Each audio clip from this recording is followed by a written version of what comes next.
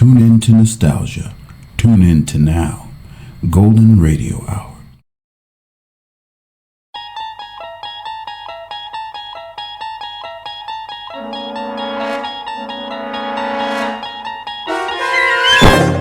You're traveling through another dimension. A dimension not only of sight and sound, but of mind. A journey into a wondrous land whose boundaries are those of imagination. Your next stop, the Twilight Zone.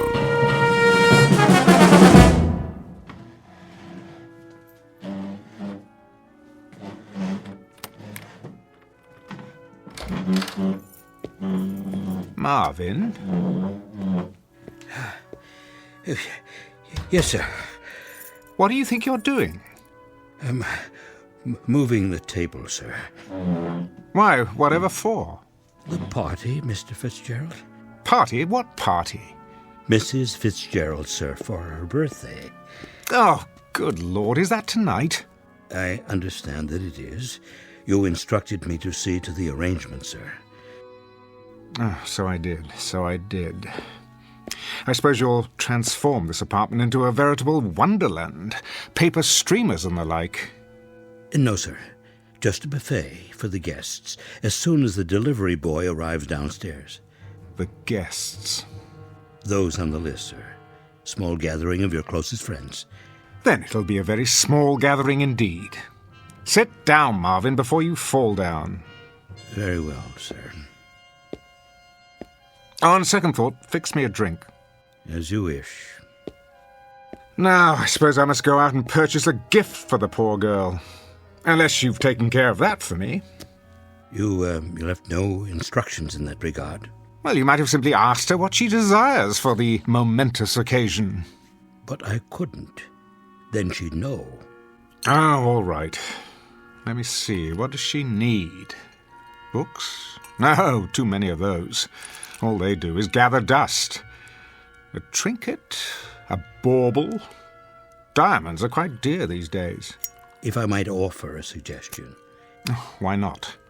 Well, Mrs. Fitzgerald has expressed an interest in music.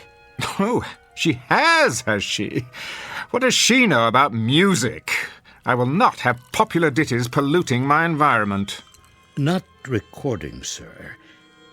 I believe she'd like to play. What? A glockenspiel? A kettle drum?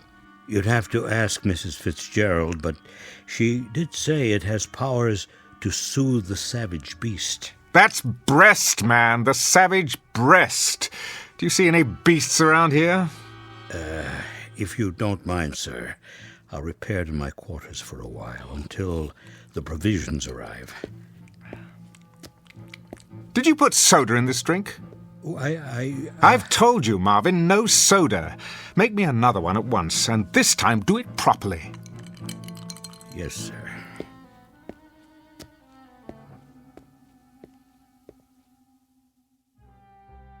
Mr. Fitzgerald Fortune, theatre critic and cynic at large, on the day of his wife's birthday. If he knew what's in store for him, however, he would make it a point not to attend. Because before the party is over, an extraordinary instrument will play what might be called those old piano roll blues, an opening night that could only happen in the Twilight Zone.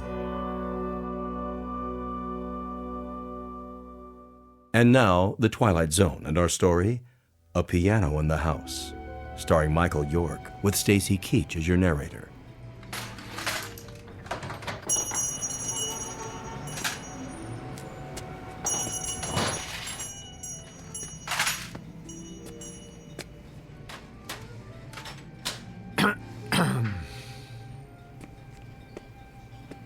Yeah? How do you do? If you don't see a price tag, ask. I am Fitzgerald Fortune, So?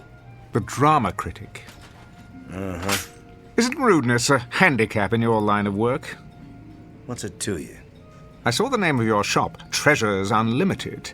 I stepped through the door, fully expecting to encounter some sentimental old biddy wearing an ostrich-plumed hat and a moth-eaten feather boa. Instead, to my sincere delight, I believe I've discovered a fellow misanthrope. What's that? A man who despises people. I got work to do, mister. Putting up stock. And I am meant to be writing a review this very hour for tomorrow's edition. So why aren't you doing it? Life intervenes.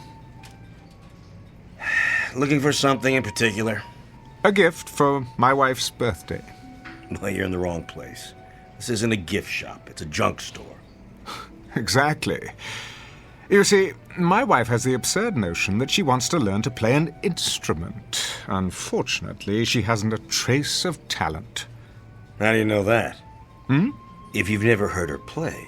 I believe I know my own wife. However, I've hit upon a rather droll solution to her dilemma. Do you have, by any chance, one of those old-fashioned pianos that plays itself? A player piano? Funny you should ask. Amuse me. I just picked one up at an estate sale. Over here. It's kind of beat up, though.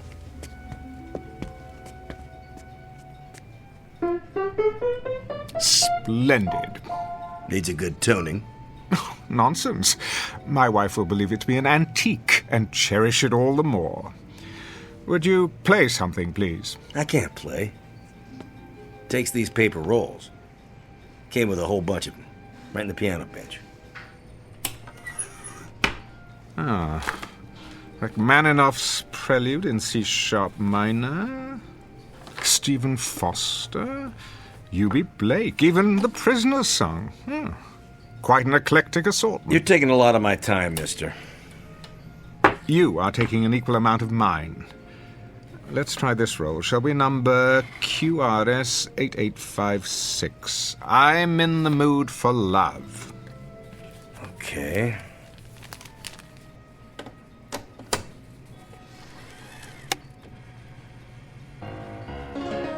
There we go.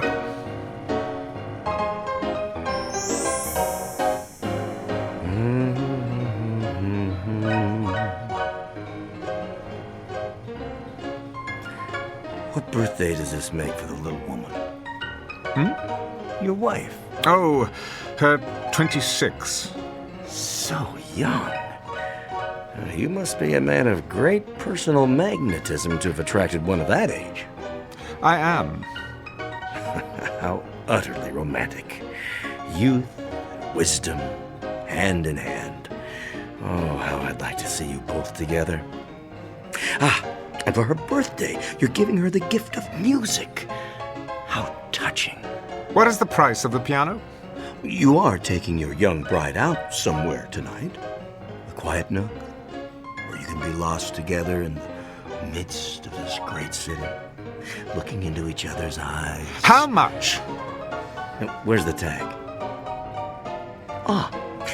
And worth every penny. A bit of restoration to take care of the finish. The mechanism still works, so since it's a birthday present, let's say, take 20% off that. No, make it 40. Forget the sales tax. Done. I shall require delivery before 6 o'clock this evening. The address is on my check. Certainly. I wouldn't want a lady to be disappointed on her birthday. How remarkable. And what's that? Are you aware of how susceptible you are? I am? To the power of music. Isn't everyone? To some degree, I suppose.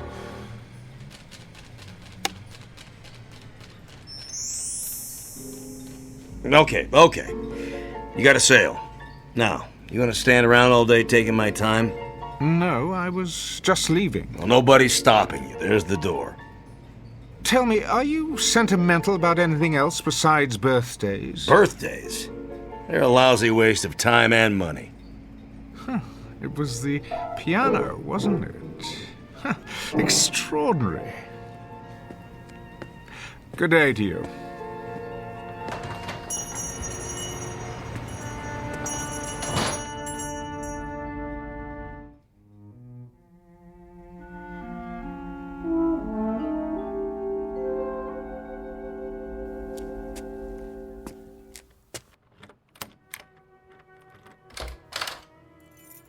Marvin? Marvin?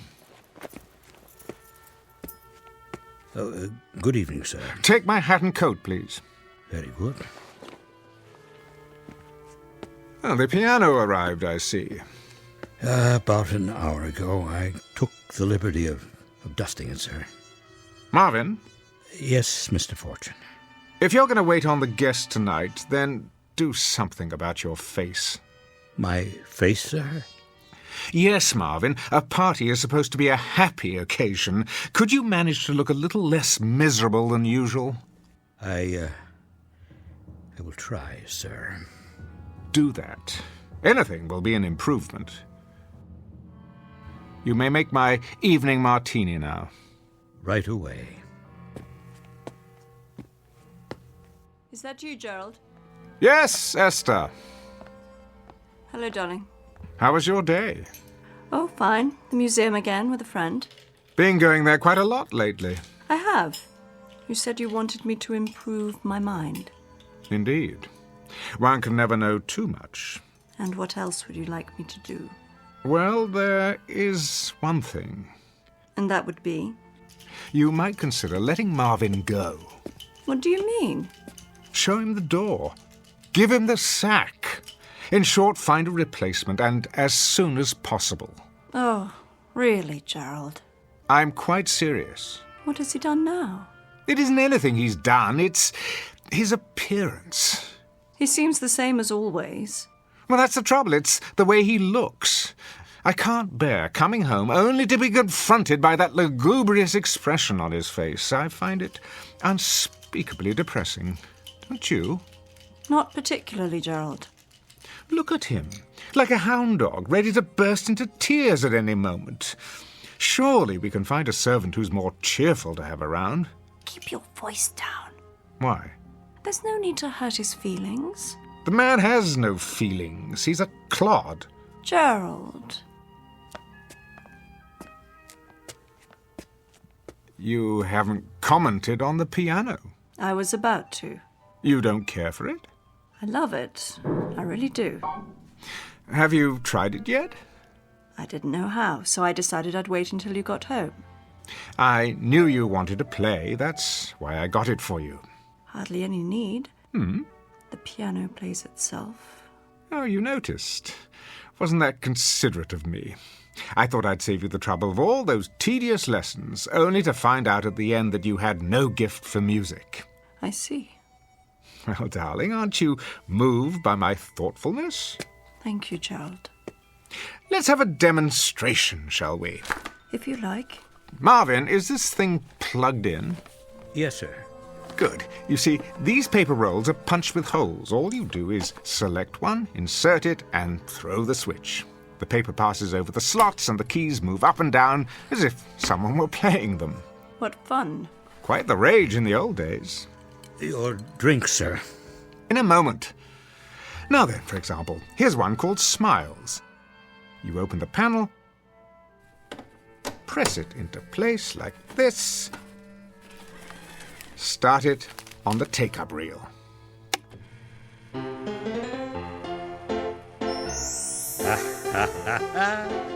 Yeah, they don't write 'em like that anymore. What on earth is the matter with you? Oh, nothing, sir. Nothing at all. Marvin, are you all right? I'm very well, thank you, madam. But you're smiling. Am I? You most certainly are. That's probably because I'm happy. Have you been drinking my martini? No, sir. Well, then what do you have to be happy about? Everything, sir.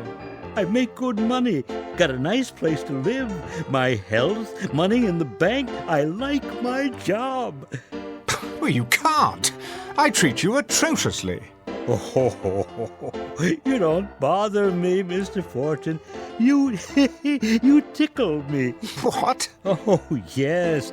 Sometimes it's all I can do to keep from laughing out loud when you have one of your tantrums. I get a kick out of it when you go around, flicking the table to be sure I've dusted, or checking the silver to see if it's polished. Oh, you are funny, Mr. Fortune. Am I? Yes, quite. Downright hilarious, if the truth be told. Why, Marvin, I've never heard you speak like this. Nor have I. Well, there's plenty more where that came from. I've got 1,000,000 of them, sir. 1,000,000 of them. Well, out with it, man. You're quite the comedian today.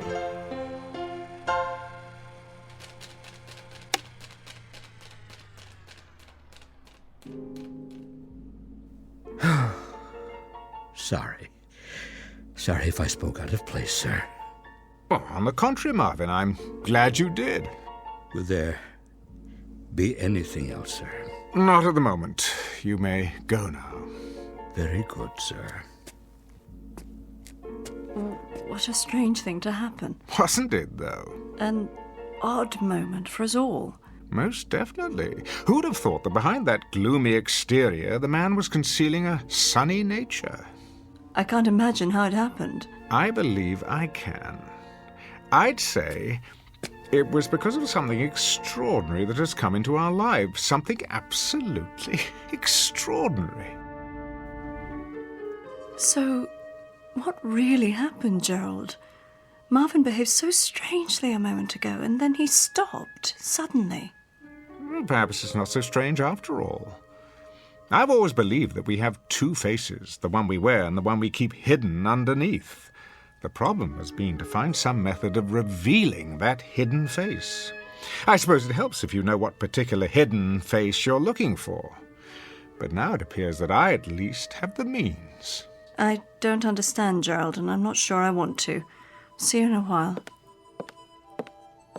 Esther, wait. Let's try another one. I have to get ready. No, not yet. Let's play something a bit more intense.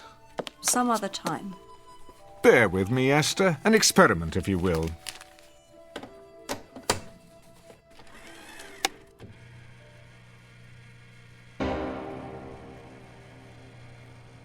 Well, what do you think of this one? I don't know what you want me to say. Go on. Don't hold back. What you're really feeling. I can't. You can. But Let's hear it, darling. Now's your chance. you, Spit it out. you beast! That's the girl. For 6 years I have controlled myself, but I can't keep it in any longer. I was a stupid, naive child when I married you back in London. I thought you were a great man, but you aren't anything of the sort. You're a sadistic fiend. You take pleasure in humiliating me before your oh-so-clever friends for one simple reason. Because you enjoy hurting me. I've stood your cruelty all these years, but I won't stand for it anymore. Are you sure you're feeling well, my dear? I'm feeling very, very well. Better than I've felt in years. It's a great relief to tell you what I really think of you. It's been bottled up for so long. Go on, please. I'm listening. I thought you needed me. I thought you needed my love, but you don't. All you need is to have someone around to bully and torture whenever you feel like it. I've tried to love you, heaven knows I have tried, but I hate you. I honestly hate you. Bravo!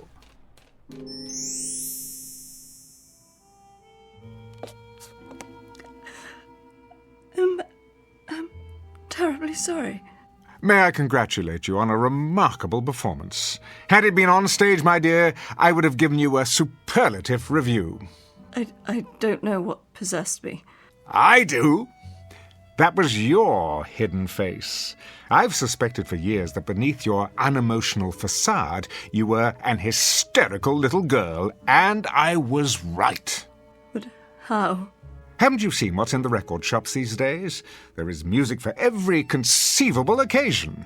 Music for a rainy day, music for a romantic dinner, music to read by, music to dance by, music to dream by, music to do everything under the sun by.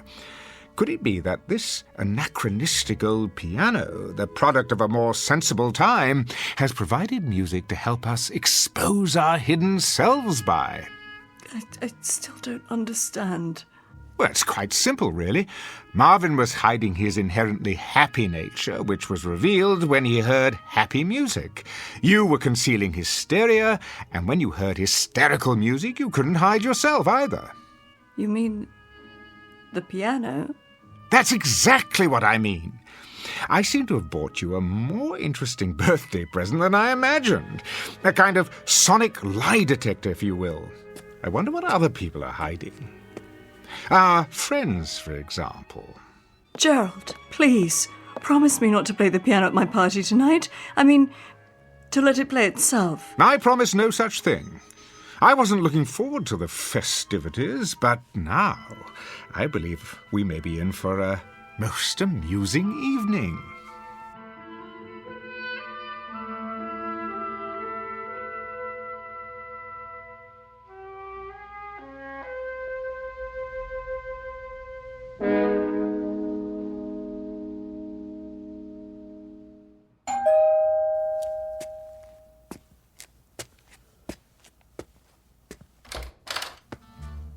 Good evening, Marvin. Good evening, sir. Won't you come in? Craig, how nice to see you. Marvin, take Mr. Walker's coat. Yes, sir. I'm truly pleased that you could join us. You're unusually cordial tonight. That isn't a smile you're wearing, is it? I brought it out of storage in honor of Esther's birthday. I trust you've done the same. Not I. Smiling isn't among my plans for the evening. Drink? But of course. Oh, I'll make it for you. Marvin takes forever. I'm delighted to hear that you share my distaste for birthdays. Birthdays, anniversaries, and certain holidays I overlook whenever possible. They imply some degree of human involvement, the sort of thing I'd rather avoid. Is that true? I've been given to understand that you're something of a ladies' man, quite thickly involved, in fact. You've been misinformed. Have I? I'm much too selfish to fall in love. And you're miserable. Admit it. Not in the least. I value the peace and quiet of my bachelor's existence. It lets me write my plays without interference from anyone. How is the new play, by the way? Brilliant. Unfortunately, you'll never have the opportunity of panning it, as you have my other plays. No? Why not? It won't likely be performed anytime soon. I thought you said it was brilliant. Oh, it is. But I'm locking it away with orders that it not be produced until after my death. You see, it concerns a romantic triangle, and the three principals are rather well known. That shouldn't matter. Not if it's a good play. I'd rather not hurt anyone. I'm old-fashioned that way. Ridiculous. A great play is worth any amount of pain to any number of people, least of all three. Not these three. Sorry, old man, my mind's made up. Well, I'm sure you'll do as you see fit, as usual, regardless of anyone's opinion. For better or worse, I'm afraid. Where's your better half, by the way? Still at the makeup table, trying to obliterate the last few years of her life with powder and paint. Come, I'll show you a toy I found for her.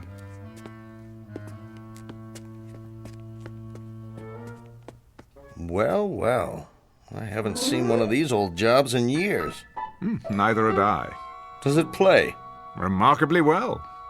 Let me demonstrate. It's just this little switch here.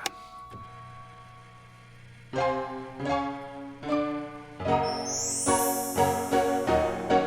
that something? Romantic, wouldn't you say? Is Esther pleased with it? She hasn't expressed any great enthusiasm. That doesn't sound like Esther. Has she heard this particular song? Not yet. Be sure to play it for her. She'll understand. Understand what? What you tried to do for her. Usually she's so grateful for any small sign of affection. I think that's one of Esther's most lovable qualities. Is that right? Her ability to accept a bouquet of daisies as if they were the rarest of orchids.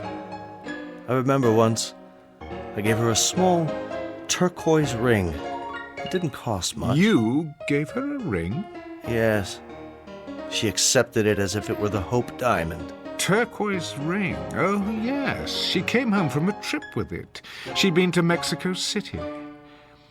But I seem to remember that she went alone. What? Oh, she did.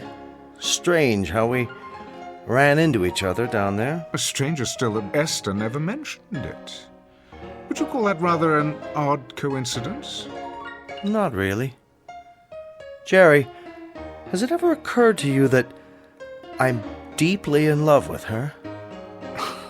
My dear Gregory, you are about as capable of passion as a head of lettuce, and Esther could not rise beyond the level of a cast-off shoe. Don't speak of her that way. I will speak about her any way I please. She's my wife, or have you forgotten that? She may be, but you don't know her at all.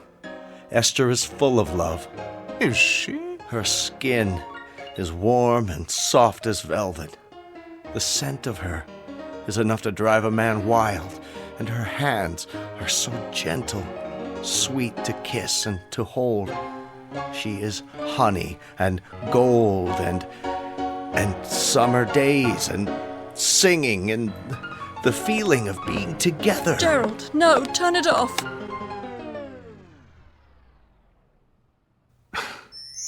I'm sorry you did that, Esther. I don't know when I've been so entertained.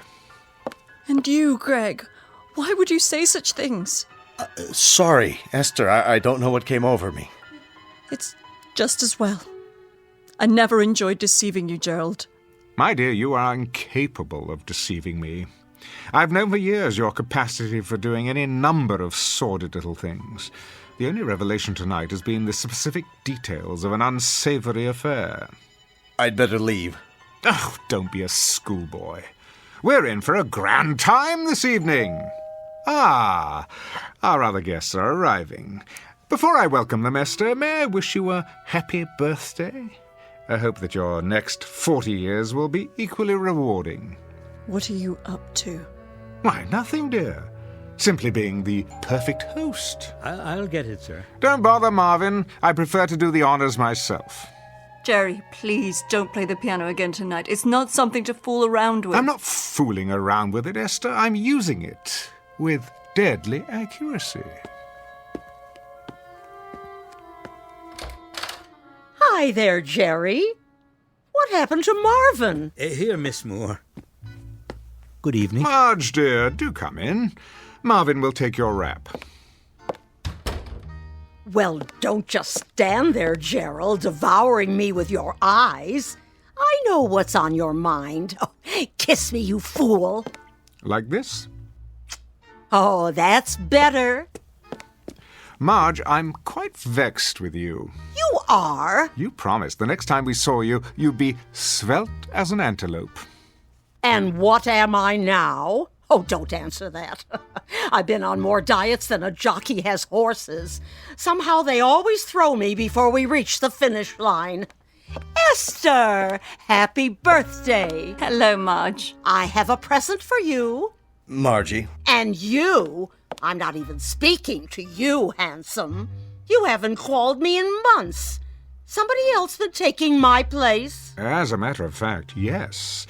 We've just had a most illuminating discussion about Greg's new romance. Gerald, don't tell me who she is. I may go after her with my claws. Worse yet, you could sit on her and mash her to death. Same old Jerry. Now, who's going to make me a drink? Marvin will take care of you. I believe another stagecoach has arrived. Jerry, are we early? Oh, not at all. You're just in time. Darling, you look positively radiant. How do you do, Mr. Fortune? Pleased, I'm sure. And you are... This is Roberto, my escort. Ah, I would never have guessed. And how is everyone at the Last Chance Ranch these days? Oh, Jerry, behave. Come in, come in. You might want to fasten your seatbelts, though. Something tells me this may be an evening to remember. Ooh, how exciting. What do you have in mind, charades or strip poker? Something even more revealing than that. How about a game of ultimate truth or dare?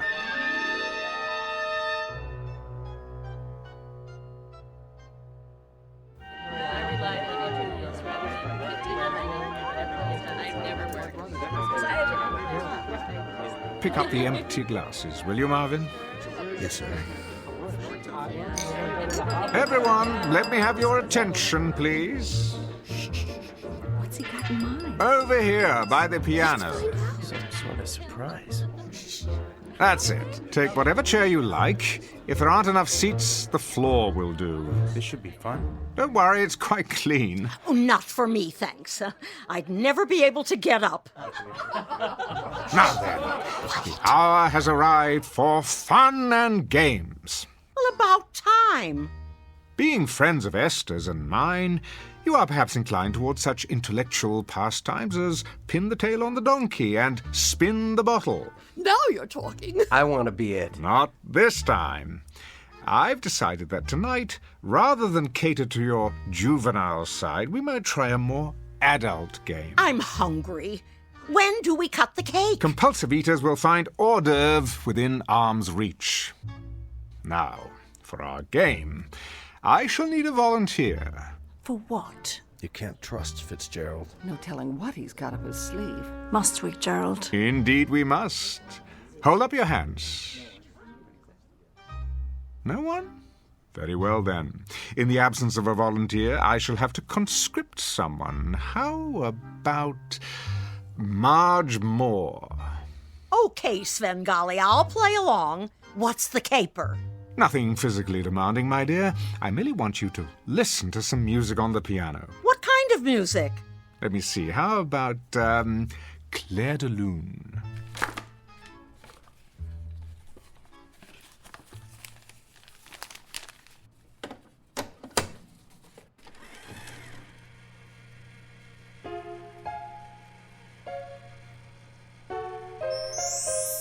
Isn't that beautiful? Look at her. She's going into some kind of trance.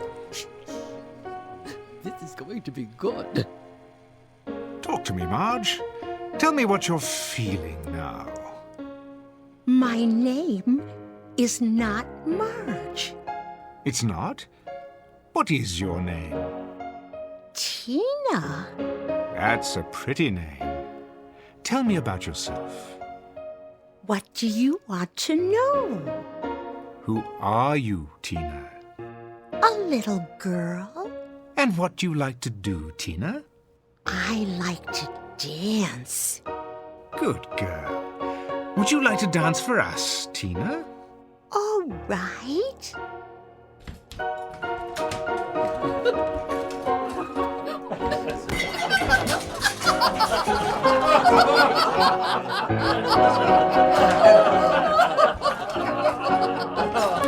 Shh! Thank you, Tina. You may stop dancing now. That was fun. Tell me, do you always dance? Only when I'm Tina. And who are you the rest of the time? Might it be Marge? Sometimes I pretend I'm a snowflake. Really? White and tiny and perfectly formed. I float on the air of a pale blue moonlit night. I am never lonely. I am beautiful and I am loved. I see a man with his hand outstretched to receive me. A very handsome man. He sees me and knows that I am beautiful. I drift down until I reach his hand. I am enclosed in warmth. I melt with love.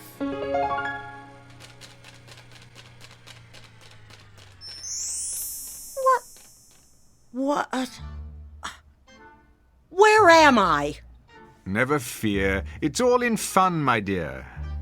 What have I done? Nothing. Only an amusement for our guests. Why? Because I asked you. You were very compliant. But why me? Now, I chose you because I thought you could take a joke. Jokes are supposed to be funny. You think I'm funny, is that it? Not at all. Jerry, haven't we had enough of the piano? Not quite. I thought we'd perform one more listening test. For what possible purpose? To call forth the person who lives within someone else. And who might that be? Oh, I've been trying to make up my mind. What would be entertaining? A politician? A poet? A Broadway producer? Alas, I fear that there are none in our midst. Still, we must go for the big finish. So before the curtain falls, why not hear from the devil himself? Gerald, please. The only question is, in whose breast does he reside? No one here, surely. This is ridiculous. Is it? Where's your spirit of scientific inquiry? There's nothing very scientific about this. A cheap parlor trick to embarrass people. Easy, Greg. We're all friends here, aren't we? Nonetheless, I doubt that I shall get a suitable volunteer, but it doesn't matter. Esther, put this roll on the piano. What is it? Faust. If there's a devil among us, we'll know it soon enough. I don't think I like this. Why not? Are you the Prince of Darkness? Hardly. Then bear with me a moment longer. It might be edifying, a process of elimination, if you will. Esther, the piano. But... Now. Very well. And you thought this would be a typical birthday party. I think we'd better be going. Oh, but the game's not over. I think it is. Really? It's late. Just another minute, you'll see. It'll be worth it. Don't. I have to. Not that roll. Something else. Greg, thank you. You've just given me an idea. Esther, Yes? we're waiting. Here. It's ready.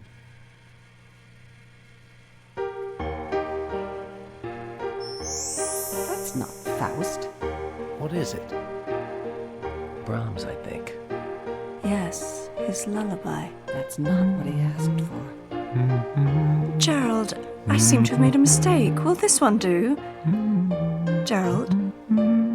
Gerald, can you hear me? What's good for the goose, I always say. Speak to us, devil. Go on, out with it. I am afraid. Do tell. And what are you afraid of, devil? I'm afraid of the dark. You're no devil. Listen to your voice. You're a frightened little kid. That's supposed to be a secret. It is, huh? Do you have another secret? Go on, tell us all your secrets, Jerry. This moment will never come again. For once, you're center stage. You have an audience in the palm of your hand. Yes, Jerry. Tell us. I'm afraid of you all. Afraid of people. But why? Who are you? Really? A small boy. I've stayed hidden away inside, but now I can't hide anymore. And what do you like to do, little boy? Hurt people. I can't stop from doing it. It's all I like to do. Why am I not surprised? Did you know I envy you, Marge? I'm too afraid to embrace the world as you do. And in my envy, the boy tries to hurt you. Who else do you envy? Greg, are you here? Yes. I've tried to hurt you, too. I've given bad reviews to your plays when I should have given praise. I've coveted your talent because I had none of my own, and so I hurt you in every way I could. For once, I have to agree with you. I think we'd better go. I think that's a good idea. Thank you all for coming. Yes. I'll call you. Take care, Esther. We love you. I'm sorry you had to see this. Good luck. Esther, I've hurt you most of all. You came to me with love, but I couldn't accept it because it frightened me. I never learned how to return love except as a child does, with shrieks and blows and indifference. It must have been very, very difficult for you. Good night, Esther. Call me if you need me. But I do. Wait. Where are you all going? I don't want you to leave. Come back. Esther, come with me now. Will you do that? Yes. Yes, I will. Let me get my coat and purse. Don't leave me. If you do, I'm going to be very, very naughty. Ready? I'm ready. No! No, please! They were laughing. I'm sure of it. Nobody laughs at me. I'll show them. I'll show them all. See, I'm being bad. Very, very bad. Stop that hideous music. Make it stop!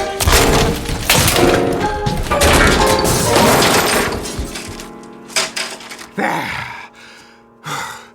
What do you think of that? Mr. Fortune. What's happened? What's happened? What have I done? Where... Will there be anything else this evening? Are you laughing at me? Are you? Oh, no, sir. I'm most definitely not laughing. Because you're not funny anymore. Marvin! Marvin! Wait! Not you too! Don't leave me! Don't!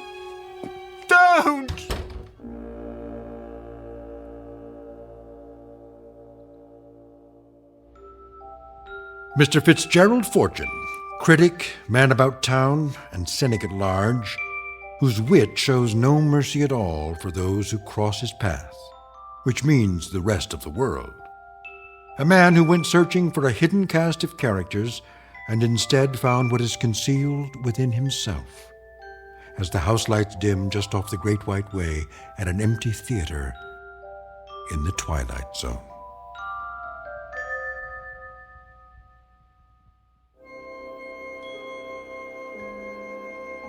Hi, this is Carl Amari, producer of the Twilight Zone radio dramas. I'd like to take a moment to tell you about our official website at twilightzoneradio.com, where you'll get the latest news and information on these Twilight Zone radio dramas. Plus, at twilightzoneradio.com, you can digitally download 3 free episodes or any of our episodes for only $1.95 each. In this age of ever-changing technology, we've decided to make these episodes instantly available to you by making the Twilight Zone radio dramas a digital download-only series. This means that this series will no longer be offered on CD. The CD collections at our website are now being offered while supplies last at buy one, get one free. So be sure to get your favorites before they're sold out. Be sure to visit us often, and I'll see you in the zone.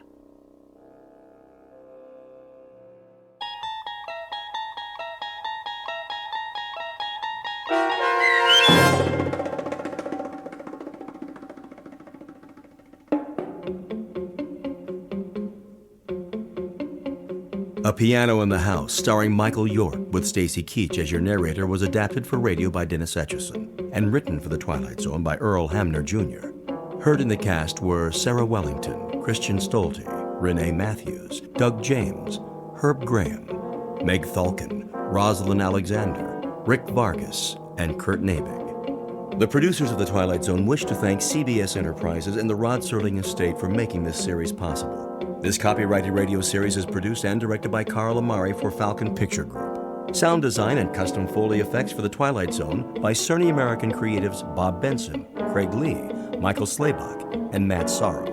To learn more about the Twilight Zone radio dramas and to contact us, visit our official website at twilightzoneradio.com. Doug James speaking.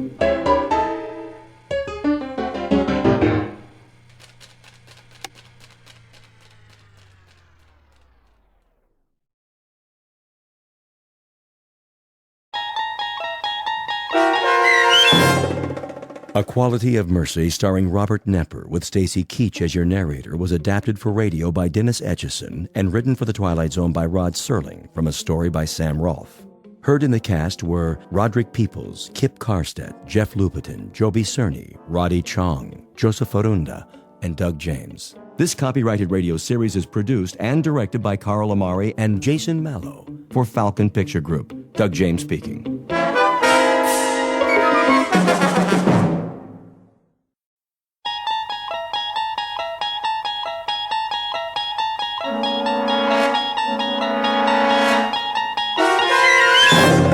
You're traveling through another dimension. A dimension not only of sight and sound, but of mind. A journey into a wondrous land whose boundaries are those of imagination. Your next stop, the Twilight Zone.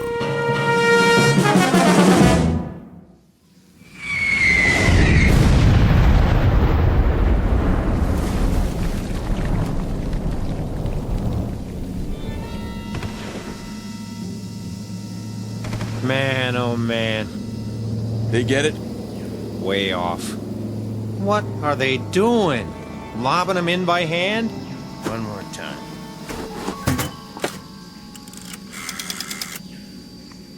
Baker Company. Baker Company. You missed the target. That's what I'm telling you. Well, try it again. Short. 500 yards. Sergeant Casarano says it was 500 yards short. That's right. Still. Tell him to raise it up. Sergeant says to elevate it. They say they can't elevate it anymore. What are they using? A slingshot? Listen, if you can't aim higher, Give me that. how do you expect it? This is Baker Company, F.O.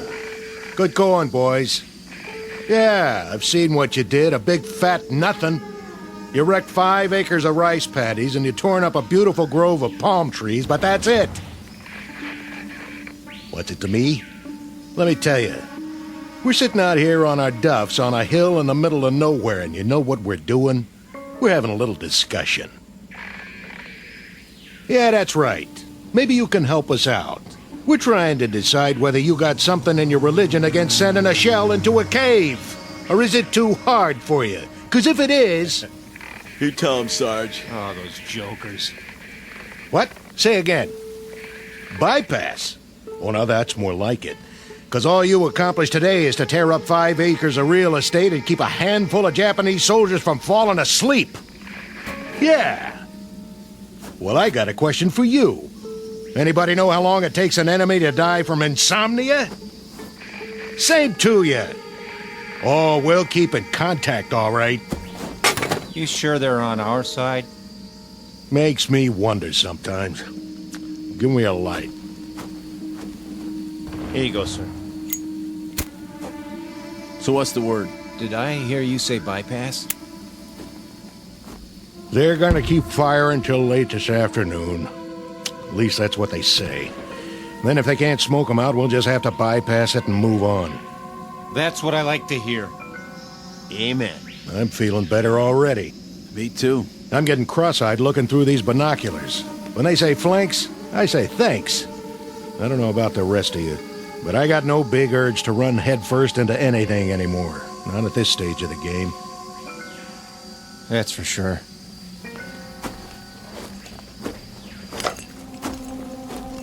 Oh, still there. Nothing but a hole in the side of a mountain, looking right back at us. They can see us, but we can't see what's in the cave. And we're supposed to take that thing? Buddy boy, when 2 airstrikes and a whole afternoon of lobbing shells don't accomplish anything, then that means you better say your prayers and start counting your cartridges. But, Sarge, I thought you said... Put it this way. I got what you call a nodding acquaintance with the bottom of this barrel. And when they can't budge an enemy with the big stuff, that's when they call out the queen of battle, the ever-loving infantry. Ain't we the lucky ones? What do you figure we got left, Sarge? Before it's over, I mean. Month? Doesn't matter what I think. Maybe less, huh? Don't ask me. We got 'em ringed in all over the place. The poop is, they're as good as finished, even in Okinawa. Then why are we still fighting? That's the trouble with these little crumbs. They just don't know when they're licked. Maybe they ain't human. Or maybe they just don't get it. Think about it. There they are, holed up in a miserable cave, half-starved, half-beat to death. And nobody bothered to tell them it's the bottom of the ninth. They already lost most of their ball club, but they keep on fighting. Why? Yeah. Why?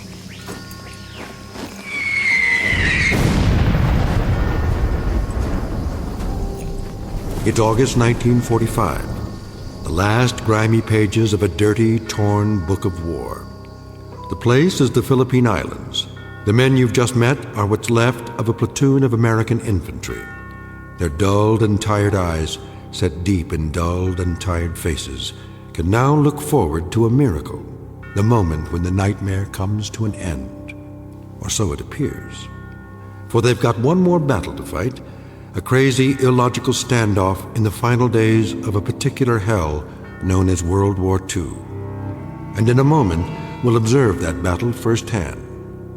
August 1945, the Philippines. But in reality, it's high noon in a place called the Twilight Zone. And now, The Twilight Zone and our story, A Quality of Mercy, starring Robert Nepper, with Stacy Keach as your narrator.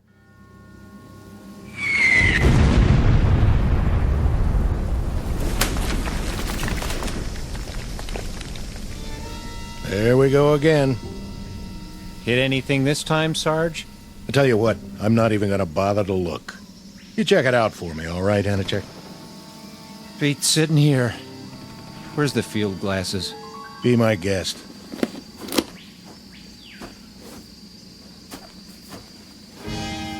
Well, well. What do you know? You see something down there? Sure. I see a white flag. Yep. Now they're coming out of the cave. And guess what, boys? They got something for us. Looks like... Oh, wait a minute.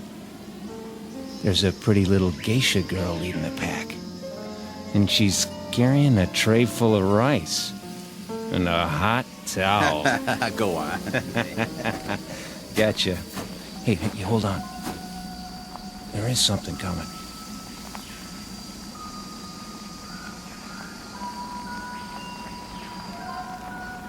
Who is it? Don't know. Uh-oh.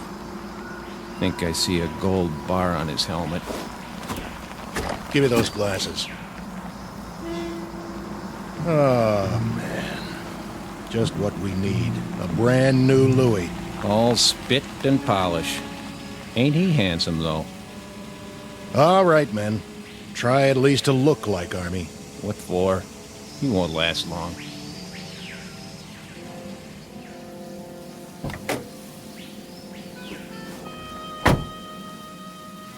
Well, looky what we got here. That uniform's so new it ain't never been washed. Brand new holster, too. Well, that's what I call a pistol. No kidding. Pearl handle and all. Sent us a real tiger this time. $5 says it's never been fired.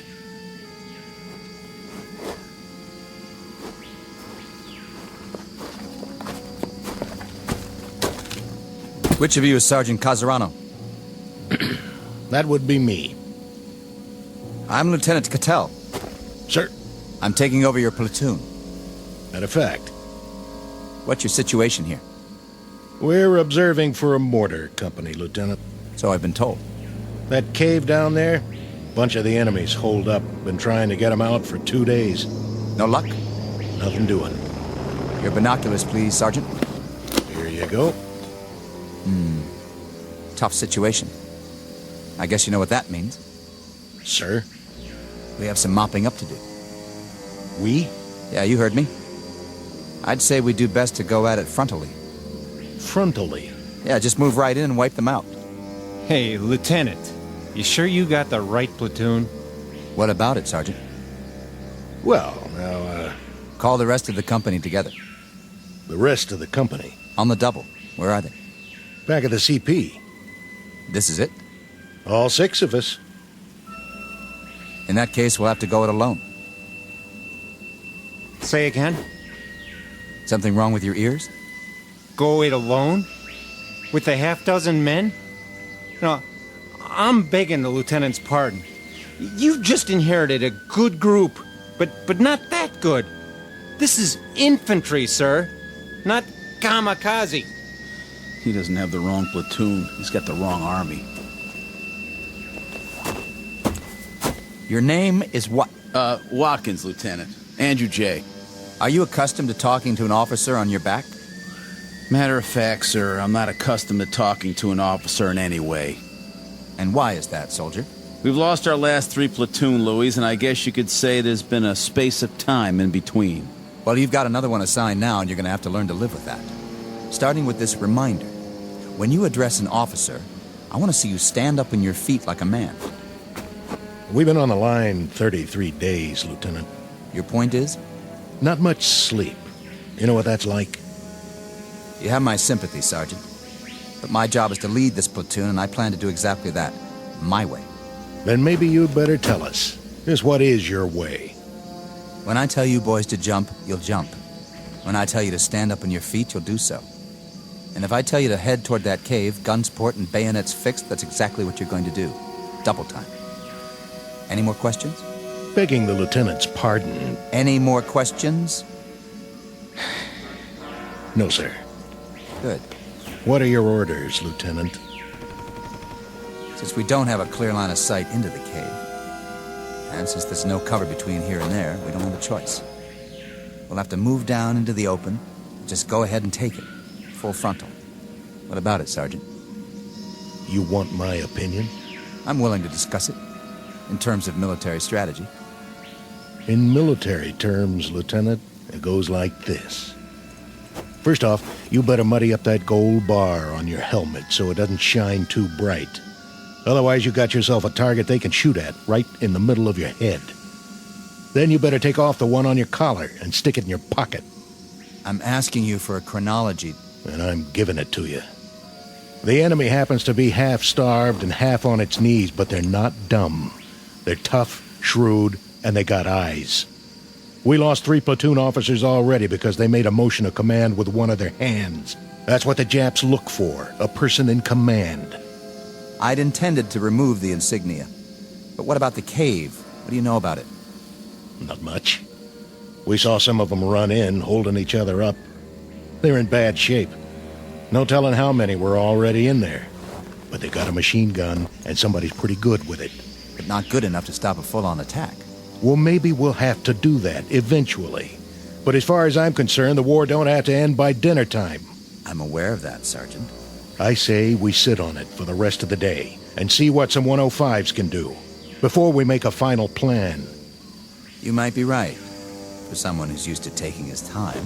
But it strikes me that we could move in there right now and wipe them out inside of an hour. Get close enough to lob grenades and pulverize them. If you want to get the job done instead of loafing, that seems to be the one thing this platoon is extremely good at. Lieutenant, how long have you been out here? What's that got to do with it? Oh, not a whole lot, I guess. But you make it sound like a football game. It ain't a football game, Lieutenant. It's one long gut ache with some torn up, mangled boys fresh off the farm, and it's going to take a long time to forget. You ain't been shot at yet, Lieutenant. Remember that. How would you know? And you ain't shot nobody either, have you? You beat me over here, Sergeant, I'll give you that. But when it comes to killing Japanese, I think you'll find him a highly trained and very efficient officer. Yes, sir. I'm sure you are. I was well schooled in tactics and equipment. I'd say you could all use a refresher course around here. Maybe so. You, soldier. Yes, sir. Let me see your rifle. Right here, sir. That's a filthy piece, soldier. Well, there's a lot of mud around here. That's no excuse. I want clean weapons in this platoon. That's #1 priority. The worst thing that can happen is for your weapon to jam. Now break them down and clean them, because we're here to kill Japs. Or did you forget? That's our job, and by God, we're gonna do it. This outfit better shape up fast, or I'm putting you all on report. Sounds pretty gung-ho. Yeah, real bloodthirsty. Think he wants us to scalp him, too? You have something to say? Me? No, sir. What is it with you men? No sleep? Or no guts? You tired of killing Japs, is that it? Or don't you have the stomach for it? Listen, sir. Let it go. No, when I got something to say, I'm gonna say it. Go ahead. Let's hear it. We're 24 months up on you, Lieutenant. We've seen a lot of blood and heard a lot of screaming from both sides. You've got a big deal about doing some killing. We'll fall in on that order, don't you worry. But you can't order us to like it. We've seen enough dead men to last us for the rest of our lives. The rest of our lives and then some. We'll do some more killing for you, Lieutenant. All you want. Just don't ask us to cheer about it. We'll see about that. Radio operator. Here. Get me base camp. Sir? Tell them to hold mortar fire, on my order. For now, prepare to attack. We're going to take that cave head on, whether you farm boys like it or not.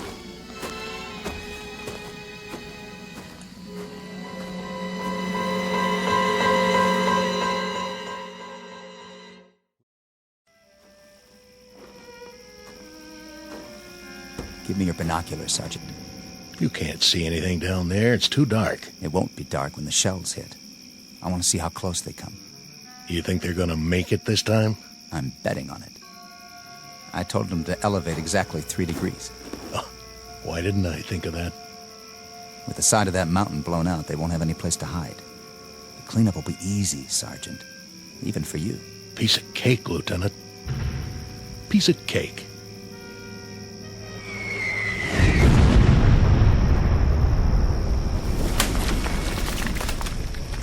Still short.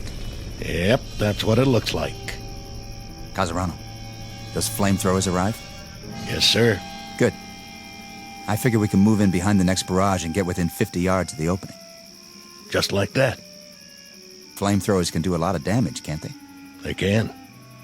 What about phosphorus grenades? Oh, them too. If you put them in the right place. But... But what? I wouldn't want to get hit by one. We're not talking about you. We're talking about the enemy. Right. We'll wait till dawn, then move in. Check with company for the mortar barrage so we'll be ready to go. Okay, sir. I'll tell the men we're going in. You'll have to double time this one, Sergeant. That is, if you want to keep up with me. Oh, we'll keep up. But... Something you want to say to me, Sergeant? No. Are you sure? Yeah, I'm sure. I'm not your cup of tea, am I, Sergeant? I guess you got a little too much vinegar for me, Lieutenant. That's what it takes in wartime. You know, sir... What? We could bypass it. Bypass? Where did you get an idea like that? There aren't 20 men in that cave. Most of them are sick, or injured, or half-starved. They're probably out of their minds by now. But they're Japs, aren't they? They're men. They're dirty little cowards. Are they? You've got a funny group here, Sergeant. And you're the oddball of the bunch. If I may make an observation, the way I size you up is this. You've either got battle fatigue, the whole lot of you, or you're chicken. Maybe a little of both. Maybe neither. I don't rightly know. But the way I size you up, Lieutenant, is... Go ahead, say it. I'd like to hear this. Pea-green shave-tail right out of the panhandle. Scared to death he won't bag his limit. Or worse, all shook up because he's afraid somebody will peg him as a Johnny-come-lately instead of a rough, tough killer. I think that should do. You ask, you get told. You can't have it both ways. I said that should... You want to prove your manhood, Lieutenant? Okay. But it's too late to get your choice about how to do it. It's down to one lousy cave full of sick, pitiful, half-dead losers. And a handful of dirty, bone-tired men who've had their craw full of this war. You're a lousy soldier, Casarano, and that goes for the rest of these poor, sensitive, sad, sick boys you want to bottle feed. Did someone forget to tell you that when you fight a war, you fight a war? And that you kill until you're ordered to stop killing? I got the message, Lieutenant. Roger Wilco. I hope so. The message that there's always somebody like you who squeaks in just before they close the door. Somebody who has to grind his axe before he can give that final order, no matter what. You listen up, Sergeant. What's your pleasure, Lieutenant? How many more have to die before you get satisfaction? Offhand, I'd say all of them. I don't care where they are or who they are. If they're the enemy, that's it. First day of the war or last day of the war. They get it. Keep the binoculars. You're gonna need them. You've broken your field glasses, sir. What? I said, it appears that your binoculars are broken, Lieutenant. Give me those. Wait. Who are... Sir? I said, who are... What are you? Sergeant Yamazaki. But these men, they're all... Soldiers, sir. Your soldiers. What? We await your command, Lieutenant Yamori. Sir, where are you going? Not that way, sir. Not that way, toward the mountain. Look, he runs down the hill. To the cave. No, it's too dangerous. He must not. Watch out. Lieutenant, stay down. Did you get him, sir? I don't know. Dirty little... Casarano! Hold your fire! It's me! There he is. Get him! Lousy chap. Take a bite off this. Lieutenant, stay where you are. We will return fire. You got us trapped in here. We'll never get out of this cave. Oh, yeah? Watch this. Eat lead, creeps!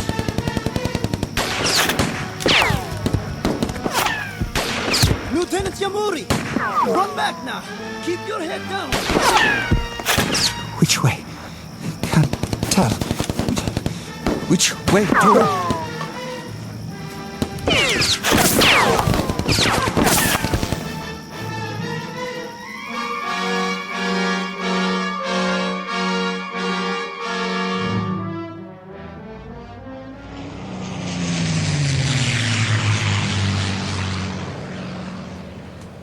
Here! He made it back! All the way up the hill! Is he hurt? Lieutenant Yamori? What? That was exceedingly brave, sir. To attack the Americans single-handedly. Americans? What are you talking about? The Americans in the cave. 20 or 30 of them. Most of them wounded, but nonetheless armed. Very dangerous. Like animals. There aren't that many. Are you all right, sir? Where are we? In the clearing, sir. At the top of the hill. I've seen you before, but I can't... Who are you? Who am I, sir? Sergeant Yamazaki. Are you all right, sir? Are you feeling well? I asked you a question. Question? What are we doing here? What is this place? Why Corregidor, sir? Corregidor? When? When, sir? You mean... What is the day's date? May 4th, sir. May 4th. Can't be May 4th. No? It's August. Don't you understand? August. August the 6th. I humbly ask the lieutenant to forgive me, but I must correct him. The date is May 4th. May 4th, when? What year? The year 1942, sir. Is the lieutenant all right? A bump to the head? Uniform and wearing. It looks just like all your uniforms. Perhaps a touch of malaria. Did you call me? Lieutenant, sir. Your rank. You called me something else. You called me by a name. Yamori. Your name, sir. Lieutenant Yamori. No.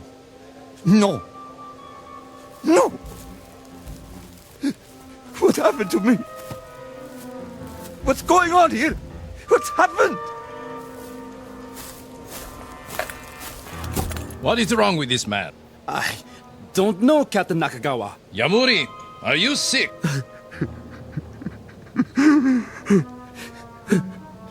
No. No. I require an answer, Lieutenant. I asked if you were sick. Is this it? I'm sick. We will be moving out soon. If you are too ill to move, you leave me no choice. We shall leave you here. Leave me? We have no transport for the wounded, as you well know. So, we will very shortly move forward, and you shall remain here. My name isn't... On your feet when an officer speaks to you. But my name isn't Yamuri. I swear to you. Something's happened. My name isn't Yamuri. My name is... Silence. Place this man under arrest. Yes, sir. Lieutenant, please, get up. I gave you an order, Sergeant Yamasaki. Men!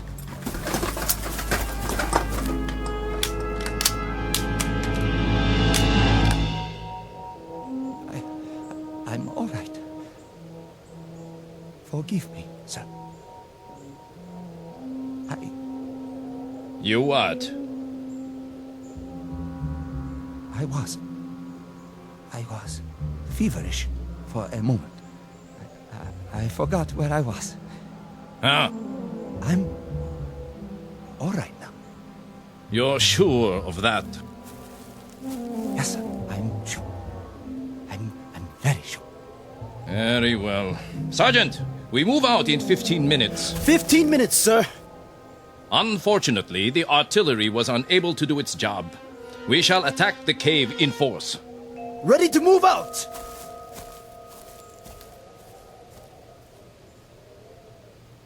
Sergeant. Yes? The cave he mentioned. Are you feeling better now? Yes, but the cave. He means the one where I was just... The cave with the enemy. Put a new clip in your rifle. Let me help you.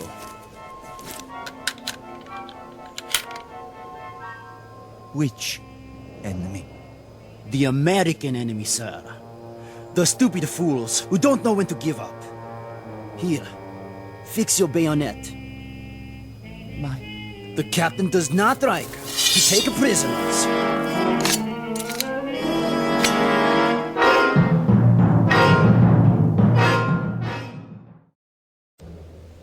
Captain? Yes, Sergeant. Prisoners, sir. What? What about prisoners? You know my policy. Yes, sir. But what if they surrender? What about the wounded? I doubt that there will be any left to surrender when we are finished. Yamuri! Sir? You will take the first section. Move forward as quickly as you can. Then drop down 50 yards in front of the opening. But, sir...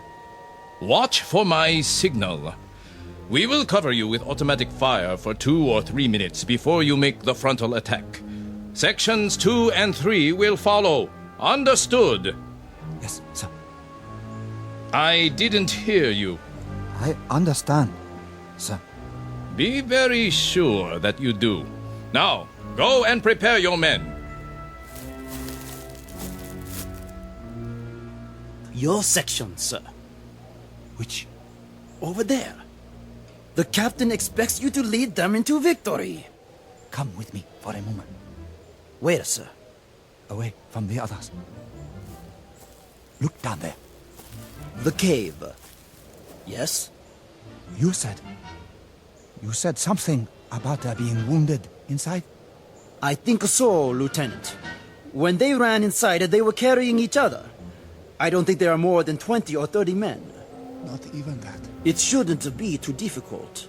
They are only Americans, not good fighters.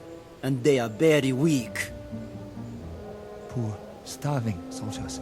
Please, You mustn't speak that way. The captain... Don't they know when to quit? If they have wounded, what's the point? They can't go on this way. If they surrender now, there might be a chance. What did you say? Nothing, Captain. I didn't hear. What did you just say? Repeat it. Just if... If they're wounded, sir, perhaps... Perhaps what? If we gave them a chance to surrender first, or... Or what? If we left them there. Left them? Bypassed the cave completely, and moved on. Bypassed them. Is that a tactical judgment? I think it is. Or is it some nugget of compassion for the enemy unearthed by your fever? They are wounded. They're running out of supplies. They can't do much harm. Neither can they sink a battleship from this position, but their forces can. That is why we must destroy them. But if they have no more strength to fight... A reminder, Lieutenant. The identity of the men in the cave. They are Americans. They are enemy. Wounded, healthy, walking or lying down. They are enemy. The Japanese army does not bypass. The Japanese army attacks. The Japanese army wipes out its opponents to bring an end to this war. They're wounded. They're beaten and they're wounded. Their forces have suffered heavy losses. The rules of war... Rules? Lieutenant Yamuri, it is odd that you should require this reminder. But the comparative health and well-being of the enemy, his comfort or his discomfort, the degree of his anguish or his incapacities have no bearing on military action. These things have no more to do with a tactical move or a decision of command than the fortunes of an anthill that you step on when we move forward to attack. But they're not ants. Correct. They are enemy. If when we enter the cave they are lying on the ground, crying in agony, pleading for mercy, I can assure you I will have no more compunction about making them a head shorter than I would about stepping on that anthill. Captain, they are men. You are not listening. They are enemy. This is war, and in war you kill. You kill, Lieutenant. Do you understand? You kill until you are ordered to stop killing. No! Now, pick up your broken field glasses and prepare to attack, or I will have you shot. Sir. Sections, assemble! Sergeant Yamazaki. Sir. You will handle the first section. Sergeant Hino. Hi. Take the second section. Lieutenant Ishimoto. Hi. Yours is the third section. Now, we move out. Lieutenant Yamori, let me help you to your feet. I will take care of him, Sergeant, when we return. Yes, sir. Captain, what you do to those men in the cave, will it shorten the war by a week? By a day? An hour? Enough. May I ask the captain, what is his pleasure? How many have to die before he receives satisfaction? Offhand, Lieutenant Yamuri, I would say all of them. I don't care who they are or where they are. If they are the enemy, they are to be destroyed. First day of the war or last day of the war, we destroy them. Rest now, Lieutenant. I will be back. Your field glasses are broken. I will take new ones from the Americans. My glasses. My binoculars. Yes, I broke them when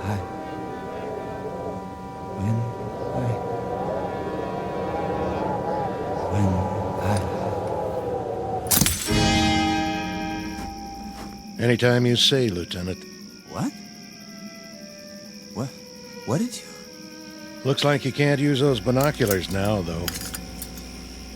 Binoculars? To help you with the duck shoot. No, we'll just have to follow your orders blind. Blind as a bat. Sergeant. Casarano? Of course, when we start firing, there'll be flashes. Wait a minute. Maybe that'll be enough for you to lead the charge, just like San Juan Hill, huh? Of course, we'll be going down, not up. Wait. Hold on. Maybe he wants to put it off. You want to hold the attack till later? No. Yes. I mean... What do you mean, sir? Casarano, something happened. Yeah. You broke your glasses. Now you can't see down there. Tell you what, I'll get you a new pair off one of them Japanese, if we make it inside. No, you don't understand. Those men in the cave... Men now? Hey, boys, he called them men. And all this time I thought they were the enemy, to be destroyed, just like that. Yeah, like animals. And what do you do with animals when they get in your way? You kill them, right, Sergeant? Right. You slaughter them. You kill till they're all dead. Then you dig them up and kill them again. Ain't that right, Lieutenant? No. There's not going to be an attack. Those men are wounded, starved. There's no point in... Hold it. You hear that? Jeep on the road. Hold fire.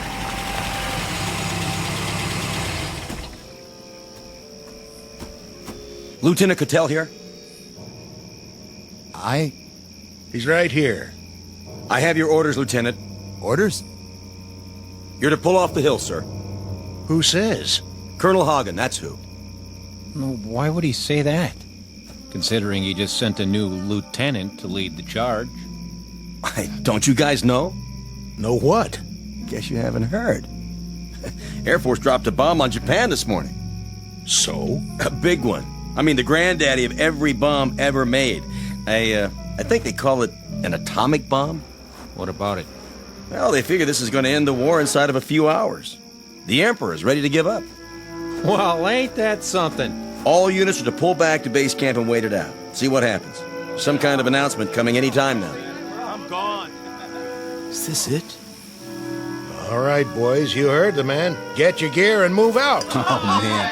I'm gonna get me the biggest steak you ever saw. First thing I'll head for is a hot bath. How about it, Lieutenant? You with us? Or do you want to stay here and fight it out all by your lonesome? With you. Something on your mind, Lieutenant? Yeah, something. I'll bet. But I wouldn't fret it if I was you. There'll be other wars sooner or later. Other caves. Other human beings you can knock off. I hope not. God help us. I hope not. The quality of mercy is not strained. It droppeth as the gentle rain from heaven on the place beneath. It is twice blessed. It blesseth him that gives and him that takes. Shakespeare, The Merchant of Venice. But applicable to any moment in time, to any group of soldiery, to any nation on the face of the earth, or, as in this case, to the Twilight Zone. We'll return to the Twilight Zone in just a moment. You are about to enter another dimension. A dimension not only of sight and sound, but of mind. A journey into a wondrous land of imagination. Next stop, the Twilight Zone. Hi, this is Stacy Keach. I'd like to take a moment to tell you about our Twilight Zone website at twilightzoneradio.com. At twilightzoneradio.com, you'll find the latest information on these Twilight Zone radio dramas, including behind-the-scenes photographs, plus the newest product releases, trivia contests, ways to contact us, other Twilight Zone-related info and merchandise, plus links to other fascinating websites. So make your next stop twilightzoneradio.com. Visit twilightzoneradio.com to purchase these Twilight Zone radio dramas on cassette and CD, or call toll-free 1-866-989-ZONE. That's 1-866-989-9663.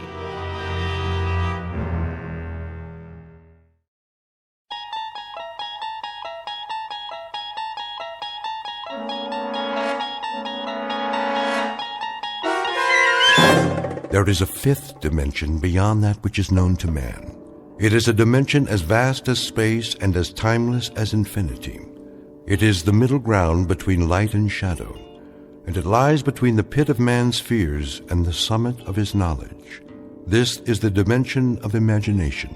It is an area which we call the Twilight Zone.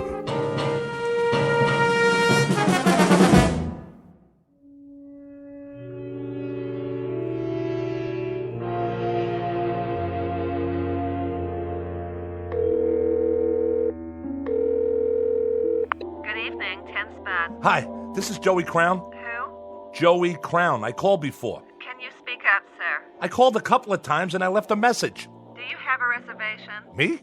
No, not exactly. I mean, this is Joey Crown, the trumpet player. I'm having trouble hearing you. Did Baron get my message? I don't know about any message. The band's on now. I can hear that. Boy, can I... And the second set is at 10:30. Do you want a table? I don't need a table. Tell Baron I'll fall by if I can. You know how it is. I got a gig all the way across town. How do you spell your name? Just tell Baron that Joey Crown's coming, okay, sweets? Man, oh man. Just wait till he sees me.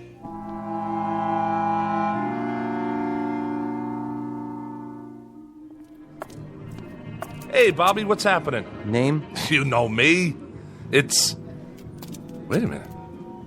Who are you? You have a reservation. Hey, pal. We've been waiting for a half hour. We got in line. How you doing? Sorry, folks, but I'm supposed to be inside. Hold on. I gotta check the list. I'm not on the list. See, I got a gig here tonight. Oh, you're in the band. Well, not in it exactly. Baron knows I'm coming. He'll let me sit in, I'm sure of it. First show's sold out. If you want to put your name down for 10:30... Just tell Baron, all right? He'll comp me. Hey, fella. Hang on. There's been a little misunderstanding. No, I mean, I know you. You do? Didn't you used to be Joey Crown? Used to be? What do you mean used to be? Crown. Sorry, man. You're not on the comp list. If you want to wait in line... Hey, hold on. See this? It's a trumpet case. I'm not some piker. I played with Baron lots of times. I used to work the page tree and the gate. What's the matter? Don't you believe me? Ask Artie. He owns the joint.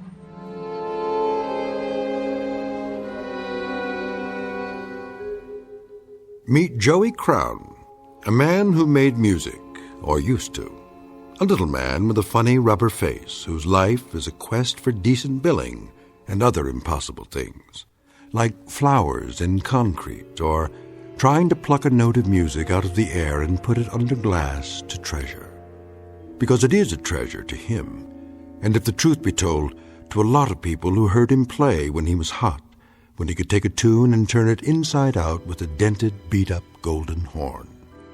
His solos were the stuff legends are made of, until he took a turn for the worse. For a while now, the only notes to come out of his trumpet have been, well, slightly sour and off-key. Joey Crown, who in just a moment will decide to leave the earth for a steady gig in another kind of club, one located in an out-of-the-way place we call the Twilight Zone.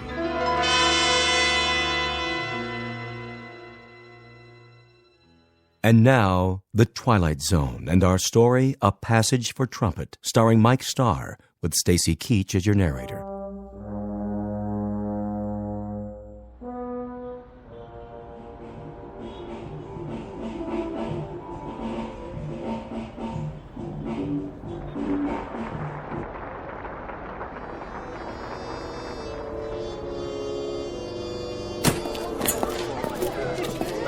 You could take 5 out here if you want, Mr. Barron. Oh, sure thing, Artie. You guys just played a smoking set. Thanks. Yeah, thanks. I came in early on the bridge. You did all the changes. Nice set, boys. Was it okay? I couldn't tell. That sounded good to me, just the way I like it. Sure was. Man, you guys know how to swing. Who's that? Too dark to see. I think it's... Hey, Joey. What do you say, Baron? What are you doing here? Well, what do you think? I brought my axe. What for? I thought you might need somebody with a horn. I already got my sidemen, Joey. Sure you do. But I was thinking I could sit in, for the second set. Not tonight. Just a few choruses. Maybe some other time. Why not? You know how good I can play. Easy, Joey. But why? The last time you played trumpet for me, you lost it up. I did? I had to share you with a bottle. Bottle? Me? Oh, you get the wrong guy. You and that horn don't belong together on the same stage anymore. You mean 6-7 months ago? That was just a bad night. I forgot what it tastes like. I'm on the wagon now. Way up. That right, Joey. Who's your brass section? Right here. Meet my new trumpet player. Yeah? That was him? Yeah, that was me. Don't get me wrong. He sounded great in there. Really cooking. But what do you think I am, some kind of a lush? Listen, Baron, I know what that stuff does to me. I ain't an old man yet. Me and my horn got a lot of years left. I could be a #1 boy again. Club dates, sessions, the whole bit. Hey, take it easy. What do you think I'm gonna do? Chuck it all away in some bum habit? Be serious. Listen, man, this is one mellow horn, and I got sweet music in me. A whole lot of it. You know yourself, when I open the case and pick that thing up and blow, I can make 'em cry. That you can, Joey. I remember. So what's the big deal? I can come in behind your man on the bridge. Then I sit out while he takes his solo. Then we trade choruses and I... You dropped something, Joey? That's not mine, honest. I never saw it before. It was in your coat pocket. I saw it the minute you walked up. Come on, boys. Let's go back in. No, you come on, Baron. What are you trying to do to me? All I need's a chance. Okay, it's showtime. Go on. I'll be right there. All I need's a chance. One shot. That's what you need, all right. A shot. Better make it a double. That's not what I mean. Oh, don't worry about the mess, Joey. Somebody will clean it up for you. They always do. I'm sorry, Baron, but if you knew what it's been like to... One thing I don't know. When a guy has so many friends, why would he hang out with his worst enemy? All right. I get it. I shouldn't have come here. We've been doing all right at the club. Sold out most every night. So let me lay some green on you. Your share. For old time's sake. Keep your money. Hey, for old times. Come on, man, when you had the magic. Remember? Harry James, Max Kaminsky, and Berrigan, and Butterfield, and Diz, and Miles. Man, you had a little bit of all of them. And you traded it for some bad booze. Well, you got took. That was no kind of a deal. You got the crummy end of the stick. I don't want your charity, okay? I got one question for you, Joey. Why'd you throw it all away? Maybe because I'm sad all the time. Because I'm nothing anymore, and I know it. Because from now on, I'll live and die in a crummy one-roomer with dirty walls and cracked pipes. I'll never have a girl because I'm an ugly little gnome. I'll never be anybody again because half of me is that horn. I can't even talk to people without it. That's my language. Go easy on yourself, Joey. Oh, but when I'm high, Baron, when I'm high, I can't see how dirty the walls are. I don't see the cracked pipes. I don't even know the clock's running, that the hours are going by. Then I'm Gabriel. I'm Gabriel with the golden horn. And when I put it to my mouth and blow, it comes out jewels. It comes out a symphony. It comes out the smell of flowers and summer nights. It comes out beauty. When I'm drunk, Baron. Only when I'm drunk. Take care of yourself, son. Oh, man. I got so much misery. I got so much sadness. I'm nothing. I'm just plain ordinary nothing. Oh, I'm so tired of hanging out.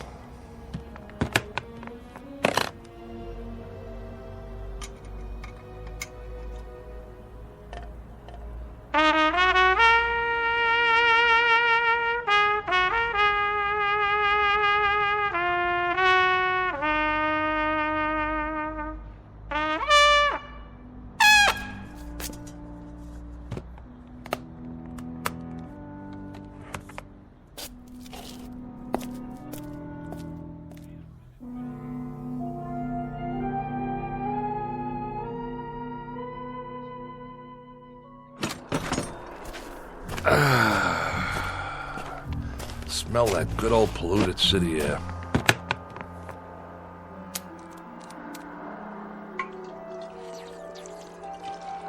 All right, Joey. It's showtime.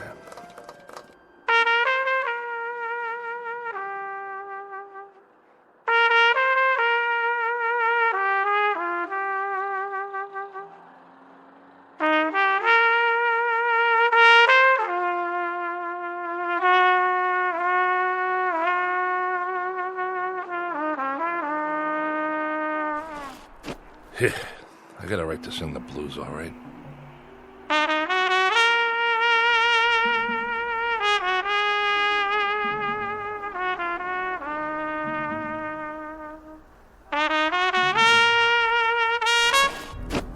Don't stop. Who are you? Please, play some more. What are you doing up here on the roof? Well, I suppose I could ask the same of you. I wanted to be by myself. Don't you know it's the middle of the night? Yes. Couldn't sleep either, huh? Would you please play a bit more? I can't play. Why do you say that? I thought it sounded beautiful. What do you know? Well, I don't know much about music, I admit. But it had so much feeling. You have a gift. Once upon a time, maybe, but that was a long time ago. Use it or lose it, right? What? You wanna... Of course you don't. You look like a nice girl. A real nice girl. You haven't answered my question. What is this, a quiz show? Why can't you play? I just can't. Got it? Is it because that bottle's empty? Not yet, it's not. You want to know why? Okay. The reason I can't blow that horn anymore is that too much of me is in there. Too much of Joey Crown. Is that your name? It was. It's a nice name. I like the sound of it. You don't know who I am either, do you? You don't know anything. I'm sorry, I just like the way you play. Well, I had played my last note. Yes, ma'am. My very last note. No more. Well, I think that's what's sad. Then I'm sorry. I'll just have to disappoint you. It's been very nice making your acquaintance. You look like a nice person. A very sweet person. Thank you. You're new here. You come out from Iowa or Cincinnati or someplace like that, and you don't know anybody. I could have shown you around. I could have taken you places where they play some nice jazz, you know? All we'd have to do is ride the subway down to the village, walk around. There's places everywhere. On every street almost. There was a time when you could have heard me play. Now, it's too late, so go home, lady. Go back to where you came from. Because you'll never make it here. This town's too tough for people like you. Go on. It's been nice talking to you. Yeah, it's been a ball. Now do me a favor. Get lost. Way to go, Joey. Every time something nice happens, you go and wreck it. What's the matter with you? You're stupid, Joey. Stupid. You know something? This town's too tough for me, too. So wake up. Time for something else, Joey. Anything. Time to get out. Or die.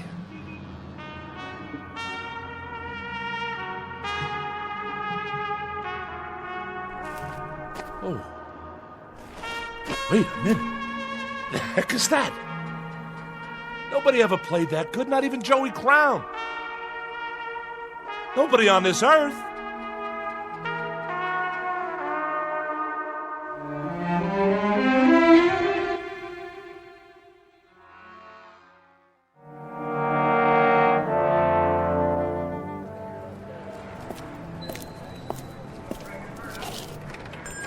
Hi, Ned. How's it going? Back again. I need some cash. You and me both. Look, Joey, I can't keep loaning you money on that beat-up old trumpet. What do you mean? You know this horn. It's got a tone you wouldn't believe. That's the trouble. They all sound great when somebody's playing them. Look around. I got enough instruments to equip Sousa's band. I need another bugle like I need my taxes raised. But this horn's been around. It's got character. I played it at Newport. I played it on so many sessions you couldn't count them all. Go over there and flip through those records in a box. I bet you got 20, 30 albums I'm on. You name it, this is the horn, the same one. Trumpet is a trumpet, Joey. It's the man who plays it. That's what counts. Otherwise, it's just a pile of brass. $20. What? You gave me 40 last time. Like you said, it's been around. The case has got dents in it. Listen, Ned, I'm serious. So am I. What I need is enough to get a bus ticket out of the Port Authority. Taking a little vacation, huh? Atlantic City? At this time, I'm leaving for good. $20 won't get me out of Jersey. Then you're not coming back. Not in your life. This is the new Joey Crown. I'm turning over a new leaf.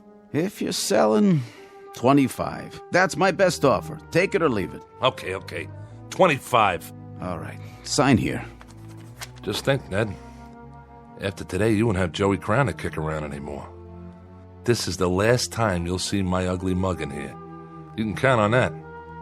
Now hurry up before I change my mind. You want to kiss it goodbye? I already did that. Changing jobs, huh? Yeah. I'm going to start a new career. Digging ditches. So you don't need it anymore? That's right. Like I don't need lungs. See you in the funny papers. Then if you're sure... I'm sure. I'll go ahead and put it in the window. Wait a minute. You put a sign on it. $75. Nothing personal, Joey. Business is business. A man's got to make a profit these days. Sure, but you only gave me a third of that. Guys like you just don't get it. I mean, what's money to somebody who plays jazz all night, sleep until noon? What kind of responsibilities you got? Nothing, right? Not a thing. Yeah, nothing. A big fat zero.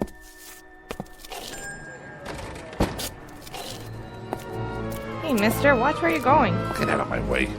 Hey, don't cross the street like that. Mind your business.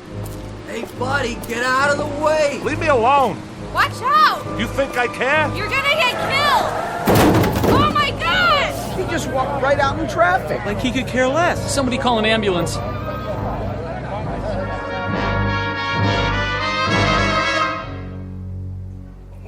What? Stand back, folks. The paramedics are on their way. Oh, I'm sorry about that, officer. I don't know what happened, but I can assure you I'm not what you'd call drunk. He's not breathing. Give the policeman room. No rush on that ambulance. He's gone. What are you talking about? I'm not going anywhere. I'm right here. There was this big truck that went by, and man, let me tell you, it gave me a kiss. I don't see it now, but I'm not drunk. You can ask Officer Flaherty. This is his beat, and he'll vouch for me. I'm not the kind of guy who goes around walking on red lights. Okay, folks. Party's over. What is going on? I'm okay, I tell you. Something like that, it shakes a guy up. I need a smoke. Hey, man, you got a match? What's the matter? You can't hear me? I'm not a bum. I just want a light, that's all. Excuse me, buddy. You wouldn't happen to have a light, would you? Hey, fella, do you have a... Some town, all right. Real friendly. I gotta sit down someplace. Step right in, folks. First show starts in 10 minutes. Hey, Mac. What's playing at the Bijou today? Anything good? Tickets, please. I asked you a question. What's the movie? Everybody inside. Snack bar straight ahead. Seating to the left and right. Okay. I'm buying a ticket, see? I'm no freeloader. You want to sell me a ticket, miss? I got money. Hey, where's the girl that always works here? I gotta tell Gracie what happened to me. I just tangled with a Mack truck, and the next thing I knew... Yeah, 2 tickets, please. Yes, sir. Here you are. What, am I invisible? You don't want to sell me a ticket? Why not? My money's as good as the next guy's. If you don't want to sell me one, then I'll just go see the manager. What do you think of that? Where's Vincent? He's an old friend of mine. Vince? Where are you? Anybody? That's what's wrong with this town. Nobody's got manners anymore. You'd think I was someplace that nobody ever heard of, like I'm some kind of untouchable. I mean, at least when you talk to people, they could say a couple of words when you ask them for a match or a ticket or something.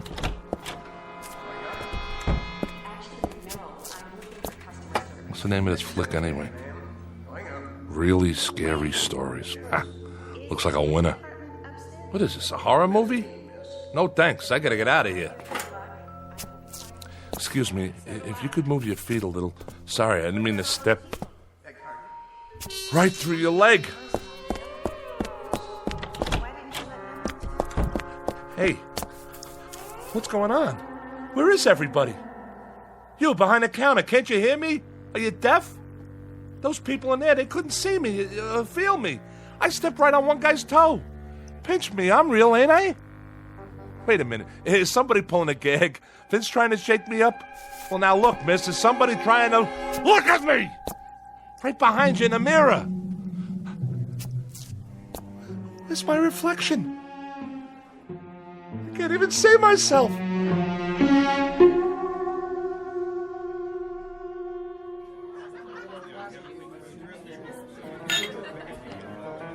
So, I'm dead. Can you beat that? I'm DOA. Just plain old deceased. 2 margaritas, Nick. Coming right up. And another round for table number 2. You got it. Could you pour one for me while you're at it? Guess not. How does that go? Water, water everywhere, and not a drop to drink. You get it, don't you? I'm a ghost, see? That truck must have done it after all. Understand? I'm haunting you. Ain't that something? At last, for the first time in the short, miserable life of Joey Crown, he was finally successful at something. Hey, Nick. Hey, how you doing, Mr. D? Yeah, how about a Manhattan transfer? No ice. You got it. Nick, huh? Charlie must be off. Of course, if he was here, he couldn't hear me either. None of you can hear me. And nobody can see me. I used to come in here a lot. I don't recognize any of you people. And you wouldn't have noticed me. I mean, I'm not the kind of guy anybody'd notice. Guess I'm kind of like a little blob or something. But Charlie used to give me a little drink now and then on the house. He was a real nice guy. You know what he did one time? You know what he did?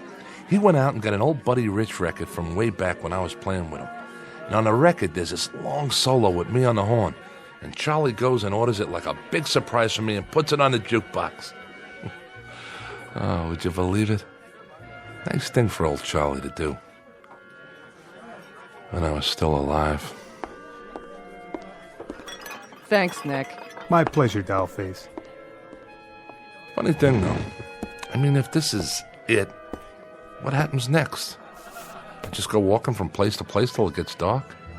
This could wear a guy down. I mean, nobody to talk to, nobody to listen to, not even a horn to play. Not anymore. Oh, excuse me. Am I in your way? Not that you care, huh? You can walk right through me, because I'm just a ghost.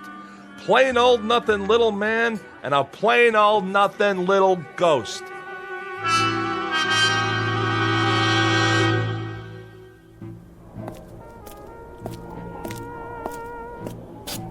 Hey, it's that trumpet player I heard.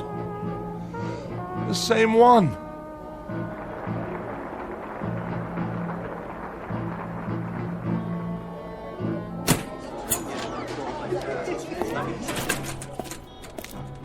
You're good. Real good. Thanks. I mean it. The tone's so clean and pure. You got some chops. Who's Baron? Oh, he took the night off. I see. Wait a minute.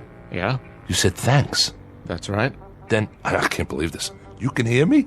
Sure I can, Joey. I hear you just fine.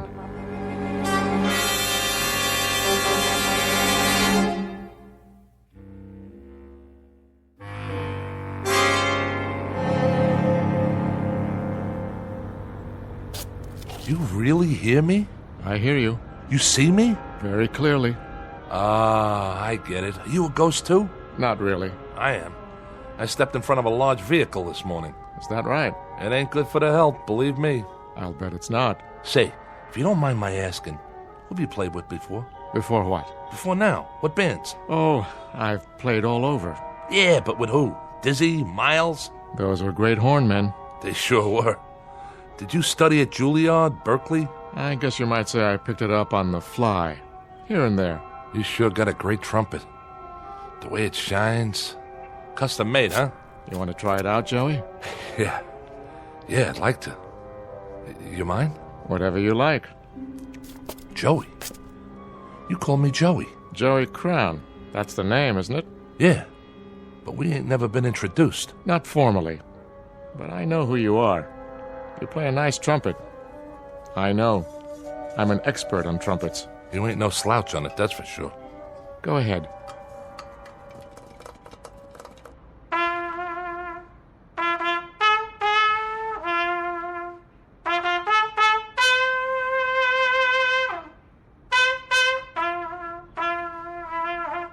Not bad, Joey. Not bad at all. Yeah, ain't that something? I can play again. Now that it doesn't matter anymore. What do you mean by that? Now that I'm dead. How come you know who I am? You say you're not a ghost, you're not dead? Nope. And neither are you, Joey. I'm not? By no means. But what about that truck? What about it? And what about the people in the bar, in the movie theater, the girl in the ticket booth, the people in the street? Oh, them. Well, you see, they are dead. But that doesn't make sense. How? They're the ghosts, Joey. They just don't know it. Huh? You're losing me. Sometimes, to make it easier, we have to work it that way. We let them go on in a life that they're familiar with, and they never know for a long while. But that's why they can't hear you. You're the one that's alive. But like I said, I stepped off that curb. That you did. And right now, Joey, you're in a kind of limbo. You're neither here nor there. You're in the middle. You're on a break between sets, so to speak, waiting to go on in the real world or the shadow world. Which do you prefer, Joey? Which? Well, just what do you think? I want another chance. Think it over, now. I have thought it over. I used to think I was getting dealt from the bottom of the deck, but you know something?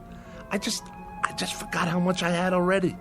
I forgot about the music I could make on the horn and how nice it sounded. I'd have to agree with you there. And going to Charlie's and talking to people, real people, and maybe going to the movies now and then.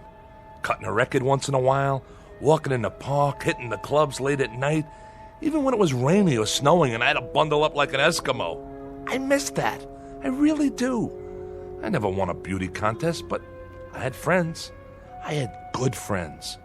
What do you think happened to all that? Somewhere along the line, I forgot the good things. That's what happened. I just forgot. You've got a choice, you know. A choice? One way or the other. It's not too late. Well, in that case, if I've got a choice, then I want to go back, understand? I want to go back. All right. You go back. Just like that? But, Joey, no more stepping off curbs. That was some stunt back there. From now on, you take what you get and you live with it. Sometimes it'll be sweet frosting and nice gravy, and sometimes it'll be sour and go down hard. But you live with it, Joey. I think I got it. Guess I better take my trumpet back. Oh, yeah, sure, yeah. That's a nice talent you've got. You really think so? To make music, to move people, to make them laugh and make them cry, to make them tap their feet and want to dance. That's an exceptional talent, Joey. Don't waste it. See you around.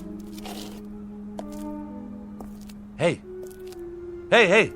mister. What is it, Joey? I didn't get your name. How's that? I didn't get your name. My name? Call me Gabe. Gabe? Gabe. Short for Gabriel. Goodbye, Joey. Gabriel. Hey, wait, I gotta ask you something.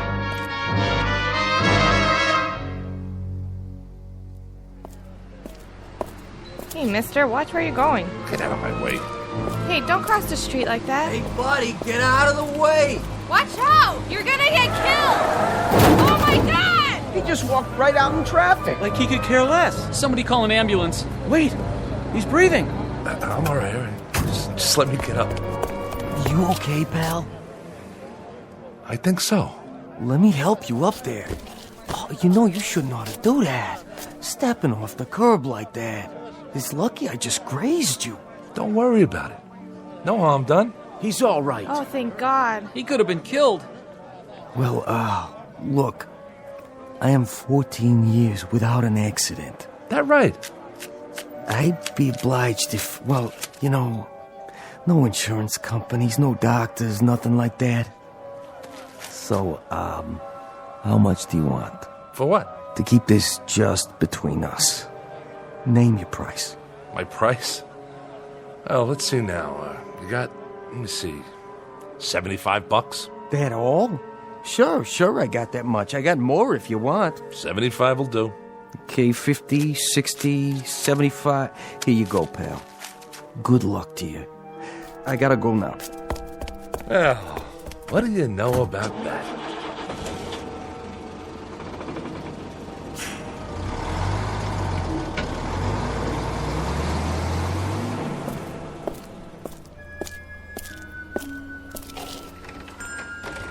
Hello, can I... Oh, it's you. Hi, Ned. Change your mind already? Yeah, I changed my mind. They come and they go. But you, Joey, you're the first one to go and then come back. I know. I don't want to hear your argument. No argument. I guess I can let you have it. How much? 75? No. 25. You'll talk me back down anyway. How long has it been? 5 minutes? Not even enough time to accrue interest. Go. The sign says 75, and 75 it is. A man has to make a living. You tempt me, Joey. Right is right. It's only business. What did you do out there? Win the lottery? Something like that. Goodbye, Ned. You won't be seeing me for a while. Hope business picks up. You too, Mr. Jazzman. But tell me something. Anything. What have I done to deserve such good fortune? Nothing much.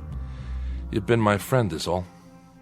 For quite a few years, and I'll never forget that. Get out of here. Go on.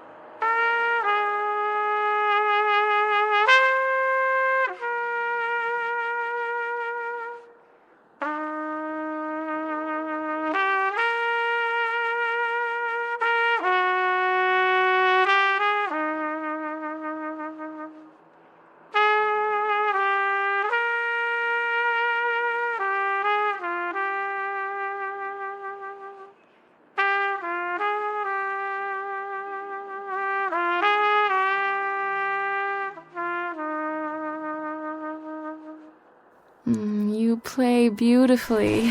What? Oh, hi. Hi there. I mean it, you know. Thank you. I gave it up this morning. And I'm taking it back. Me and the bugle, till death do us part. I'm glad you changed your mind. So am I, you don't know. Still can't sleep, huh? I'm not used to the city. All the noise. I know. Like a regular symphony, isn't it? I guess so. I've never been to New York before. I just moved in. Yeah? You'll get used to it. It's an okay building. Better than the other ones I've lived in. Sometimes you have to bang on a radiator to get the heat going. Why do you do that? Why? Because the super hears you and then he fixes it. If he doesn't, just let me know. I'll talk to him for you. Name's Joey, by the way. Joey Crown. I know. How? You told me before. Oh, yeah. Listen, I'm sorry for that stuff I said. Don't be. My name's Nan. Pleased to meet you, Nan. I was hoping you'd come back. You are? You're the most interesting person I've met in New York. Yeah, sure. There's a lot of guys around here. Most of them ain't little apes like me. I mean it. The most interesting. And the nicest. I love your music. Honest? Honest. Will you play some more, Joey? Sure, I'll play some more. I'll play whatever you like, for as long as you like. What's your favorite song? I don't think I have one. Well, I know a couple you might like. Well, that would be nice. You know, you might get to like it here. It's not a bad town. I'm sure it isn't. Maybe you could show me some of it, Joey. If you have time. Me? Oh, I got time, all right. I got nothing but time from now on. I'll show you everything. The Battery, Central Park, the Village. I'll show you 52nd Street, and we'll hear some good jazz. I mean good. I'll take you to Charlie's. You'll like Charlie's. It's a great place. And you know what? You're not going to believe this, but he's got a record of mine when I was playing with one of the big bands. At least I think he still has it. If he doesn't, there's a little pawn shop I know that has all kinds of records in back, and we can pick up a copy and bring it home and listen to it.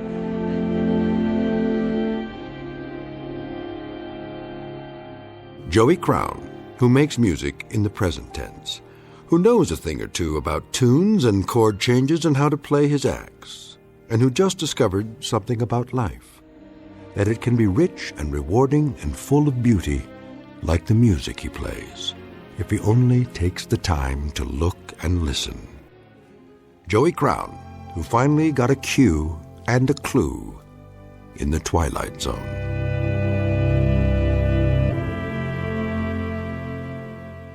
More from the Twilight Zone after this.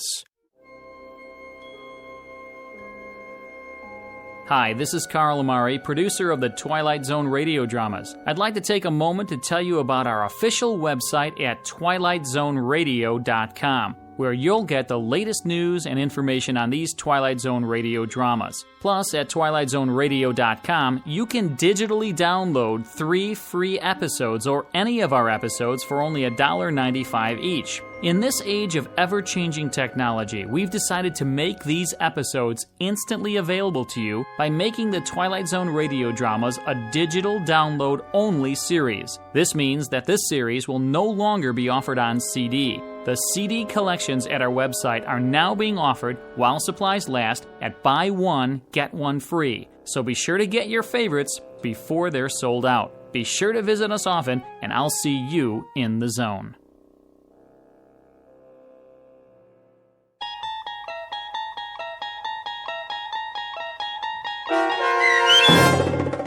A Passage for Trumpet, starring Mike Starr with Stacy Keach as your narrator, was adapted for radio by Dennis Etchison and based on a script by Rod Serling.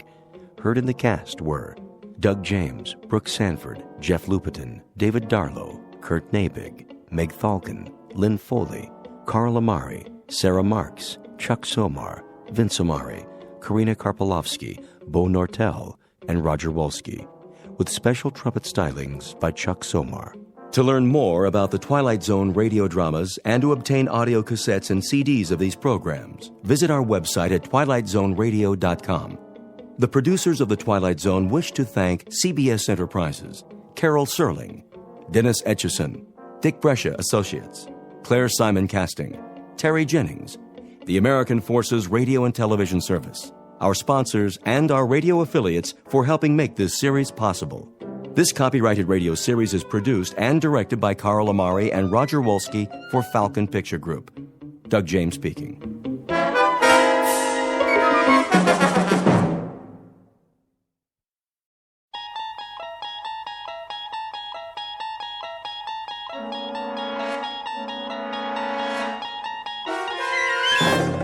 You unlock this door with the key of imagination. Beyond it is another dimension. A dimension of sound, a dimension of sight, a dimension of mind.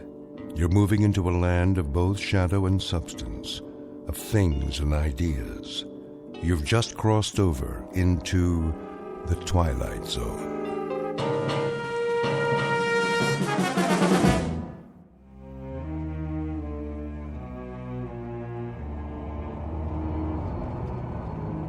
Why are you driving so slowly, Miller? Sorry, sir. The traffic is unusually heavy today. I can see that, but can't you speed it up a bit? I wish I could, Mr. Gordon. Ever since we crossed the bridge, it's been bumper to bumper. Well, then, try an alternate route. Well, this is the alternate route, sir, but it doesn't look very promising. Oh, I'm going to be late. She doesn't like it when I'm late. No, sir. I better call home. A capital idea.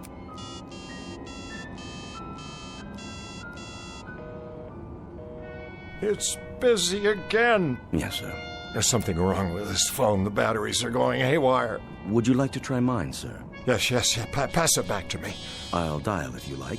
What number? You know the number. My apartment, of course. I'll give it here. Very good, sir.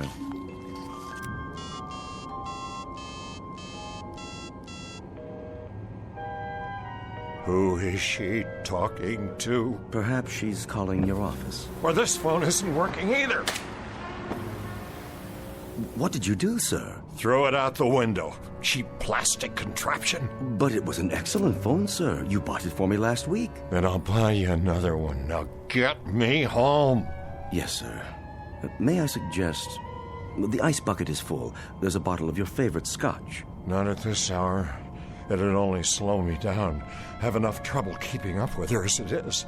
Quite. Oh, Flora, please don't be cross with me tonight. I'll be home, dearest, I swear to you, just as soon as I can. Of course you will, sir. Such a lovely girl. I'm very fortunate, you know. Most certainly. A man of my years.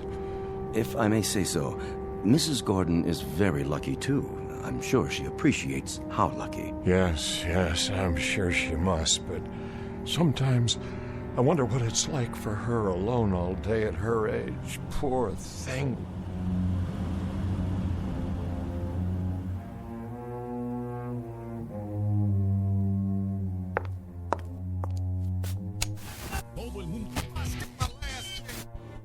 Another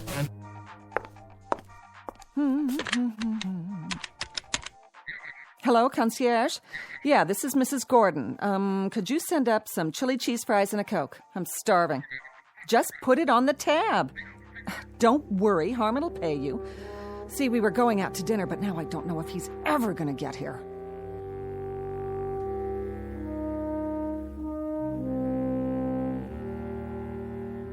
Picture of an unlikely lady in waiting and her knight in not-so-shining armor. An aging man who leads his life, as Thoreau said, in quiet desperation. Because Harmon Gordon is a slave of love, and has been, most unfortunately for him, ever since his heart was captured by a woman some 40 years his junior. And because of this, he runs when he should walk. He surrenders when simple pride dictates he should take a stand. He pines away for the lost morning of his life when he should be enjoying the evening. In short, Mr. Harmon Gordon may not know it yet, but what he seeks most desperately is a fountain of youth. And who's to say he won't find it? Because this just happens to be in the Twilight Zone. And now, the Twilight Zone and our story, A Short Drink from a Certain Fountain, starring Adam West with Stacy Keach as your narrator.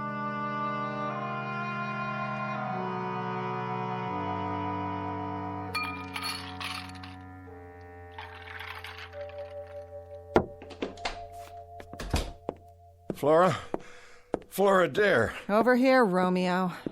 Oh, there you are, darling.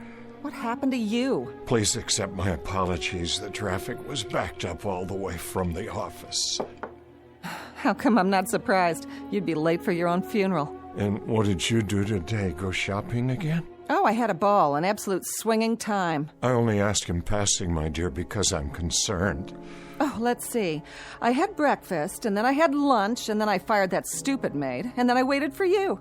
Whether you realize it or not, big boy, that routine gets old fast. Very old. I'm truly sorry. Well, all in all, Harmon, it was one of those days that makes you want to jump off a bridge. Earth to Harmon, do you read me? There's still time if you care to go out. Yeah, and do what? Dinner at the tavern? Whoop-de-doo. I thought you liked the food there. How about the Rainbow Room? Well, I suppose, if you prefer, it is awfully noisy there. At least we could hear some music. You want music?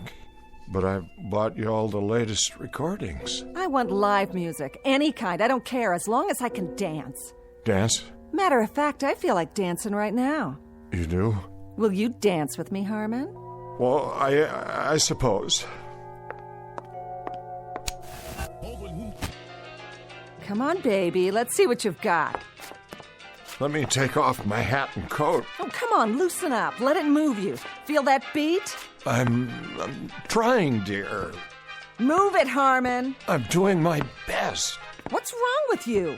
I can't keep up. Shake your booty. Now move your arms like this. Flora, please be more careful. It was just a piece of glass. It was a very old piece of glass. Worth what, 89 cents? Hardly. This was a Wedgwood. Big Big deal. I'll buy you 6 more just like it. I'll even have the concierge gift wrap them for our anniversary. Then we can sit around and play old records. Sounds like a hot night to me. What's that tune you like? Come to the church in the wildwood? Oh, a real toe tapper. You keep forgetting that I'm no longer a varsity end. Were you ever? Furthermore, if my doctor had witnessed that little burst of activity just now... Oh, that's always your excuse. It's not an excuse. My heart... If you keep telling me about your heart and all your aches and pains, Harmon, I'm gonna run out and get sick. Would you mind putting that cigarette out, dear? I've asked you not to smoke. Why not? Bad for your heart? You might start a serious fire. Honey, baby, one of these fine late evenings, that's exactly what I'm gonna do. Torch this whole mausoleum. There are things here that mean a great deal to me. Like what? That eyesore I knocked over? It was my mother's. Oh, spare me. It was worth very little except for the sentimental value. That's a word you may not understand, Flora. Sentiment. It means the capacity to love. Listen, big boy, if I don't fill the bill anymore, just say it loud and clear. In case you forgot, there are 14 flights a day to Reno, and I'd love to be on any one of them. But if I am, you're gonna pay. Big time. Flora, darling, I am not angry. I simply wish that, well, that you'd be a little more careful and considerate. Somebody should have wished that 5 years ago when you and I signed the papers. I knew you were old, Harmon, but I didn't know how old. You better watch yourself, honey. If you ever take me to a swinging weekend in Egypt, I might just run away with a mummy. Know what I mean? I'll just wash up a bit and we can go out to dinner.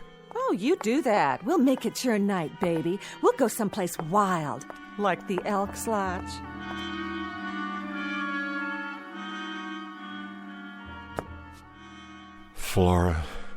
Flora, darling, what's happened to us?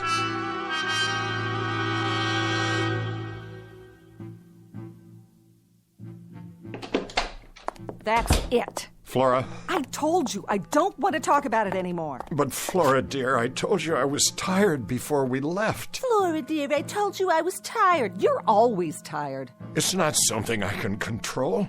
These pills I take. I didn't ask you to run the mile. I just asked you to go dancing or to the movies or someplace. Any place but here. We went dancing on Monday evening. We've been to the movies twice this week. I only thought... Thought what? That you could take my mind off what a miserable bore you are? Well, let me tell you something, honey. I only thought that, well, just one evening, only one, we could quietly watch television or read or have a conversation. It's a fine art, you know. The two of us with no one else around. Something to bring us closer together. And you think that's all it takes? This is so like you. The Late Late Show after we have a game of chess. That's not what I mean. Sounds really great for senior citizens at the old folks' home. But for your information, sweetie pie, I don't have my reservation there yet. They won't let me in.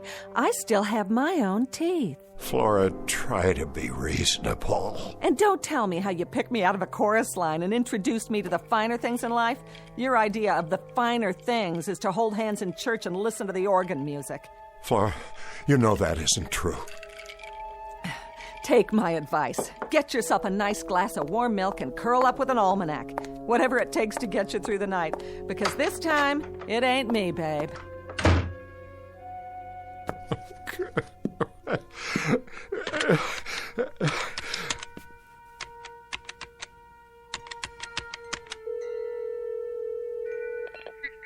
Forgive me.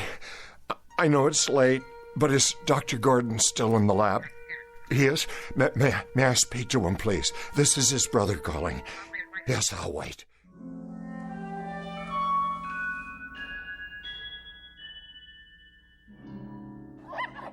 Now then, Leonard. Yes? Which monkey would you say is dominant in this group? I guess the largest. Look again. The largest monkey is seated in the corner of the cage doing absolutely nothing. Doesn't seem very dominant now, does he? You're right.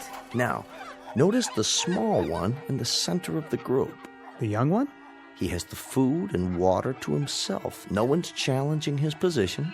But doesn't that go against the normal rules? Of social organization? Not where the young are concerned. And the cause of this new hierarchy, Leonard, is the Gordon vaccine. He's been injected for 3 weeks running now. His appearance has changed, and the others can see it. They may not understand, but they respect it. They have to. They share a responsibility for his well-being. I see. Dr. Gordon. The implications... I mean, if this process could be extended to other species, other social structures, the results would be... Just a moment. Yes, Julie, I thought I told you no more calls. I'm sorry, sir, but it's your brother. He asked me to ring through. Harmon? Well, what do you know? Put him on. Yes, sir. Go ahead, Mr. Gordon. Raymond? Harmon, is that you? I hope I'm not interrupting. Are you all right? You sound a bit under the weather. Fine. Look, Raymond, I was just wondering if you could come over this evening. Tonight? Well, I don't know. I was just training a new assistant. How about lunch tomorrow? I'm afraid that won't do. I know it's late, but I'd like to see you. Why so mysterious? If it's something to do with your health... No, everything's all right. Everything's fine. It's just that, well, I'd like to talk to you. I see.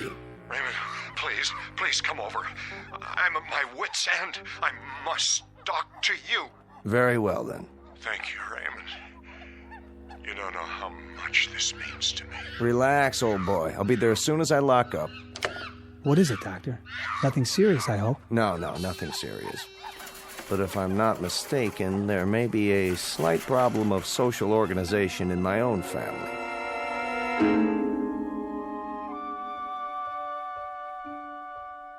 Drink all right? Perfect. Good. That's good. You look tired, Harmon. Do I? Yes, Harmon, tired and depressed. Now, do you want to tell me about it, or shall we sit here and play 20 questions for the rest of the evening? Been pretty rushed the last week or so. Flora asleep? Yes, she went to bed about an hour ago. She asked to be remembered. Oh, she'll be remembered. I'm not sure I like the sound of that. Merely an observation. You know, you really ought to get to know her better, Raymond. She's really a fine girl.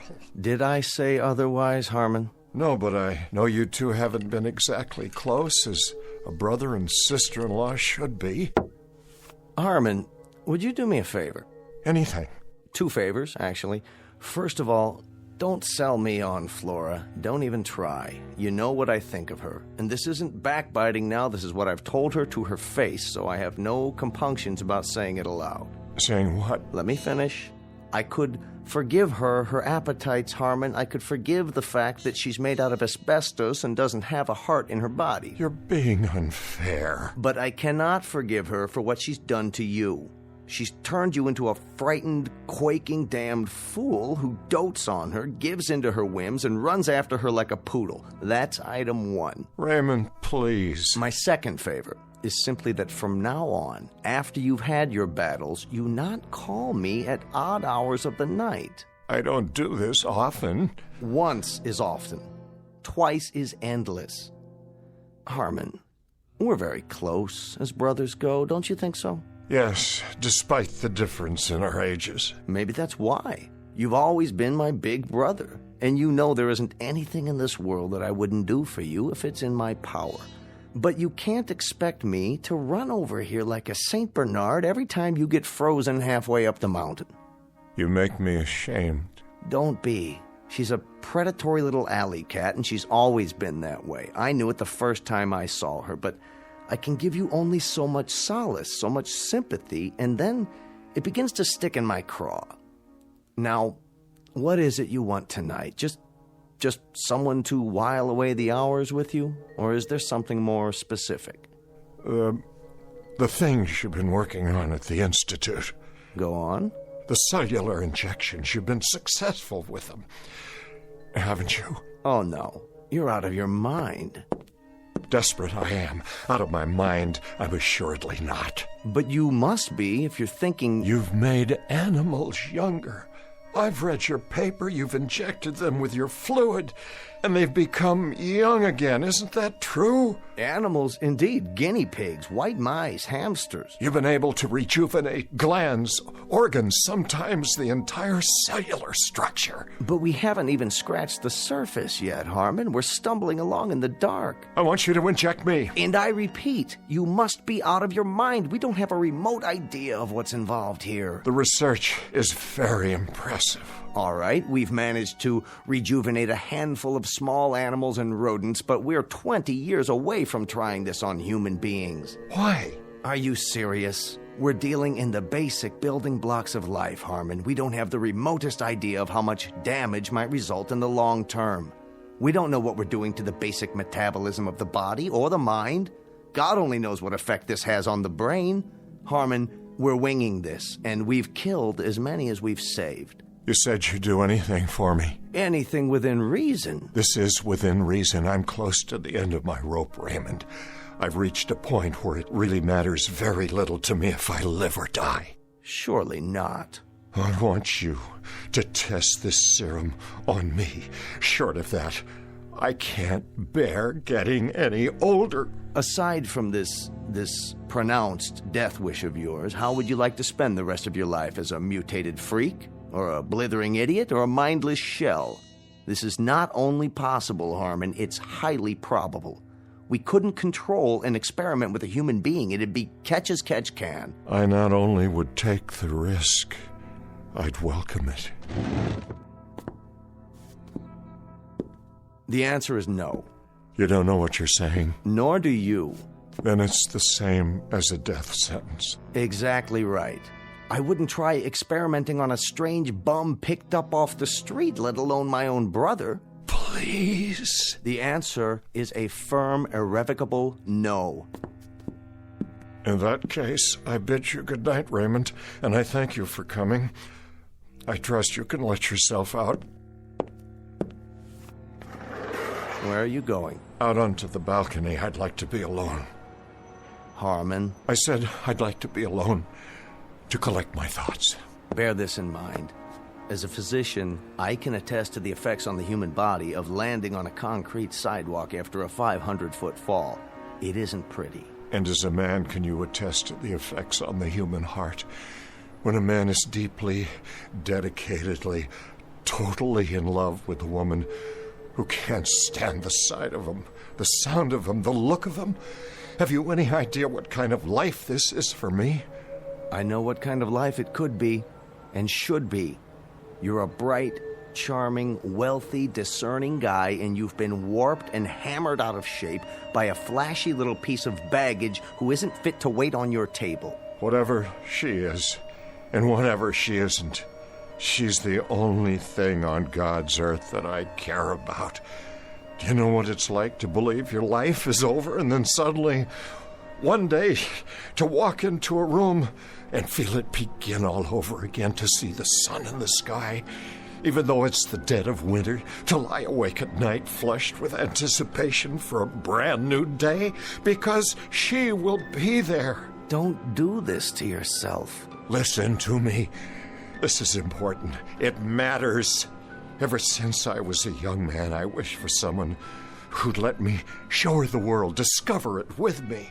Because without anyone to share it with, the world might as well be buried under 6 feet of snow. Someone who'd be there, Ray, that's all. I wouldn't ask much in return, a kind word once in a while. She still has a love of life, believe me. Only I can no longer share it with her because I'm old now, and getting older, the days run away and leave me further and further behind. And now it's too late. I beg of you, Ray, if you've ever cared for me, your brother, give me this one last chance. Give me a chance to save myself. And if I don't? Then you can conduct one final experiment. We'll find out who can reach the sidewalk first, a man in an elevator or a free-falling body. Oh, my dear God. You're serious. Good night, Raymond. I'm getting tired now. Let me think about this. Give me an hour or two. Will you be up? Are you coming back? I have to think first. Tell me you'll wait to hear from me. Give me your word. All right, but don't be long. Soon now, I'll need to rest.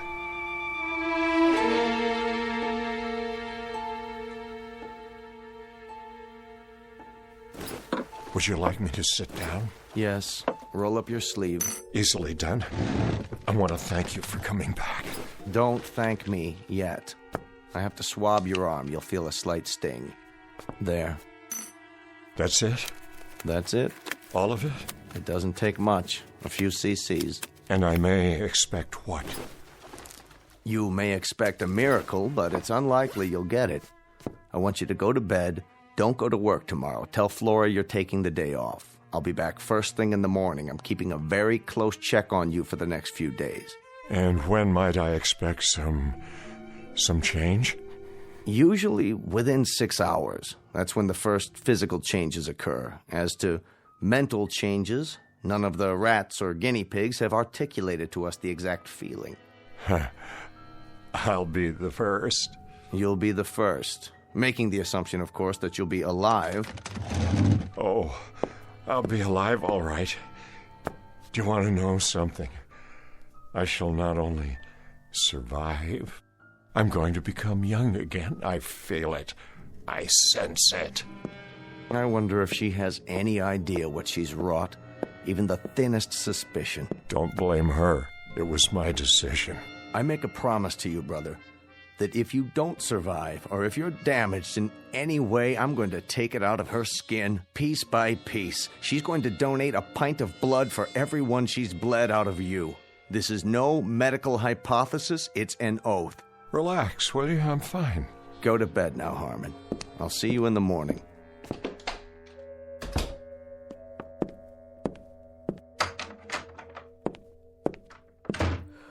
Oh, that you, Harmon?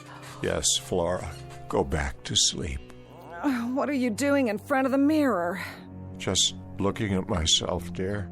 Well, don't do that. You'll have a nightmare. Time to call it a day, lover boy. Or are you going to stay up all night? I like the sound of that. Up all night. You know, I just might... Don't take all the covers when you get in bed. I'm trying to sleep. Of course you are, Flora. Pleasant dreams.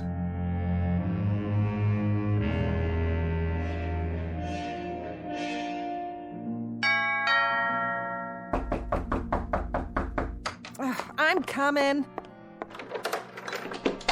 Morning, Flora. Why, if it isn't the quack himself? What do you want? Where's Harmon? He was last seen pounding a pillow. Some fun if you ask me.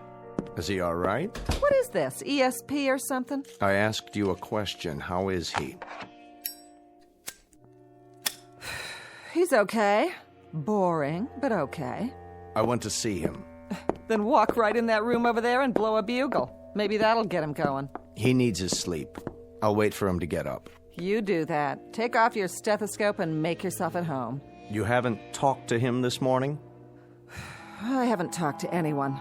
Not until you started pounding on the door. Do you know what time it is? What about last night? Did you talk to him last night? What difference does it make? He never has more than 2 words to say. But he sounded lucid to you? Look, Pally, I'm not the night nurse. I think you're in the wrong ward. Besides that, you bore me almost as much as Harmon. Now listen to me, you little... Get your hands off of me, Frankenstein. Harmon, how do you feel? I'm not sure. Harmon, how do you feel? Poor little... Harmon? Is that you? Harmon, take your hands away from your face. Let's open the curtains and throw some light on the subject.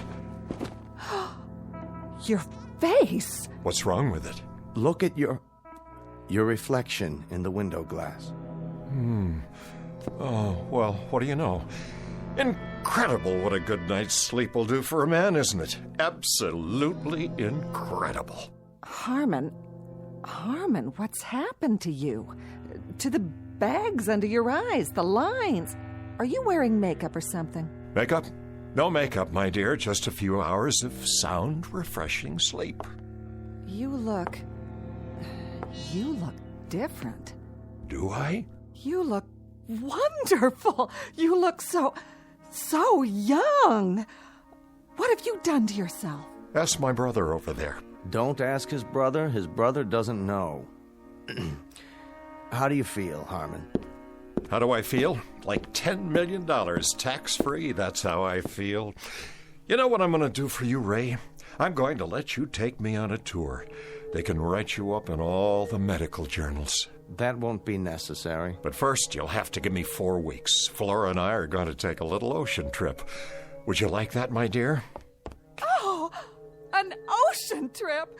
Oh, you bunny rabbit, you. Oh, Harmon. Darling, when do we go? I've given it some thought. I think we ought to check out whatever sails tonight. Unless you'd rather fly. Honey, baby, I am flying. Boat, plane, who cares?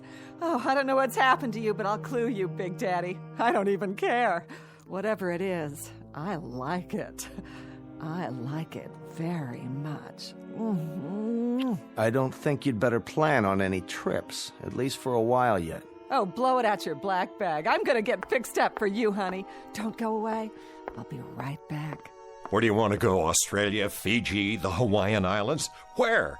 You name it, honey, and I'm there. I'm serious, Harmon. You can't go running off. Not now. Just look at it.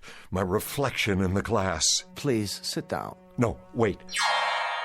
What? I don't believe it. I'm still changing. My hair is black again, jet black. And what's this? A little mustache, and it's black, too. I want Flora to see it. Not just yet. But this is astounding. I haven't worn a mustache since you were 30 years old, which is precisely the age you look now, at least at this moment. This is fantastic. This is absolutely fantastic. I'm getting younger, every 20 minutes? When I woke up this morning, I looked 45. Now I look 30. If I keep going at this rate, I may get drafted again. That is... what's the matter? Don't you get it? That's just it. I do. If you keep going at this rate, I think we're in deep trouble. Raymond, this is beyond conception. You can't imagine what it's like. I feel light all over. I can breathe again. No fatigue, no heavy, dull tiredness. I feel as if I've been lugging a case of concrete on my back and somebody just cut it away. Let me see your face. I don't know whether you realize this or not, but you've just altered not only my face, but the face of mankind. You've written a whole new chapter in medical history. I said, show me your face. Where's my mustache? What's going on? I wish I knew. But more than that, I wish I knew when it would stop. Or if it will. Why don't I make us some coffee now and we can... Harmon, you've changed again. I know. I'm even younger. Oh, what's going on? What is going on here? Raymond, it's starting again. I feel it. I feel it happening inside. I still feel it. You'd better get back to bed. Yes, I think I will. I think I'll go back to bed now. Harmon, I want you to tell me what's going on. I don't like it. I don't like it one bit. Let me go, please. What's happening to you? Your robe, it's too big. Why, Harmon? Take your hands away from your face. You've got to tell me what... No, Flora. Oh, no! Let him alone, Flora. Let him have some privacy.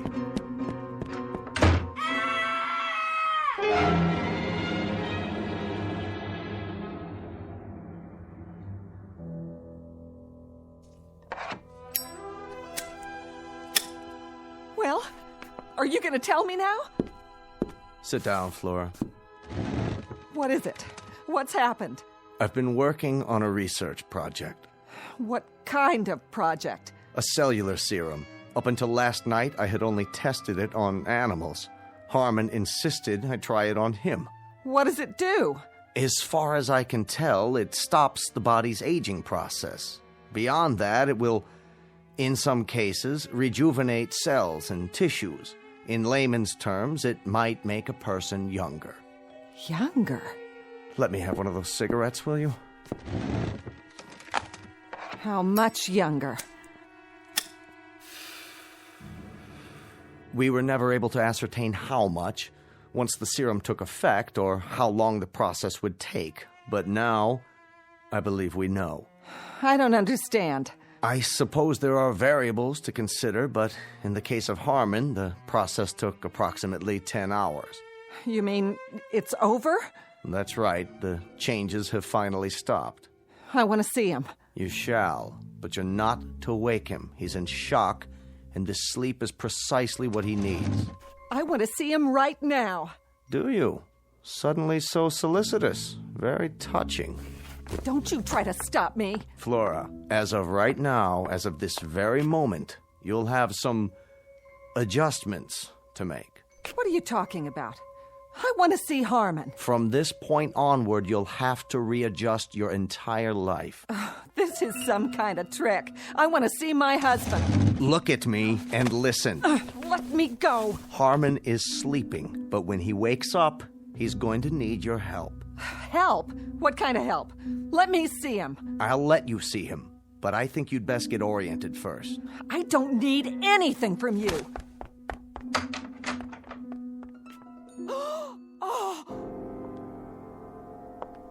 Are you beginning to understand?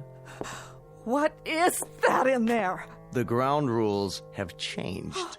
The world no longer begins and ends with Flora. It isn't just Flora's wishes, Flora's temperament, Flora's capacity for anger, Flora's needs. Now it's something else. Something very different. Take a good, long look. I don't want to. That's very nice, but you have no choice. You've got a responsibility and you're going to honor it. You're going to take care of Harmon now. He's going to need you rather desperately. Now look at what's sleeping in your bed.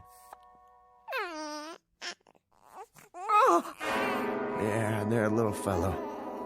Go back to sleep. The world isn't such a bad place. You'll see.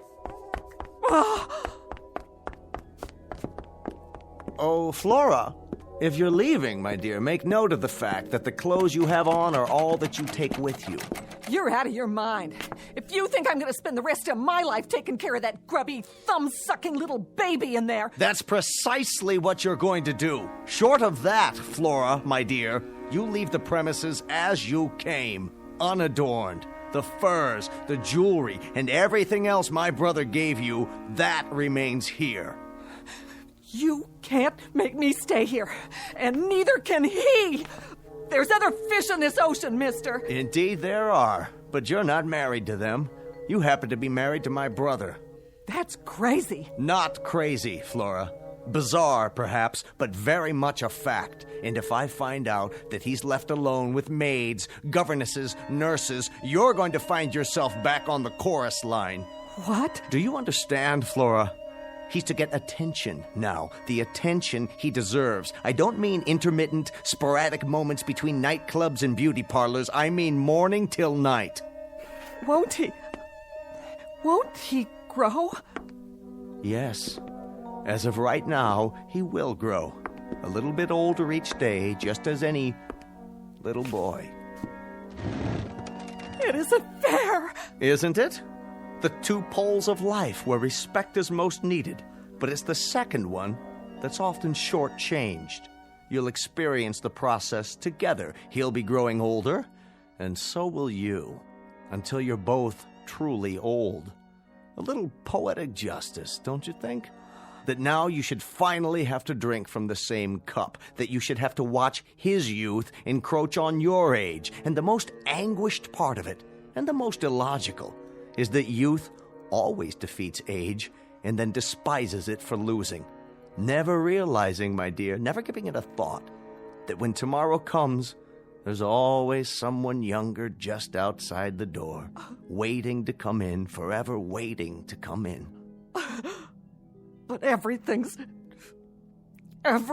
on his side now. You see, my dear, as one gets older, see how wise they get.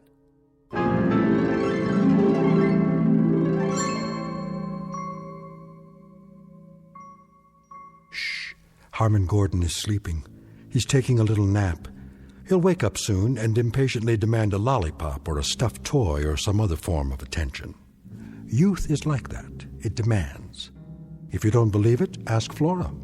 Ask her any day of the ensuing weeks of her life as she takes notes during the coming years and realizes that the worm has turned. The oppressed has become the persecutor, and youth has taken over. It's simply the way the calendar crumbles in the Twilight Zone.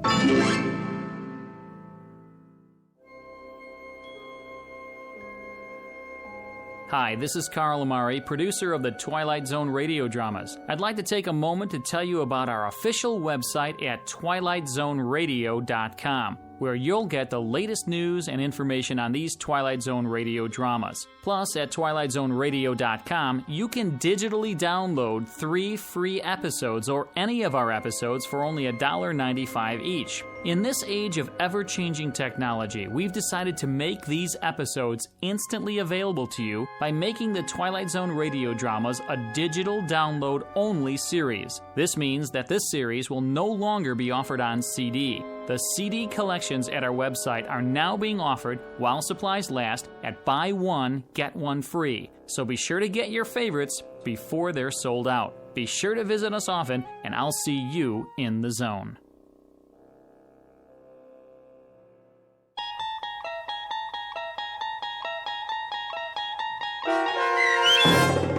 A Short Drink from a Certain Fountain, starring Adam West, with Stacy Keach as your narrator, was adapted for radio by Dennis Etchison and based on a script by Rod Serling from an idea by Lou Holtz.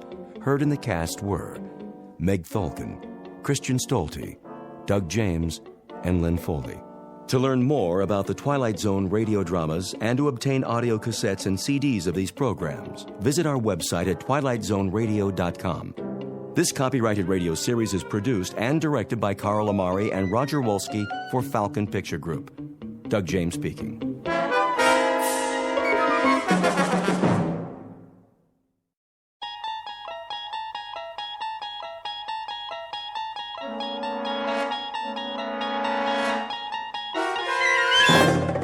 You unlock this door with the key of imagination.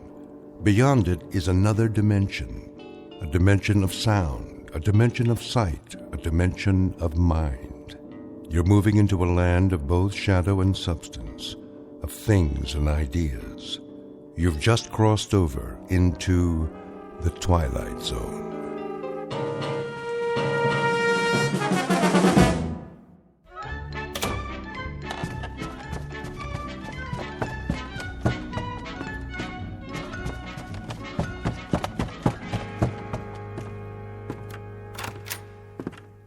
Morning, Mr. Poole.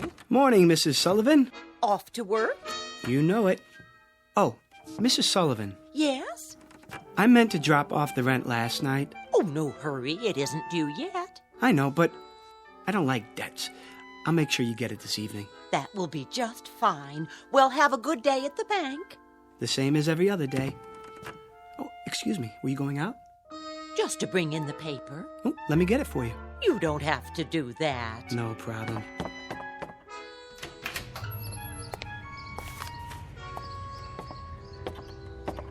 Here you are. Why, thank you, Mr. Poole. You're the perfect tenant. Absolutely perfect.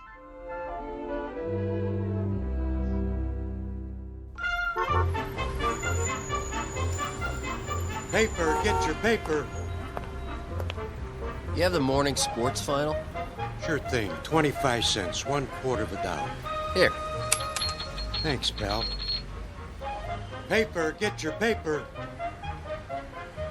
Who wants a paper, morning final?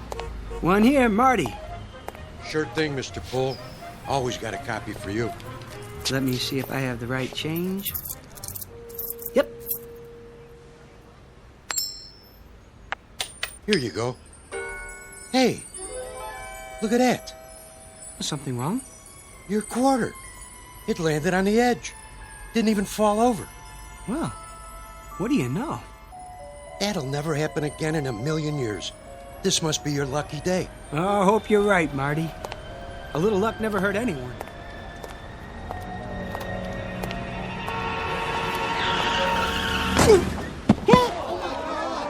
Oh, that poor man. What happened? That car, it hit him. Did you see it? Somebody call an ambulance. Mr. Hector B. Poole, resident of the Big Apple, the Glass Canyon, hoping to survive an assault on his senses, all 6 of them. Flip a coin and keep on flipping it. What are the odds? Half the time it will come up heads and half the time tails. But in one wild, freakish chance in a million, it will land on its edge. Mr. Poole, a bright human coin on his way to the bank in the Twilight Zone. And now, The Twilight Zone and our story, A Penny for Your Thoughts, starring David Eigenberg with Stacy Keach as your narrator. Stand back! Look what you did! I didn't see him, honest. He just stepped off the curb. Where's the ambulance? Oh, what happened? Easy, mister. You all right? Oh, I think so. Oh, just give me a hand. Look, lie still. I'll get a doctor. Oh, no. I don't need a doctor. I mean, if you'll help me get up. You sure? You ought to take it easy. Yeah, at least get an x-ray. Why? No scrapes, no scratches, no broken bones. I seem to be fine. You should stay down. I would. Something like that, he could sue the guy's pants off. Pardon? Oh, I just said, wait till you get to the hospital. You never know. No need for that, really. Oh, you don't know how sorry I am, sir. Oh, no harm done. I swear, I didn't see you step off the curb. If you were hurt, God, I could never forgive myself. You clumsy idiot. I wish you'd broken your fool neck. What did you say? I said, if you were hurt, I could never forgive myself. No, not that. The other part. I see no reason for you to be abusive. Abusive? I should have been more careful, but it was equally your fault. Are you certain you're all right, sir? I think so. Thank heaven for that. I'm simply trying to say how grateful I am that you weren't injured. Lame-brained jaywalker. That asinine stunt took 10 years off my life. Now, see here, I'm not Let me brush you off. Where were you headed? I was on my way to work. Well, I'll be happy to give you a lift if you like. No thanks. It's not far. I think I'd rather walk.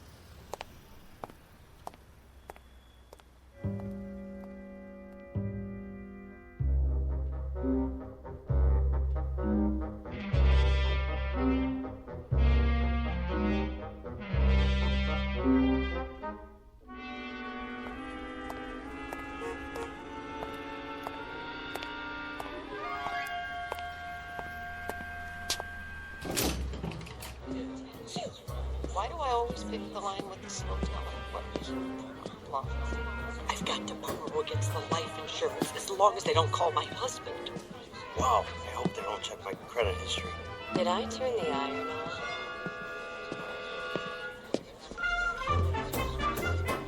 on? Well, Poole. Morning, Bran. You watch stop this morning? What's that? Must have. Not like you to be late. Oh, yes. No, no, it's not. It's 9:10. Something happened on the way. Did it? Bran, can I ask you a question? Go ahead. Well, why are they all whispering? Who? The customers. What about them? It's just that they're usually so quiet. I mean, nobody talks out loud in a bank, but this morning... What do you mean? You don't hear them? Hear what? Oh, I get it. Have a late night, did you? No, but, on the way here, I better grab some coffee. Miss Turner just put some on.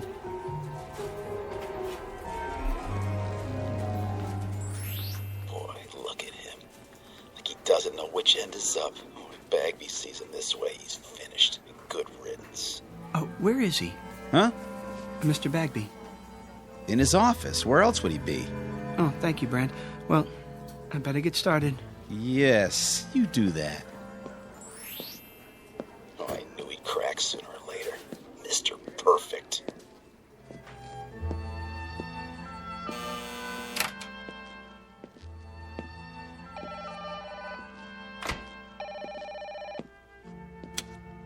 Hello? No, the vice president is on another line. May I take a message? Very well. Eileen. Morning, Hector. How long has he been here? A half hour. I wouldn't bother him, though. He's got an important call. All right, I'll wait till he's finished.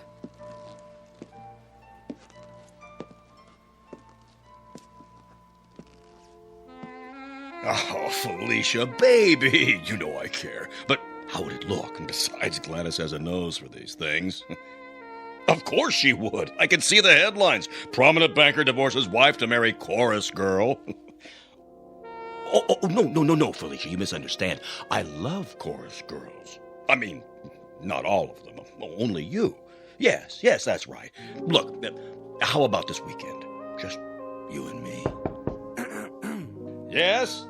Mr. Bagby? Come in. Hold on. Someone's at the door. Yes, what is it, Poole? Mr. Bagby, sorry to interrupt you, but I'd like to explain. Explain what? Why I was late, sir. Were you? 10 minutes to be exact. I didn't notice. Well, as you know, sir, my record for being prompt is spotless. I pride myself on attention to duty. Yes, Poole, everyone is aware of your devotion to the bank. Well, you see, a strange thing happened, a very strange thing. Yes, uh-huh. Get on with it, you simpering idiot. You think she's going to stay on the line forever? If you ruin my weekend with Felicia, I'll string you up by the thumbs. Your weekend, sir. What? Spoil your weekend. Oh, I wouldn't want to do that. What are you mumbling about? Look, I've got an important call here. Very pressing matter. Get on with it, man. No, of course, I understand. He said weekend. Good Lord. You don't suppose he knows about Felicia? It's impossible. I've been so careful, so discreet. There. I've placed it on hold. Now then, you had something to tell me? Poole? Another time, sir. I can see that you're busy. I'd better get to my work.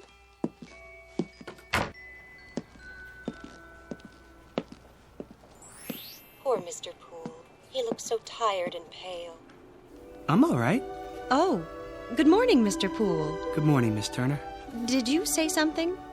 I didn't know I looked that bad.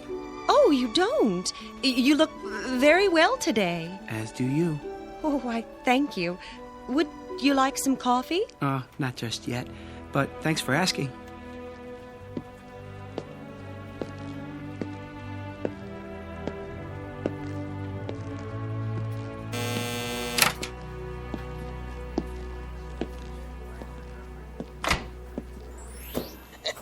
Gotta make it to the game on time.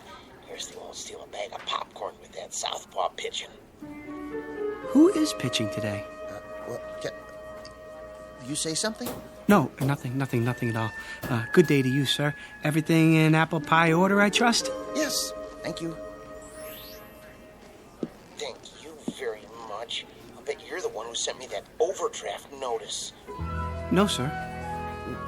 No, what? I don't have anything to do with overdrafts. I work over there in the loan department. You do? Just see one of the tellers. I'm sure that they can straighten it out for you. Sure. Sure. I'll do that.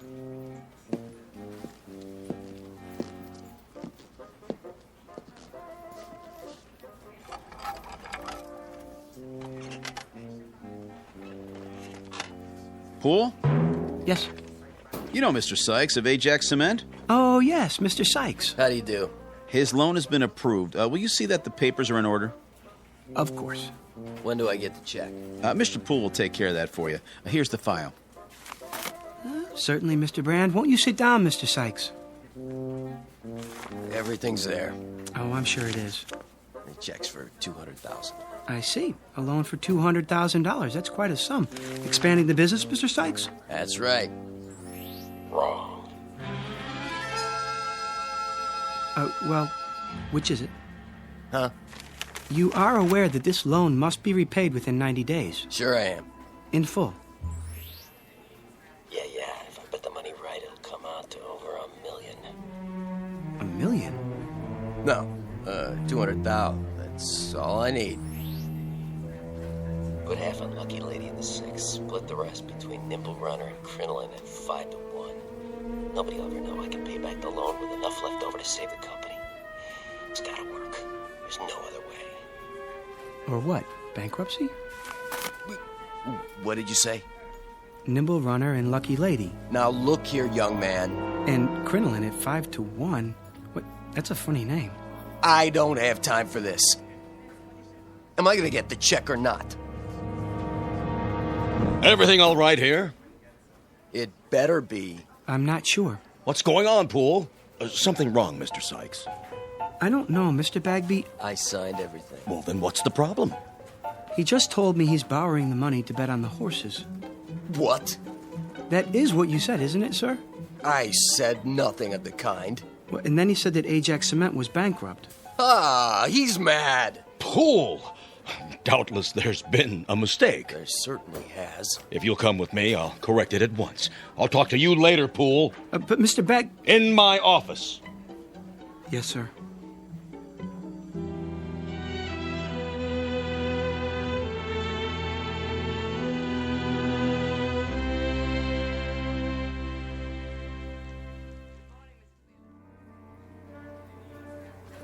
What are you trying to do? My job. He said. I heard the whole thing. I'm the one who took his application. What's going on, Poole? Will you tell me that? What? If I could tell you, I would. But I honestly don't know.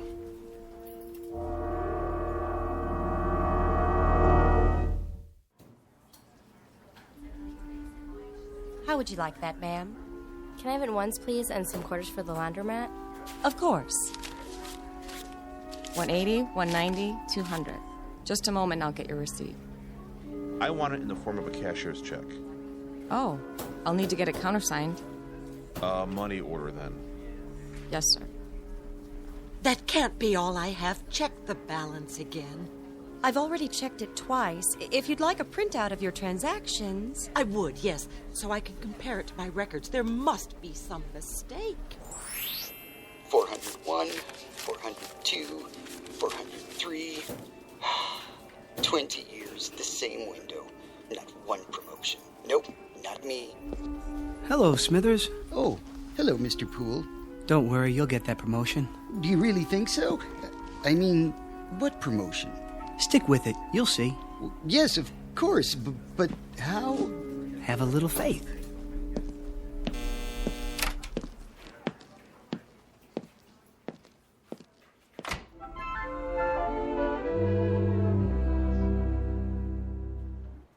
It's finally happening. It is? Yep, old nose of the grindstone seems to have flipped out. Who are you talking about? Poole, who else? He's been acting goofy all morning. Well, why shouldn't he? He's entitled to once in a while. He does all the work around here. Guys like that are all alike, gutless wonders. Put the pressure on and they go to pieces. Know what I mean? I'm not sure that I do. You phony. Don't you know a real gentleman when you see one? Got any of that coffee left? Oh, hi, Poole. Certainly. Here you are. Smells good. It's fresh.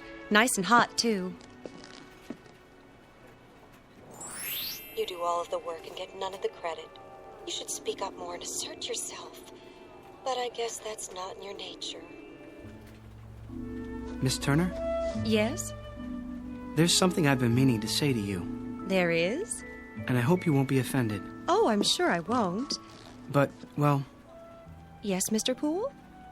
I want to thank you. Thank me? For your kind thoughts. I don't think I quite understand, Mr. Poole.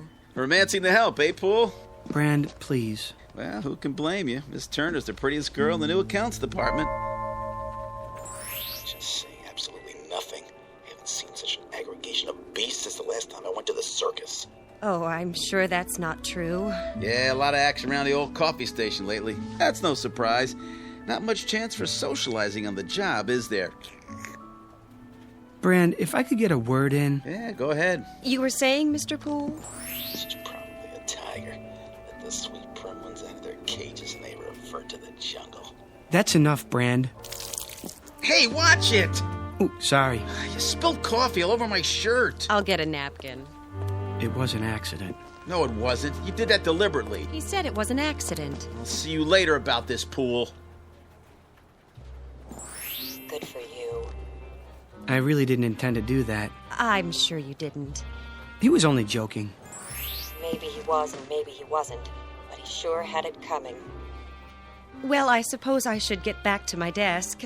Yes, I suppose so. Or else it will be time for lunch. Will it? I mean, it will. And then we'll all be having our lunches, won't we? I guess you're right. I mean, those who brought them. And those who didn't will go out somewhere. For lunch, I mean. Alone or together. Yes, they certainly will.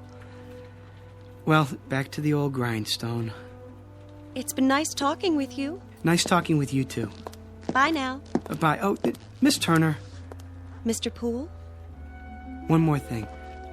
I hope you have a nice day. I feel the same way. Exactly. Such a gentleman.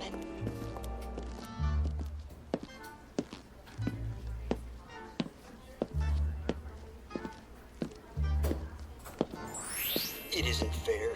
Just isn't fair. I said, don't worry, Smithers. Who? Oh, Poole, were you speaking to me? Mr. Bagby's a fair man. Mr. Bagby? Yes, I'm sure he is. Good things come to those who wait. What's he watching me for? Oh, no reason. Don't let it distract you. They'll be sorry. Not much longer now. At 4:30 this afternoon, I go into the vault like I always do. I'll take my briefcase with me. No one will suspect a thing. I'll fill it with currency and be on a ship to Bermuda by nightfall. Yes, indeed.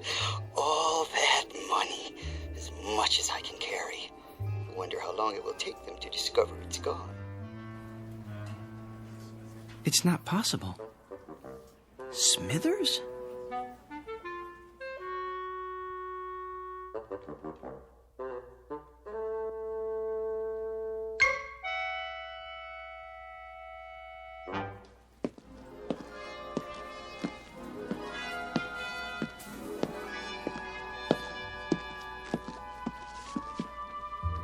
Oh, Miller. Hi there, Mr. Poole. Got a minute? Sure do. Pretty quiet morning. Is that what you call it? Well, as opposed to payday, then everybody and his brother shows up. Get a little rowdy sometimes, trying to cut in line and everything. But I keep 'em in order. Teach 'em respect for the uniform. You can count on me. I know I can. That's why I wanted a word in your ear. What's up? How long have you been a guard here? Quite a few years now. Get my pension before long. And that gun in your holster, is it the same one you've always had? Sure is. Nothing beats a 38. Keep it oiled up real good. You could use it then. I mean, if you had to. Well, what do you think I got it on my belt for, Hector? To hold my pants up? Good. That's good. Why you ask? I'm not sure, but I'd suggest taking up a post by the door, keep your eyes open, and don't say anything to anyone just yet. I get you. Mum's the word. There he is. Was he waiting for me? Hello again. Miss Turner. I was just going back to my desk. Perfect timing. Isn't it? I mean, it is. Miss Turner, may I speak to you? Anytime at all. What I have to tell you is very important. Yes, Mr. Poole? Not here in front of everyone. Dreadfully important. Come with me. Where are we going? Somewhere private. I like the sound of that. Mr. Jones's office is empty since he transferred. Next to Mr. Bagby's. No one ever goes in there. Perfect. That seems like a good idea. If you're sure you don't mind. As long as you can spare the time. This won't take long. Take all the time you want.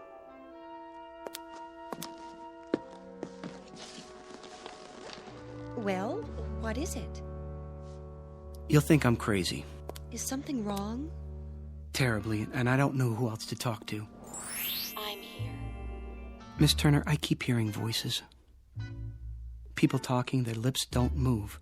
But I can hear their voices clearly. I've got this ringing in my head.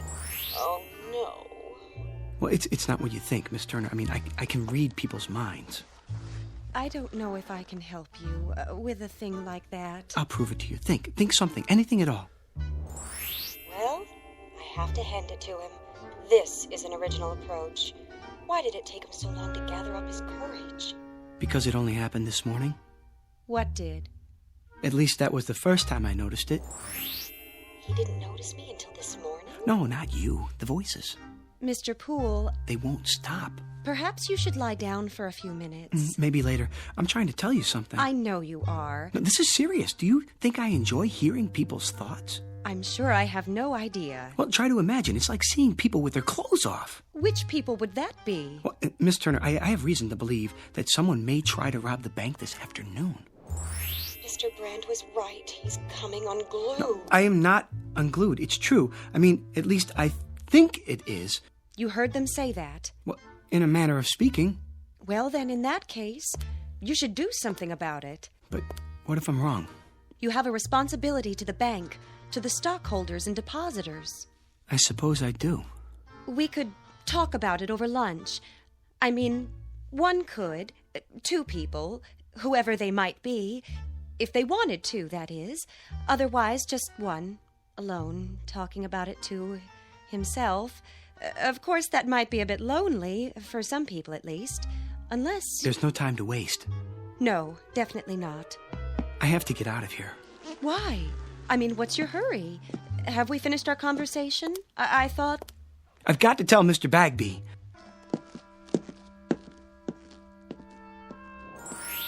From now on, Mr. Poole, you may call me Helen.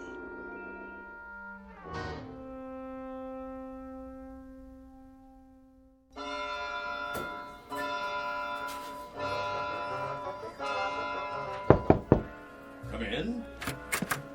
Mr. Bagby. Oh, there you are, Poole.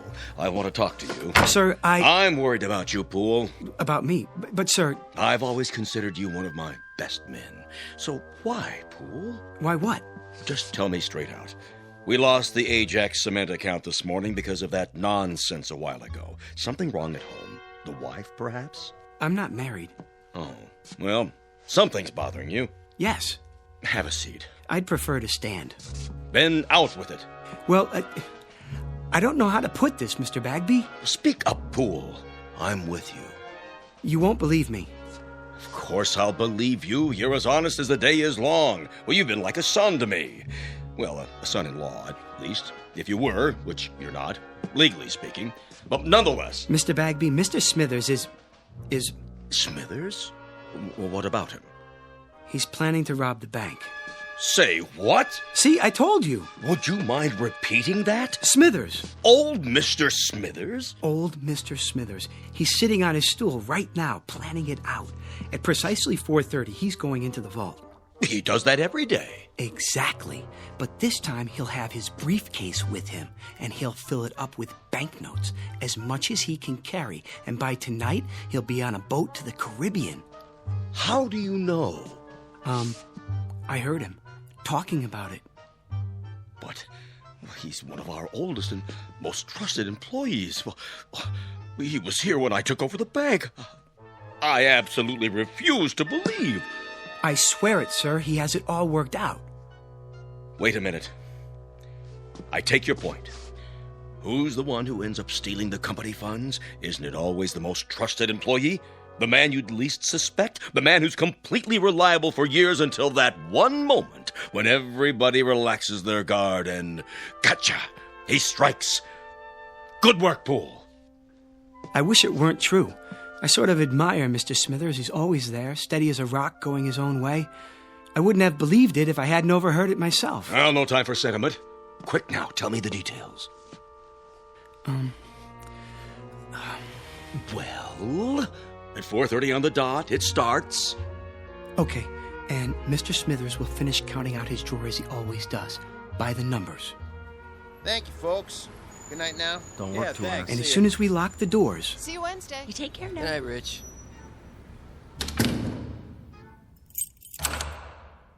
He'll close up his cage, count down the drawer. 73, 74, $75 plus the bills. He'll stand up and go to the vault with the deposit, as he always does. The last teller with his briefcase. He'll be back there alone to lock up the vault. Only this time, things will be different. When he comes out, his briefcase will be heavy. Very heavy. Miller, may I see you a moment? Yes, sir. Rich, let me out, please. Okay, be right there. I'm waiting. Gotcha! What? I'll take that briefcase. Here. What? Shall I cuff him? Not till we see the evidence. Looks pretty heavy to me. Dump it on the desk. I'm your witness. Sure thing. What do you think you're doing? What does it look like? Your mistake, Mr. Smithers, was in assuming that we were all asleep. A great mistake. But nothing gets by this institution. As a matter of fact, I've had my eye on you for a long time. You sure this is his briefcase? Of course it is. Duly noted. He admits it. 1/2 sandwich. Clip-on necktie. Change of socks. Comb. 1 book. How to Profit from Armageddon. And, 7 ballpoint pens. Where's the money? Has everyone gone insane? What money? Pool! Where's that idiot Pool? Here, sir. So he was going to steal the money. He was going to take a trip to Bermuda. That was his story, huh? Mr. Bagby, I heard him. And who was he talking to, Mr. Poole? Well, he wasn't talking to anyone, not exactly. Oh? What was he doing? Sending smoke signals? He was thinking. He was what? He was thinking. Well, that explains everything. Mr. Smithers, please forgive us all for this unfortunate intrusion. Well, I guess we all make mistakes. I should have known that what I was told was impossible on the face of it. Poole, do you know what I'm thinking? I'm fired. Kindly clear out your desk at once. Mr. Smithers, I don't know what to say. I'm very sorry. Return Mr. Smithers' possessions and let him pass. Right away.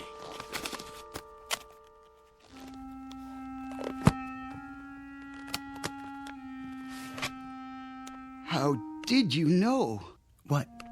It's true, of course, Mr. Poole. Yes, it's a little dream of mine. Have you ever had a dream?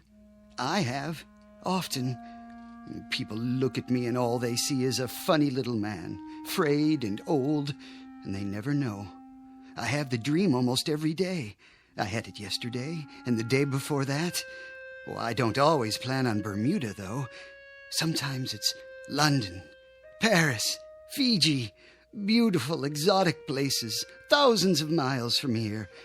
Places where there are no ledgers to keep, where I'm not a little man with no future and no past. I think of filling my briefcase with the bank's money, but I never go through with it. Do you know why? I've lived with it too long. I'm old and set in my ways. And besides, Mr. Poole, I'm a coward. Smithers, please. Will you open the door now, please, Rich? Sure. Take care of yourself.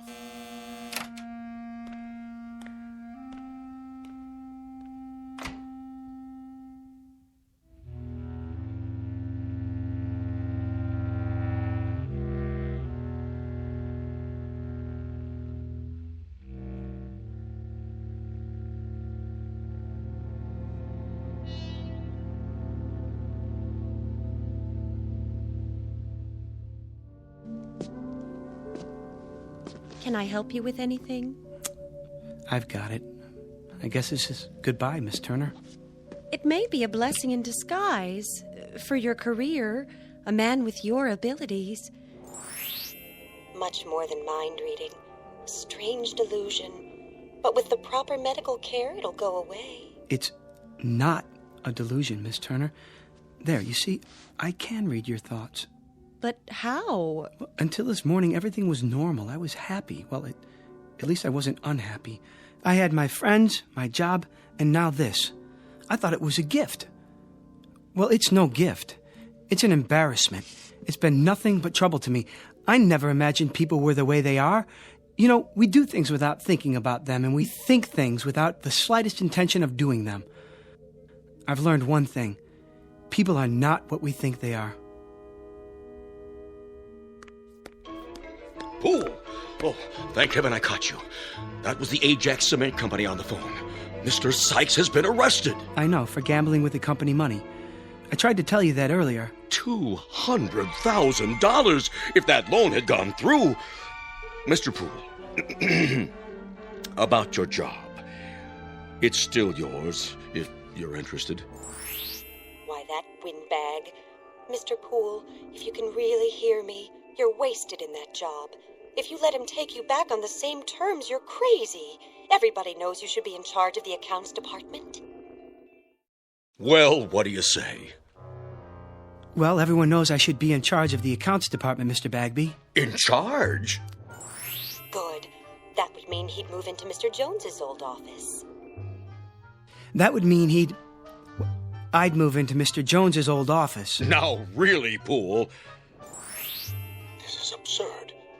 What am I standing here wasting time for? Don't let him bamboozle you. Felicia's waiting. Man, oh man, what a weekend this is going to be. Stand up for yourself. He needs you more than you need him.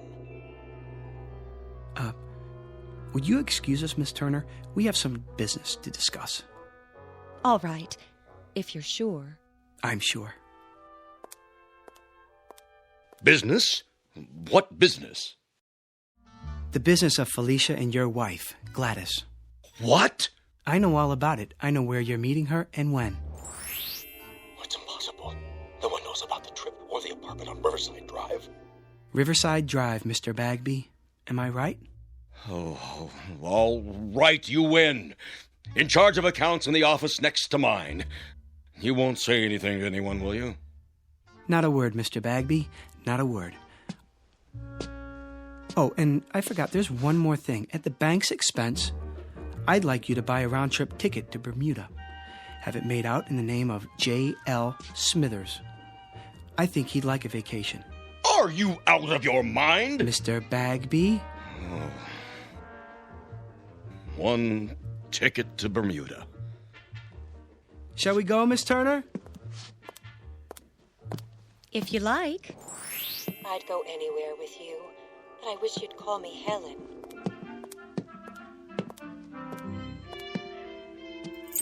Have a good night, folks. We'll try.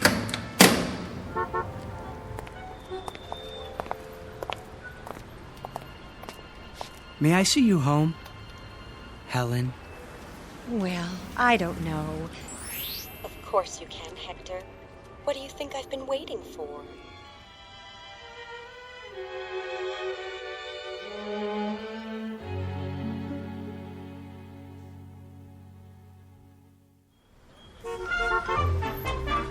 Paper, get your afternoon paper. Latest stocks. Oh, just a second, do you mind? Not at all. Oh, hi, Mr. Poole. Well, was I right or was I right? Was it your lucky day? I'd say so. Give me a paper, will you? Sure, this one's on the house. Oh, no. I don't like to owe anybody.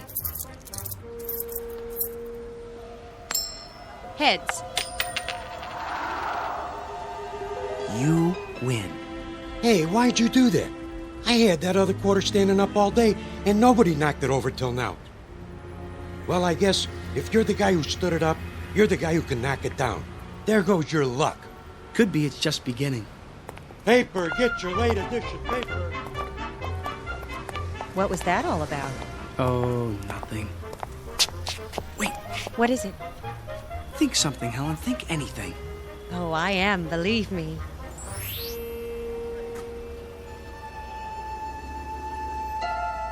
Did you get that?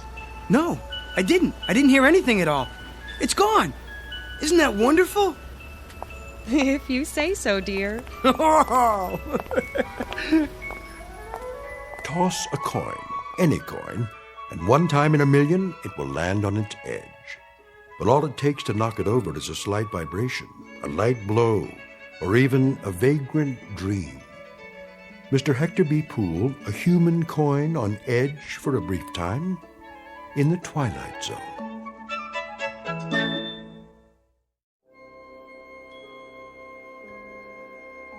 Hi, this is Carl Amari, producer of the Twilight Zone radio dramas. I'd like to take a moment to tell you about our official website at twilightzoneradio.com, where you'll get the latest news and information on these Twilight Zone radio dramas. Plus, at twilightzoneradio.com, you can digitally download 3 free episodes or any of our episodes for only $1.95 each. In this age of ever-changing technology, we've decided to make these episodes instantly available to you by making the Twilight Zone radio dramas a digital download-only series. This means that this series will no longer be offered on CD. The CD collections at our website are now being offered while supplies last at buy one, get one free. So be sure to get your favorites before they're sold out. Be sure to visit us often, and I'll see you in the zone.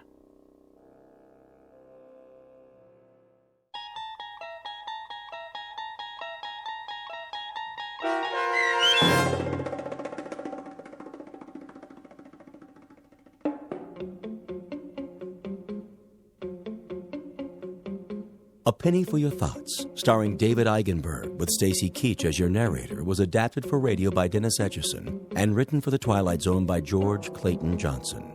Heard in the cast were Michelle Graff, Doug James, Jamie Barron, Jeff Lupetin, Kurt Nabig, Chobi Cerny, Frenette Lebo, Peggy Roeder, Alex Sopner, Carl Amari, Karen Olson, Tracy Hernandez, Christina Verba, and Vince Amari. This copyrighted radio series is produced and directed by Carl Amari for Falcon Picture Group. Sound design and custom Foley effects for The Twilight Zone by Cerny American creatives Bob Benson, Craig Lee, Michael Slaybach, and Matt Sorrow. To learn more about the Twilight Zone radio dramas and to contact us, visit our official website at twilightzoneradio.com. Doug James speaking.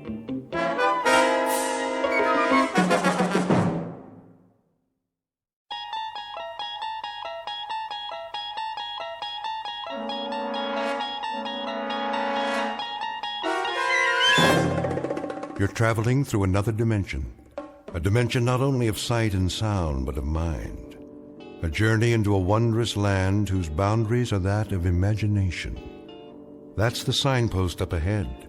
Your next stop, the Twilight Zone.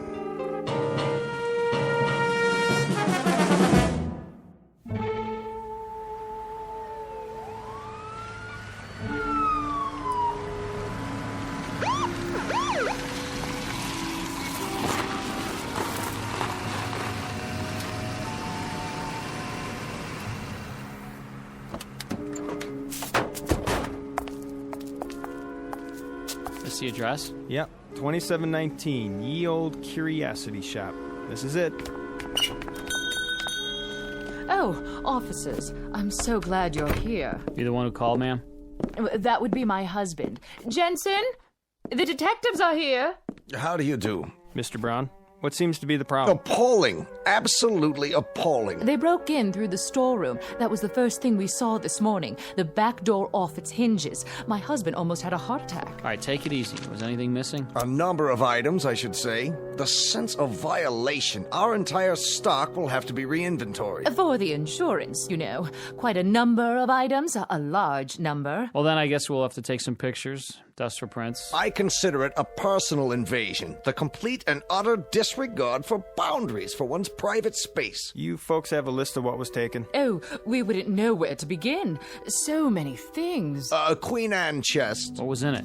I don't know. We could never get it open. I was going to have a key made. Hard to say what could have been in it. Almost anything. Jewels, family heirlooms. We bought it as is at an estate sale. What else? A Louis XIV washstand. Our pride and joy. 2 antique children's chairs, 5 vases. 6, Ming Dynasty. 2 hand-carved teakwood cigarette cases with platforms. Approximate value? $100. He means 200. A tray of rings, 3 sapphires, 3 rubies, 3 emeralds. All genuine? Well, the rubies are actually... All genuine. And there was a 19th century silver service for 12. Isn't that right, Jensen? And a dining room chair made in 1778. Let me see. 3 paintings in frames. Early Picassos? Huh, that right. What about the stuff that was in the window? Oh, nothing of real consequence. Don't forget the other tray of rings, dear. Remember? The Native American baskets and the camera. One camera? A very special camera. One of a kind. Make? Well, it didn't have a name on it. At least we never could make it out. Foreign lettering, indecipherable. Probably ancient. Never saw one like it before. It was here when we bought the shop. It was imported. Very rare. Very, very rare. At least 100 years old. Okay, let's see what we got here now. Let's see. Okay, 6 vases, 5 ceramics, a Native American basket, jewelry. A tray of rings. All paste. 6 vases of the Ming Dynasty. I don't know what dynasty they're from, but it ain't Ming's. They're from a rummage sale and they're worth a couple of shucks apiece. Chester, will you pipe down and let me read the article? Larceny. Plain no good larceny is what it is. That's nothing but a list for their insurance company. Why, those crooks. Police theorize that the thieves broke in sometime during the night. Mr. and Mrs. Jensen T. Brown, the proprietors of the antique shop, listed the following additional items as among the goods stolen. A Louis XIV candelabra. A phony candlestick holder. For Liberace. 2 antique children's chairs. 2 thrift shop chairs for midgets. And a set of U.S. Navy surplus tableware. Plus a chest worth maybe $25 tops. Hey, listen to this. The paper says there's 3 oil paintings by Picasso. Yeah, 3 posters in dime store frames. The guy who painted them thinks a Picasso is a foreign sports car. 2 teakwood hand-carved cigarette cases. All right, knock it off. Here's something they forgot to put in the paper. A camera? Big deal. Well, it looks like an antique. When I was a kid, you could have bought this in a 5 and dime. But now, I get it as part of a heist. Perfect. The whole haul is worth maybe $50. A fence will give us 10 if we're lucky. I could have shot pool for half an hour and made more. Oh, come on, Chester. Want to take my picture? You think that thing works? Well, let's give it a try. Even if there's film in it, it'd be so old by now that... What do you got to lose? Huh, Chester? Please. Please.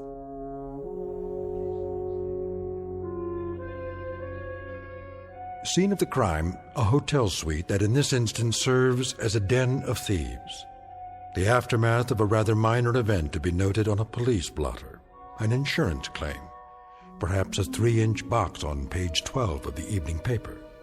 There's just one small item to be added to the list of loot. A camera. A most unimposing addition to the flotsam and jetsam that came with it. Hardly worth mentioning, really, because cameras are cameras. Some expensive, some available at the corner drugstore. But this camera, this one is unusual. Because in just a moment, we'll watch as it injects itself into the destinies of 3 people. For it happens to be a fact that the pictures it takes can only be developed in the Twilight Zone. And now, back to the Twilight Zone with A Most Unusual Camera, starring Mike Starr with Stacy Keach as your narrator. Please, Chester, take my picture. Look at this crummy thing. Foreign writing all over it. No place to open it up. Where do you put the film in? Maybe it's already got film in it. Yeah, sure. From the Ming Dynasty. And you think it's still good? Come on. See? You look through the thing on the top here. Now, this must be the button here. Wait, let me pose nice. Hold it, baby. Say cheese. Ta-da! Perfect. Fits right in. Everything else for nothing, so we get a camera that's for nothing. You and your curio shops. My curio shops? You cased the place. You fingered it. You did all the planning. Oh, listen to Miss Culture over there, the patron of the arts. Never mind hock shop, she says. No, let's go up in life. Let's knock off a curio shop, because curio shops have nothing but objects of art worth a fortune. And who touted me? The art lover over there. 2 weeks of planning, a whole night on the job, and what do we have, Paula? 400 pounds of junk. Yeah? Room service. Wait a minute. Room service, huh? I didn't order no room service. It's the law. What are we gonna do? Quick, dump all the stuff out the window. Hold on, Chester. I called for room service, okay? You did? To celebrate our newfound wealth. What'd you order? A breakfast for two with all the trimmings. How are we gonna pay for it, Paula? This room is costing me a fortune. Coming! Just leave it outside the door. Oui, monsieur. Very well. I'm not even hungry. How can I eat at a time like this? Maybe a little coffee is all in. Look, Chester. What's that sticking up out of the camera? It's the picture. I told you it'd work. Hey, let me see that. Well, how do I look? I don't know. Picture came out fine, just fine, but... Isn't that nice? You take good pictures, Chester. Well, there I am standing by the window. Did you get a good look at this? And so clear. No flash or anything. And look how clear it is. Oh, wait a minute. Let me think. What's the matter with you? What's the matter with me? Paula, go over to the mirror. What? Go ahead. Now look in the mirror. You're missing a couple of buttons on your shirt? Go on. Now look. We look nice together, don't you think? We ought to get some pictures of the two of us. Will you look? So? What's to see? What you wearing? You like my nightgown, Chet? I got it special for you. I like the way it sort of clings to my body. What do you think? Right. Now, look at the picture. So, there I am, standing by the window wearing a what? A fur coat. Oh! Yeah, a fur coat, which you don't have. Huh. Looks like mink. One of those Ember Autumn Haze models. Real pricey. Could be sable. Nah, don't think so. It's a mink, all right. Chester, what am I doing wearing a fur coat? I wasn't wearing a fur coat when you took the picture, was I? Of course you weren't. I don't have that kind of money. I don't even own a fur coat. Chester, what is going on? I got it. Got what? It's a gag. A gag? A gag camera, strictly for laughs. What do you mean? You know, like at Coney Island. Remember? It looks like you're wearing a costume or something. I don't think so. Sure. Inside, they got these ready-made pictures already developed. But the negatives have already got a picture on them, see?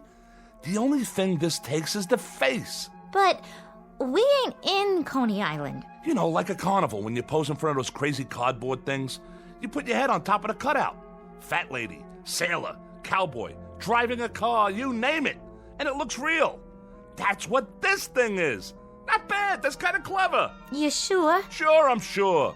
Well, we might as well clear up the rest of this junk. If you say so. What are we going to do with it? Who cares? Stuff it down the garbage chute for all I care. Except for these phony Ming flower pots. Chester, what'd you do that for? Now we got to clean it up. No, we don't. Leave it for room service. We're paying enough. There's one thing we didn't open yet. Yeah? That little chest over there in the corner. Did it come with a key? No. You'll have to open it in your own inimitable style. There ain't a lock ever made I can't, Jimmy. Anybody ever tell you had a lousy disposition? If I have a lousy disposition, it's because I'm married to a nickel and dime heister who can't tell a real diamond from a baseball diamond. Baby doll, this suite is costing an arm and a leg.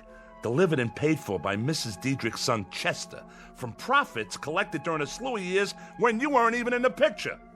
So happens that I need you like I need a 3-time conviction. Well, aren't you the clever one? Let's see what's inside. Chester, look!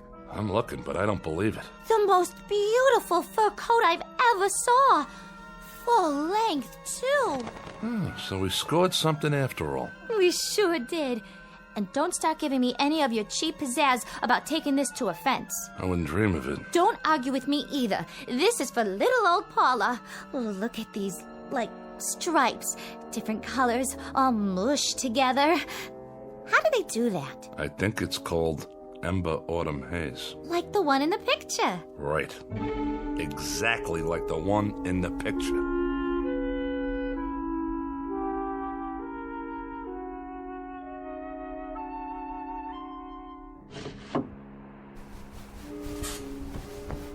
come back to bed? In a minute. It's the middle of the night. Sure is, and I can't sleep.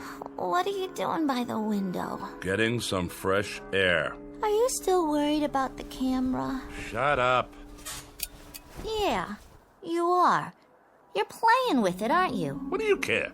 Leave the light off. It's hot in here. It's not hot. We got air conditioning. What's it to you? You can't just let it go by, can you? You want me to forget about it? Is that it? So it's a crazy camera. So it takes dopey pictures of things that aren't really there. That's not the point. Oh, yeah? What is the point? Sure, it takes dopey pictures. Pictures like things that haven't happened yet, but do happen.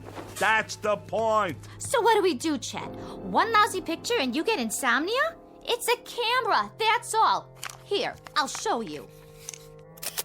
Did you just take a picture? There. See any lightning? What did you take a picture of? It doesn't matter. The wall, the door. All right, now drop it, why don't you? Let it alone. Forget about it. How can I forget about it? This thing comes from witches, maybe, or sorcerers. Look at the writing on it.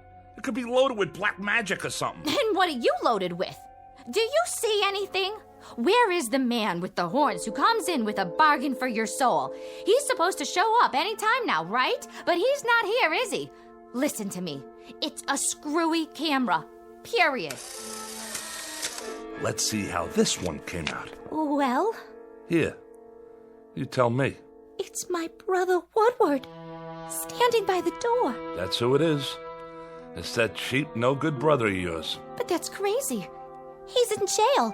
7 years for breaking and entering, and that was only a year ago. So it's impossible. So was the fur coat, right, Paula? Oh, no. No, Chester.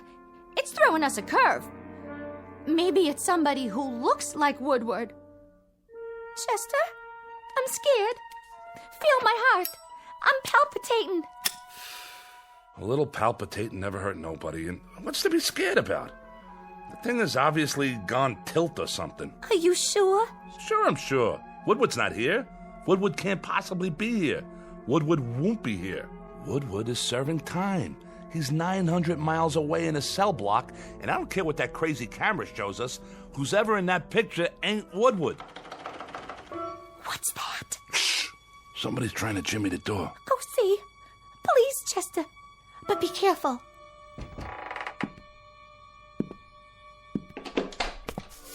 Woodward. Hi, Paula. Hello, Chester. I didn't want to wake anybody, so I just, use the old lockpick on the door. Hope you folks don't mind. Mind? Why would I mind? But you're in jail, aren't you? I broke out. Me and another guy. Hid in the laundry truck. Nice, huh? I thought maybe I could stay with you for a few days. If you really don't mind. You don't, do you? I was thinking, maybe if I was around, you two wouldn't fight so much. You still all the time fighting? Hey, what you got in your hand there? A picture. Yeah? Let me see. Well, will you look at that? Yep, there I am, standing right by the door. Wearing just what I'm wearing now, too. Same clothes. Ain't science wonderful? Do you know what you're saying? Sure I do. I think it's great to be able to get a picture of... Wait a minute. Wait a minute. Yeah? If I was outside the door... Uh-huh. And you was in here... That's right. But you already had this picture of me. Right. Standing right here. Inside the door. Yeah, and? Then... Like... How come?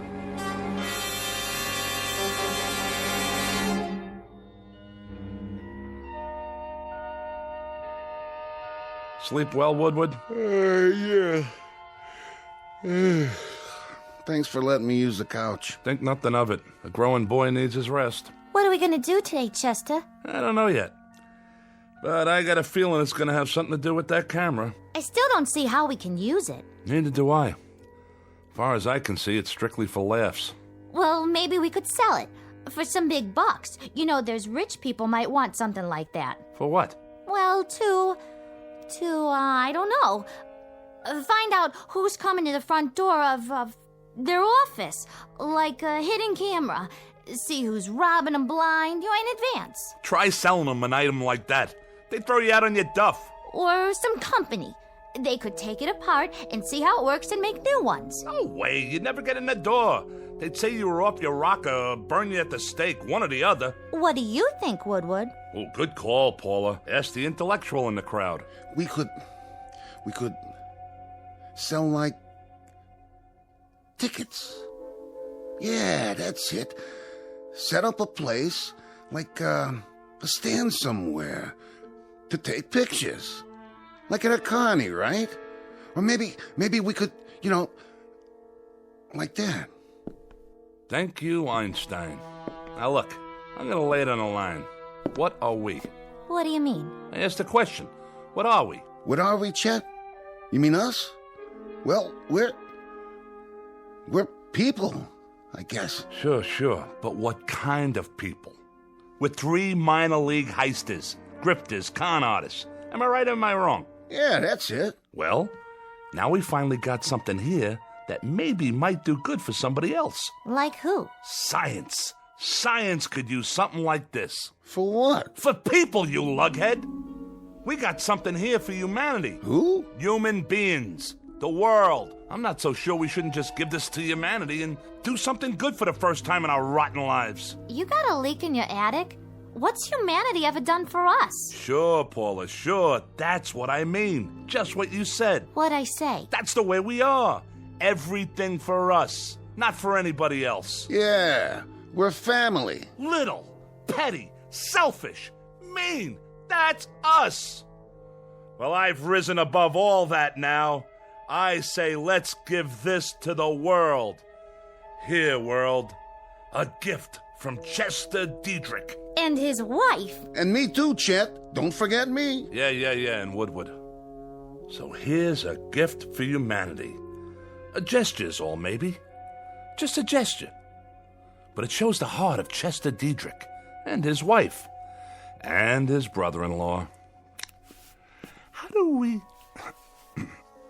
Woodward, do me a favor. Breathe through your nose. Huh? Why don't you go watch TV? Isn't there something you want to watch to occupy that brain of yours? Oh, yeah. Sure. How do we know the things medical science could do with this? How do we know how valuable this'll be as a scientific discovery? They'll name a building after us. Throw big society balls and charity stuff for us. I can see it now. The Chester Diedrich Foundation for the eternally something or other. In the Los Tendros opener, Hotfoot has just won it. Jerry's Flash second, Easter Baby third. This was Hotfoot's second win in 3 days. He paid $24.90, $15.80, and $6.70. We now move into the second race. Shut that off. I'm making plans. Oh, sure, Chet. Anything you say. Oh, where was I? High society. I can wear my mink coat. Of course, I'll need a couple new dresses and some matching shoes. Hold on. Well, maybe just one dress to start with. A real evening gown with... I got it. You sure do, Chester. I never would have thought of that. I got it. Got what? I got it. The TV set. Woodward, you're a genius. I am? This camera takes pictures of things that happen, but haven't happened yet. I guess. Read my lips. It took a picture of Paula with a fur coat. 5 minutes later, she had a fur coat. It took a picture of that door with nobody standing in front of it. And then you were standing in front of it. Follow me? No. All right, boys and girls. Now get this. We go to the racetrack, right? I'm starting to get it. We take a picture of the winner's board at the track before the race. I think I get it. The winner's board before the race. That's a great idea. But I don't get it. Hold on now. We take a picture of the winner's board, and then we look at it and... Oh! Chester! Woodward, are we getting through to you yet? We take a picture of the winner's board. It's empty, see? Because the race hasn't been run yet. But that camera, that little old bugger over there, it takes pictures of things that happen 5 minutes later. So the picture we get we'll have the winning numbers on the board. We know what horses come in and what they paid. Now I get it. Come on, everybody, get your coats. Woody, my boy, grab one of mine. And put on a tie so you can be in disguise. No, Chester, this is so exciting. That was the first race. We can get there in time for the last 4. How much dough has everybody got? I got a 20 and a 10. That's 30. I know it's 30. I got 2 10s and 3 20s. Come on. Okay, and the old insurance, my $100 bill. That makes 180 and 30. You got anything for the pot, Woodward? Yeah, I got 10. $220. Is that enough? There's bound to be at least one long shot. Why, we can parlay this into $1 million if we work on it long enough. We can't lose, Paula. We simply can't lose. Come on, everybody ready? Chester, what about humanity? Humanity? Like you said, baby, what did humanity ever do for us? Let's get going.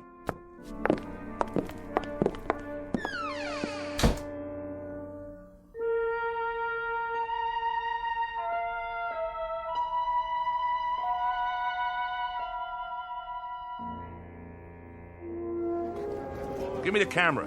Let me see. The camera. You brought it, didn't you? Right here, Chester. I was just teasing. I'll brace it on the rail to keep it steady. Oh, boy, Chet. Oh, boy, you got us an idea here. My ribs aren't bothering your elbow, are they? No, not at all. Then let loose of me. Let me get the picture. Did you get the board? I got it. Are you sure? I'm sure. Now what do we do? Now we wait for the picture to come out. Don't we have to develop it first? Take it to a drugstore or something? Oh, for crying out loud. No, see, it comes out of this little slot on the top. Yeah? Neat. Sometimes it takes a little while. How long? The race is gonna start pretty soon. All things come to him who waits. Oh. Which horse do you like? I don't know which one I like yet. On account of I haven't looked at the picture yet, okay? Uh-huh. I like the number 5 horse, Tinky Beggar. It suits you. Peanuts, hot dogs, get your red hots here. Over here! Oh, no. Wait 5 little minutes and you can buy all the hot dogs you want. Right now, everything we have goes on the horse. Which one? Well... Look at it. 6, 3, and 11. And look what 6 pays. $47.60 to win. Hand me the racing form. Here you go. Number 6. Tidy 2, that's number 6. Okay, kids, we bet our money on Tidy 2. I don't like the looks of that horse. He's walking real slow. Will you get it through that thick skull of yours? We can't lose. Stay right here, and don't let anything happen to that camera.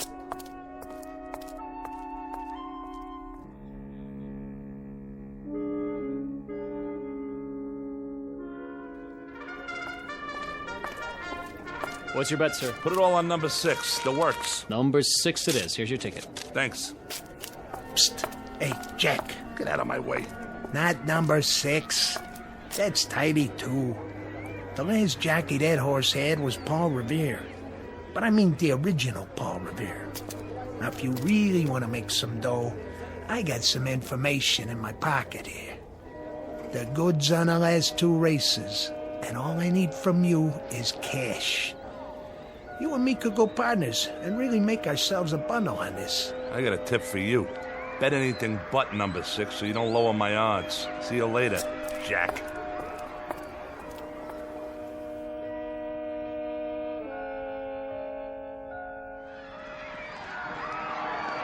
Rounding the far turn, it's Tinky Beggar, Sir Midas, Pink Gloves, Bart Jr., Lady Deck. Coming in the stretch, Tidy 2 coming up very fast on the outside. Now in the stretch, Tinky Beggar, Sir Midas, and Tidy 2 is third. Tidy 2 moving up. Tinky Beggar and Tidy 2 neck and neck. It's Tidy 2. It's Tidy 2 all the way.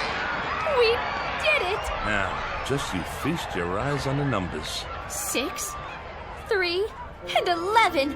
Just like the picture said. Are we rich yet? We're getting there, Junior. We're getting there. Now let me set up the camera before the next race.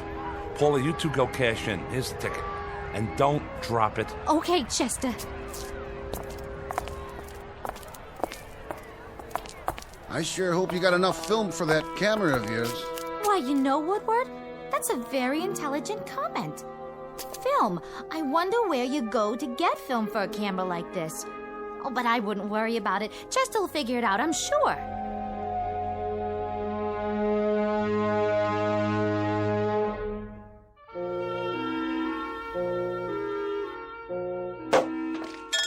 Want another glass, Chester? Not now. I'm on the phone. Yeah? Yeah, but when can I get a delivery on something like that? No. I don't want the black one. It's gotta be yellow with black upholstery. Spoked wheels, Continental kit on the back, dual exhaust, power everything, the works. You got that? Now when can I get a delivery? All right, then order it. No. I'll pay you in cash. Come over with the papers tomorrow morning, we'll settle it then. How much did you say it was? No, I'm not backing out. I was just thinking. Maybe I ought to get 2. Huh? Well, you bring the papers. Fine. So long. It's the room service waiter. Are you done with your snack, Woodward? I ate the steak, but I can't finish all the chicken. I guess that'll hold me till dinner, though. Yes? I came for the dishes, madame. Right over there on the coffee table. Can you bring a couple of more bottles of champagne on the way back? Yes, madame, I can easily do that.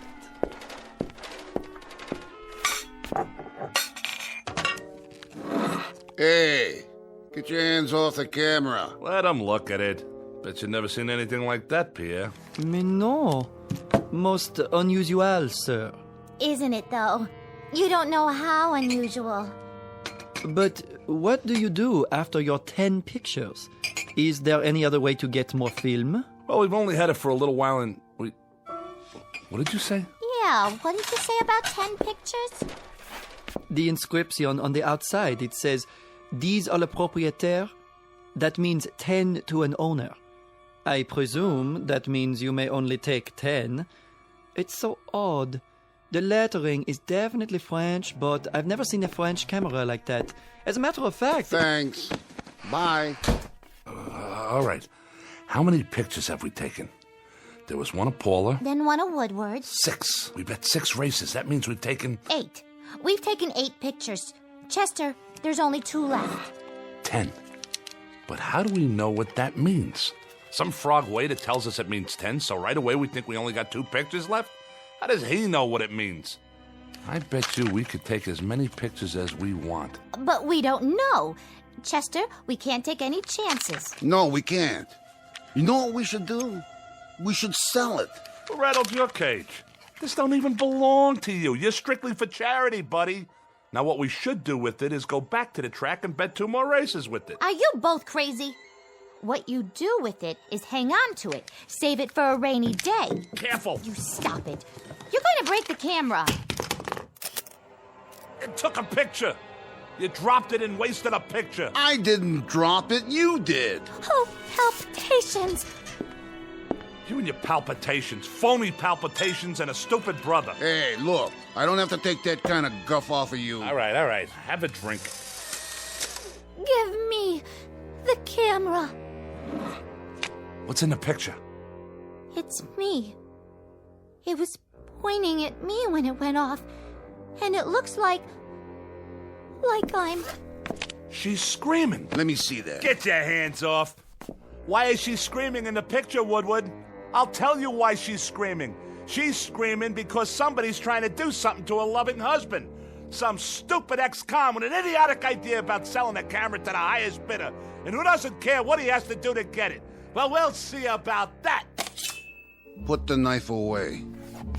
If she's screaming in the picture, it's on account of what some guy must be doing to her loving brother. You better put that knife away, Chester.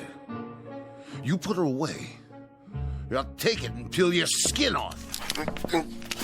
Try to take my camera.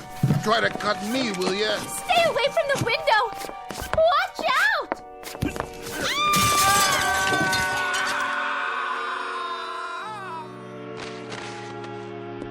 Oh, Chester!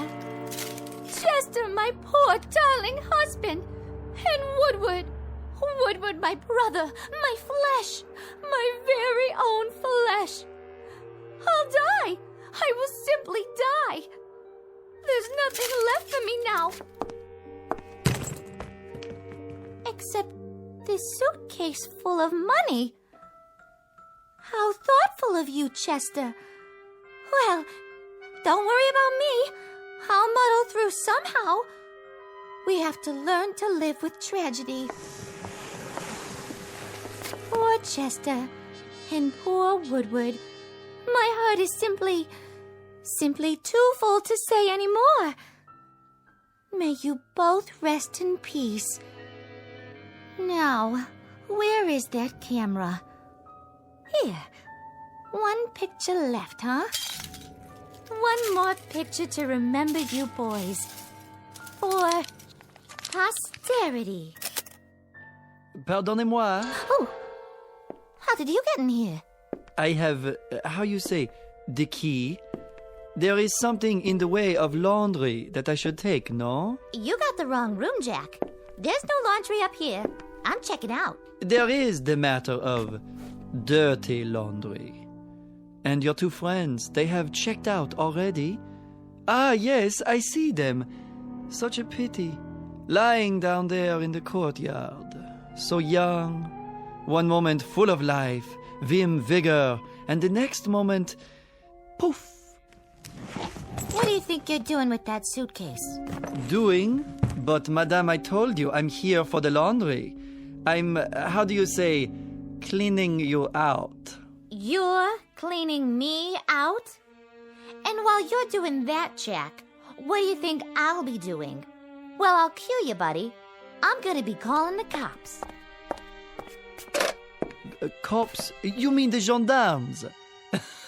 You'll forgive me, but if you call the police, Madame will get herself into, how do you say, one fantastic bind. Dear lady, I know all about you. I did some checking. You, your husband, your brother, you're wanted. So the money is up for grabs. Why, you little rat. And as for the police, I advise you to get out while you can. When they see what's in the courtyard down below, they shall be up here sans invitation. Translation, uninvited, if you catch my meaning. So you walk out of here with the loot, and I get nothing but a big fat goose egg? At your service. Now, as to the laundry, it may be back on Thursday, or maybe Friday, or maybe never. And the camera. But I am not a hog. I leave the picture with you. Sacre no, this is a picture of the courtyard below. Well, sure it is. I just took it. And if you don't mind, I think I'll just keep it. As a souvenir. But how can this be? In the picture, there are more than 2 bodies. More than 2? Then who else is down there? Watch your step, madame. The broken glass, you will trip and hurt yourself.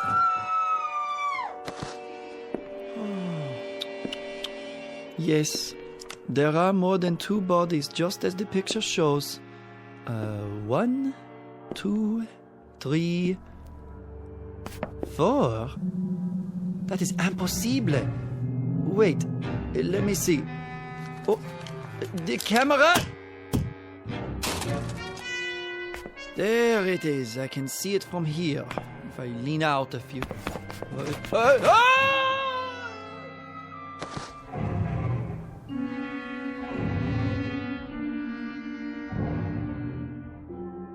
Object known as a camera.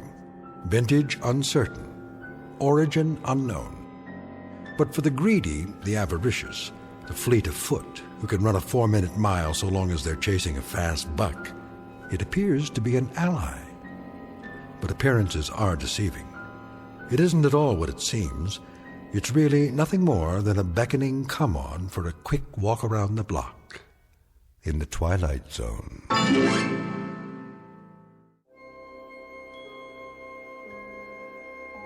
Hi, this is Carl Amari, producer of the Twilight Zone radio dramas. I'd like to take a moment to tell you about our official website at twilightzoneradio.com, where you'll get the latest news and information on these Twilight Zone radio dramas. Plus, at twilightzoneradio.com, you can digitally download 3 free episodes or any of our episodes for only $1.95 each. In this age of ever-changing technology, we've decided to make these episodes instantly available to you by making the Twilight Zone radio dramas a digital download-only series. This means that this series will no longer be offered on CD. The CD collections at our website are now being offered while supplies last at buy one, get one free. So be sure to get your favorites before they're sold out. Be sure to visit us often, and I'll see you in the zone.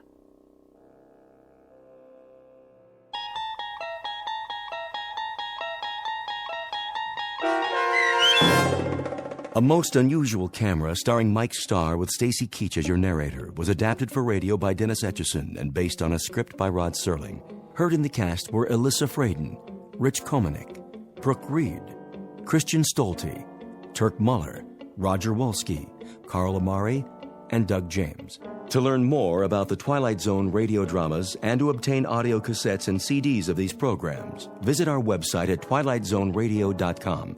This copyrighted radio series is produced and directed by Carl Amari and Roger Wolski for Falcon Picture Group. Doug James speaking.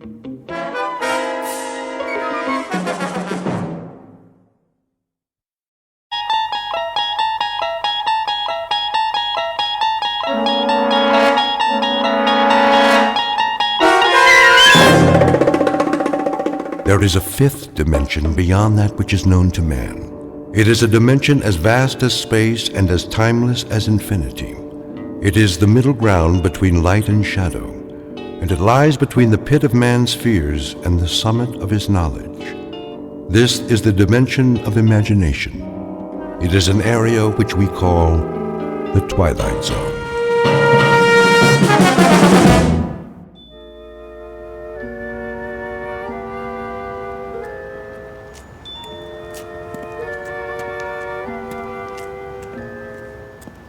This must be the place. Okay, Rocky, quit stalling and do it. Yes. Hiya. Sorry, we're closed. Is this the Southside Loan Company? I said we're closed. Well, it don't look like it. Well, I was about to turn the sign around. This'll just take a minute. Come back tomorrow. Well, see, that's just it. I can't come back tomorrow. 9 to 6, Monday through Saturday. Say, you got a nice shop here. A little bit of everything, huh? Bring in the merchandise. No radios, typewriters, or fishing poles. I pay top dollar. You do, huh? I have to lock up now.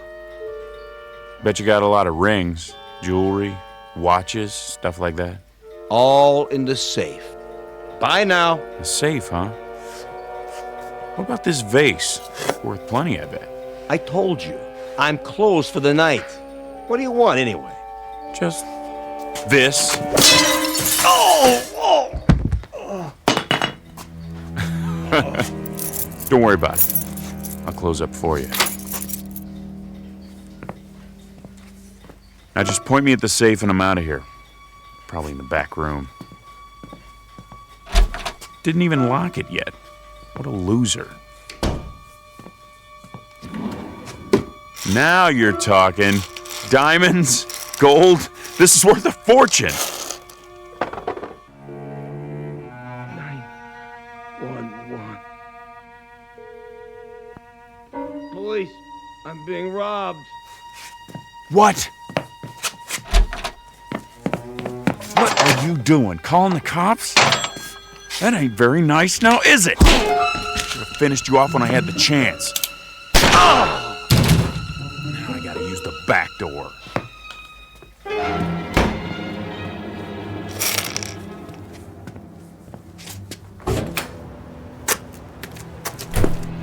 Hold it right there. Put your gun down and throw your hands over your head. Not this time, screw. I ain't going back in the joint. Stop! Stop or I'll shoot! Missed me! Eat lead, copper! The alley's a dead end. You ain't going anywhere. We'll see about that. Oh!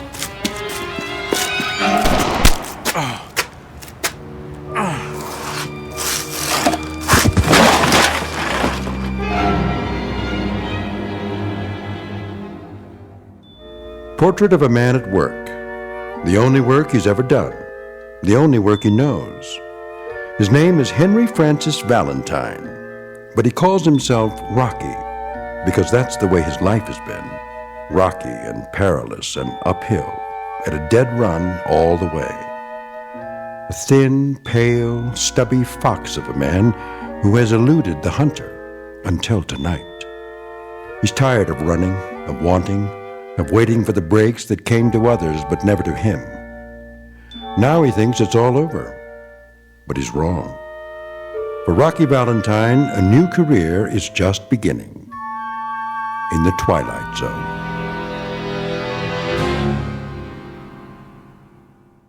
And now, The Twilight Zone and our story, A Nice Place to Visit, starring Hal Sparks with Stacy Keach as your narrator. Mr. Valentine? What? Mr. Valentine. Who are you? I'm known as Mr. Pip. Can I help you? Get your hands off me. Didn't do it. How do you know my name? It's my job to know everything about you, Mr. Valentine. I hope you don't consider me presumptuous, but I see that you're in need of... You a cop? Oh, no. I guess not. White shoes, white suit, white hair, some outfit. Never saw a cop dressed like that. I'm your guide, as it were. Guide? What? Whatever you may desire. I'm at your service. That I need like a hole in my head. I'm dizzy. What happened? You had an accident. Lost your step, so to speak. Some accident? Must have fell flat on my face. Don't worry. Soon you'll be as fit as a fiddle. Come along now. I'm sure you'll want to get out of those rumpled clothes. Clean up a bit. I told you, keep your hands off the merchandise. If I've said anything to offend you... Answer the question. Question? I want to know how come you know my name. I believe I already told you. You told me nothing. Let me clue you, fatso. I don't like games. Oh, but that isn't true. You calling me a liar? Not at all, sir. But according to my notes, you like games very much. Roulette, blackjack, poker, craps. Let me see that. Between the ages of 7 and 10, you were quite fond of mumbledy-peg. Say, what do you want anyway? One thing and one thing only, Mr. Valentine. Your comfort. My job is to see to it that you get what you want, whatever it may be. Ha! Your heart's desire, as it were. It's a pretty big assignment, pal. I know, and I must say I'm rather looking forward to it. I'm sure it will entail a good deal of activity. Now, shall we go? What if I don't want to? What if I got other plans? Then of course you don't have to. It's entirely your decision. From now on, what you ask, you shall receive. Yeah? In exchange for what? How do you mean? What do you get out of it? Oh, nothing at all, Mr. Valentine. I assure you, the service is free. Don't put me on, fat boy. Nothing's free. Nothing. Anything I ever got in this lousy world I had to take. You know why? Because there wasn't nobody going around passing out favors. I'm sure there wasn't. So what's the pitch? You want me to pull a job for you? Is that it? I'm afraid you don't understand. No? We'll see about that. Guess what I got in my pocket? I'm sure I wouldn't know. A 38, that's what. Take my word for it. If you like. Oh, wise guy, huh? Well, here's a good look. Okay, Santa Claus, hand over your wallet. But I don't have a wallet. Sure. Tell me another one. Honestly, wait, Mr. Valentine. It isn't really a wallet you want, is it? I do carry petty cash. Take it out. Real slow. Certainly. Here you are. Give me that. 3, 4, 5, $700. Will that be enough for now? You got more where that came from? Oh dear, yes. As much as you want. I don't believe this. Now, shall we go? Yeah. Oh, and Fats. Yes? Don't try nothing funny. I wouldn't think of it.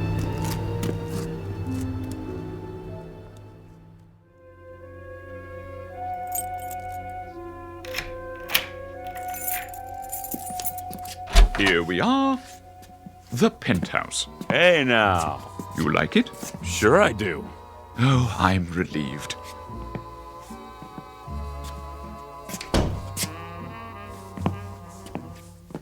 Some pad, all right. Lots of mirrors, a bar. Look at that stereo. This is class, man. Real class. Chinese modern, I believe they call it.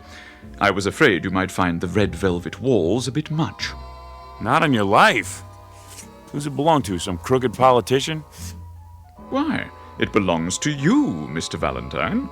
That is, if you approve. You kidding? This is to die for. Of course, we can make any changes you wish. I wasn't sure about the pool table, but I thought we'd give it a try. Mr. Valentine, are you all right? You mean all this gets thrown into the deal? There's no need to negotiate. It's already in the deal. Look here. What?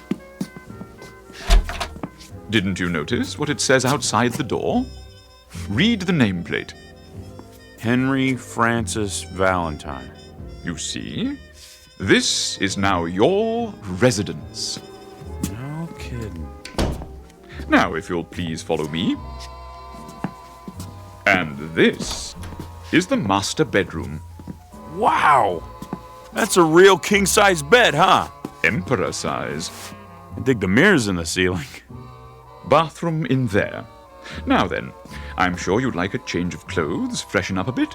Yeah, sure, but first you gotta give me the pitch. I thought I explained. Come on! The gimmick, the angle, the catch! What do I gotta do for all this? Nothing. I can't tell you any more than I already have, honestly. All right, I get it. You're just a goon.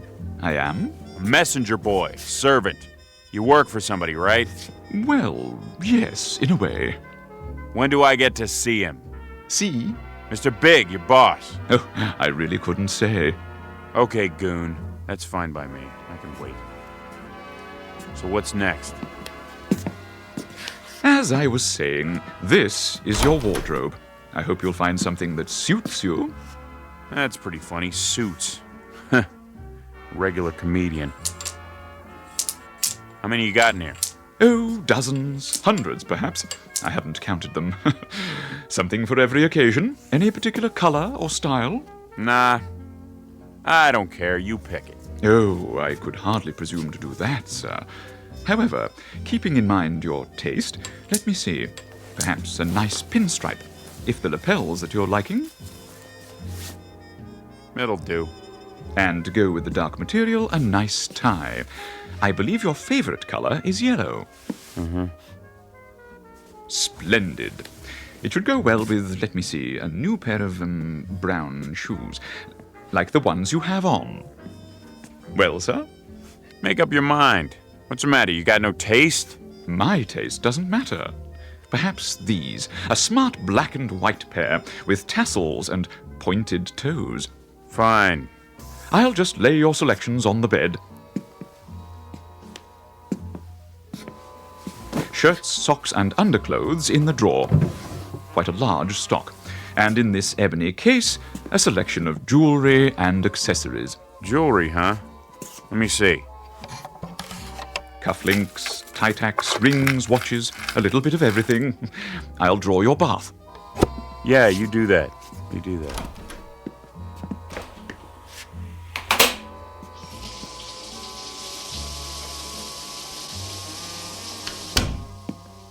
All ready, Mr. Valentine.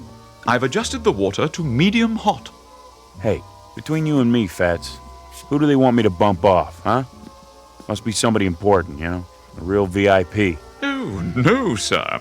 As I've already explained. I know it's free because I'm such a good guy. I'll leave the room while you bathe. Sit right there and wait. Yes, sir. I'll be out in a couple of minutes. Take your time. Please.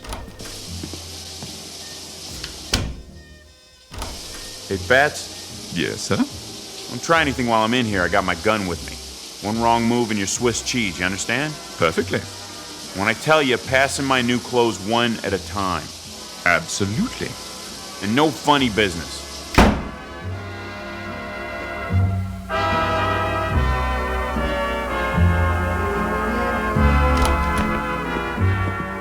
Hey, check out the new duds. Very impressive, sir. Everything fits. Of course.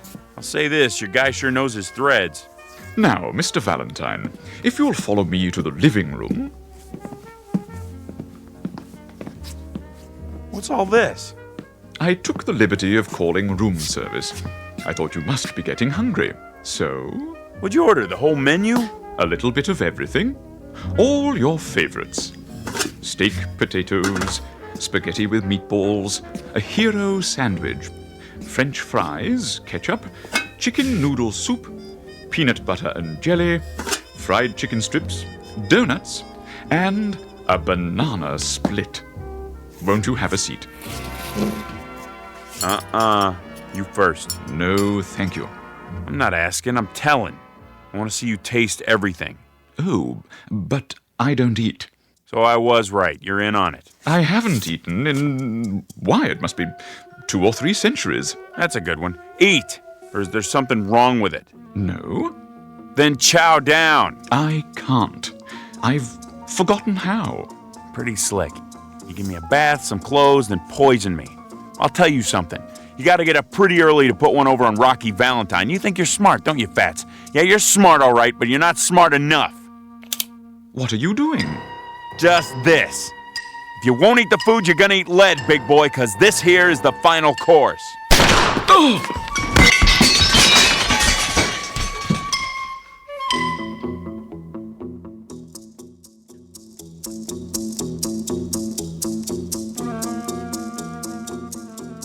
You have me at a disadvantage, sir.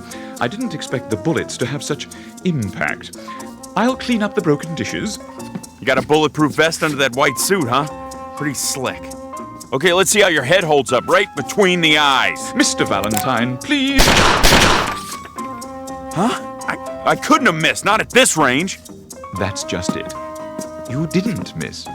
Maybe there's something wrong with the bullets. Try that mirror over there. Mr. Valentine, perhaps you'd like a drink. Yeah, good idea. Where's the scotch? Here. Hold on. Where'd this whiskey come from? It wasn't here a minute ago. I know. I provided it in case. What do you mean you provided it? What are you, a magician? What's going on? This ain't no regular apartment. Where am I? You might want to sit down. Yeah. Okay. Mr. Valentine, do you remember when we met earlier this evening? I told you I was, in a sense, your guide. And you said you needed a guide like a hole in the head? Yeah. Well, as a matter of strict fact, you had a hole in your head only a short time ago. What are you talking about? A bullet hole. The policeman, remember? In the alley. They yelled for me to stop. And I didn't, but they... You mean I'm dead? Why, yes! By Jove, you've got it! Then if I'm dead, all this stuff, the penthouse, the booze, the free clothes... I must be in heaven. You're my guardian angel, right? Something like that? Yes, Mr. Valentine, something like that. But And I can have anything I want. Anything. Big talk, Fatso. Let's see some proof. Proof? Real proof. Right now. I want money, moolah, simoleons, cold hard cash. I gave you what I had in my pocket. Chump change. I'm talking about real money. Make it $1 million. $1 million? And 5G bills. As you wish. Okay, where is it? Look in that drawer. Under the desk.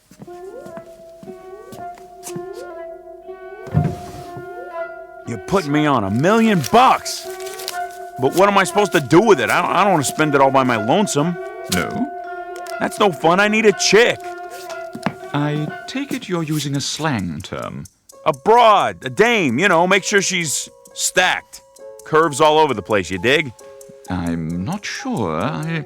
Let me spell it out for you. Beautiful. Oh, now I understand. So, when does she get here? Hi. Hi. Who are you? I mean... My name's Lita. What's yours? You did good, Fats. Real good. Thank you, sir. Do you mind if I dance? Go right ahead. When I hear music like this, I don't know. I get this feeling and I have to move my body. Me too. May I have this dance? I thought you'd never ask. Hiya, doll. Hi, yourself. Call me Rocky.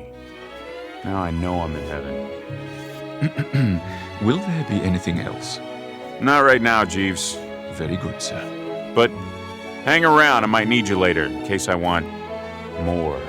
Of course, Mr. Valentine.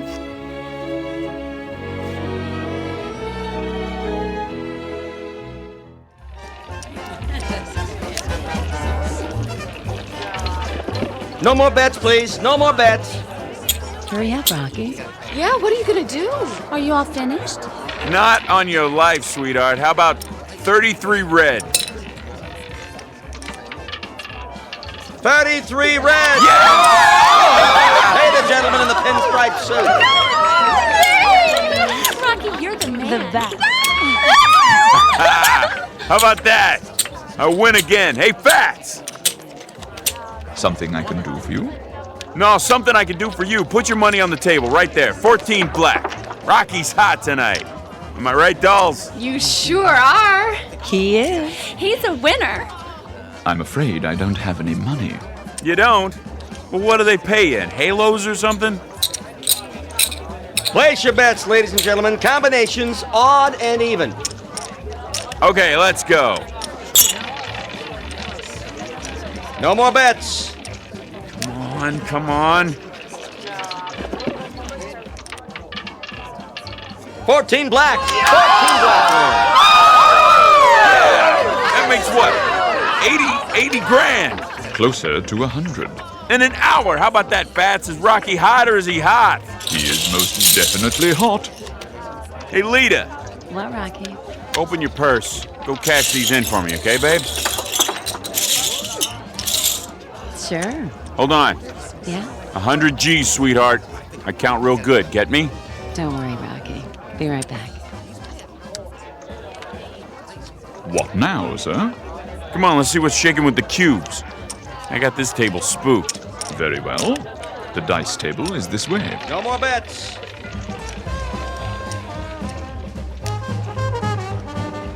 Oh, there's a slot machine. You want to play, doll?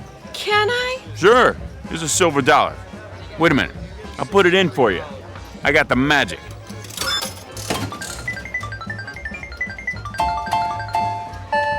Jackpot! I told you. Would you like me to carry them for you? Yeah, sure. And give the ladies a tip. Very good, sir. 7 out. Line away. Step aside. Let me show you how it's done. That, sir? Here's your money, Rocky. Put it on the line. All of it, sir? Why not? When you're hot, you're sizzling. Money talks. Get your bets down. Hard ways, horn bets, any craps. Breathe on them for me, doll. Sure, Rocky. New shooter coming out. Yo, 11. Frontline winner. Here you go, doll. Go get yourself a new dress or something. Something skimpy. Gee, thanks, Rocky. How much loot we got? Approximately 200,000. Bet, sir? Let me see. Give me a proposition. How much for another 11? 16 to 1. Put everything on 11. Maybe you should hold some back, Rocky. Don't make me laugh. I'm gonna buy and sell this joint. Same dice. Yes, sir. Guess them for me. If you say so. Same good shooter coming out. Looking for a point. Yo, 11. Winner, frontline winner. I'll have to get you a briefcase for your winnings, sir. You do that, Fats. Get 2. Get a whole bunch of them. I ain't stopping now, not the way my luck is running. Never had a night like this. Place your bets. Okay, buddy, let's do it again. Same bit, same bet. Hey, I'm dry as a bone. Anybody getting me a drink or what? I'll get it for you, Rocky. Me! Pressing 11, all bets down. Come on now. Like the song says, luck be a lady.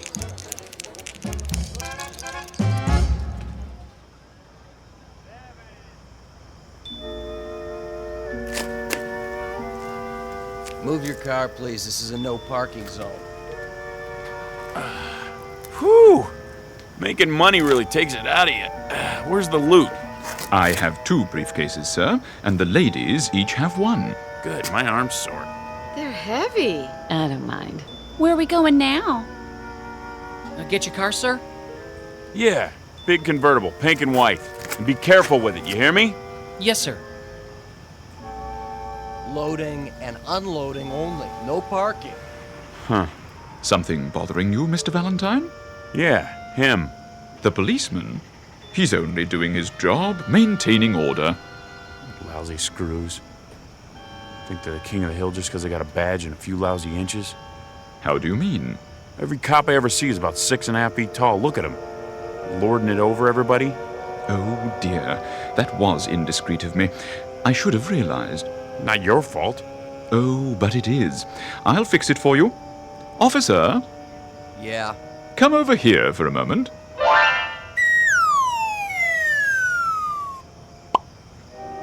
Yeah, what do you want, mister? Better? Sure is. Hey, screw! May I help you? Your hat's on, crooked trooper. Now get out of my sight. Your mother's calling you. Here's a kick in the pants to get you moving. I'm going. I'm going.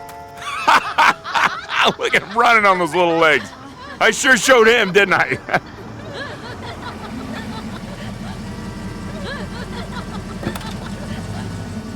Your car, sir.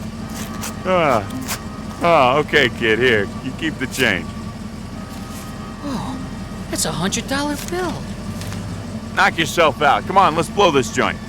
I'll drive, if you like, sir. I like. Okay, Fats, put the pedal to the metal. Whatever you wish, Mr. Valentine. You broads in the back seat, hang on. Should we fasten our seatbelts? Maybe we better. It wrinkles my dress. Hey, what do you say we open her up and see what this baby will really do? Very well. We're gonna crash. Not on your life. I got all the luck tonight. Punch it, Pip. Man, this is really living, huh? In a manner of speaking, Mr. Valentine. In a manner of speaking.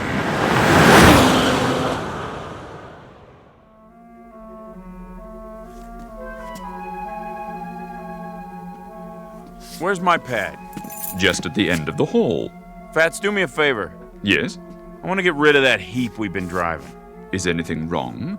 It seems to go fast enough. Yeah, but the ashtrays are full. I'll make a note. Change car. Wait a minute. What is it, Mr. Valentine? We forgot the suitcases full of dough. Oh, yeah. He's right. I set mine down and... No need to worry. After all, you can win it back tomorrow. Yeah, that's right. Hey, girls, go on inside. I want to talk to Fats. Okay. Sure, Rocky. We'll wait up for you. What's on your mind? How about tomorrow we look up some of my old buddies, like Mike Fink and Matt Gorman and Silky Armstrong? What's the matter? Didn't they make it? Oh, it isn't that, Mr. Valentine. It's... Well, you see, all of this is your own private domain, as it were. It was made for you alone. What about the broads? I mean, they're extras, like in a movie? In a sense, yes. Everyone here is, except, of course, you and me. Oh. Well, we'll just party it up tonight anyway. You too, of course. I'm not permitted, sir. Why? Angels ain't supposed to have fun? Come on, who's to know? Sorry, sir. Man, you really pulled rough duty with this job, didn't you?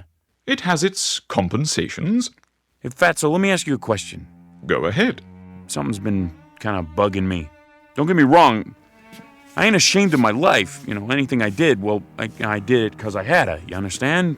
Perfectly. Of course, I ain't saying I was the greatest guy in the world. Maybe I made a few wrong moves, but, you know, like a shrink said one time, I'm sort of a victim of my environment, you know? Can't get away from that, right? Whatever you say. I never got a break, never. Old man a drunk, old lady a tramp, no lousy dough in the house. I mean, what do they expect? I should grow up to be president? The thing I want to know is, how come they let me in here? I thought this place was for school teachers and like that. Oh, we have some school teachers here, Mr. Valentine. Well, must have been something real good I did once, something that made up for everything else, huh? Yeah, maybe that's it, but what was it? What'd I ever do that was good? So, how do I find out? We have a hall of records. It isn't far. Perhaps you would like me to take you there. They open now? They're always open. Let's go. Wait, what about the dolls? Don't worry, sir. Something tells me they'll fend for themselves till you get back. Right this way. I'll ring for the elevator. Will you look at this? The files are over here, sir. It's the biggest room I've ever been in. You can't even see the ceiling. Strictly speaking, there isn't one. Valentine. The V's should be in one of these cabinets. How'd they get all the fog on the floor, like some kind of movie? I'm afraid the movies are only a pale imitation. Here, this should be the one. V. Here it is. Henry Francis Valentine. That's me. Born Brooklyn, New York, cried a lot as a baby. I did? At age 6, tortured small dog. Well, why not? It bit me. At age 7, began stealing toys from dime store. Age 8, organized street gang known as the Angels. How about that? Great bunch of kids. That's what we called ourselves, the Angels. Can you believe it? Age 9, broke into bicycle store. Age 10, beat up smaller child, hospitalized with injuries. Hey, what is this anyway? Your permanent record, sir. But it goes on for pages and pages. Nothing but all the bad things I ever did. It's thick as a book. I don't get it. Get what? You don't think there was a mistake, do you? Not likely. Then don't figure. Where's the good stuff? I wouldn't worry, sir. I'm sure the record is quite complete. Well, hey, if it don't bother him, then I guess I ain't gonna let it bother me. You know what I mean? I believe I do. Seen enough? Yeah, plenty.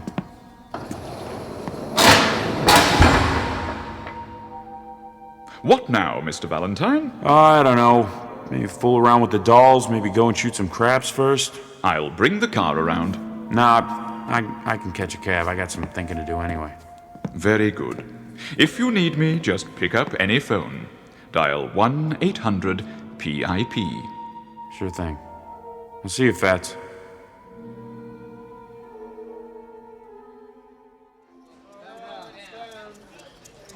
Place your bets, hard ways, any craps.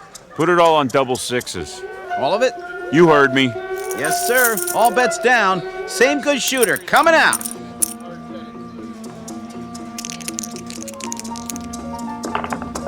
$12, midnight, winner 12. Say, you want to stay up all night? What? Double sixes, midnight. Let it ride, sir? No, forget it. Your chips. Yeah, sure.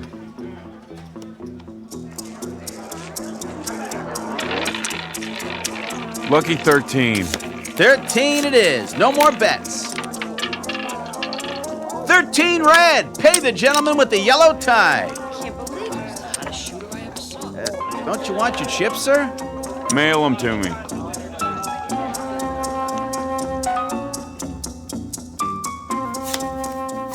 Okay, pick up your hand. That's it. How many cards you want? I'm okay. How about you? I don't need any either. Lita, how many? I think I'll play these. Dealer stance, Pat. What do you got? Huh? Now's the time when you lay them down. Oh. Let me see. I got a full house? Great. What do you got, doll? I'm not sure. I'll tell you. Looks like a straight flush queen high. Oh, is that good? It's great. It's just great. Lita, show me your cards. But everybody will know what I have. It's okay. Yep, you got her beat. Straight flush king high. I win. Not so fast. Any other game you could bet the farm, but here, Read 'em and weep. I got a royal flush. You win again, Mr. Valentine. Yeah, I know already. That's all I ever do in this nutty place. Win, win, win. Is there anything else you'd like us to do? There must be something. Nah, get out of here, all of yous. Sick of looking at you. Can we come back later? Don't call us, we'll call you. Go on, scram. Now what am I supposed to do? Play tiddlywinks? Maybe a game of 8-ball. Nah, straight pool.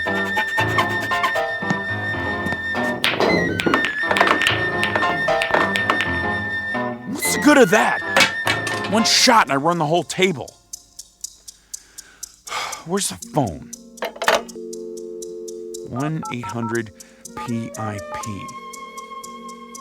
Yes, Mr. Valentine. What can I do for you? You can get yourself over here right away. I got a bone to pick with you. Really? Stop all that creeping around. Why don't you use the front door like regular people? Anything you say, Mr. Valentine. Anything I say. Will you knock it off? Is something wrong, sir? No! Nothing's wrong. Everything's peachy. Look, I've been here for a month and I can't take it anymore. I don't understand. I'll spell it out. I'm bored, fatso. I'm bored. There's no excitement around here, you dig? No kicks. But the gambling, I thought you enjoyed it. I do, but when you win every time, that ain't gambling, that's charity. I could arrange for you to lose occasionally. Would that help? Yeah, maybe. No good, I'd know. Perhaps you miss your old vocation. Now you're getting warm. There's a nice bank you could rob. It's on the corner. Or would you prefer a jewelry store? Bank's okay, I guess. Fine. Now, as to the getaway car, we have quite a wide selection. Something inconspicuous, I imagine. Any chance I'll get caught? Certainly, if that's what you'd like. Let me make a note of it. Look, don't bother. Look, Fatso, I don't know how to say this, but it just ain't the same thing. What's the kick in knocking off a bank if everybody's in on it, huh? Even the dames. I never thought I'd get bored with beautiful dames, but... See, I wouldn't expect an angel to understand this. Scoring with a chick doesn't mean anything if she's set up in advance. I mean, everything's great, really great. It's just the way I always imagined it. But, see, I tell you, Fats, I don't think I fit in here. Oh, nonsense. Of course you do. No, I'm serious. Somebody must have goofed. Look, I'm gonna go nuts if I have to stay here another day. I just don't belong in heaven. I want to go to the other place. Heaven? Whatever gave you the idea you were in heaven? Mr. Valentine, this is the other place.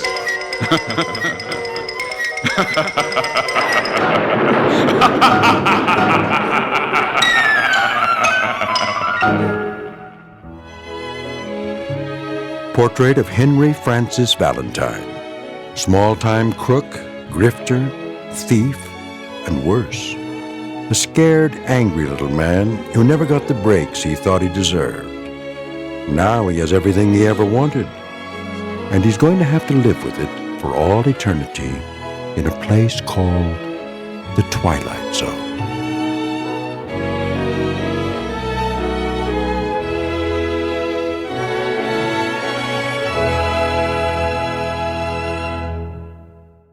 More from the Twilight Zone after this. Hi, this is Carl Amari, producer of the Twilight Zone radio dramas, and I'd like to take a moment to thank you for tuning into our show. We've been producing these radio versions of the classic Twilight Zone TV series since 2002, and if you're a regular listener, you know that our radio versions are based on the original TV shows we've all come to know and love. But I'm excited to announce that very soon you'll start to hear brand new stories that are not based on the original TV shows. We're commissioning writers to produce fresh, new story ideas that will star many of your favorite Hollywood stars, so be sure to stay tuned for them. Also, I want to stay in closer contact with you, so I've started a producer's blog on our website at www.twilightzoneradio.com. On my blog, you'll get weekly updates and the latest news and information on our Twilight Zone radio dramas, the stars we've recently signed, the new story ideas you can look forward to hearing, when your favorite episode will be aired, and much, much more. Plus, at twilightzoneradio.com, you can download 3 free shows or any of our past shows for only $1.95 each. Plus, you can purchase CDs of all of our shows in our Twilight Zone store. Find a radio station in your area playing our broadcasts, ways to contact me, and much, much more. So be sure to log on to www.twilightzoneradio.com, and I'll see you in the zone. A Nice Place to Visit, starring Hal Sparks with Stacy Keach as your narrator, was adapted for radio by Dennis Etchison and written for The Twilight Zone by Charles Beaumont. Heard in the cast were Nick Sandys, Doug James, Laura Russell, Fernette Lebo, Amber Lake, Jeff Lupetin, Vince Amari, Kurt Nabig, Rosalind Alexander, and Carl Amari.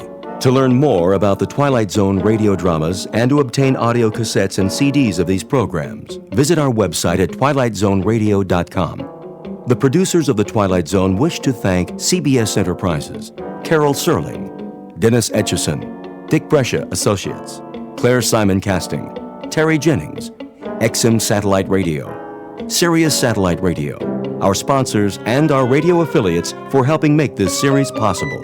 This copyrighted radio series is produced and directed by Carl Amari and Jason Mallow for Falcon Picture Group. Doug James speaking.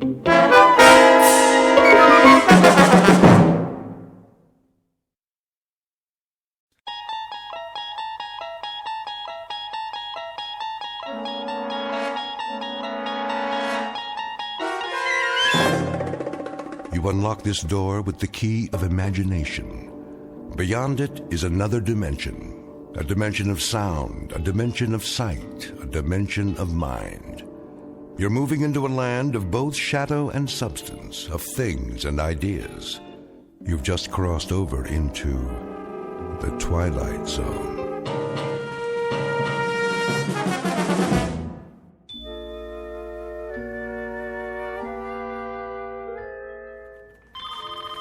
Cooper Corporation, how may I direct your call? Just a moment. Cooper Corporation. Coffee coming through. Who ordered coffee? With sugar and 2 creams. Right here. Thanks, Louie. You got it. Coffee here. Do you have any Danish this morning? I got bran muffins, granola bars, and trail mix. Oh, no. What happened to the Danish? Mr. Cooper's orders. Mr. Cooper, how come? He's on a health kick. Says Danish is bad for you. For the whole office? Everybody on the floor. He wants more work out of you. Oh, well. I suppose I'll have one of those granola bars. Is it chocolate coated? K-Rob. Sounds positively yummy. Guess I'll give it a try. Hey, that's wrong, you know. What is, McNulty? Well, the pastries are bad for the brain. True, they're mostly sugar and starch, but so are muffins, huh? Granola bars? Granola bars have as much fat as 13 strips of bacon. Did you know that? And trail mix? Forget it! Forget it! There's so many calories and saturated fats, you might as well eat a tub of popcorn, huh? With butter! Well, if Mr. Cooper wants to improve productivity. All I know is I got coffee with cream, cream and sugar, cream by itself, sugar by itself, or artificial sweetener. And that old favorite, all black. Take your pick. Ah, diversification. Now you're on the right track. As I always say, you can't run a business standing still. A business has got to move. A business has got to progress. You think about that now. Excuse me, I gotta progress through the office. Yeah, so do I. We all do. A business has got to keep pushing, keep punching, keep prodding, keep moving forward. That's what a business has got to do. Now, you think about that. Personally, I gotta get a drink of water. You coming, Gertrude? Oh, yeah. I think I better go with you. Ah, sounds good.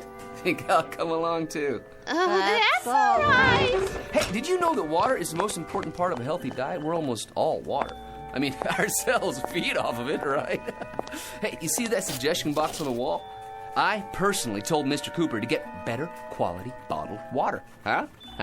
But the chemicals they put in it these days, think about it now. It's a disgrace. Not to mention.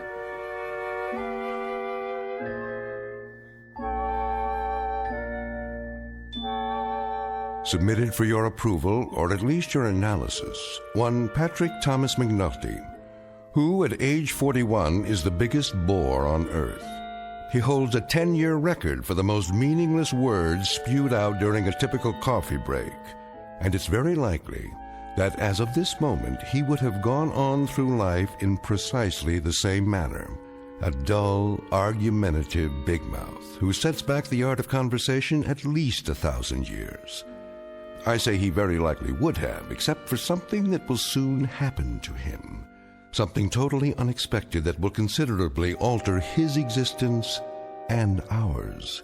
You think about that now, because this is, after all, the Twilight Zone.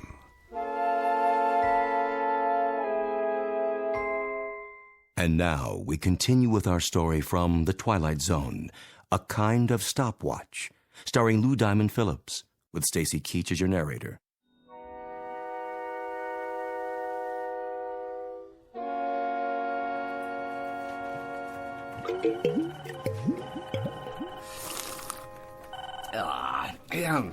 You can taste the impurities. We need clean air, too. HEPA filters, air ionizers, the whole bit, you know? And these rooms need a new paint job while they're at it, you know? I mean, a nice, soothing color. Come on, Angie. Let's go to the powder room. Yeah, I'm with you. Because we got to keep this company on track. You think about it now. We will. McNulty. Right here. Mr. Cooper would like to see you. Well, you hear that, everybody, huh? Mr. Cooper would like to see McNulty, huh? And all because of that box right there. You know why Mr. Cooper wants to see McNulty? Because McNulty has been feeding him suggestions in that box for 11 months now. Did I say suggestions? Wrong word. Suggestions any clod can give, huh? But dynamic blueprints for the future only McNulty can give, huh? You just think about that. Mr. Cooper's waiting, Mr. McNulty. In here, McNulty. Hi, Mr. Cooper. Do you know what I've been doing for the last half hour? You've been looking through the suggestion box. I knew it was going to happen one of these days, Mr. Cooper. I've been expecting it. You see, the thing of it is, it takes a very special kind of employer to recognize that one of his men has got it. And obviously, McNulty does. Truer words, McNulty, have probably never been spoken here or anywhere else. I have just gone through the residue of the suggestion box covering the past 3-month period. Here is your suggestion dated March 13th. Make hot dogs flat so they can fit more easily into a hamburger bun. Well, how about that? Now, you think about that now, Mr. Cooper. Make tin cans square so they can be stacked together more easily. Well, huh? Isn't that a guess? You think about that, too. Put small pontoons in field packs of soldiers so that when they cross rivers, they can float. That's worth $1 million as it stands, huh? I mean, that one little suggestion. You see, the soldiers, they go into the water in the cans. Well, the cans, they're full of air, see, so... Mr. McNulty, the Cooper Corporation makes ladies' foundation garments. Not a single one of your 340 suggestions, repeat, not one of them, has anything remotely to do with this company's product. Right! See? I wanted to talk to you about that, too. What you ought to do is focus on new inventions for our customers. Our customers? Well, I've been doing some reading about pressure and leverage, the principles of engineering, and one of the greatest engineers of the 20th century was Howard Hughes. Why, did you know that he invented the cantilevered brassiere? Huh? He invented an undergarment that actually defied the laws of gravity, huh? Like a suspension bridge. And if it weren't for his little invention, nobody would have ever heard of Jane Russell. Huh? Did you know that? I believe this company is well aware of the history of our product lines, and they don't have anything to do with 1940s movie stars or eccentric old recluses with mental delusions. Exactly! The key to a successful business is diversification. More products for more kinds of customers. Now you think about that. I have thought about it, McNulty. Now you think about this. Yes, sir. You're fired!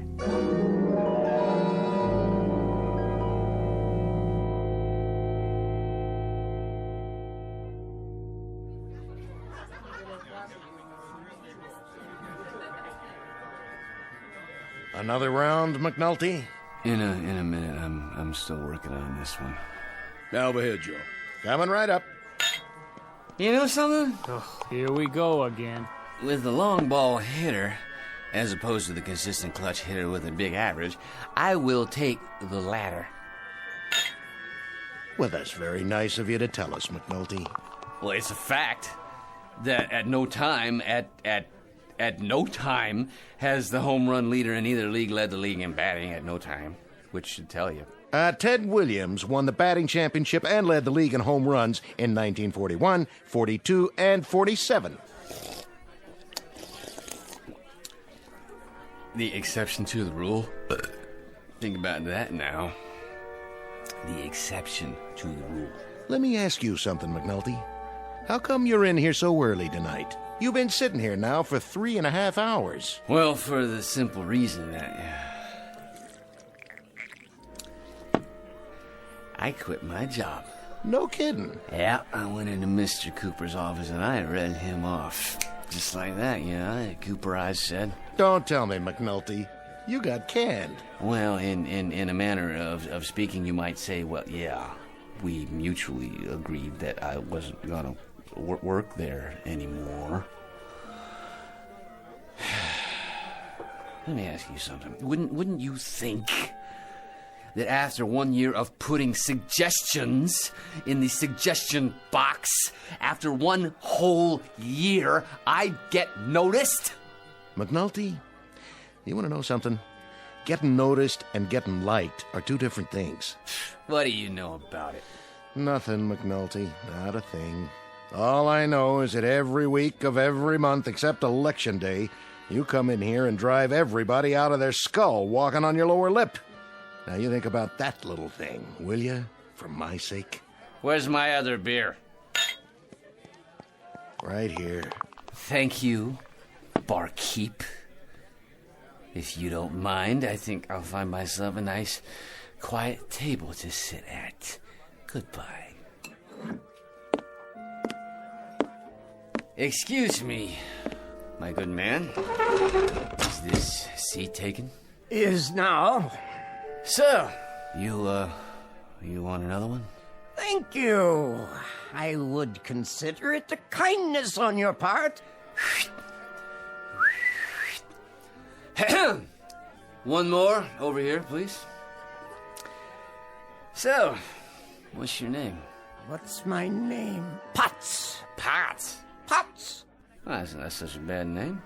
It is the one I was born with.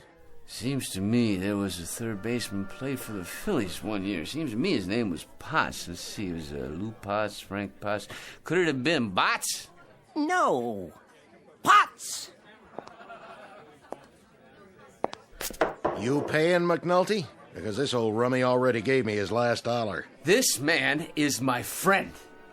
And I like a little respect from you while you're at it. I bet you would, McNulty.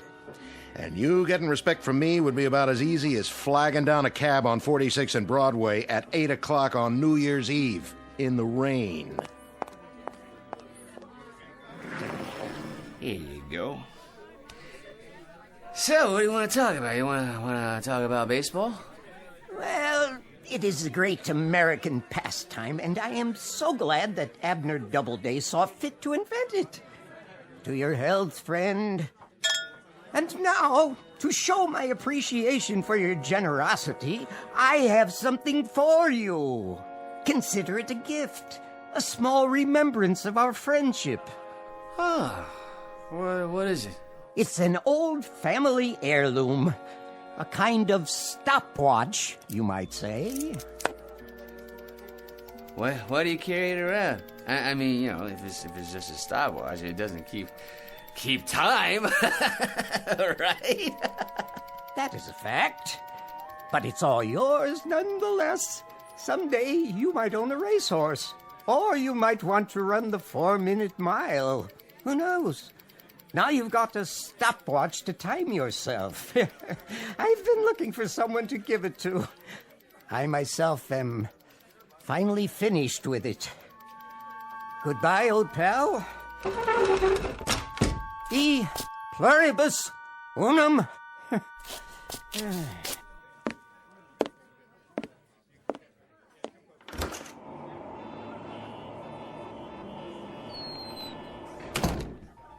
Hey, you didn't finish your beer. You done for the night, McNulty? There ain't no more ears in here you can bend. You bored 10 people to death and you emptied this place faster than a smallpox sign. Funny looking watch. Anyway. I hate to go home, Joe. I mean, geez, I already saw the picture on the Late Show. I even saw the one on the Late Show. Hey, McNulty, do me a favor, would you? Whenever you get the thirst, go to some other bar. Sometimes, I wish I was married, cause so I wouldn't have to go anywhere. You ever get that feeling, huh? How do you work this thing? Pushing the button on the top. And another thing about you, McNulty, you make me nervous. First you come in here, and then... What? What's going on, Joe? Hey, Joe. Why ain't you moving, Joe? Joe, why don't you say something? I mean, it's like he was frozen.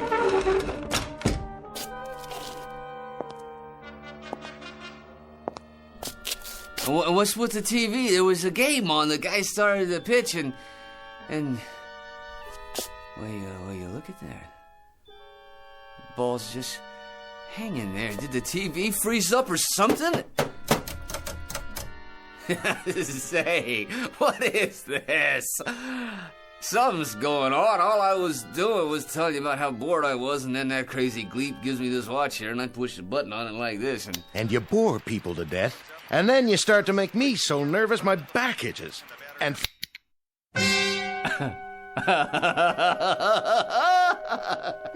Hey, I kinda like this. Furthermore, it's getting so people don't stay very long in my establishment when you're around. You catch my drift?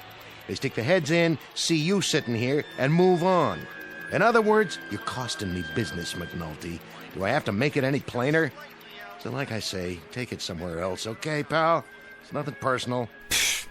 I make you nervous? You don't suppose this watch here... You know something, McNulty? You're the one guy who makes me wish they never repealed Prohibition. And you know what I think, Joe? I think this watch is a very unusual one. That's what I think. A very, very unusual watch. Huh?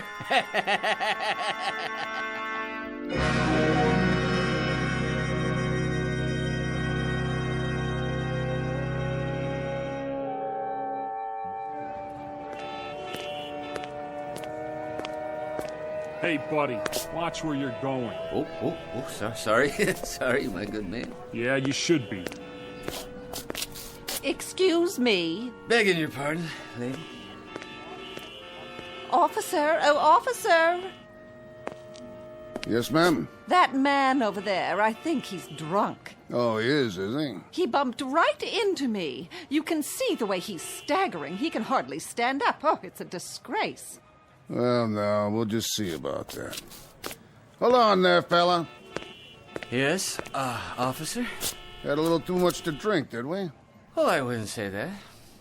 Not enough is more like it. Why don't you just go home and sleep it off? You'll feel better in the morning. Yes, yeah, of course. I'm on my way home now, as a matter of fact. Walking, are you?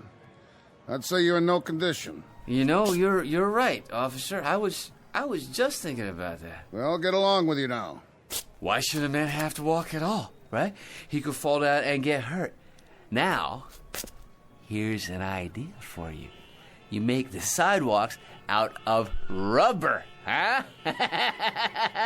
Think about that now, huh? No more injuries. You fall, you bounce right back up again. All the money the city could save. No more broken arms and legs to fix, while the hospitals would save millions. Not to mention the insurance companies. I think I better call you a cab. Okay. I'm a cab. You get it? You said I'll call you, and then I said, well. No more kidding now. None at all. I don't want a cab. In the first place, I never stop for you. And in the second place, it takes too long on account of there's too much traffic in this city in the first place. Am I right or am I wrong? You tell me that. I'm not telling you nothing. Now listen, if you can't afford a cab, the subway's right at the end of the block. Now run along. Either that or I'll haul you in right now. On what charge, may I ask? Public intoxication. Plus you're making a real nuisance of yourself. Now quit flapping your lips and get a move on, you hear? Of course I do, officer. I hear the wisdom of your words, and I have enjoyed this conversation immensely. A good evening to you, sir. Let's go. I think I better take you down to the station house. But why bother, huh? I mean, as long as I can hail a cab. Let me show you McNulty's method. You watch, and you think about it now, okay? Taxi!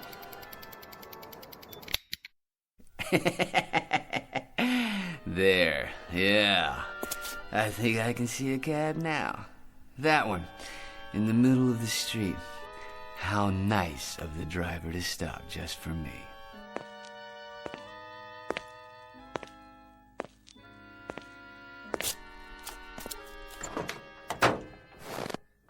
Hello there, driver.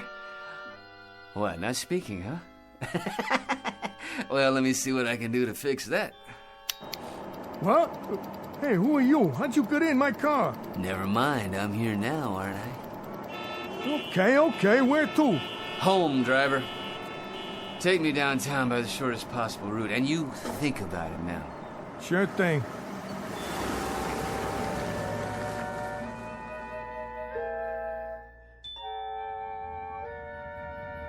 Hey, have you ever thought about this? Ban cars completely, in the city at least, for starters. Helicopters. Now that's the future. Your private copters, okay? Each one big enough to hold one person. You think about the savings in gas, pollution, and traffic jam, not to mention police meter maids, no parking zones. Anything you say, buddy. Yeah, you see, all you do is you take some electric golf carts and you retrofit them with propellers on top, and you plug them in, you charge them up, and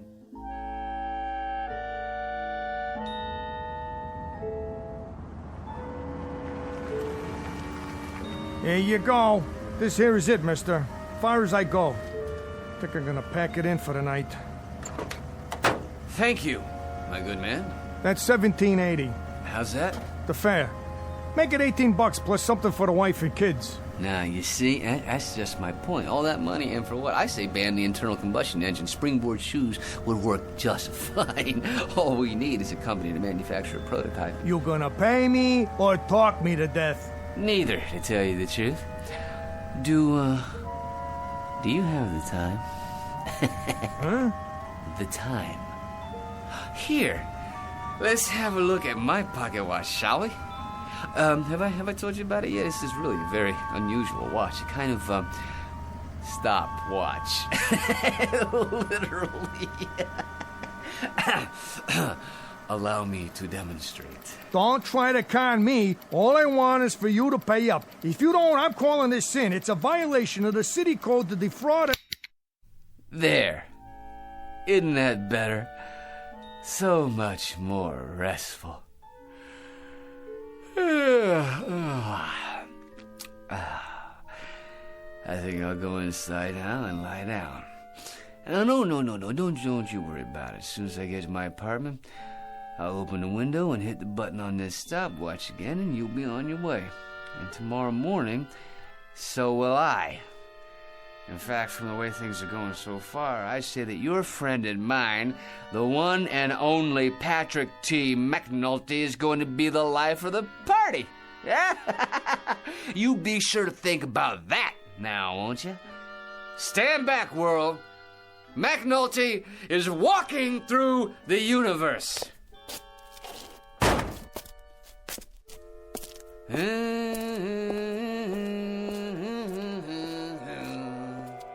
it is.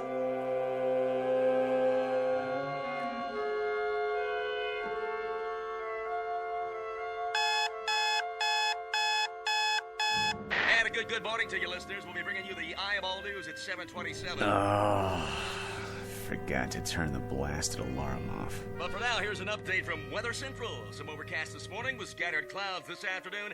And now, back to this morning's casual concert with a swinging set. Wrong. There is nothing moderate about today, because today is the day that people start listening to McNulty. Unless it was some kind of dream. Now, where is that crazy watch? Aha! Here. All right, now let's give it the old test. My kind of town. Millions of people going to work, no imagination. But McNulty, now that's a different story. A man who's just full of ideas, so original, they don't have a word for him yet. But they will. If this thing works. Well, here goes. It's not a dream! It's not a dream! It's the goods! The real deal! This wonderful, gorgeous watch! I just push the button and everything stops. I mean everything! The whole world stops for me.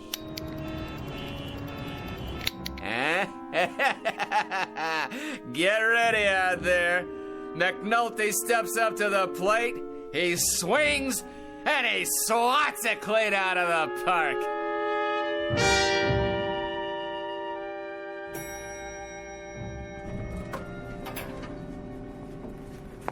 There he is. Oh, no. Not McNulty again. What's doing here? Maybe he's going to shoot up the place. Morning, Angie. McNulty?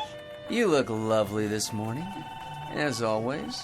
What's the suggestion this time? Because if you haven't got one handy, I've got one for you. Yes? Why don't you jump off a bridge?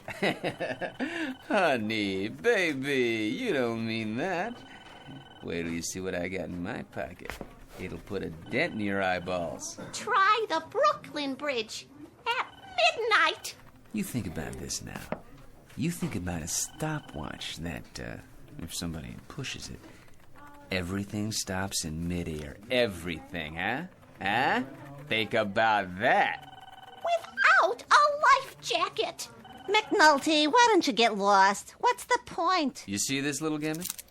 It's a watch, so... So, last night, I'm sitting in Joe Pellucci's bar. Figures. We're talking about this and that, and this funny little gleep comes in and gives me this watch. Without thinking about it, I give it a push. This little button right here. And everything stops dead. Pellucci stops, the ball game stops, you know what else? Everything. That's what stops. You think about that. No kidding. Joe Pellucci and the TV, too. Well, thanks for the entertainment. Now get out of here. After I see Cooper, it's time to diversify. Now you wait just a minute, McNulty. Mr. Cooper's in conference. You bet he is. He's in conference with me. I thought I fired you, McNulty. What are you doing back here? Mr. Cooper, he barged right in. I couldn't do anything about it. Well, if he barged right in, he'll barge right out again. Hey, listen, Coop. Coop? You can't afford to fire me. This time, I got more than a suggestion. I got the goods. You figure out how this little doohickey works, and you got yourself all the money in the world. McNulty, once more I remind you, we make ladies' foundations, nothing else. Did you hear me? Nothing else. Now I'll give you 15 seconds to leave this room, 25 seconds to reach the elevator, 45 seconds to vacate the building, and you may use that watch to time yourself. Is that a fact? All right, then. I'll go. Just remember, you lost a fortune today.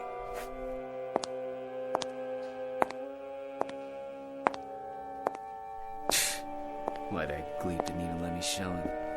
McNulty, if you're not out of here in 1 minute, I'll call the police. So, what am I waiting for? I'll show him anyway. I'll show you all! Hello, operator. Get me. Now, you put that phone down and come with me. That's right. In here. Right on Cooper's lap. How about that, huh? Nice coffee. Right in the middle of pouring it, huh? And you, hey, sweetheart. I like your typing. Don't your hands get tired up in the air like that, huh? All right, so it's good for a laugh, maybe. There must be something else I can do with this thing. Miss Hinckley, what do you think you're doing?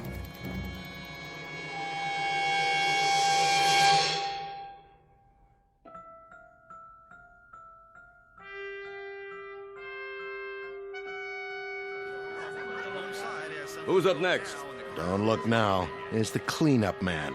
The guy could empty a baseball stadium, not to mention a bar. And if you don't spend 3 hours telling us how he'd run the Mets, he'll keep ootsing me about how I should run my own place. Hey, Joe. Hey, you want to hear a good idea? Why don't you make a swinging door like in the movies, huh? Maybe change the name of the place, Palucci's Western Saloon. Hey, how about that? Hey, McNulty, how about that? I'll have it done first thing in the morning. Ah, that's great. Then every time I come in, I'll push open a swinging door and I'll think, I did this. Wait, whoa. You're not putting me on, are you, Joe? McNulty, the only thing I'd put you on is a slow freighter heading for the other side of the world. See ya, Joe. Yeah, I'm out of here. Relax, boys. You're about to see something you ain't gonna believe. Yeah, well, make it quick, huh? With this little gizmo right here, I can stop trains, buses, planes, subways. There ain't nothing in this world I can't stop. Yeah, what about your mouth? I gotta pour myself a drink. Watch this.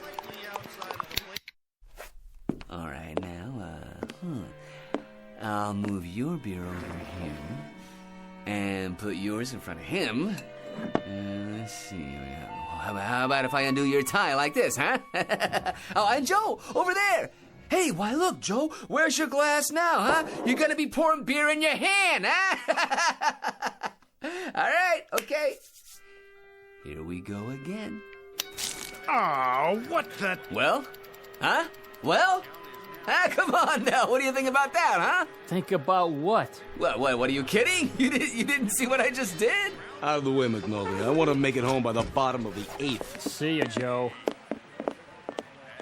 Well, you done it again, McNulty. You emptied my bar. You drive more people out of saloons than Carrie Nation. Oh, I get it. Of course you couldn't see what happened. Of course you couldn't. How could you? You guys got froze. I'm the only one who sees what's going on. The only one. Gee.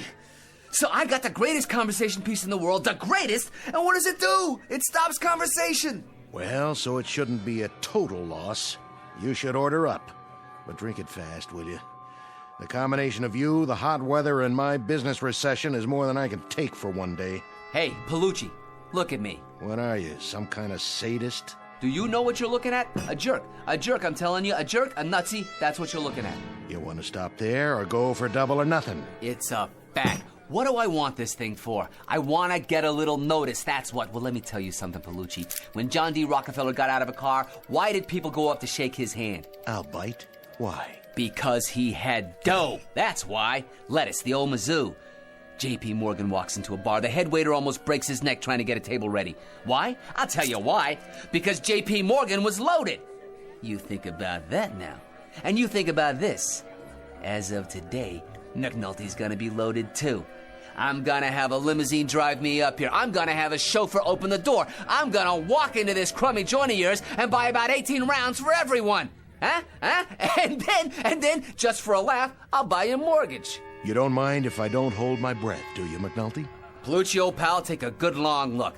The next time you see me, I'll be the new McNulty. Why didn't you go the whole route and move to Honolulu? Palucci? Tonight, I'll be able to buy Honolulu.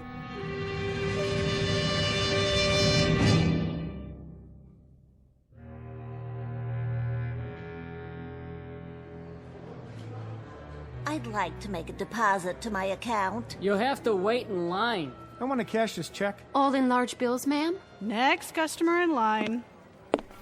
Is this where I make a withdrawal? Yes, sir. How much would you like? Oh, I don't know. How much you got? Sir? I'll take small bills. Lots of them. Just need your bank account number. Right here. Oh, you want me to get them for you? Oh, sure. No problem. Well, let's see. Oh, a bag of 5s. And some 10s. And, some 20s while I'm at it. Yeah, let's see, that ought to do it. Oh, don't worry, folks, it's only money.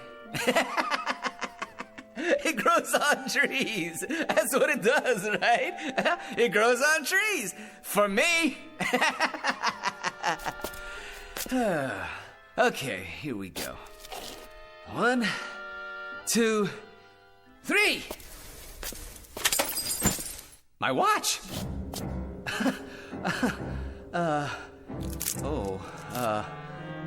Well, it better be shockproof. Hey, start already, come on. Hey, what's the matter with this thing? Hey, everybody can start moving again, okay? All right, come on, here we go. Up, come on, let's go, come on, get with it. Hey, anybody know how to fix a watch? Come on, anybody, give me a little help here.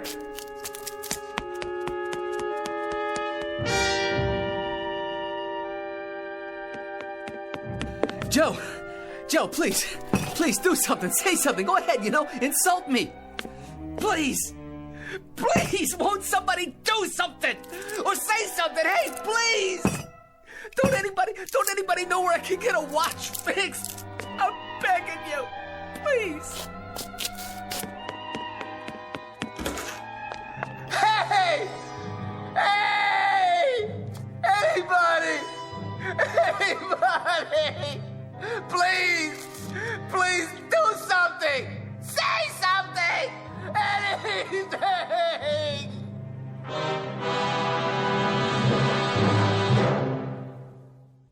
Mr. Patrick Thomas McNulty, who was given the gift of unlimited time. He used it and misused it, and now he's been handed the bill. Mr. McNulty, who now controls the earth and everything on it. From this point on, he will eat well, live well, and have everything at his beck and call. But the thing he wanted most, the thing that gave him the most acute hunger, his need for a sympathetic ear, this he will never have again. Tonight's tale of motion and the lack thereof, and a man named McNulty in a place called the Twilight Zone.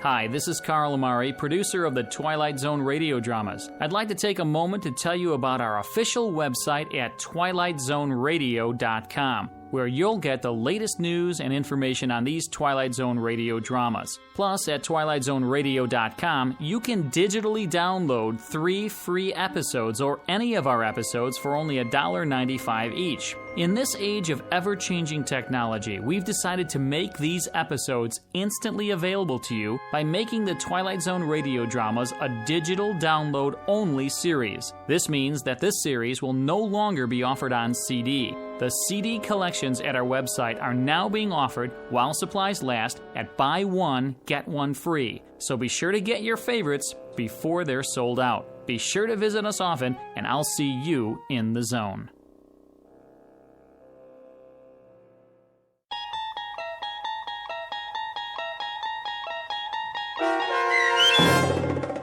Kind of Stopwatch, starring Lou Diamond Phillips, with Stacy Keach as your narrator, was adapted for radio by Dennis Etchison and based on a script by Rod Serling. Heard in the cast were Rick Peoples, Mike Baccarella, Guy Burrill, Meg Thalken, Maggie Carney, Rich Komanek, Doug James, Carl Amari, Roger Wolski, and Irene Olson.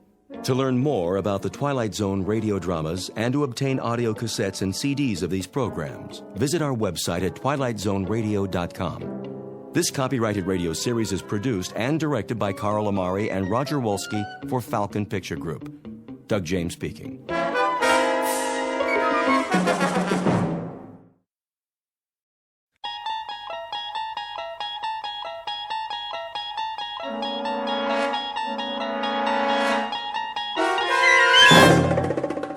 You're traveling through another dimension, a dimension not only of sight and sound, but of mind, a journey into a wondrous land whose boundaries are that of imagination.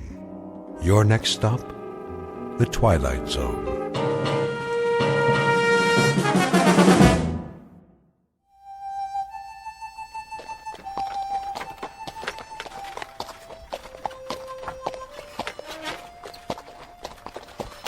How much longer, Chris? Not long. We'll stop soon as we find a place. Where? Look around. We saw the last shade 2 days ago. That's a buzzard up there circling the wagons, and it's been following us since dawn. It's waiting for the next one to die. How's the boy? Still burning up with fever. He can't take any more. All right, honey. Hold up! Whoa! Oh! Ho! We'll stop here for a few minutes.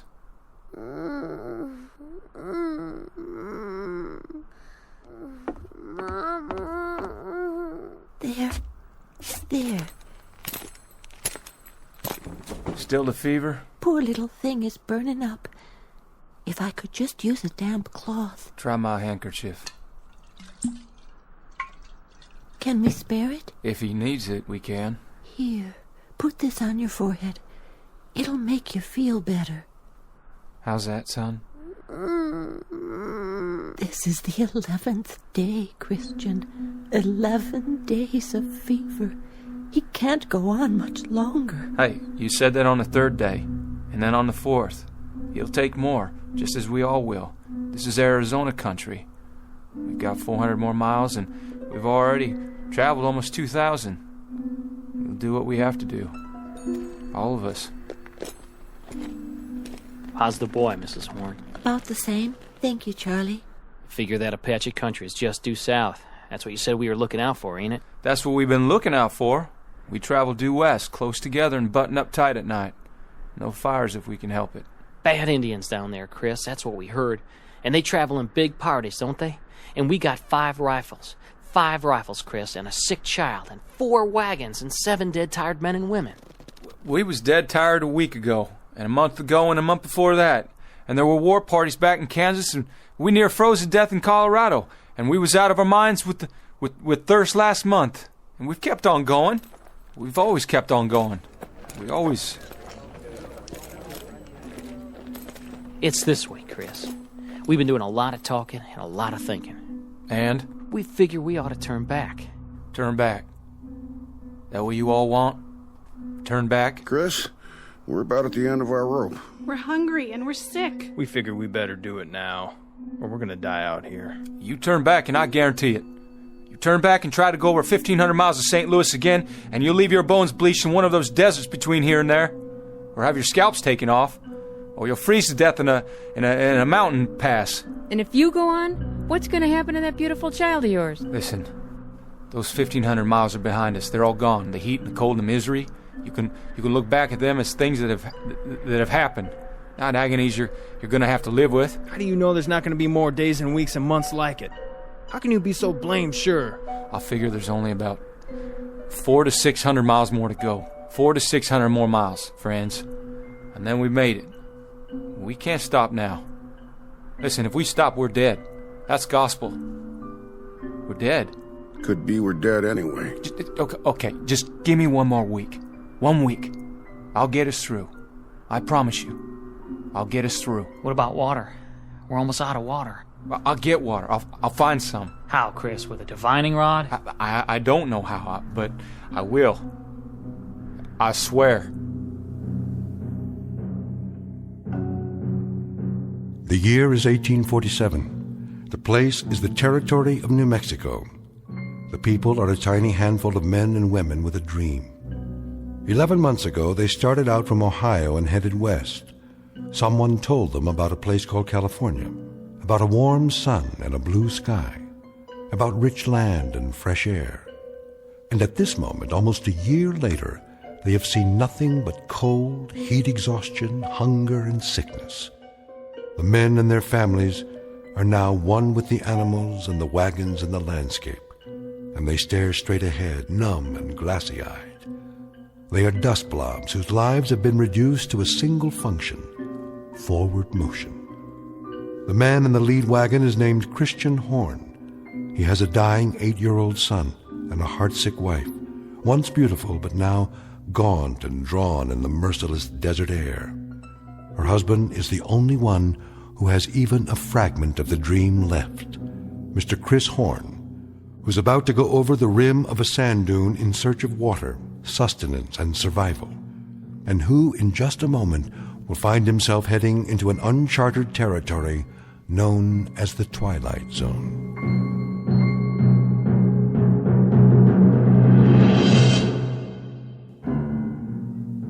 And now, back to our story from the Twilight Zone, 100 Yards Over the Rim, starring Jim Caviezel, with Stacy Keach as your narrator.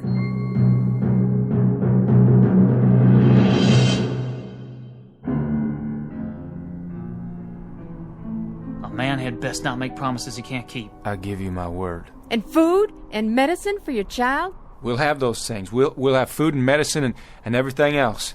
If you can just keep going. Just keep going and don't look back. Look out there instead. Look west. We don't even know where that is anymore. Don't make any decisions yet. We can't stay here anyway. Once we're past the trail, we'll be able to rest a couple of days. I'm almost out of water, Chris, and food. I'll go up ahead, over that sand hill. I'll do some checking around. Stay here now, all of you. Martha, give me my rifle. Chris, you might look for a shady spot, a pretty spot where we can. I won't talk about burying our son. Not now. Not while there's life in him. How far you plan on going? Just over the rim there, 100 yards or so. Might find a stream or something, maybe some game, a rabbit or two. Never can tell. I guess that's true enough, friend. You never can tell. Stay close to wagons and keep them bunched up. Hold on, Charlie, all of you. Just hold on. I'll be right back.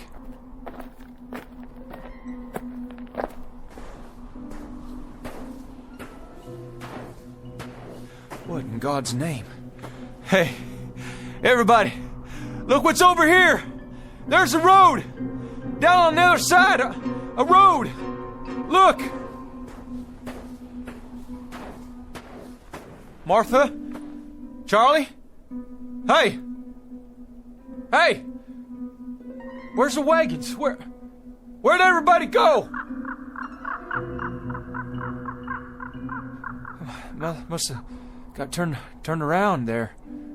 Go on. Go up again and see. Yeah. See which way I'm looking.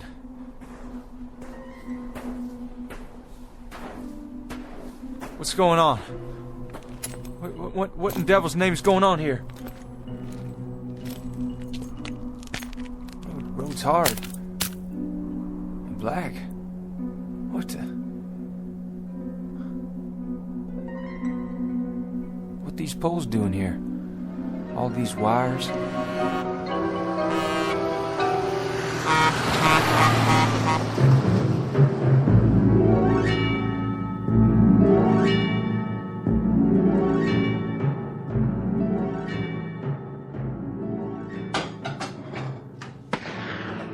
Joe? Yeah? What was that? Backfired. What?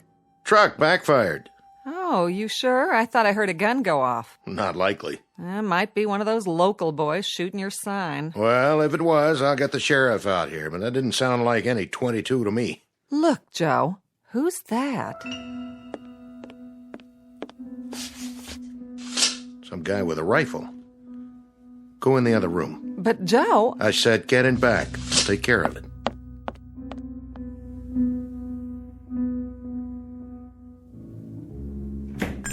Howdy. Did you see it? Did you see that thing? What thing? That monster. That big animal or monster, whatever it was. It almost hit me. Monster? No, I didn't see anything like that. If there was anything, it never got to here. It must have. It went by me just a mile or so back. You mean... You don't mean the truck? What's a truck? Hey, are you all right? You wouldn't have any water to spare, would you, mister? Any extra, I mean. Water? Sure. Come over here and sit down before you fall down.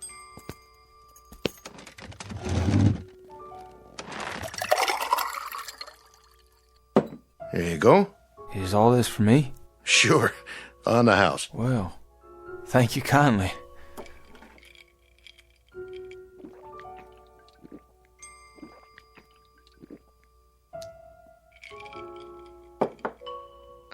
You want some more? You got more?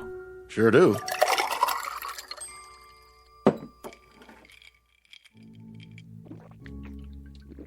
Whoa, now. You don't want to drink it too fast. Just how long you been out on the desert, anyway? How long? Well, almost a year. Well, at least almost a year of traveling. Started from Ohio. I had 6 wagons to start with. One of them was burned by Indians, and one turned back. Indians? Wagons? What are you talking about?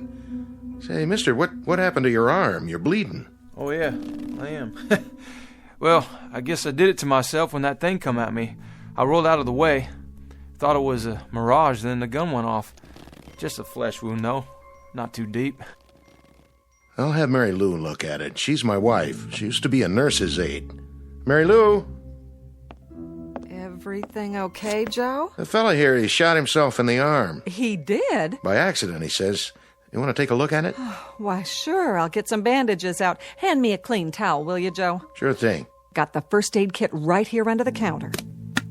I'll just set your gun over here. Oh, well, thank you kindly. Well, careful with it now. That's a real old-timer. Antique piece, isn't it? No, bought it new before we started out, but she's been used a lot, I guess. We're running low on bullets. I don't suppose you've got any ammunition around here? Oh, no. We don't carry anything like that. This isn't a hunting area. What about Indians? The south of here's Apache country, isn't it? Why, sure. Well, sure, but there aren't any Indians nowadays. Well, I mean, not hostile Indians. No? Well, not as long as we've been here. Well, how long you been out here? How long? Oh, a couple of years now. Where do you hail from? Well, we used to live in Phoenix. Phoenix? Yeah, Phoenix.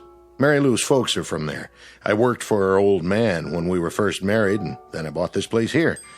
Restaurant isn't doing so well, but the truckers are starting to come in now with the interstate. Restaurant? You have food? Sure do. Just like the sign says. On the wall there, see it? Right over the register. Joe's Air Flight Cafe and gas station. You don't understand a thing I'm talking about, do you? You've never heard of Phoenix, or registers, or nurses' aides, or trucks, or gas. Hey, mister, where are you from, really? Where'd you come from? Tell me straight out, why don't you? From Ohio. I left the wagons back there, and I walked up the rim to the hill, and I thought I might find some water or something, or some game, and then I saw that stretch of road out there, that black road, and those things, running on it. What things? He means trucks. Hold on. You hear that? You hear that? There's another one. It's all right. It won't stop. Take my word for it. Well, we heard tell it was a dangerous route, but the most direct one. To where? California. They say... No, take it easy, friend. We can talk about all this later. No, I don't have much time. I promised him I'd be right back. There you go. Your arm's all cleaned up with a bandage on it. I even made you a sling, see? Oh, much obliged. Just try to keep it clean now. I'll give you a roll of gauze and some tape. You're a nurse? And are you the doctor? Me? I just sling hash and pump gas.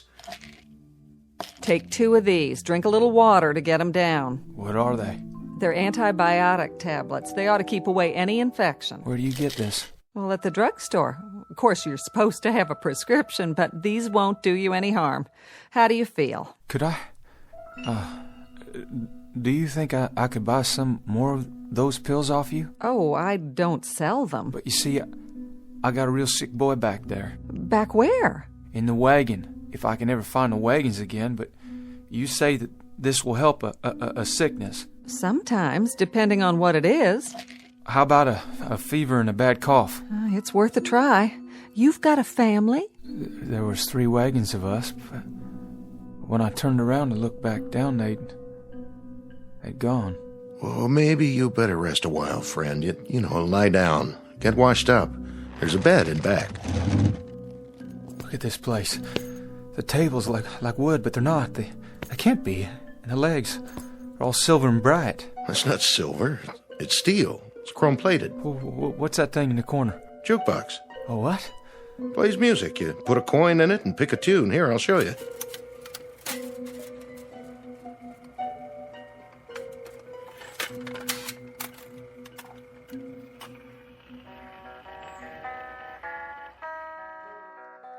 Hey, where's that coming from? From inside. Didn't you ever see one of these before? You got a man inside? Playing his guitar on my account? Let him out of there right now. Turn it off, Joe. There, that's better. It was a bad idea. All these things. Where am I?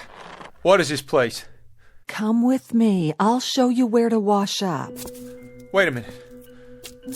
That picture. Where'd you get it? The calendar? Pioneer West Insurance Company. That's a picture of my covered wagon. Look just like my wagon. Oh, well, that's just an old lithograph. The date. That can't be right. It says April. But the year's all wrong. This is the year of our Lord, 1847. But this calendar says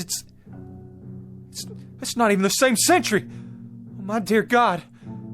How could that be? Easy now. What's going on here? Who are you people? Where am I?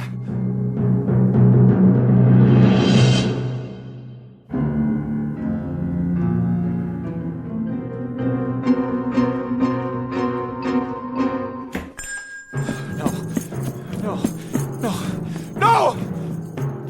You better stop him, Joe. He'll get himself killed.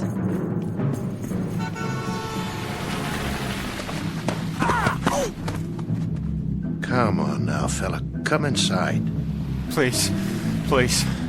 Somebody tell me where I am.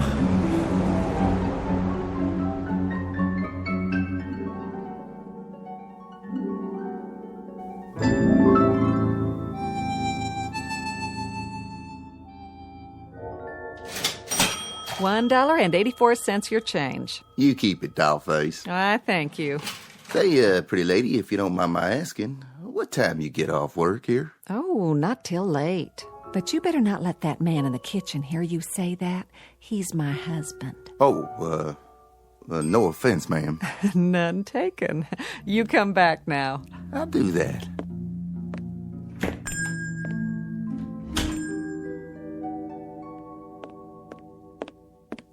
Doctor still in back? He is.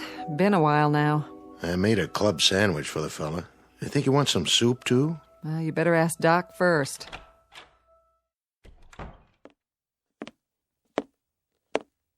How's he doing back there? You have a fresh pot of coffee? Sure do. Shall I bring it to him? Not for your visitor. For me. I believe I'd like a nice, strong cup. Sit down, Doc. You look like you just seen a ghost. You look him over? I did indeed. And? Malnutrition, that's his major problem, along with dehydration. Though he's a strong specimen of a man, I'll say that. Tough stock. What else did you find out? You were right. He's an interesting customer, all right. Quite the character. The heat did it, or something, didn't it? I mean, he's not in his right mind. I figure that has to be it. I'm not a psychiatrist, Joe. I'm an ancient GP, not much past the school of castor oil and sassafras tea. But, I think old Freud himself would have something to gnaw on here. How do you mean? He happens to seem very rational. Extremely rational. He can trace his imaginary life a whole lot clearer than some of us can our own. His recall of details is amazing. Or it would be if they were true. Maybe they are true. I mean, maybe he read it in a book somewhere. There's lots of books about the pioneer days. I even know a lot about my people, how they came out here. And one other thing. A little parenthetical aside, let's call it. The fillings in his mouth. There are two. Well, let's just say no modern dentist drilled them. Yeah, his clothes, too. They didn't come out of an Army-Navy store. No, they didn't. They're the real goods, circa 19th century. And you saw that squirrel shooter of his, Joe. Sure, but it's an antique. An antique that isn't more than a year old? 150-something-year-old gun, Joe, but it was manufactured less than a year ago. You said that yourself this morning. What's it add up to? Look, Doc, if you're trying to tell me... I'm not trying to tell you anything, Joe. That is to say, I'm not trying to make any point of my own. All I'm giving you is the benefit of some observations from an old hand. He says he's a pioneer, and when he climbed up to the top of that hill out there, he was living in 1847. That's what he said, all right. He seemed so sure. Well, we're three normal, rational human beings here, and we know that sort of thing doesn't happen. So he's suffering from some kind of delusion. But it's a delusion of the purest form. Frankly, I've never heard anything like it. Not with this degree of detail. The way he describes his wife, his son, the wagons, the other people, it's with genuine emotion. He's lying in there right now with tears rolling down his cheeks, worried about them. He said his boy was sick. He told me his boy was dying.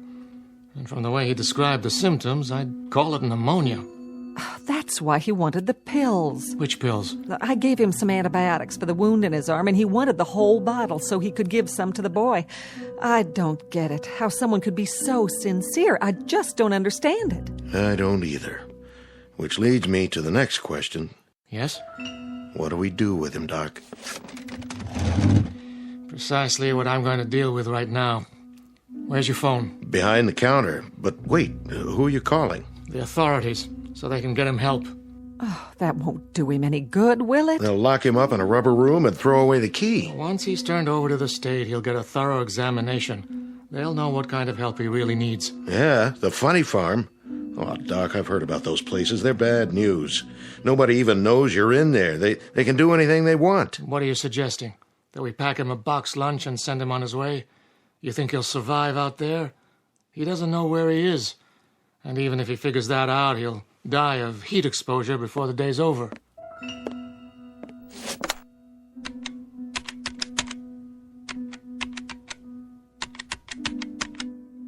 I want the sheriff's office, please. Oh, it just doesn't seem right. Yes, is the sheriff there? Oh, in his car? Well, that's even better. Can you radio him to get over to Joe's Diner as fast as he can? We've got a man here who needs looking after. No, not violent, but he should get here real fast anyway. Yeah. Thanks. Oh, Joe, I hope we're doing the right thing. So do I. Well, at least he's calm now. As calm as any man would be if he suddenly woke up and thought he was past his time. That's enough, Doc. Well, hello, Mr. Horn. This book, it was in my bedroom. Well, that's the encyclopedia. I was looking through it. I found something. What? Well, this here. Horn Christian Jr., M.D., famous for his early work in childhood diseases, pioneer in vaccine research, born 1839, died 1914. That was my son. That's Chris Jr. So I guess I'm either crazy or the world is turned upside down. But I think I got put here for a reason. Oh, you did. I just know it. For an important reason. What are you doing? You've been gracious and kind, and I appreciate it. But I gotta get back. I'll just get my gun now. Horn, we want to help you. But help means rest and medical attention. I can't let you leave like this. Come on, son. Come over here and sit down. I've called for the authorities. The authorities? Well, listen, I don't know who they might be, but I've got no time to wait and find out.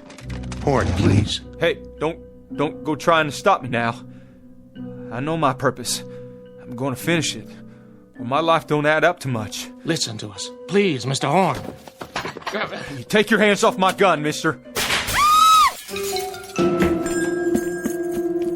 You okay, Mary Lou? Oh, I'm fine. The gun just went off when he took it. And blew out my plate glass window.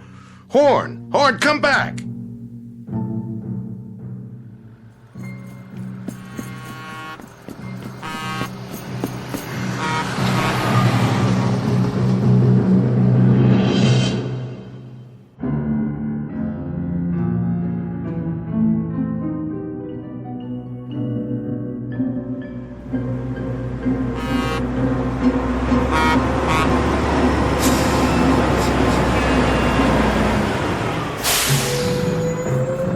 Get out of the road! Oh, I'm sorry, mister. What's the matter with you? Horn, wait up! Are you all right? Those people were trying to stop me. Yeah? Where are you going? I have to get back to the Arizona territory. You do? Well, that's an easy one. Don't just stand there. Get in.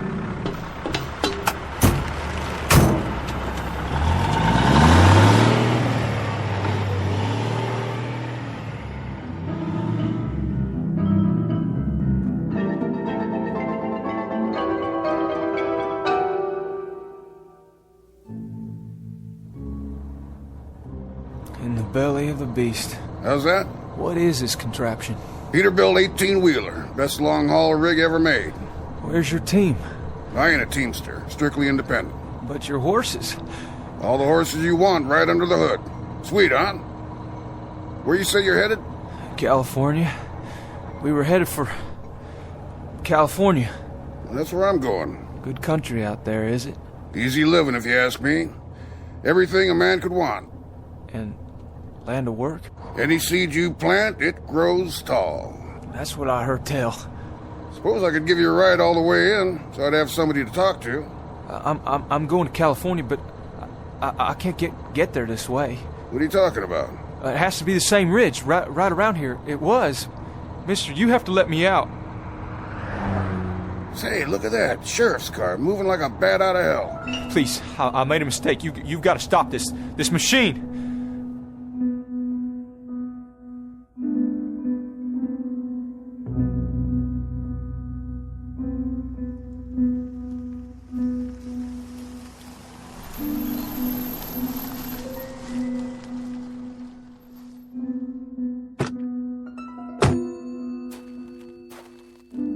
Hello, Doc. What's this emergency you got? Not exactly an emergency, Sheriff, but since I called, it might have turned into one. Sheriff, you gotta stop him. That's right. He won't make it out there. Hold on now. What you trying to tell me? Mr. Horn, Sheriff. Horn, is it? He's the man I examined. It's a long story, a pretty strange one. The point is, now he's run off. Well, where? He headed for the ridge, where he came from. So, he came in out of the desert? And now he's going back, about a mile up the road. Well, don't worry. I'll find him.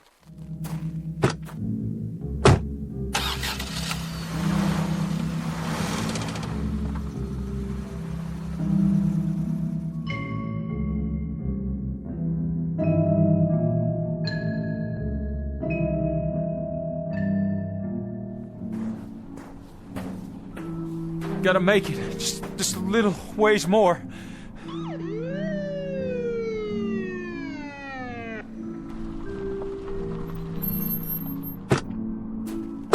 You there! Hold it! No, you don't. Not now. Drop the gun, son. I said, drop the gun. All right, now come on down real slow. The pills. I dropped the pills. That's it. Now put your hands in the air. Got it. I said halt. Halt, son, or I'll shoot.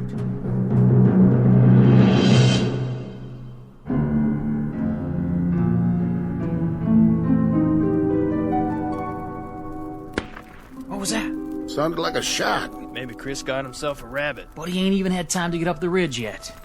Martha! Forget something, Christian? Martha, what happened? Where'd you go? Where did we go? What do you mean, Chris? Where could we have gone? When I looked down, I couldn't see you. Or the wagons. When? You haven't had time to go anywhere. Martha, I don't understand what you're saying, but I'm truly glad to see you. All this time. All what time? So much happened. First I fell and, well, somehow I shot myself and... It doesn't matter. I have so much to tell you. But how could you? God, Chris, honey, you just left a second ago. What did you forget? Forget? And what's that in your hand? Oh, that's a medicine. Medicine? Where did you get it? Never mind. Oh, Lord. Give him some water. Give him 2 of these. I think it may save his life, Martha. I see. As you say, then. Chris? Charlie. Short trip. Was it? Nothing much on the other side, I guess. You'd be surprised, Charlie. You'd be mighty surprised. There was a whole lot to be seen at that ram. A whole new land. And you know something else, Charlie? Us. People like us. We're the ones responsible. That's the truth. People like us. What's Orrin talking about? Listen, he's saying something. He wouldn't talk like that unless it was important. There'll be a highway. And machines. And a whole new land. And we're the ones who began it. What are you saying, Chris? Where'd you see all that? Up on the rim. It was all laid out before me like the New Jerusalem. Wide, hard roads, all black, with no holes in them. And machines and... I gotta see for myself. Me too. Let's go. Up the ridge, he says.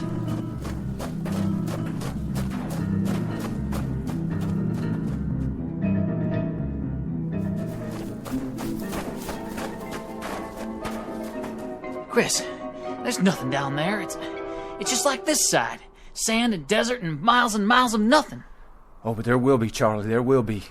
Just you wait. It may not happen in our lifetimes, but it's coming.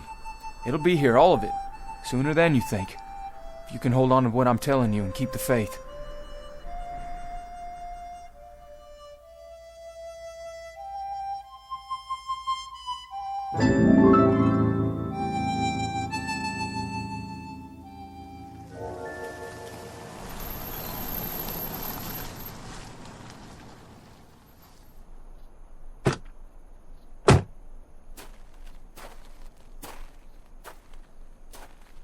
You didn't get him, Sheriff. I saw him all right, but I couldn't get him to stop. Fired a warning shot, but I didn't scare him none. Look, I wouldn't worry, Joe. He can't get very far. Don't worry, we'll find him. Thanks, Sheriff. You say he had a gun? That's right, a rifle. This it? It can't be. That one's all rusty, like it's ready to fall apart. That's what I thought. He couldn't have done any damage with it. Look at it close, Joe. It is his rifle, but it's changed. It's just as if it had been lying in the desert for 100 years. What's it mean? Who was he? Where did he really come from? I think he went back to wherever he did come from. But to where, Joe? Back to where he should be. Back to where he can make certain that the things it said in that book can happen. Back to a wagon train, heading west to California on a spring day in 1847.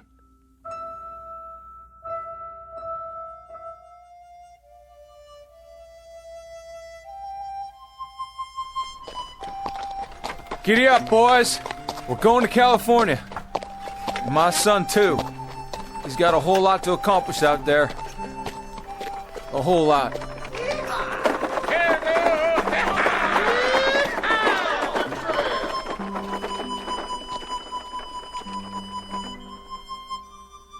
Mr. Christian Horn, a farmer from the state of Ohio, one of the hearty breed who headed west when there were no blacktop highways or telephone poles or the solace of civilization.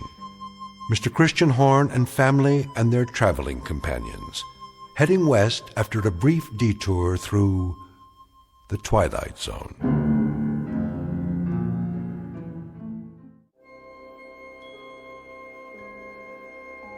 Hi, this is Carl Amari, producer of the Twilight Zone radio dramas. I'd like to take a moment to tell you about our official website at twilightzoneradio.com, where you'll get the latest news and information on these Twilight Zone radio dramas. Plus, at twilightzoneradio.com, you can digitally download 3 free episodes or any of our episodes for only $1.95 each. In this age of ever-changing technology, we've decided to make these episodes instantly available to you by making the Twilight Zone radio dramas a digital download-only series. This means that this series will no longer be offered on CD. The CD collections at our website are now being offered, while supplies last, at buy one, get one free. So be sure to get your favorites before they're sold out. Be sure to visit us often, and I'll see you in the zone.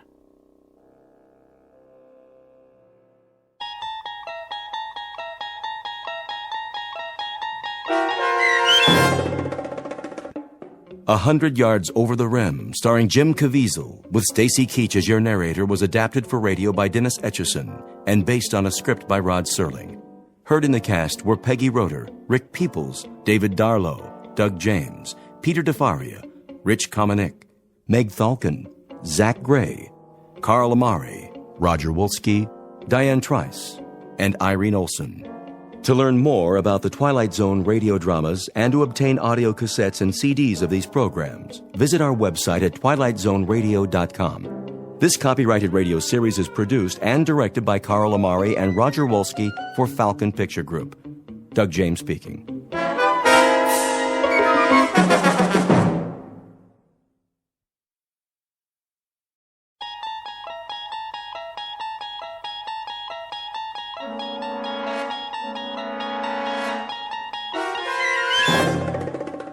There is a fifth dimension beyond that which is known to man.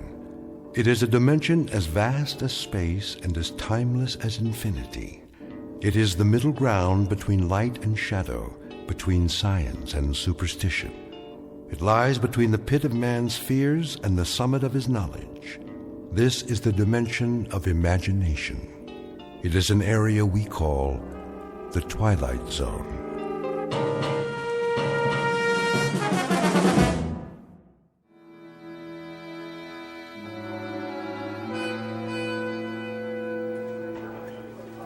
Where is he?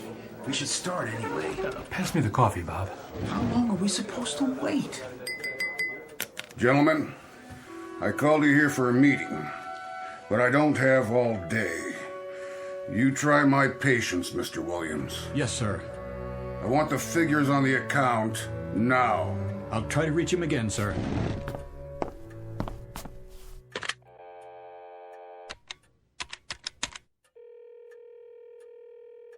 Put me through to Jake Ross's secretary. Yes, I'll hold. Williams, we're still waiting for your Mr. Ross. I'm trying to get him now, sir. Is this Jake's office, Joni? Yeah, I'm fine. Mr. Williams! I know he's out to lunch, but there was a conference called for 2 o'clock and it's 2:30. Yes, Mr. Mizrell's office. Where is he? All right, then check. Tell him to get his keister back here fast. Well, where is your protege with the multi-million-dollar automobile account? She's calling around the usual places, Sardi's East to Colony. Don't be an idiot. He's due any moment, sir. Probably stuck at a big client lunch or something. More likely a big martini, or 3, or 4 of them. Mr. Mizrell, I assure you he was too young to put on this account. I told you that, Williams. Much too young for so large and important an account. See? I knew it. Here's Jake now. Message for Gert Williams? Give me that. We have been here now for 34 minutes, Mr. Williams. This is a note from Jake Ross. Would you be so kind as to share its contents with us? I can tell you the sense of it very quickly, Mr. Mizrael. It's Jake's resignation. He's moving to another agency. And he's taking the automobile account with him. That account represented a gross billing of millions of dollars a year. And how many times have you promised it to me? This is as much a shock to me as it is to you, Mr. Mizrael. Don't con me. It was your pet project, yours. And it was your idea to give it to that little college greenie. Get with the program, Williams. Get with it, boy. I'm sorry. So what's left? Not only has your pet project backfired, but it's sprouted wings and left the premises. I'll tell you what's left for us in my view. A deep and abiding concern about your judgment. Please. This is a push business, Williams. A push business. Push and drive, but personally hands-on. You don't delegate responsibilities to little boys. I don't feel well. You should know that better than anyone else. I have to leave now. It's a push all the way, all the time, right down the line. Hey, you don't look so hot. What's the matter with him? Why don't you just shut your mouth, fat boy? And who precisely are you addressing? Who do you think, you ugly, bloated, self-important old...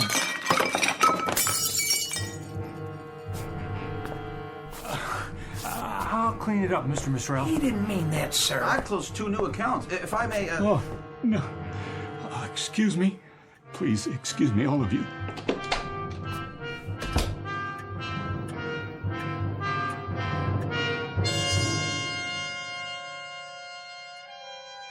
This is Gart Williams, age 38, a man protected by a suit of armor all held together by one bolt. Just a moment ago, someone removed the bolt, and Mr. Williams' protection fell away and left him a naked target. He's been cannonaded this afternoon by all the enemies of his life. His insecurity has shelled him. His sensitivity has straddled him with humiliation. His deep-rooted disquiet about his own worth has zeroed in on him, landed on target, and blown him apart. Mr. Gart Williams, ad agency exec, who in just a moment will undertake a desperate search for survival in the Twilight Zone. And now, back to our story from the Twilight Zone. A Stop at Willoughby, starring Chelsea Ross, with Stacy Keach as your narrator.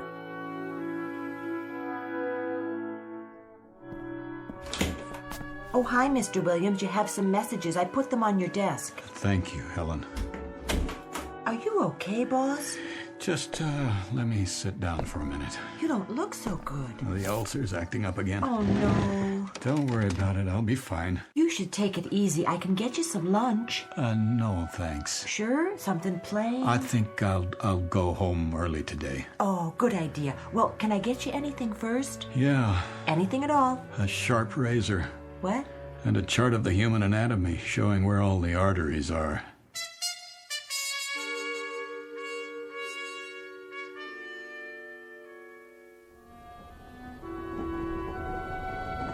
Tickets, please. Ticket? Oh, right here. How are you tonight, Mr. Williams? In the absolute pink. Cold winter this year. Seems to get darker earlier than it ever has. That's the way of the world. The rich get richer and the days get shorter. Isn't that the truth? Here's your ticket. Enjoy the ride. Tickets, please. It's a push business, Williams. A push business. You gotta get with it, boy. A push business. Push. Got to get with it, boy. You got to get with it. Got to get with it. That's enough! Is anything wrong? What? Oh, no. I was just Thinking out loud, I guess. Oh, I was afraid you were speaking to me. Not at all. Sorry. It is a boring commute, isn't it? It's easy to doze off. Yes. Yes, it is. All that darkness outside. You can barely see the landscape. To tell the truth, I never paid much attention to it. But, well, now that you mention it. I used to read, but I got motion sickness. So now there's nothing to do but wait for the next station. And the one after that, and I don't even know where we are at the moment. I can't see any lights. What's the next stop? I've lost track. That's funny. It is? Lost track? Oh. At least we're not off the track. Not yet, anyway. Give it time. Oh, I suppose we could be anywhere. Wait, do you hear that? Hear what? What's happening?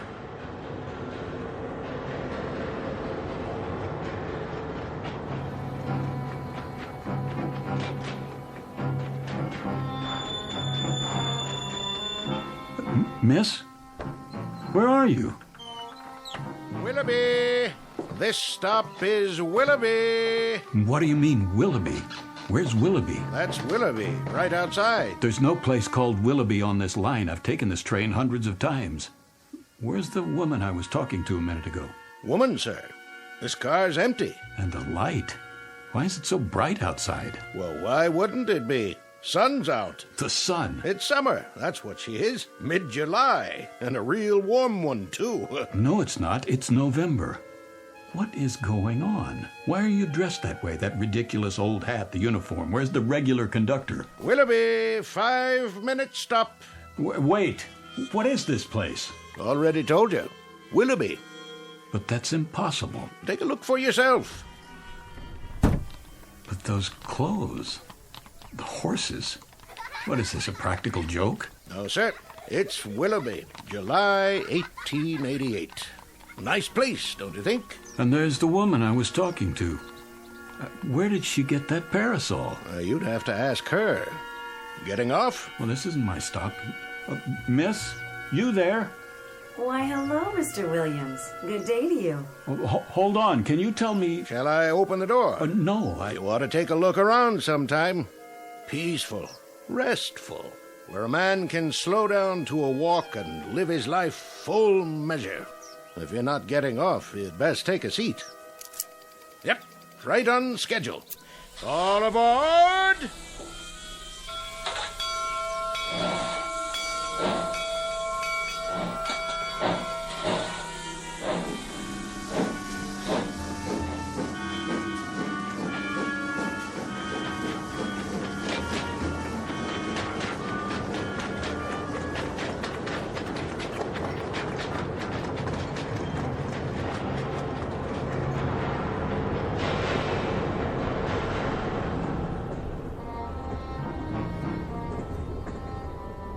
Westport, Saugatuck. Pardon me, sir? What? Oh, what did you say? I didn't mean to bother you, but I didn't want you to miss your stop. Is this it? No, that's all right. You got back on. I did? Oh, I must have dozed off again. I don't blame you. At least you got a little rest. I guess I did. A little rest and an idiotic dream. Why do you say that? Ever hear of a town named Willoughby? I don't think so. Willoughby where? Willoughby, Connecticut, I guess, or Willoughby, New York. Not on this run. Are you sure? There's no Willoughby on this line. Westport, Saugatuck, next stop.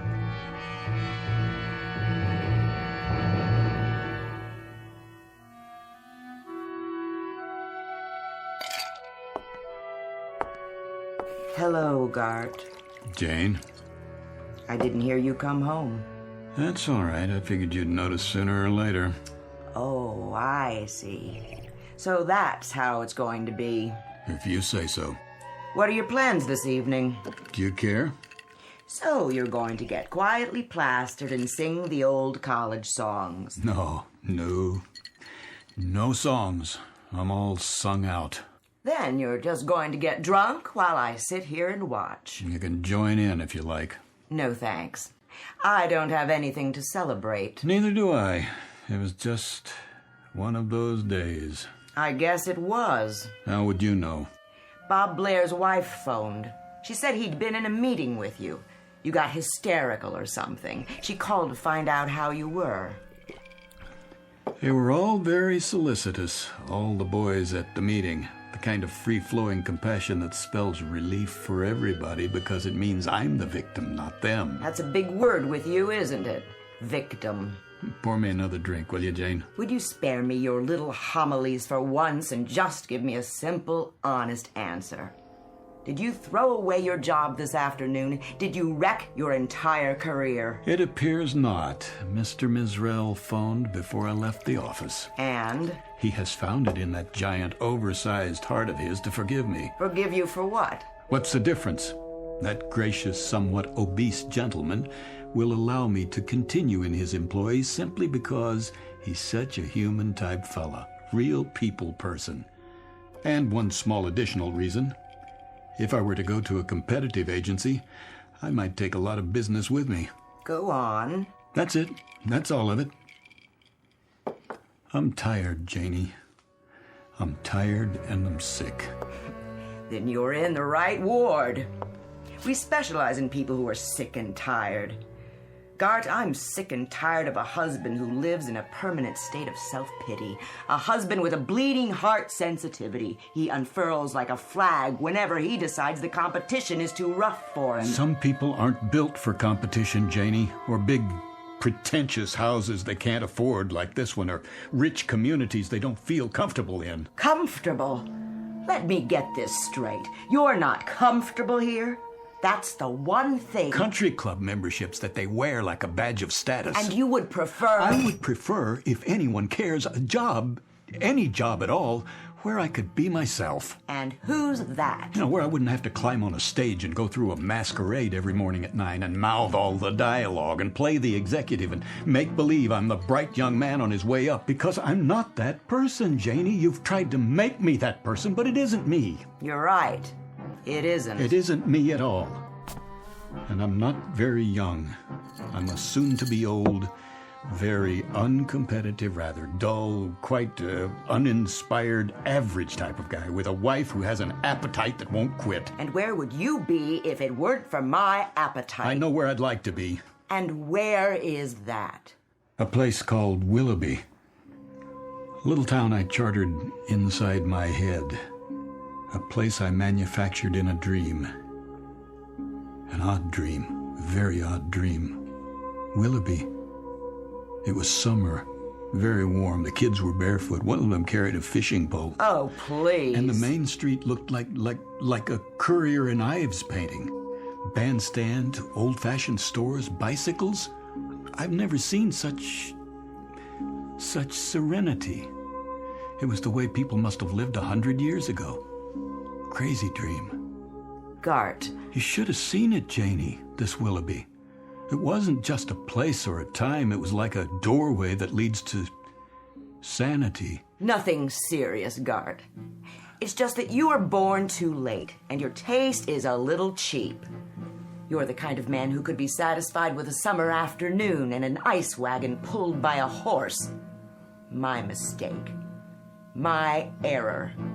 My miserable, tragic error. To marry a man whose big dream in life is to be Huckleberry Finn. That's what you want, isn't it? Something like that. A place, a time, where a man can live his full measure. And what does that mean? I don't know, but I'd like to find out. It's what that conductor said. A place where a man can live his full measure. That's where I'd like to be.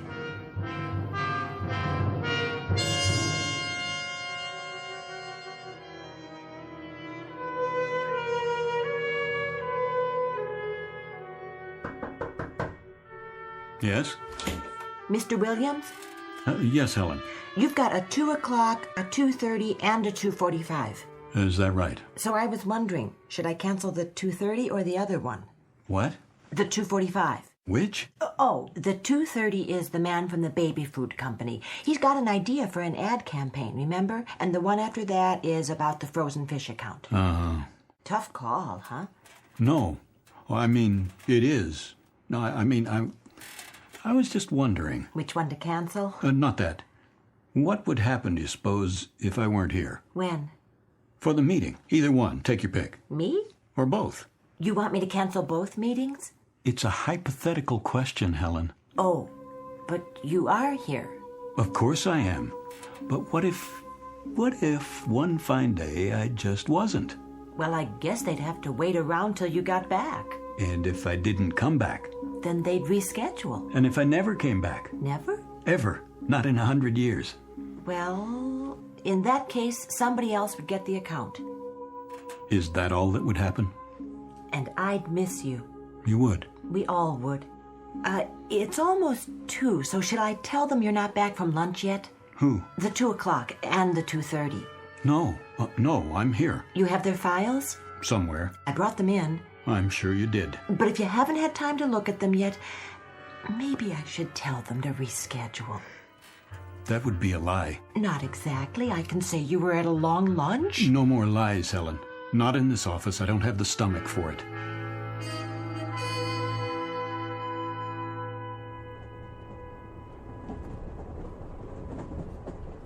Hello again. It's you. Please, have a seat. You look like you caught up on your sleep. Feeling better? Oh, tolerable. And you? No complaints. It is a bit of a grind, though, isn't it? These long commutes. Well, actually, I only take this train for the scenery. Some view. Mm-hmm. The scenic route. If you like miles and miles of pitch-black fields, you can't even see the towns. So there's nothing much to do but grin and bear it. It's an opportunity. It is? For conversation. Do you know, I've never spoken to another soul on this train. They're all so wrapped up in their own melodramas. Misery loves company. So, we might as well be miserable together while we're sitting here. Has to be more interesting that way. Did you ever... What? It's silly. But did you ever want to get off at a stop where you've never been before, just to see what it would be like?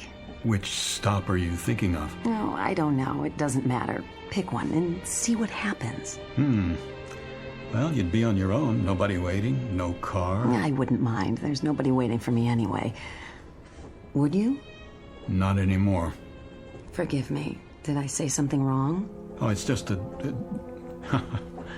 This is going to sound strange. I didn't mean to get personal. I think we're having the same dream. What? Sharing the same fantasy in a way. Remember the last trip when I dozed off? We spoke and I asked you about the next stop. I was afraid you'd miss your station. You see, I dreamed we came to a station I'd never seen before. But you got off as if you lived there. I saw you outside walking around. In the dark? It was a bright summer day. I'm beginning to like this dream. And did you get off the train so we could have an adventure? That's the problem. I wanted to, but I didn't. Why not? I wish I knew. Willoughby. What did you say? Well, last week you asked me about a town called Willoughby, Mr. Williams. Oh, yes. I looked it up. No such place as far as I could see. You're sure? Every old timetable I could find. Nothing with that name. Not even close. Thanks anyway. Where did you hear about it? Oh, I must have dreamed it. Probably did. Old-fashioned name. Sounds nice, though. It does, doesn't it? Nice place to visit, maybe. Don't know if I'd like to live there. You never know. No, you don't. Take it easy now, Mr. Williams. Next stop, Stamford. Stamford, next stop. Is that the name of it? Willoughby? It was. You know, it seems familiar. They used to have different names, these towns, a long time ago. It could be you read about it in a book. Could be we both did. I don't have much time to read. It's almost as if I'm remembering something.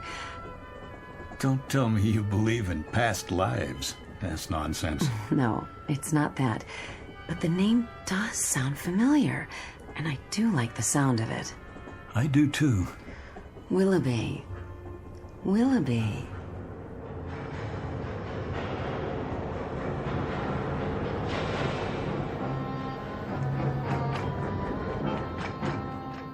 Willoughby. What did you say? Next up, Willoughby. The woman who was sitting there.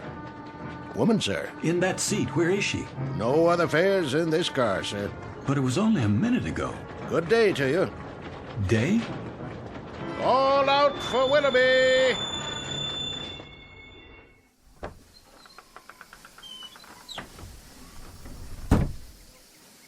It is day. Getting out, sir? Quick, what year is this? Why, 1888, sir. What else would it be? I don't know. I've been away for a while, have you? Lost track? Yes, in a sense. How long is the stop at the station? Long enough to drop off and pick up. You have a ticket for Willoughby? No, Then you'd best take your seat, though it is a fine, balmy day. A place where a man can live his life full measure. Yes. Hello there. Hi. You did it. You got off. Of course. This is where I live. It's such a lovely afternoon. And I do believe I'll take a walk in the park with some of my friends. You're quite welcome to join us if you'd like. All aboard!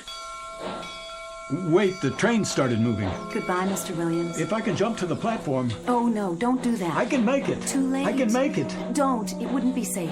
Another time. Yes, another time. We'll make a day of it.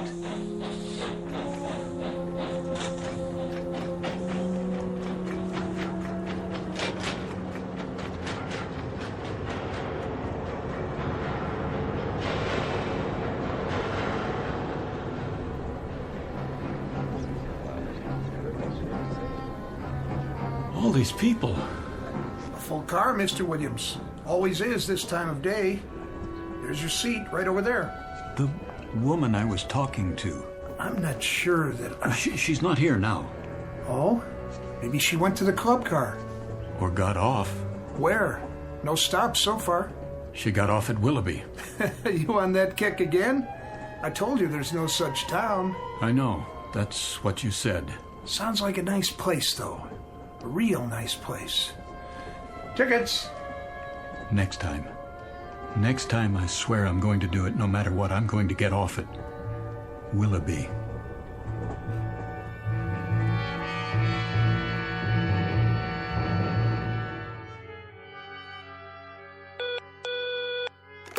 Yes, Ellen. It's the big man on line 1. Should I tell him you'll call him right back? Don't bother. I'll take it. Mr. Mizrell, morning, sir. I wanted to remind you, Williams, what we need here is an ad with pizzazz. Real entertainment. You've got to take the audience by the ears and give them a yank. Rock 'em and sock 'em. Give them the old push, push, push. My thoughts exactly. Got to be bright, Williams. Bright with patter, hipness, and the whole thing push, push, push, push. That's what the client wants. I'm working on it. Tomorrow morning, I'll need at least a preliminary storyboard. You know what I want. A solid format with some pops for the product, leading up to one big pop at the finish. And not just any pop this time. Light, color, explosions. I see it as a field artillery attack. We shell the audience with mortar fire, lay down some tactical air support, and establish a beachhead in their cerebral cortex. Then we send in ground troops and occupy the territory. There. What do you say to that? I'll do what I can. Do more than you can. With me, Williams, aspire. Dream big and then get behind your dreams big time. Push. Push. Well, I haven't seen the ratings on the show. No, but it was the time slot the sponsor wanted. Hold on a second, will you? Yes? They were what? No, wait. Helen? Yes? What film outfit did the commercials on the Bradbury account? The negatives are all scratched. They're screaming bloody murder at me. I'll send a fax. Oh, and Mr. Mizrell would like to see you in his office. I'm gonna have to check it out for you, okay? Mr. Mizrell, sir, he got disconnected. He seemed rather insistent. Are you all right? You look so pale. Oh, I'd like to be alone now. Not the ulcer again? Oh, please, just go. I'll be right outside if you need me.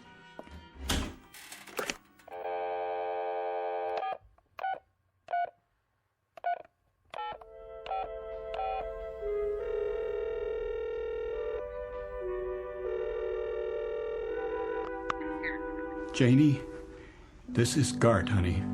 Stay there, will you? Things are going to be different from now on, you'll see. I just want you to stay there. I'm coming home. Janie? Janie, please listen. I've had it, understand? I can't go on for another day, another hour. This is it. I've got to get out of here, Janie. Janie, help me, will you? Please? Please help me. Janie? Janie?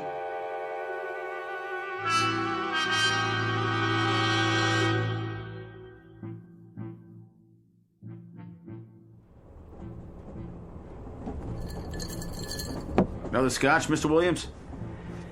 No, thank you. Pretty empty in here today. Well, that's because it's too early. Most people don't hit the club car till after work. Wait till the commuter run. They'll line up like kids in a candy store. I bet they do. You going home early today, Mr. Williams? Yeah, my wife's waiting for me. Oh, she is, huh? That's nice. At least I think she is. You call her and tell her? That I did. I just hope she got the message. Oh, I bet she did. Gonna take her out for dinner and everything? If she's there. Well, if she's not, you can just kick back and watch the game. Have the place to yourself. You win either way. That's right. I'm the winner, not the loser. That's the way to look at it. Let me ask you something. You know that woman? Which one? She rides the train the same time I do. Except today because I'm running ahead. Uh-huh. What does she look like? Well, she wears an old-fashioned long dress and she carries a parasol. In here? Oh, no, I'm sorry. Not in here. That's not what she wears on the train. Only in Willoughby. Willoughby? Where's that? That's just it. I don't know. Oh, forget about it. I don't know what I'm talking about. I just thought she might have come in here. Just till she gets to her stop. Not many women in here today. So I see. You okay, Mr. Williams? A1. Top drawer. See you next time. Sure thing. If there is a next time. Oh, you changing schedules? I might take some time off. Good deal. Vacation, huh? That's right. A vacation. A long one.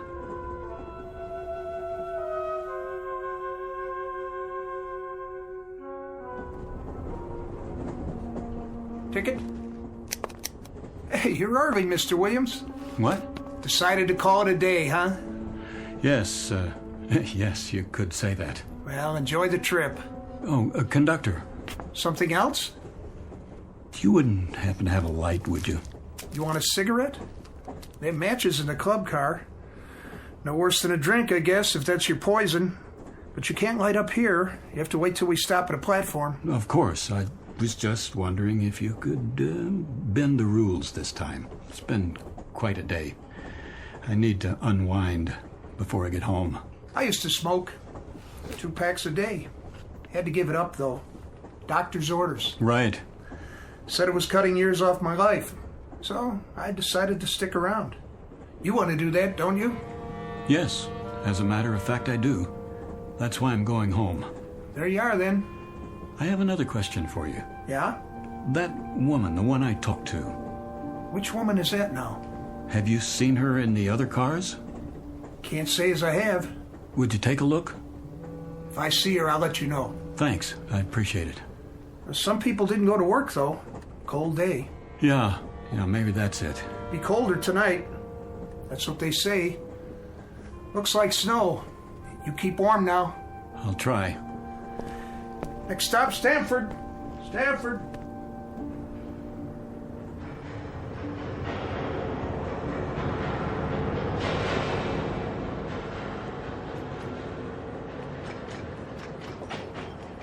Willoughby, next stop. Next stop, Willoughby. This is where I get off. Stop the train. Yes, sir. That's your station, Willoughby.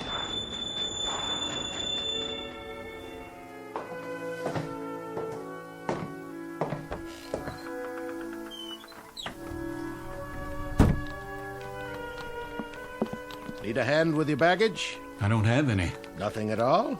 Not a thing. A good day to you, then. Yes, it is. It really is. A beautiful day.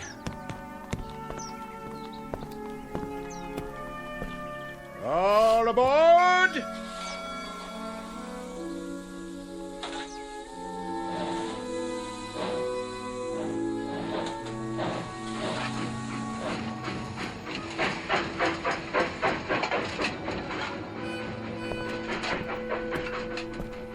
Hi, Mr. Williams. Hi. We're going fishing. I can see that. Catch some big ones today, huh? The biggest you ever saw. Want to come? Maybe some other time. It's pretty hot today. Yeah, we're gonna get a sunburn, then go swimming. That'll be fun. Come on, we got an extra pole, and there's plenty of fish. I'll bet there are. Bye, boys. Catch one for me, okay? Sure.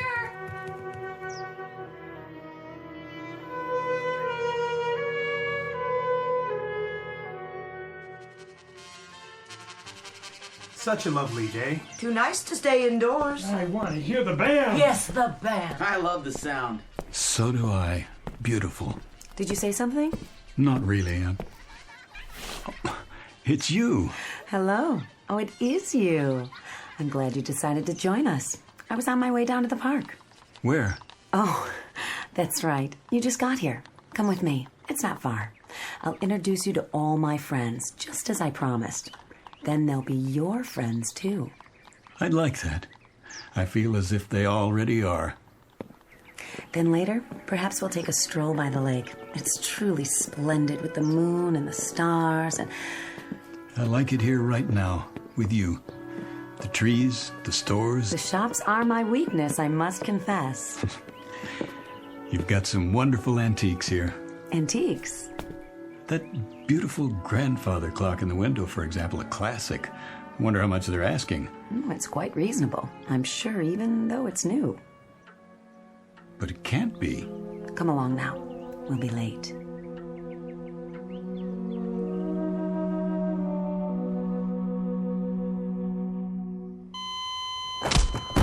Again. Again.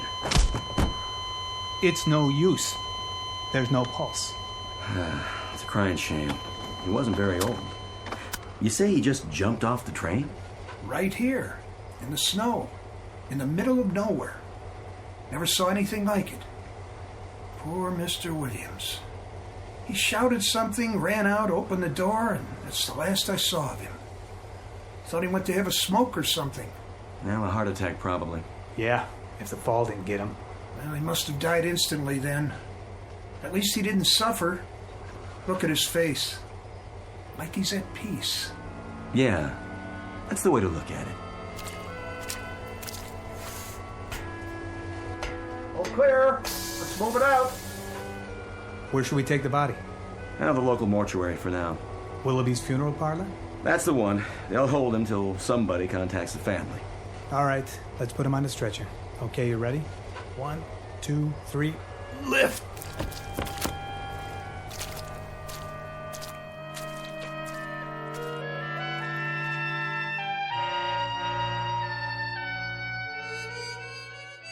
Mr. Gart Williams, who withstood the slings and arrows that come with life in the fast lane for as long as he could bear them, and eventually sought respite for his torment in the only place left open to him, under a gravestone, who climbed onto a world that went too fast for him and then finally jumped off. Mr. Gart Williams, who might now tell us what really awaits us in the great beyond, because this too is very much a part of the Twilight Zone.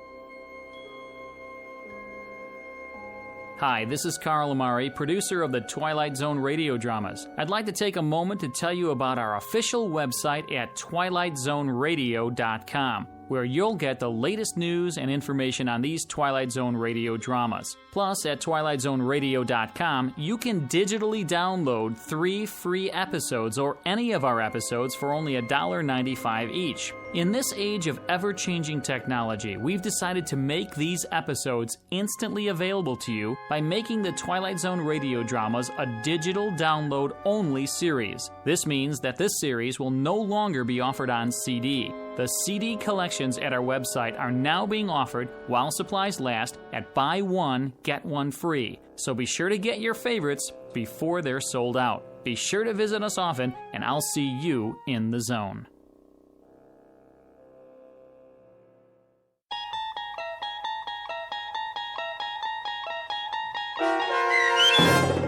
A Stop at Willoughby, starring Chelsea Ross, with Stacy Keach as your narrator, was written for The Twilight Zone by Rod Serling and adapted for radio by Dennis Etchison. Heard in the cast were Rich Komanik, Peggy Roeder, Turk Muller, Lynn Foley, Laura Russell, Tony Castillo, Roderick Peoples, Linda Ryder, Jeff Lupetin, Mike Aljadeff, and Adam Tangway. To learn more about the Twilight Zone radio dramas and to obtain audio cassettes and CDs of these programs, visit our website at twilightzoneradio.com. This copyrighted radio series is produced and directed by Carl Amari and Roger Wolski for Falcon Picture Group. Doug James speaking.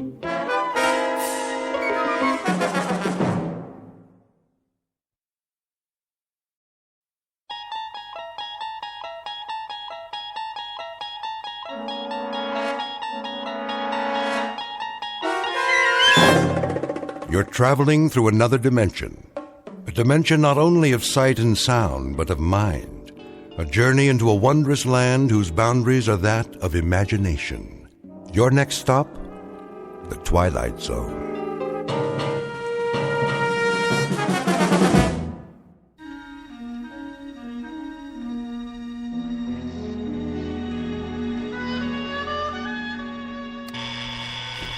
Blasted alarm. Let me sleep. Oh, all right, I hear you. It's 7:01 on a beautiful spring morning. What's so beautiful about it? And this is Mike Munn, here with some more sunshine music on your favorite listening station, Radio K-Rand. Oh, you shut up. So, whether you're on the way to work or just waking up, relax. We'll be with you all day long, bringing you melodic masterpieces around the clock. Off, I say. I did not set this radio to go on at all. And before we start another set of timeless hits, here's a special message for one of our favorite listeners, Bartlett Finchley. What? Mr. Finchley, we know you're out there, so put on a happy face. Take some time to smell the coffee, and remember, we love you madly, but we'd love you even more if you'd get out. Nobody wants you here, so you may as well pack up and get out now. We'll see about that. Of all the outrageous gall.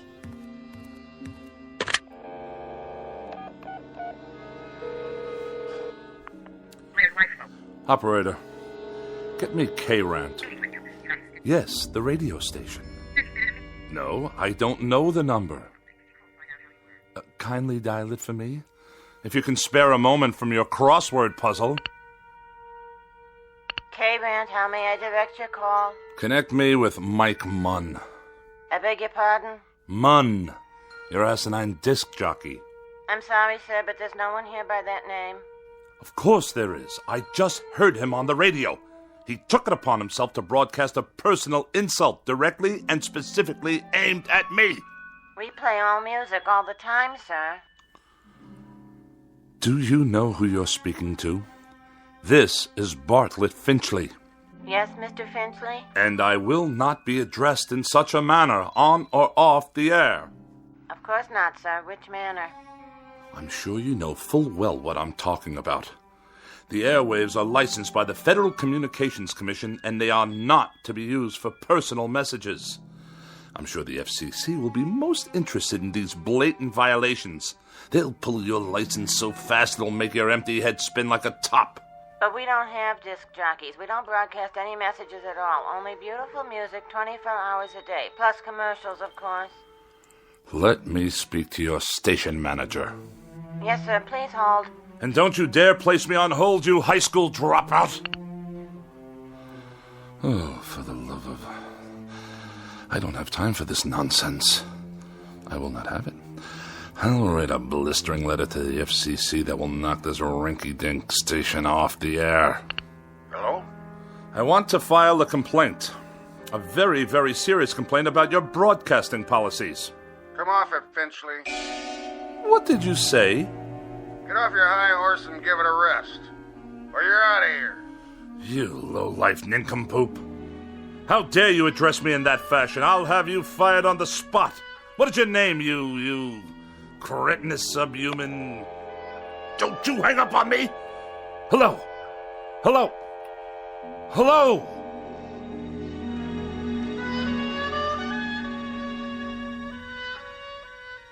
This is Mr. Bartlett Finchley, age 42, a practicing sophisticate and dedicated misanthrope who writes very special and very precious things for gourmet magazines, critical journals, and the like.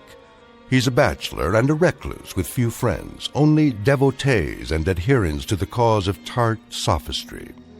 He has no interest save whatever current annoyances he can find to occupy his mind.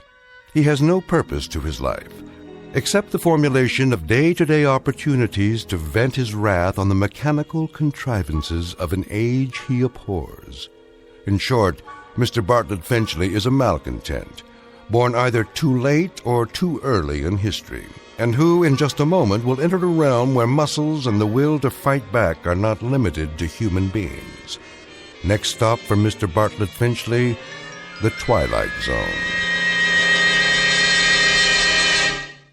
And now, The Twilight Zone and our story, A Thing About Machines, starring Mike Starr, with Stacy Keach as your narrator.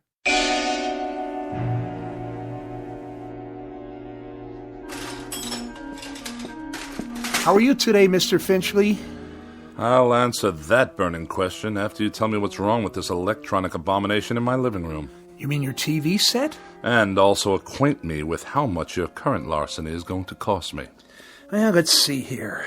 2 hours labor, new circuit board, new oscillator, new comb filter. How very technical and how very nice. Speak English, man. Well, you asked me what was wrong.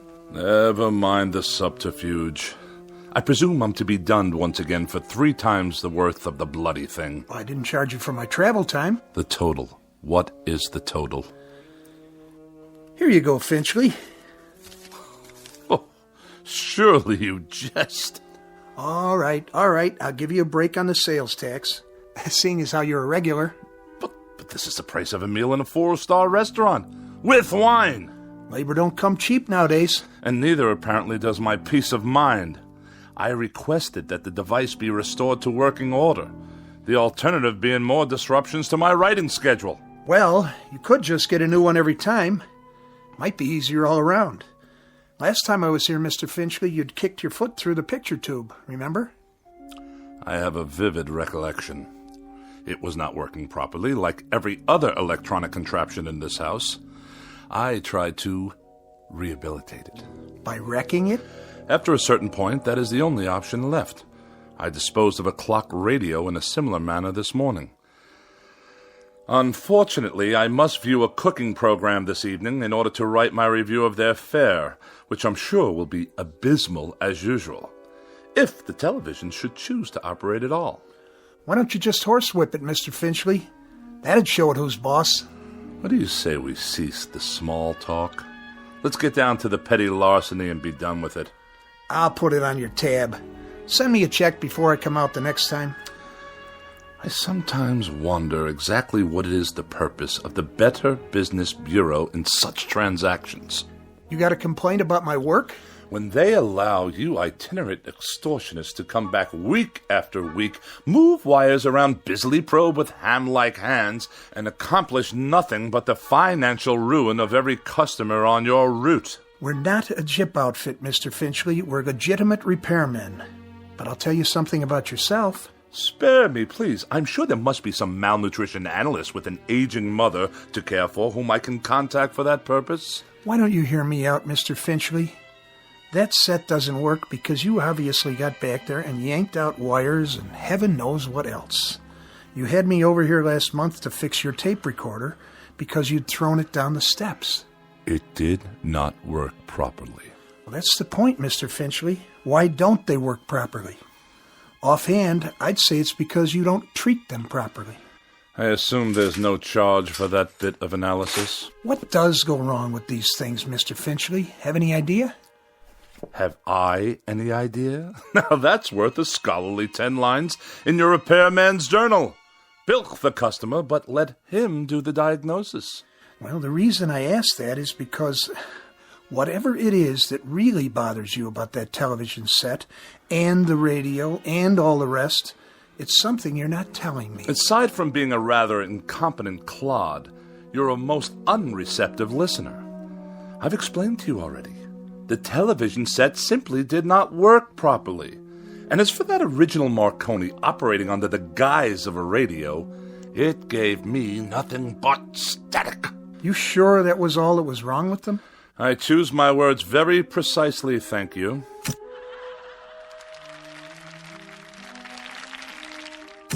Well, there you go.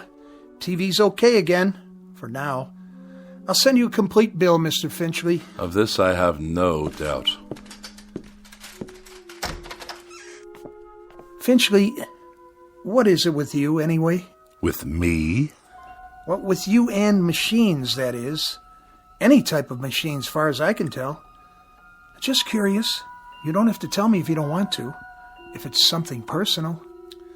I will file that idiotic question in my memorabilia, to be referred to at some future date when I write my memoirs. You will fill one entire chapter. The most forgettable person I have ever met.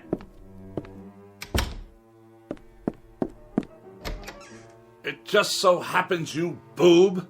It just so happens that every machine in this house refuses to cooperate, on any level. They behave as if... There! You see what I mean? Enough! I said that will be just about enough of that. Stop! Stop! Stop! Please!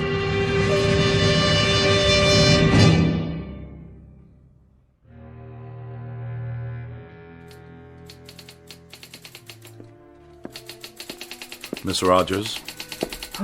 Yes, Mr. Finchley? Let me see the pages. Yes, sir. Is that all you've done? That's all I've done. 2 articles and 1 column, almost completely retyped, 40 pages in 3.5 hours. That's the best I can do, Mr. Finchley. It's that idiotic gadget of yours, humming and clicking away. I suppose it's about to break down, too. It's perfectly fine for a typewriter if you'd let me use a word processor. My words don't need processing. They've already been diced and sliced by the most perfect processor known to man, the human brain, which in my case comes with a great deal of priceless expertise. But a computer would increase the speed. I wouldn't have to worry about ribbons, correction tape. The solution to that, Miss Rogers, is increased accuracy. I'm extremely accurate, Mr. Finchley, and it's not my speed that's the problem. This is an old-fashioned, out-of-date technology. If you'd allow me to bring a computer in here... Oh, no! Not in my house. More unnecessary bells and whistles. Thomas Jefferson wrote out the preamble to the Constitution of the United States with an inkpot and a feather quill. It took him only half a day. Then why don't you hire Mr. Jefferson? Did I ever tell you with what degree of distaste I view insubordination? Oh, yes, many times, often and endlessly. What are you doing? What does it look like? I'll tell you what, Mr. Finchley. From now on, you can get yourself another girl. Somebody with 3 arms and roughly the same sensitivity as an alligator. Then the 2 of you can work together till death do you part. As for me, I've had it. And you are going where? Where? I think I might take in Bermuda for a couple of weeks, or Mexico, or maybe a quiet sanitarium on the banks of the Hudson. Now, Miss Rogers. Any place where I can be as far away as possible from the highly articulate, oh so sophisticated bon vivant of America's winers and diners, Mr. Bartlett Finchley. Miss Rogers, you don't mean that. And surely you're not serious. You've even got me talking like you. But I'll tell you what you won't get me to do. You won't turn me into a female Finchley with a pinched, scornful little heart and a mean, petty, yellow-jaundiced view of everybody else in the world. Miss Rogers, please. Please don't leave. I beg your pardon? I wish you'd reconsider. Speak up. I can't hear you. I wish you'd stay for a little bit longer. You what? I don't mean to work. All that can wait. Then why? I was just thinking... Well, we might have dinner. You're not serious. Or something, perhaps a cocktail. You are serious. I am. I'm not very hungry, and it's too early for cocktails. What's your trouble, Mr. Finchley? You sound like a half-hearted orphan whose idea of a lark is a square dance at the local grange.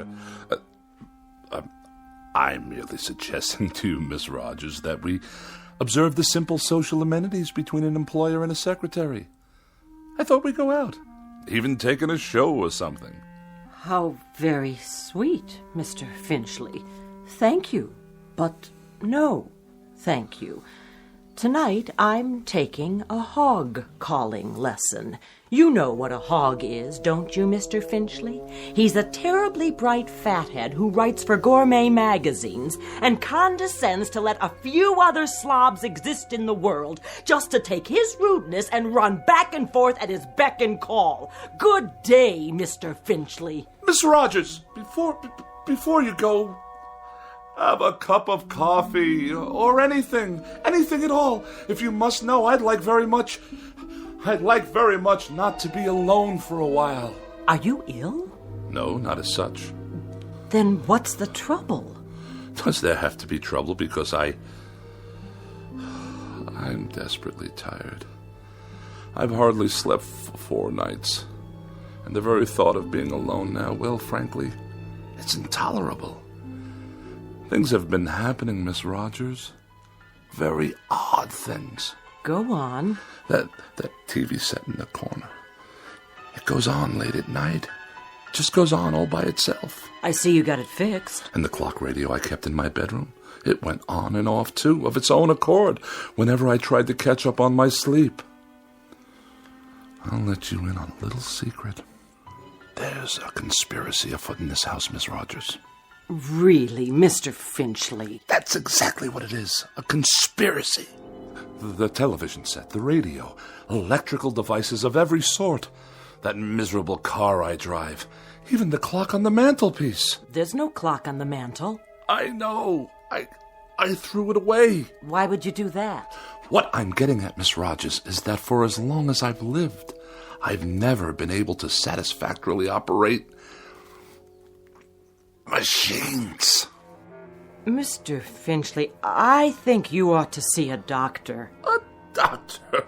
Oh, the universal panacea of dreamless idiots. If you're depressed, see a doctor. If you're happy, see a doctor. If the mortgage is too high and the salary too low, see a doctor. You, Miss Rogers, you see a doctor. I am a logical, rational, intelligent man. I know what I see. I know what I hear. And for the past 3 months, I've been sharing this house with a collection of wheezy Frankenstein monsters whose whole purpose is to destroy me. Now, what do you think of that? I think you're terribly ill. I think you need medical attention. You obviously haven't heard a word I've said. I think you've got a very bad case of nerves from lack of sleep. By no choice of my own, I assure you. And I think that way down deep, you yourself realize that these things are nothing more than delusions. Now I know what you really think of me. That I'm to be pitied. That I'm a poor wretch, not in my right mind. That... Think what you like. Now where are you going? You don't need company, Mr. Finchley. You need analysis. You're no better than a cogwheel robotic machine yourself. You haven't an iota of compassion or sympathy. Mr. Finchley, please, let go of my arm. I'll let you go when I get good and ready to let you go. Mr. Finchley, let's not make an ugly scene here. Now, come on, let me go. Mr. Finchley, let go of me! Get out of here and don't come back! With distinct pleasure and manifest relief. Don't ever come back. I'll send you your check. I will not be intimidated by machines, so it follows that no empty-headed little secretary with a mechanical expression is going to get away with anything either. Mr. Finchley, in this conspiracy you're suffering, this mortal combat between you and the appliances, I hope you get licked. Good riddance! What? More typewriting? Oh, you think you'll turn yourself on any time you feel like it, do you? Let's see what you've written. Get out of here, Finchley. Get out of here, Finchley. Who are you to tell me to get out of my own house? You're a machine, a silly machine, an inanimate object. All right, that's it. This is war. You're not going to intimidate me. Did you hear what I said? You're not going to get away with it, you machines.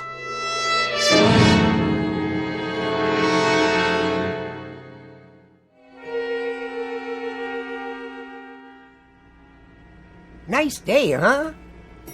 Define your terms. I was only making conversation, Mr. Finchley. Just see to it that this elevator takes me all the way to my destination without a mishap. 19th floor. I'm surprised I got here in one piece. Pardon, sir? No matter. You wouldn't understand. You couldn't, since you choose to collaborate with these infernal contraptions all day long. Yes, sir. Good afternoon, Mr. Finchley. Is it? I just meant... I know what you meant. The warm, languid weather outside, fluffy white clouds scudding across a pale blue sky. The sort of day when a young woman's thoughts turn to romantic mush. Disgusting. Mr. Finchley, I assure you I... Well, I'll have none of it. Do you hear? Excuse me. Editorial department. Ah, another telephone. Mr. Alexander Graham Bell's most loathsome invention. It undoubtedly knows my whereabouts at all times. Please hold. Mr. Finchley, did you want to see the editor? No need. I simply wish to drop off my manuscripts for the next issue, the reviews and the personal opinion column. Oh, and kindly note, the final pages are handwritten this time. Oh, did your computer crash? By no means. My typewriting apparatus is in the shop. Actually, I prefer this method. It allows me to make last-minute revisions directly from my hand to your eye, as it were. I'll tell them it's here. Then I shall take my leave. Out into the blinding white heat of the cruelest month. Reflux Publications? Iron Gourmet Magazine? Just a moment, please.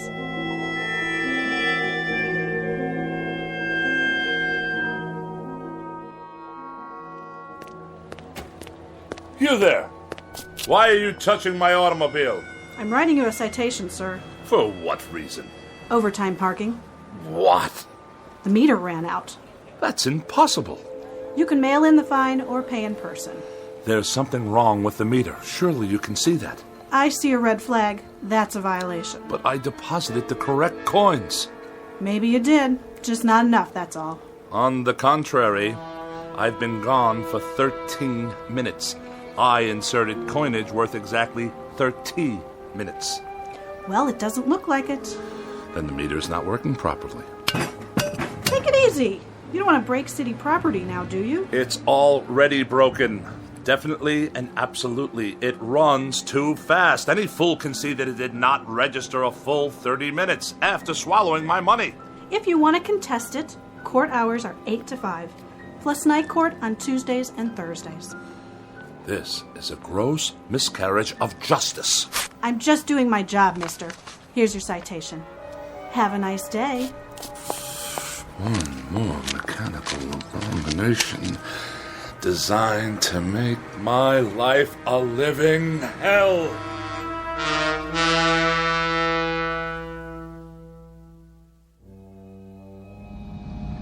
One side, madam. You, sir. Move your vehicle out of my way. Watch it, Mac. Watch what exactly, you imbecile?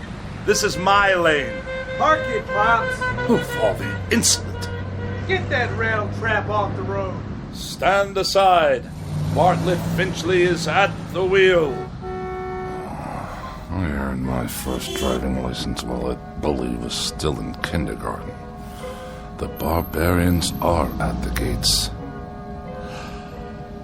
Yet another red light, waiting for some mother and her toddler to cross the street. Oh, look at them, stuffed to bursting on cheeseburgers. What's wrong with you? Are you blind? I did nothing. Simply placed my foot on the brake pedal. On the gas, you mean? The car moved forward under its own power. Yeah, sure. You trying to kill somebody? I saw the whole thing. He did try to kill you. On the contrary, the motor car obviously malfunctioned. We're in a crosswalk here. Get his license number. You do that. The light is now green. Do I have your permission to proceed? Get that piece of crap out of here. Gladly.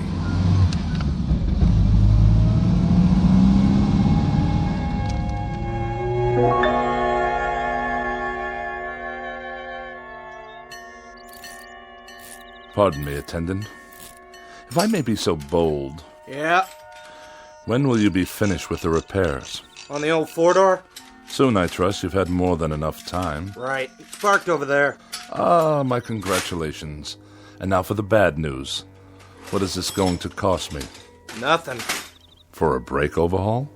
You mean no charge for the labor? I'll consider that a professional courtesy. I mean no charge, period. So you haven't completed the work. My good man, I can't wait around this gas station all day. There's nothing wrong with it. I checked the brakes, transmission, the works. It's an oldie, but there ain't nothing wrong with that car. Nothing? She's a classic. You know, you could sell that baby for good money if you want. But I distinctly felt the machine roll forward under its own volition. All the same, it's working perfect. Real cherry set of wheels you got there. I know a collector looking for something like that. I'll give you, say, $900. $900? The hubcaps cost more than that. Okay, $1,000. Give me the keys. If you say so. Here you go, Mr. Finchley. But she's not gonna last forever, you know. You ought to get back what you put into it. Buy yourself a nice new car. If you can hang on a minute, I'll call the guy. And waste even more of my precious time? Good day.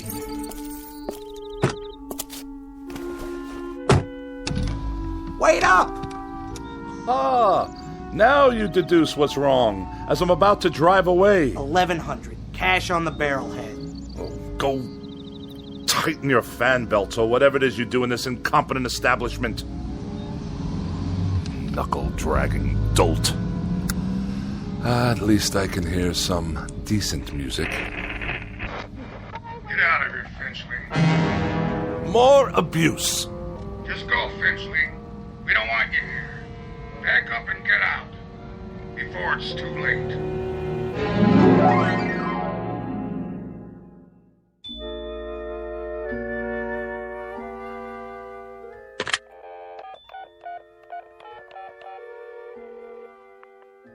Miss Moore, please? Oh, is that you, Agatha? Bartlett Finchley here. Yes, my dear, it has been a long time. Too long. Which indeed prompts this call. How about, dinner this evening? Yes, with yours truly. Why, at the restaurant of your choosing, of course. Oh, no, you're quite mistaken. There are establishments that meet my standards. In this city, well, I'm sure there are. Well, it is short notice. But yes, I see. Some other time, then? I'll call you again. You have my pledge on it. Not at all. And good evening to you.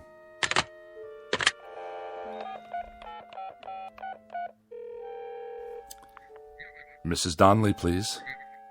Pauline, is that you? Oh, and how's my favorite young widow this evening? Bartlett. Bartlett Finchley. You remember? Yes. I'm tip-top. And you? Splendid. Say, listen, Pauline, I was wondering, sort of spur of the moment and all that, but oh... I see. I see. Yes, perfectly. That's quite all right. No, I hadn't heard the good news. Well, I'm delighted for you. Truly delighted. In June. I'll send you a wedding gift. Of course. Good night. It's the telephone. I'm sure of it. Distorting my voice, twisting my words. What other explanation is there? An army of forces dedicated to embarrassing me, inconveniencing me, and generally making my life as miserable as possible.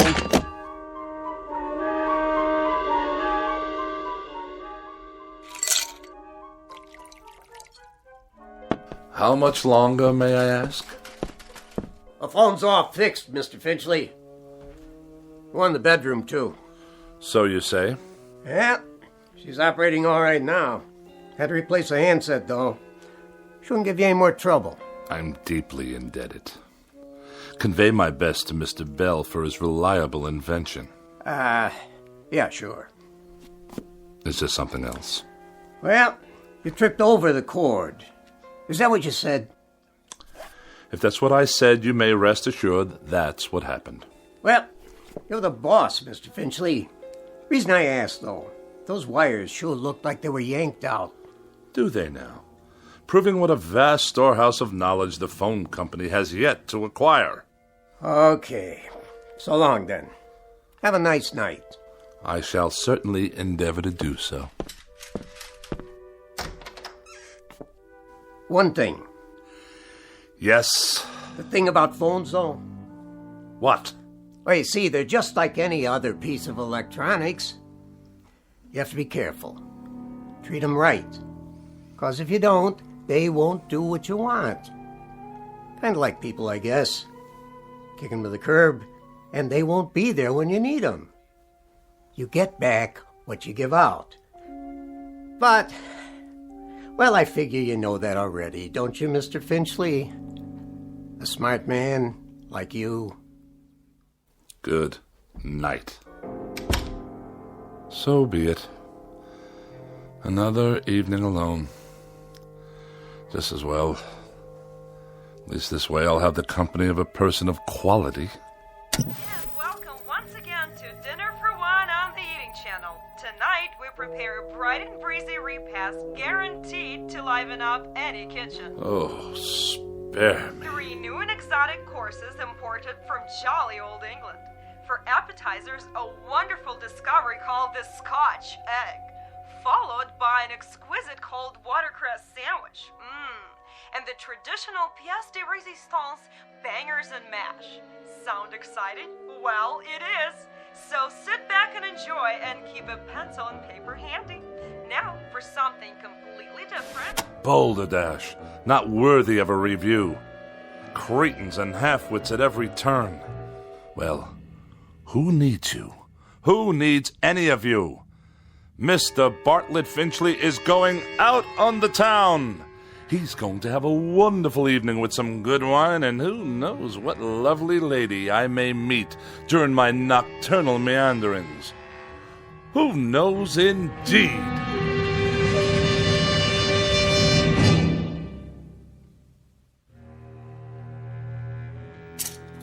Dinner jacket, white shirt, and the red cravat. No, the blue.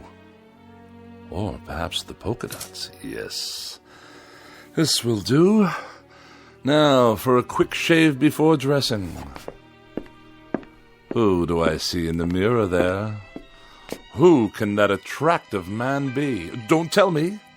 It's Bartlett Finchley. Good features. Strong chin. Bred from quality stock. All I need to do is whisk off the stubble. Ow! Bit me. The shaver actually bit me. I'm bleeding. Get away, you filthy bugger. Finchley. Who's there? Finchley. Look in the mirror. What do you really see? Huh? Who's speaking? Take a good look. You're ugly, Finchley. That's not my face. It can't be. An ugly, dried-up old man. Do yourself a favor. Do us all a favor. Use a straight razor. Stop speaking at once. You have no right.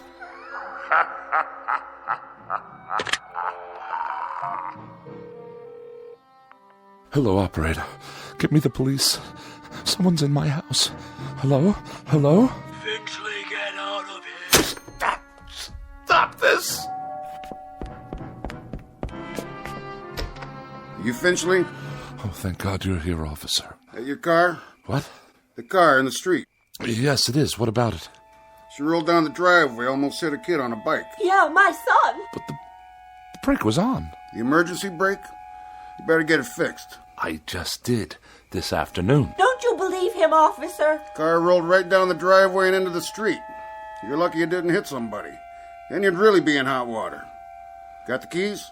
They're in the other room. Better get them then. I want to put on some clothes while you're at it. Look at him standing there in his underwear. I have a robe on, madam. Some robe? It's called a dressing gown. And tie it shut. I'll write you up for indecent exposure, too. Oh, yes, of course. All right, fella, you better pull her back in the garage. I'll give you a warning this time. Have those brakes checked first thing in the morning, understand? Perfectly. There is another matter I'd like to discuss with you, officer, now that you're here. And what's all the noise in his house? He's always throwing stuff, yelling at the top of his lungs. That true? No, I fell, that's all. Tripped and fell on the stairs. That why your face is bleeding? Precisely. What's the other matter? Matter? You said you have something to discuss. It's difficult to explain. You wouldn't understand. Eating then, Mr. Finchley. So is he gonna move his car or what? In one moment, madam. For now, you may remain on my property until I return with the keys. At that time, I should like you to be out of my yard. Otherwise, I shall solicit the aid of this gendarme to forcibly eject you. Idiots! I need a drink.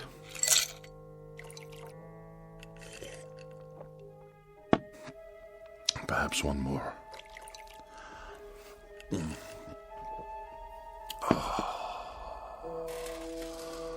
Oh, that's better. But if the car can't be trusted, how can I go out this evening? I'm a prisoner in this madhouse. Miss Rogers? Edith? Is that you? Yes, of course. You had second thoughts, and now you've come back. Where are you? But if you're not here, then who's typing? Get out of here, Finchley. Get out of here, Finchley. Is that all you can write, you infernal machine? Who turned you on? Get out of here, Finchley. Get out of here, Finchley. No. You get out of my television set. What's that? The clock. I smashed it this afternoon. Smashed it to smithereens. And you. I destroyed you too. Well, you won't get me.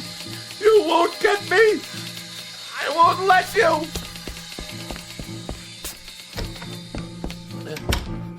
Help me, please. Someone. It's Bartlett Finchley, your neighbor.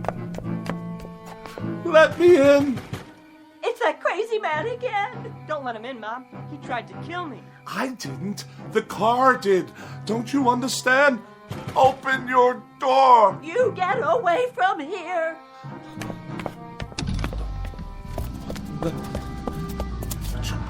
You can't follow me. You're only a car. My car. Stop. There's no one at the wheel. You must stop. I demand it. Back to my house. Then it can't follow me to the house. Locked. Wait. I have the keys after all. It can't get in here. I'm safe now. Safe. Oh, where's the light switch? Burned out. Just as well. I'll hide here in the dark until the car goes away. Yes, that's it.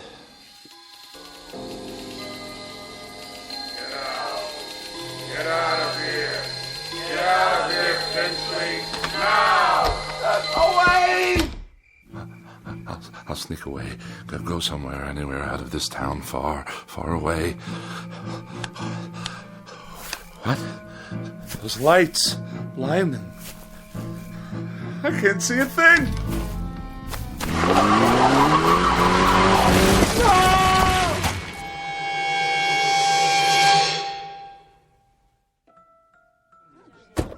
I have your 1019 on Woodlawn Drive. What is the status? Cancel that call for backup. Paramedics have arrived, waiting their decision. Do you have a positive ID? Finchley, first name B for Bartlett. Stand by, 10-4. That man. He was running in his bathroom. Never saw anything like it. What's his condition? Flatline. He's gone. I'll put him down as DOA your arrival. Heart attack? That's what it looks like. What happened here, you know? Neighbors said they heard him shouting about something last night. He sounded scared. What about? Yeah, whatever it was, he took it with him. Was he out here? Right here on the porch, slumped down against the door, eyes wide open like he saw a ghost. I figured he was on his way to his car. Which one? At the curb. Never got to move it like I told him. Must have been drunk. You can smell it on him. Good thing he forgot his car keys or he might have done some real damage. Yeah, not now, though. Poor old guy. He was a royal pain, let me tell you. That's all over now. Maybe he did see something. Who knows? Maybe so.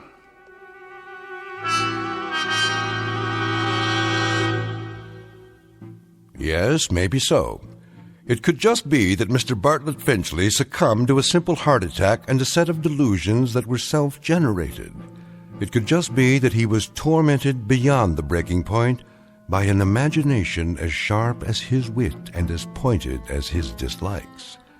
But as reported by those in attendance, this is one explanation that has definitely left the premises with the deceased. For now, look for it filed under M for machines in the Twilight Zone. More from the Twilight Zone after these words.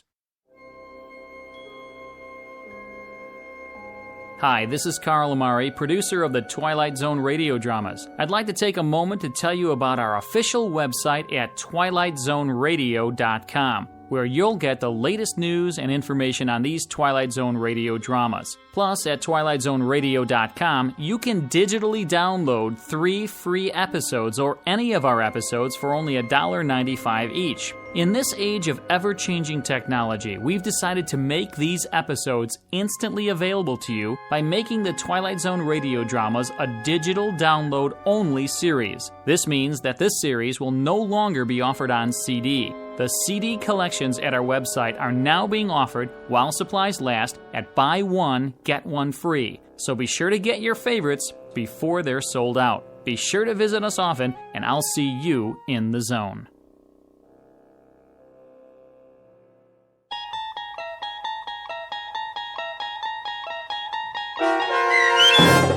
A Thing About Machines, starring Mike Starr, with Stacy Keach as your narrator, was written for The Twilight Zone by Rod Serling and adapted for radio by Dennis Etchison. Heard in the cast were Doug James, Peggy Roeder, Rich Kominick, Turk Muller, Guy Burrill, Larissa Borkowski, Irene Olson, Heath Corson, Lynn Foley, Natalia Reed, and Peter DeVito.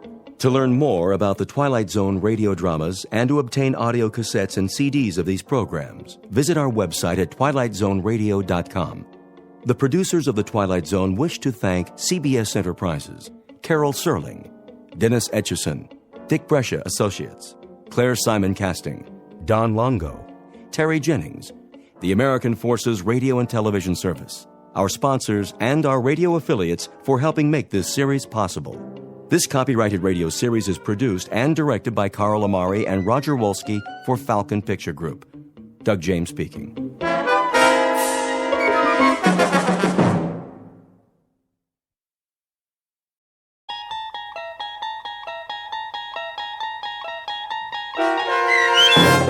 A World of Difference, starring Luke Perry, with Stacy Keach as your narrator, was adapted for radio by Dennis Etchison and written for The Twilight Zone by Richard Matheson.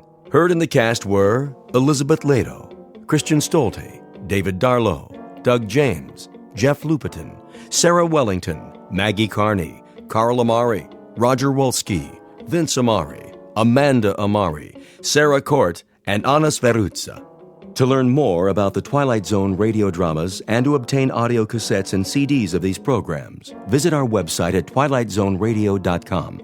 The producers of The Twilight Zone wish to thank CBS Enterprises, Carol Serling, Dennis Etchison, Dick Brescia Associates, Claire Simon Casting, Terry Jennings, XM Satellite Radio, Sirius Satellite Radio, our sponsors, and our radio affiliates for helping make this series possible. This copyrighted radio series is produced and directed by Carl Amari and Roger Wolski for Falcon Picture Group. Doug James speaking.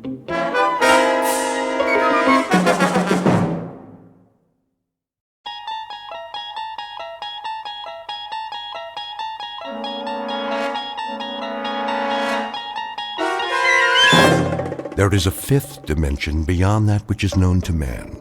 It is a dimension as vast as space and as timeless as infinity.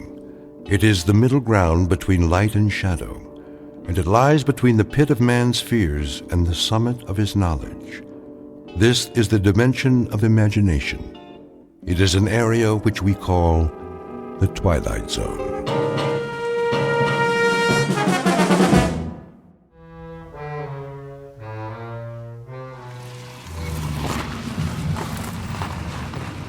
Hey there, Will. Morning, Mr. Reagan. Reagan? Yeah, that's a good one. Yeah, you want to open the gate? Yeah, I guess it is. A good one. Want to let me in on it? Let you in on what? You called me Will. Yeah, so? So, my name's Harold, you know that. Since when? How long you been working here? Oh, long time. All that time, I've always been Harold. Some people call me Shorty, but never Will. And I'm Arthur. My wife calls me Artie sometimes, but if you want to be Harold, that's okay by me. Oh, I get it. You want I should call you Arthur from now on instead of Mr. Reagan? You got it. Guess that makes us even. Harold, do you a favor? What's that? Leave the parking lot open, then take the rest of the day off. Okay, I'll bite. What for? You must be tired. Didn't get much sleep last night, huh? Have some breakfast, cup of coffee, see if that helps. Helps what? To get your head on straight. You can open the gate now, Harold. Or whatever your name is. Sure, if you say so.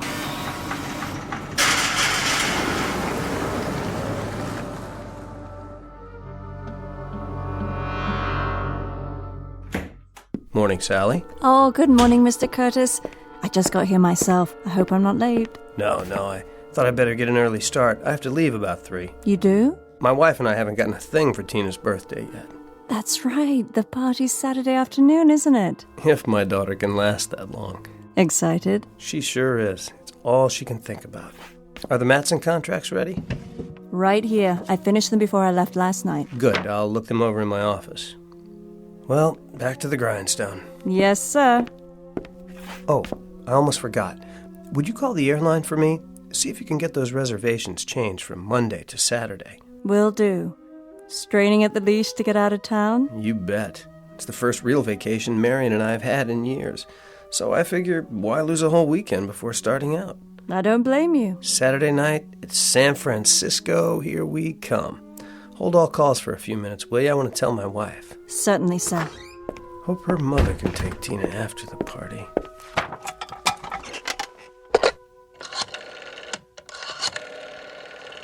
Oh, for heaven's sake. Sally! I can't get a dial tone. What's he doing? I don't know. This isn't in the script. Sally, I said... Who are you? What are all you people doing in... Cut! Where did Sally go? What happened to the wall and... I said cut. All right, everybody, take 5. Will somebody please tell me what is going on? Reality. The quality of being real or having an actual existence. A matter of interest to philosophers throughout the ages. The definition comes from the dictionary, and it directly concerns one Arthur Curtis, 36 years old and a successful businessman, or so he believes. Mr. Curtis is about to discover that the line between reality and unreality can be very thin indeed. In fact, under certain conditions, it may be less than thin. It may be invisible, at least in the Twilight Zone.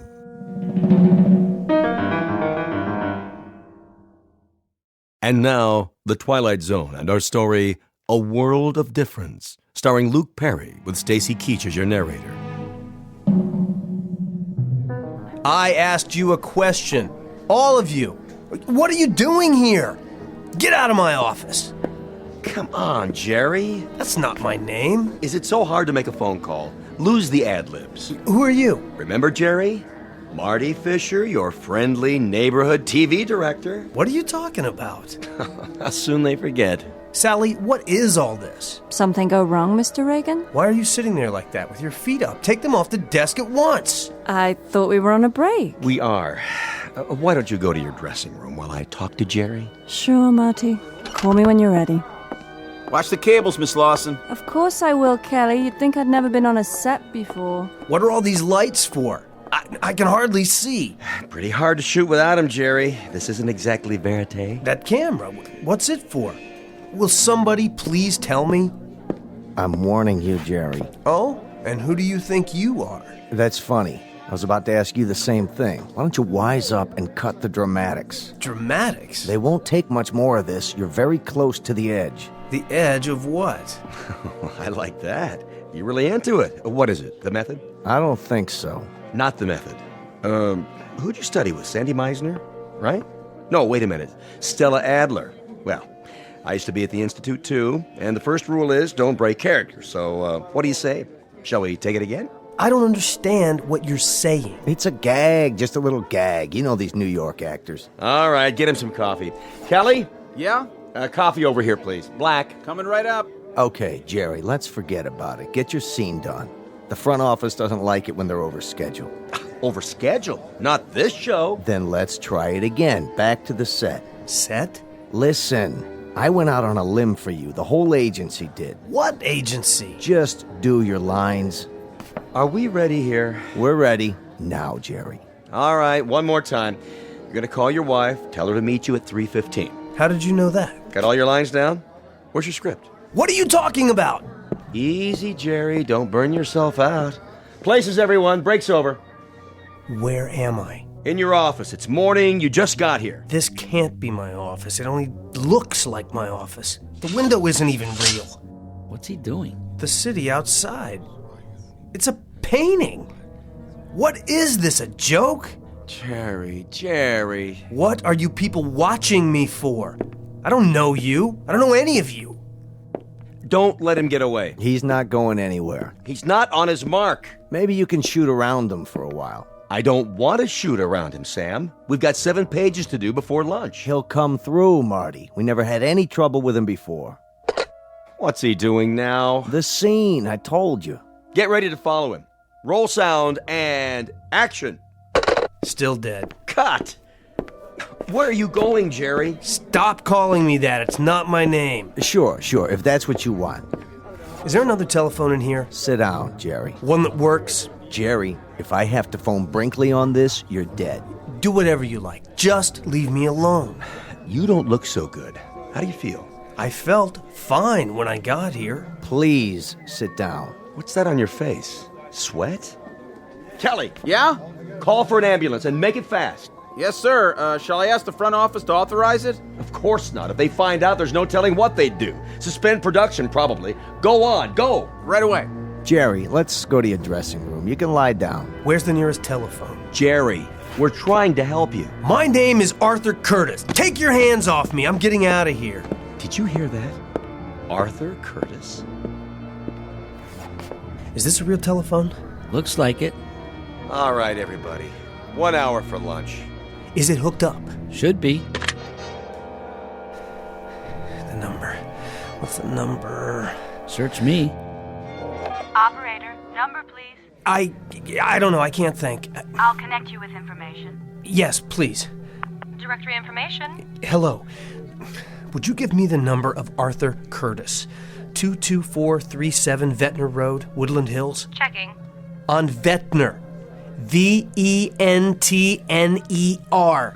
I have no listing for a Curtis at that address. What? You must be mistaken. Jerry? Listen, it's my own home. I'm Arthur Curtis. I just can't remember the number at the moment. Will you... If it's an unlisted number... It's not an unlisted number! At least I don't I don't think it is. Look, would you try again? I know there's a phone there. I'm sorry, sir. Jerry, put the phone down. You're wrong, operator. Connect me with your supervisor. Let's go to your dressing room. Listen! Give me the phone. What are you doing? You're not yourself. You're sick. Get your hands off me! I'm trying to help. Well, I don't need it. I'm getting out of here. Where are you going? Home! Jerry, somebody stop him!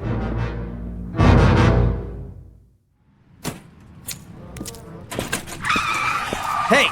Watch it, lady. Are you out of your mind? If you're drunk again, Jerry... Let go of me. Look, I don't care if they bounce you. I don't care if you never work again for the rest of your worthless life. You're going to pay me what the judge tells you to pay me, or so help me, I'll put you so far behind bars, they'll never find you again. There you are. Mrs. Reagan. I am not Mrs. Reagan anymore. Sorry. Could I speak to you in private? I haven't the time. It's about Jerry. He's coming with me. He'll be back in time for the afternoon filming. That isn't exactly what Excuse me, but I need your car. What do you think you're doing? You're not driving. I've just called for an ambulance. Jerry's having a nervous breakdown. How convenient for him. Would you two get out of the way, please? I'm not joking, Mrs. Miss, from now on. If you won't move... Slide over. I don't have time to argue. I said... Get in if you have to. I'm getting out of this place. You pig-headed... Better fasten your seatbelt. Slow down. Don't touch the wheel. I'll do more than touch it. I'm not going to let you crash this car. It's mine now. Get your hands off the brake. There. Now will you let me drive? I'm warning you. You're warning me? Give me those keys. Now. Stop! Look, please, whoever you are. I said I'll drive. If you want to kill yourself, you'll have to wait. First, I'm going to bleed you, Jerry. I'm going to bleed you dry. Every bank account, every residual. Now listen. I don't know who you think I am, but you're wrong. You're wrong. My name is Curtis. Arthur Curtis. And I don't have the slightest idea what you're talking about. Right now, I'm going to... Oh, cut the histrionics. If you think you can chisel your way out of pain with a cheap trick like this... I'm gonna turn the key again. And I'm driving to my home in Woodland Hills. Once we get there, you can have your car back. Do you understand? I told you to cut the act. No act. My name is Arthur Curtis. My wife's name is Marion. I have a daughter named Tina. And I live at 22437 Ventnor Road in Woodland Hills. I mean it, Jerry. My name is Arthur Curtis. My wife's name is... I said cut. Cut!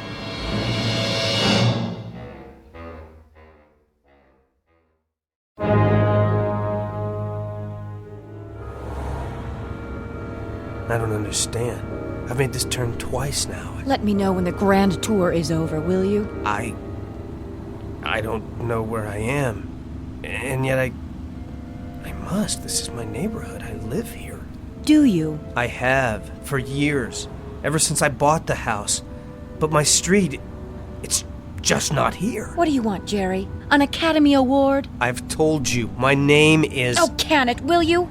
Who are you trying to convince? You may as well give it up. You never had a less receptive audience. Why do you refuse to listen to me? Go ahead, then. Play it out. Make a complete idiot of yourself. I couldn't care less. I'm trying to find my house. Is that so hard to comprehend? Well, you're not going to, no matter how hard you try. And why is that? Simple. Because there's no such thing as Ventnor Road. Keep quiet. I'm trying to think. And what's more, there never was, except in your dreams. What's in the glove box? That's none of your business. This is my car now. There must be a map. Let me have it, please. Get your hands out of there. I'm just trying to...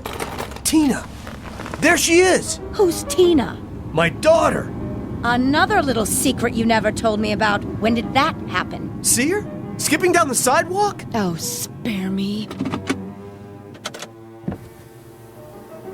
Hi, honey! Over here! It's Daddy! This is too much. You're going to get us both arrested. Tina, honey! Come here! I didn't have anything to do with this, remember that. Tina? Thank God. Leave me alone. But you're not Tina. Sorry, little girl, I thought... You scared me. You're a bad man. Get in. But that dress... I thought she was... I said get in. Or would you rather go to jail for attempted kidnapping?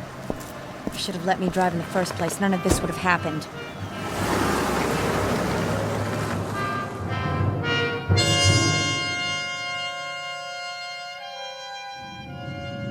Why are you stopping? Because this is the end of the line. Here? Oh, don't tell me you're going to play surprised. But I've never seen this house before. You just won't quit, will you? That's Brinkley's car out front. What does he want? Who's Brinkley? Pound of flesh, probably. Well, he'll have to wait his turn. Coming? I can't stay here. I have to go. I said I'd get you back for the afternoon shooting. I mean home. You are home. Who's home? Move it, Buster. Or would you rather sit out here? Fine with me. Suit yourself, but I promise you you'll regret it. Where are we? Come on inside. Fix yourself a drink. A little hair of the dog? Maybe that'll do it.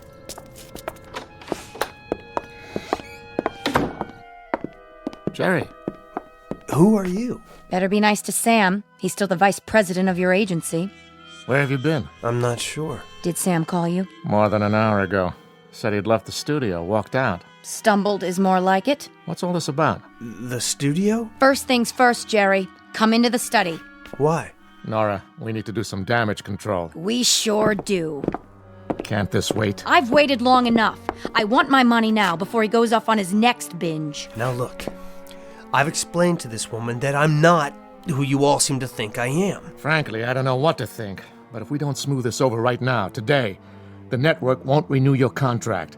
And that will cost us all money. My name is Curtis. I live... Jerry, stop it! Stop what? Would you rather I lie to you? You don't seem to realize the position you're in. Where do you hide the checkbook these days? I beg your pardon? I'll find it if I have to tear the house down. Excuse me.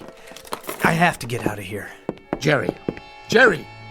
I'm going to lay it on the line. If you lose this part, we'll have to drop you as a client. We can't cover for you anymore. It's beyond that. Way beyond. I'm sorry, but you're mistaken. All right. Look, they can shoot around you today. I'll tell them you came down with something. They won't buy it, but we'll do our best to make it stick. But come tomorrow, you've got to be there, Jerry, bright and early, with bells on. I don't know what's going on. God, help me. I don't know what's going on. You said that. Jerry, enough is enough. I tell you, I found it. Get over here.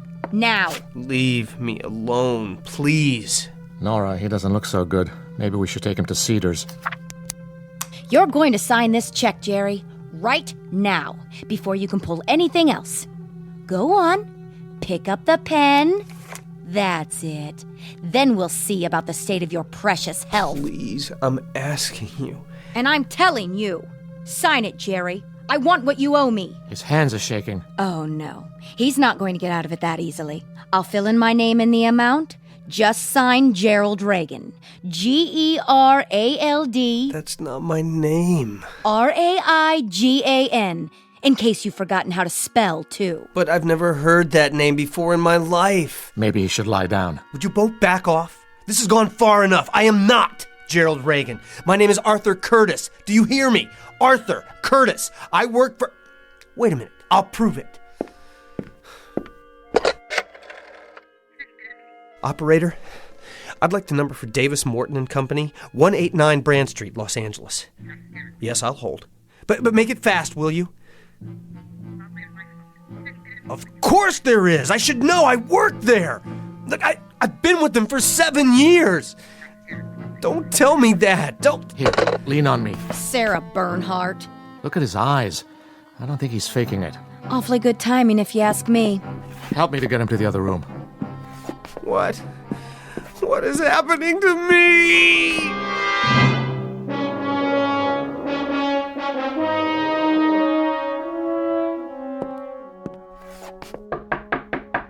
Jer?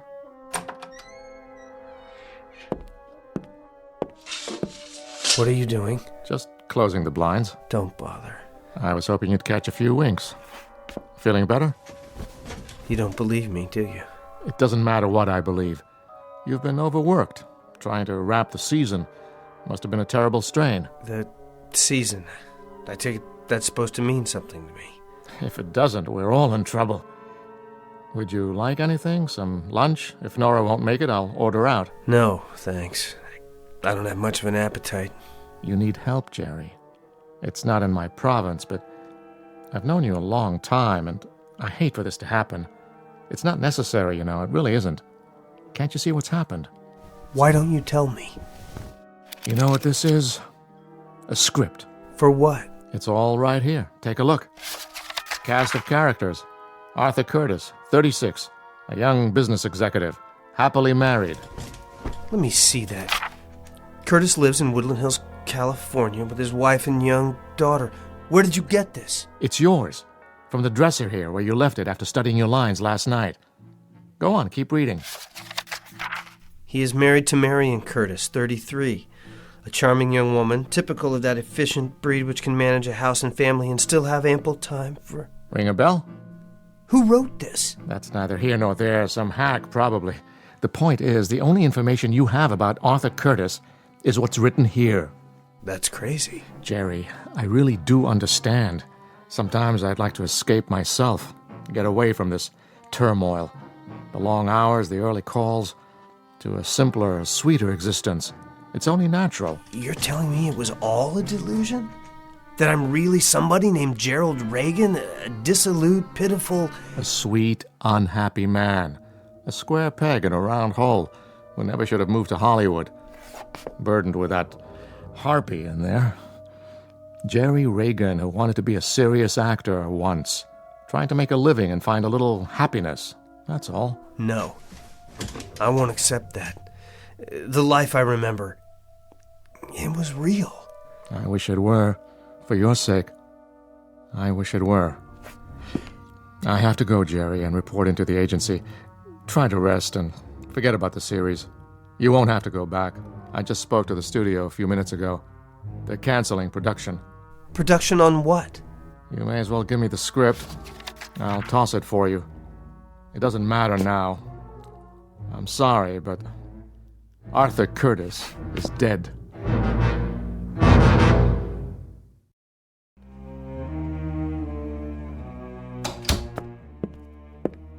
Well, what's his story? I don't think it's a story. Not this time. All better? Or should I fix him some milk and cookies? He's had it. Withdrawn from the playing field. And I can't say I blame him. Go on, then. Get out of here. I'll whip him into shape. If he thinks a little breakdown is going to let him off the hook. Wait! Jerry! Well, what do you know? It walks. Out of my way. Yes, sir. What is it, Jerry? I've got to go back. I told you it's too late for that. It's finished. No, I've got to get back to my office. If you mean the set, they're probably tearing it down already. And as far as I'm concerned... But they mustn't. Don't you see? I'll never get back if they tear down the only connection I have to... Jerry, knock it off. I can't do that. Jerry!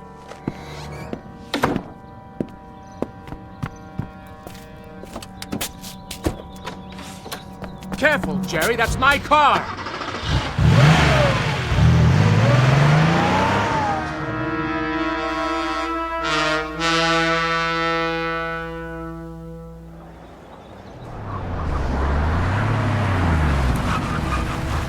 Name? Open the gate. Oh, that's you, Mr. Reagan? I'm in a hurry. Oh, sure. Nice car. What happened to your... Now, Harold. Well, see, your name's not on the list anymore. I mean, Reagan's not. That other one you gave me. What did you say it was? Curtis something? I don't have time for this. Hey, did you get fired? Real sorry to hear it. Or maybe you quit. Either way, I'm not supposed to... Stand back. Huh? No, I was just saying...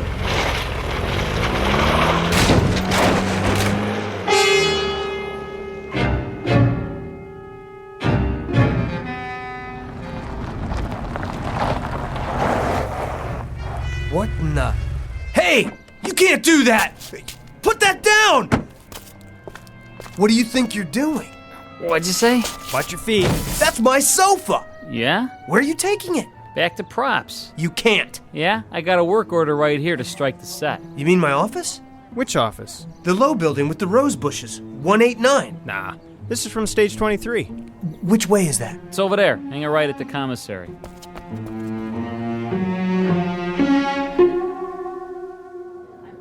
Take the wall down? Not yet. Get the desk and chairs. Where do you want them? Hold on! Pardon me, Mr. Reagan? Don't touch the desk yet. Or the chair. No? How come? I have to get something. Oh, sure, go ahead. It'll take us a while. Too bad, huh? Nice set. Real nice. Kind of sorry to see it go.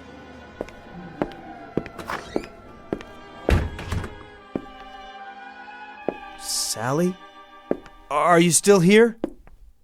No matter. I don't know where to start. There must be a way. There has to be. Mr. Reagan? Who? It's Kelly. I thought I saw you come in. What happened to my books? Books? Oh, sent back to props by now. And my papers? And file cabinets? Even the photos on the desk? They were pictures of my family, my wife and daughter. Were they? You mean they were real? Give me a few minutes. Maybe I can track them down. Do they have to do this? I'm afraid so. The studio needs the space. A career. A whole life packed up while you're out and shipped off to God knows where. I had no idea. I thought it would last. Nothing lasts in this town. You know that.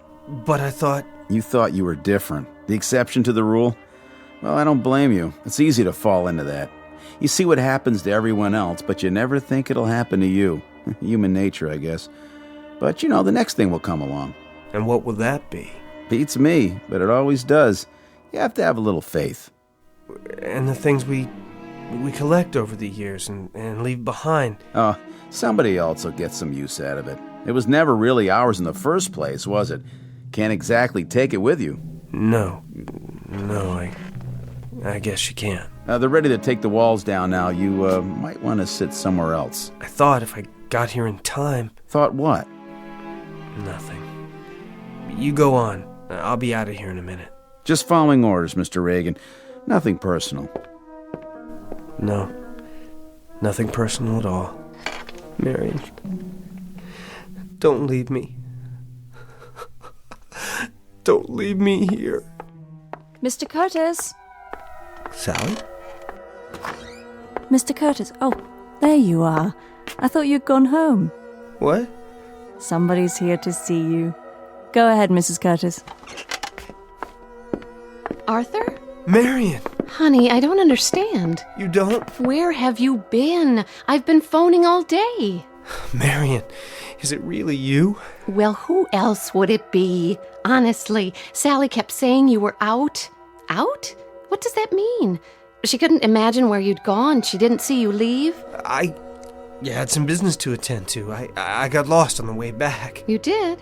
How do you mean? It doesn't matter. I'm back now. Oh, just let me sit down for a second. These new shoes are... Why, where's your sofa? I won't need it anymore. Marion, let's get out of here. But I just got here. I didn't think you'd mind. I thought you might want to have dinner on the way home. That sounds wonderful. Oh, and I wanted to tell you, I got something for Tina's party. That doll she's so crazy about. Now, Marion, let's go right now. Artie, are you all right? Yes, I am now. You're looking a little tired. A hard day? Very. Where were you? It's a long story. Mr. Curtis. Sally? What is the matter with you, dear?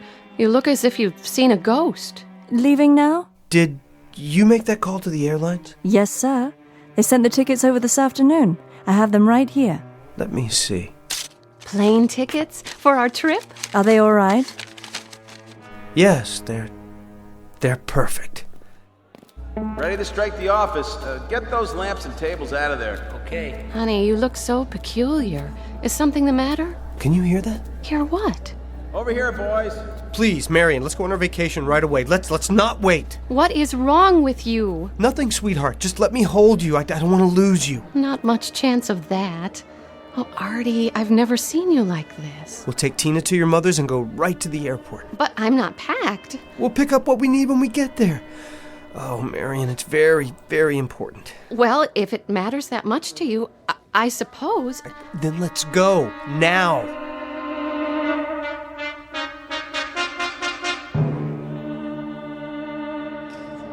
Hi there, Mr. Brinkley. Have you broken it down yet? Just about to. Has Reagan been here? He was a minute ago. Where? The office set. And he's not there now? Nope. You didn't see him leave? I didn't. Any of you guys see where Reagan went? Nope. Sure didn't. Would you look in his dressing room? Sure thing. Well? Not in his dressing room. Then I wonder where he's gone. Wherever it is, I hope he finds what he's looking for.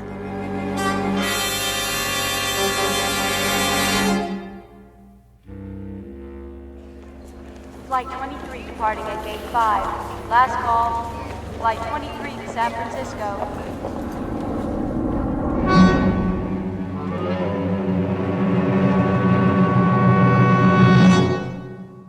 Reality. The quality of being real or having an actual experience. Words of definition from a book we call the dictionary. Words that fail to recognize man's gift for creating realities of his own. Realities perhaps beyond the measurement of science, and yet actual in their own right. Realities existing in that vast and timeless middle ground between light and shadow, the dimension of imagination, also known as the Twilight Zone. More from the Twilight Zone after this. You are about to enter another dimension, a dimension not only of sight and sound, but of mind, a journey into a wondrous land of imagination. Next stop, the Twilight Zone. Hi, this is Stacy Keach. I'd like to take a moment to tell you about our Twilight Zone website at twilightzoneradio.com. At twilightzoneradio.com, you'll find the latest information on these Twilight Zone radio dramas, including behind-the-scenes photographs, plus the newest product releases, trivia contests, ways to contact us, other Twilight Zone-related info and merchandise, plus links to other fascinating websites. So make your next stop twilightzoneradio.com. Visit twilightzoneradio.com to purchase these Twilight Zone radio dramas on cassette and CD, or call toll-free 1-866-989-ZONE. That's 1-866-989-9663.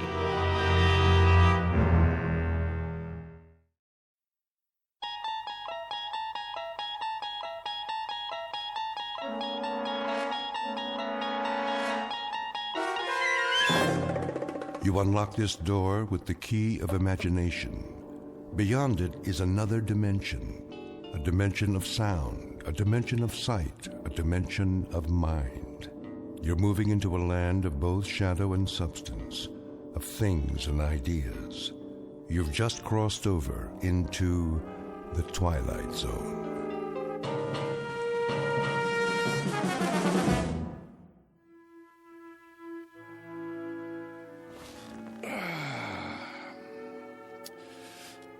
Now then, to begin. Recording. Act 2, Scene 1. We open on a wide valley, the Alps in the background, as a ragtag army of men in brass helmets descend, followed by a bunch of elephants. In the foreground is their leader, Hannibal. Make that a herd of elephants. No, strike that. A thundering herd of elephants. Next shot. I need a drink. I say, I need... Yes? Greg? You have reached the home of Gregory West. At the tone, Cut it please out, leave... West. I know you're there. For one thing, you don't have an answering machine. For another, I can hear you sweating. Hello, Sammy. You know what day it is? It's Monday. You were supposed to have the script on my desk this afternoon. Oh, that, yes. My typist is running a little behind schedule. Your typist? Well, you know I don't use a typewriter. So get a word processor or a laptop. Never. Dictation is the only way. Helps me get the dialogue right. What's her number? Who? Your typist. I'll send a messenger. Not until I have a chance to look it over. Make any last-minute corrections. The network wants pages, Greg. They don't have to be perfect. Just give me a couple of more days. I can't stall them much longer. They want to shoot Hannibal's animals in the spring. They doubt me? They doubt their own grandmother if they had her under contract. They've got a lot riding on this. Well, you tell them I'm not some Hollywood hack. I'm a legitimate writer. They're lucky to have my services. And you're lucky to have a six-figure deal. This isn't Broadway, it's TV. And you've got a mortgage to pay off. No, I'm aware of that, Sammy. Oh, I shouldn't have answered the phone. One time I do. Is it Harold Prince? Is it the Theatre Guild? No, it's my agent with dialogue out of a Bud Schulberg novel.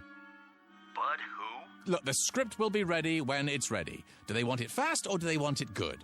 Ask them that, would you please? They want it tomorrow. That's what they want. I'm telling you. Bye, Sammy. We'll talk in the morning. Oh, my. Now I do need that drink. Mary? Did you hear what I said? Yes, darling? Ah, there you are. I was wondering. Scotch and water? How did you guess? I think I know you by now. Relax, Gregory. You deserve a break. How right you are. Sit on the couch. I'll massage your temples before you go back to work. Ah, what a fine idea. Is the drink all right? Perfect. As always. There. Now close your eyes. Doesn't that feel better? I swear, Mary, you have, magic fingertips. The least I can do for such a talented man. That brain of yours must get overheated, working hour after hour, morning till night. I couldn't have said it better myself. Oh, yes, you could. You're a genius with words. I know. Oh, Mary, Mary.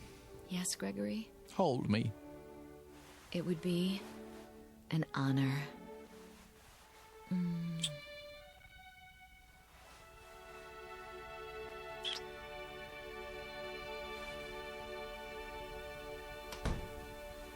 Who's that? Outside the window. I thought I saw... No. Gregory! Not Victoria. Gregory? She can't be home yet. Gregory! How dare you!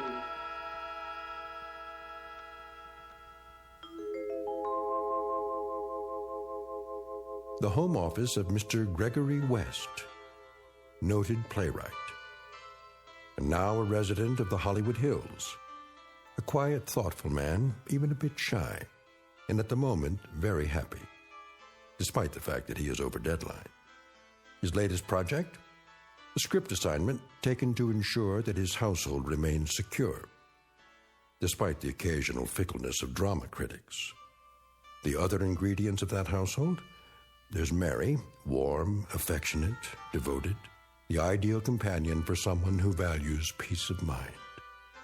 And the final ingredient, Mrs. Gregory West. In a moment, she's going to learn the secret of her husband's success. A method of creative writing taught only in the Twilight Zone. And now, The Twilight Zone, and our story, A World of His Own, starring Charles Shaughnessy, with Stacy Keach as your narrator. Gregory! Oh!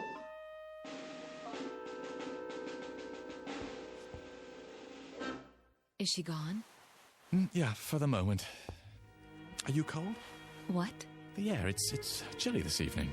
It was. Shall I light the fire? Not if you're with me. You're so lovely. Oh, Gregory.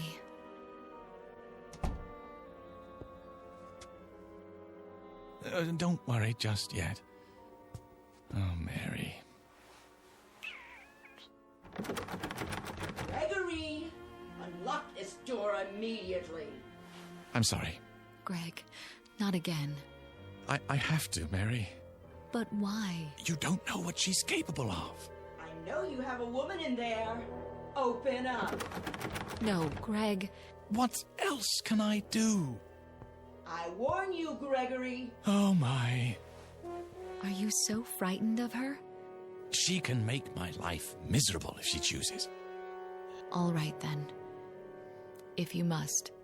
Do you hear me, Gregory? Are you deaf? Be right there. Don't think you can hide her from me. What's that, dear? Don't think you can let her out the window either. Gregory!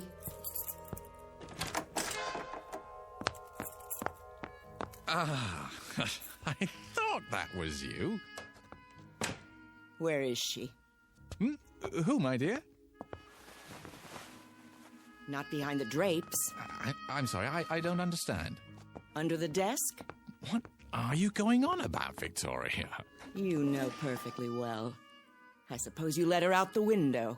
But the window doesn't open, remember? Then where? Who?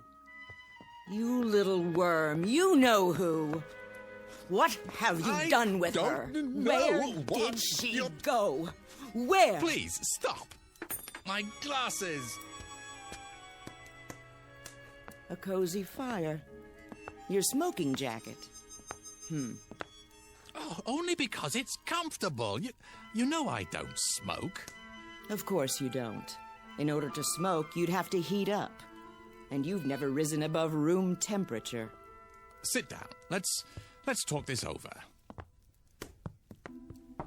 Have you installed a secret door in here? No, dear. The study's as it's always been. A place of seclusion for my work. For your work. For monkey business, you mean? What are you doing? I'm arranging my notes. Notes? Those are tapes. Well, you know I prefer to dictate, dear. I'm not your dear anymore, you libertine. Who's a libertine? Do you intend to stand there and deny it? Deny what? That you had a woman in here. Victoria, I never meant Liar. Cheat. Fraud. Victoria! If you force me to do it, Gregory, I'll have this room torn down. Panel by panel, board by board. Why? Don't toy with me. Who's toying? Then you must think I'm handicapped. What? Lacking in all my faculties. The vital functions, like sight. You think I'm blind? Of course I don't. Then how can you refuse to admit it? I stood outside that window and saw the two of you on that sofa there. Don't. Zip it.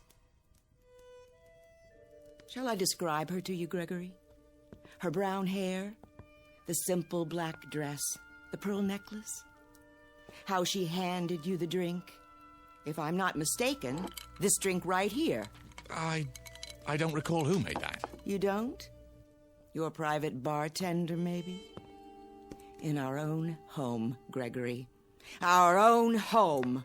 That drab, ugly little creature. She's not. Aha! How was your day, dear? You, went to a movie, didn't you? Was it a good one? Apparently not. Oh, well, they can't all be works of art. Didn't expect me home so soon, did you? Thought I'd go out to dinner afterwards. I didn't say that. I've had my eye on you for some time now. Oh, how flattering. You thought you fooled me, didn't you? Why, no. You know you can't lie to me. You thought I'd never suspect the real reason you kept sending me away from the house. Have to be alone to work. The famous playwright. Famous philanderer is more like it. You do me an injustice. Oh, do I? All right. Out with it. Who is she? Victoria. Dear. Don't you dear me. Ow! And don't touch me. At least try to understand. Oh, I understand perfectly. But you don't. Why don't you enlighten me then? There's no other woman in my life. There certainly isn't. Not anymore. Because you don't have a life. How can I explain it to you? That's the question of the evening. How? Well, I'm waiting. I'm a very patient person. I'm not going anywhere. Go ahead. Take your time. Choose your words carefully. Because I intend to report each and every one of them to my lawyer. No, that won't be necessary. I'll be the judge of that. Victoria. Victoria. All right, then. You recall my play, The Fury of Night, Dear? The one that made my reputation? It won a Tony Award? Then there was interest from Hollywood, and we moved out here. I'm listening. What about it? Well, you remember the character of Philip Wainwright. He was the first character that I was ever really successful with. The critics said he lived on stage, not a collection of mannerisms. He breathed, What's her name? What? Her name. What do you call her? Fifi? Foofy? Or do you just call her whenever you feel like it? Mary, but... Mary! How common. She's not common. Oh, you mean she has hidden talents? I'll bet. Does she cater to your every need? Drain off your tensions before they have a chance to build up? Victoria, don't. I'm trying to explain. Then go ahead.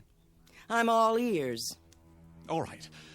You know I've spoken many times of how fictional characters seem to come to life for me. Such vivid life that they begin to determine their own actions. As the author, I may have some particular lines and moves planned for them, but they simply won't do it. They become so strong that they begin to take over the story. I'm not interested in a lecture on writing.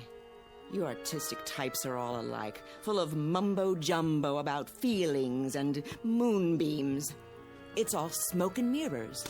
A cover, a front for self-indulgence, wish fulfillment, laziness. I don't know what you'd do if you had a real job to go to.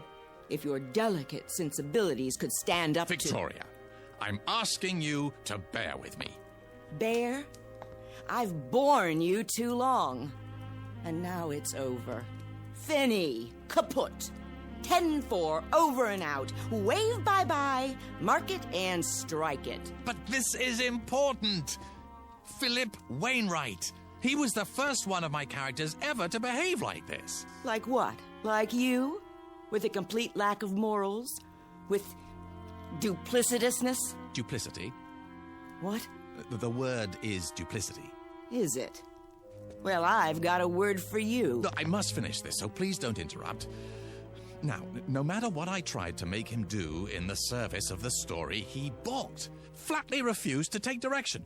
Wouldn't accept my choices any longer. This is ridiculous. He was real. Alive, do you hear? Alive.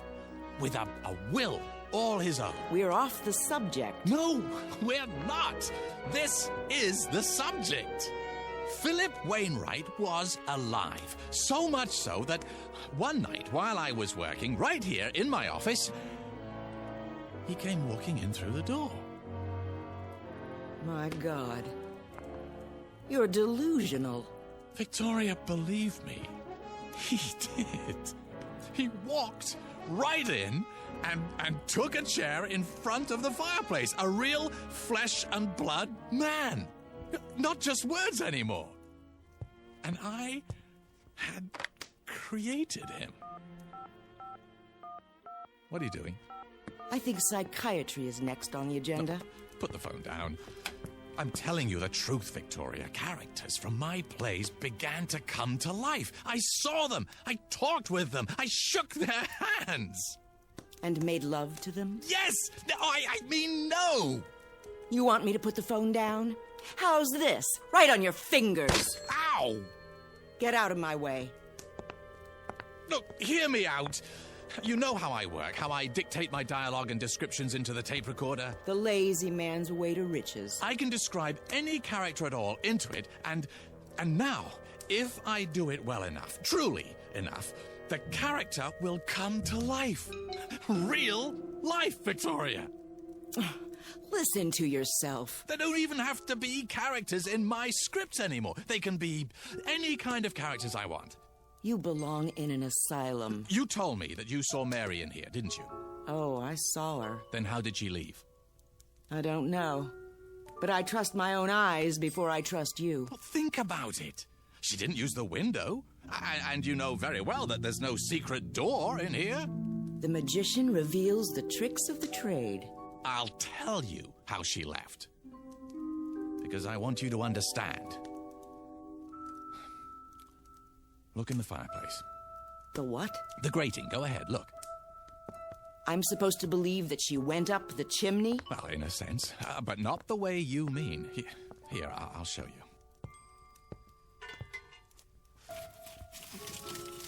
See this? What is it? A melted cassette tape.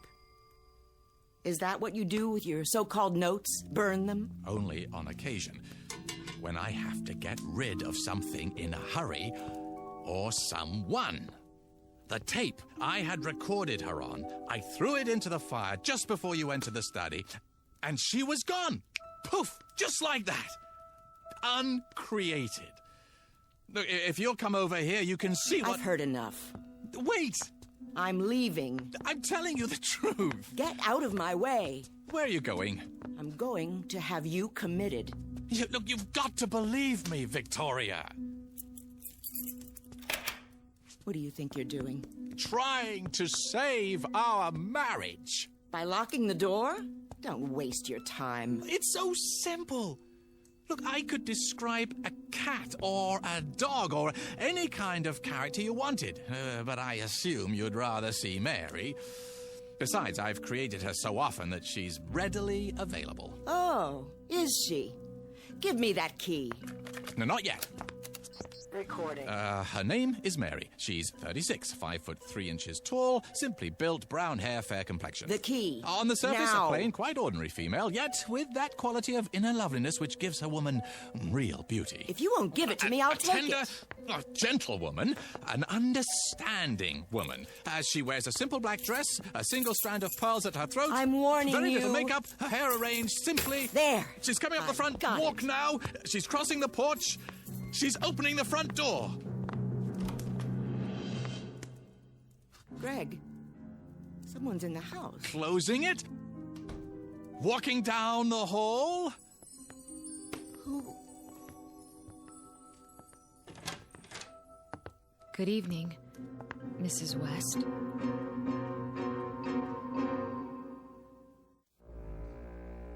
Well? She's real. How did you do that? Do what? Bring her here. On cue. Don't you understand?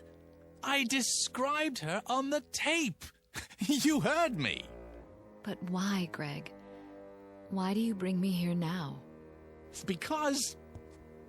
it's a bit tricky to explain. Try. Come in, Mary. Thank you. I'd love to. She asked you a question. I'm trying to think of the best way to put it. Give me a moment, Mary. You do know each other. Oh, yes. Your husband's a wonderful man. What do you want here? There's nothing to be afraid of, Mrs. West. I'm here because it's Gregory's wish. It's not mine to doubt him. Doubt him? You mean you don't? I'm sure he has his reasons. There. See? Well, Victoria? Do you believe me now? This is some kind of plot. You did let her out of here through a secret door somewhere. Behind the bookcase? I'll find it. Then you tell me some fool story about characters who come to life and walk around as big as you please. It's not a plot, I assure you. Not a very clever one, that's obvious. You lock the door and pretend to make her real. And she slips around from the backyard and comes in through the front door and tries to make me think she's... Oh, no. That's not what happened. Not at all. I swear. You're trying to drive me insane. You want to have me committed. I only did it because you said you were gonna have me committed. Oh, no. You want to get rid of me so you'll have our property all to yourself. So you can share it with this... Nothing of the kind.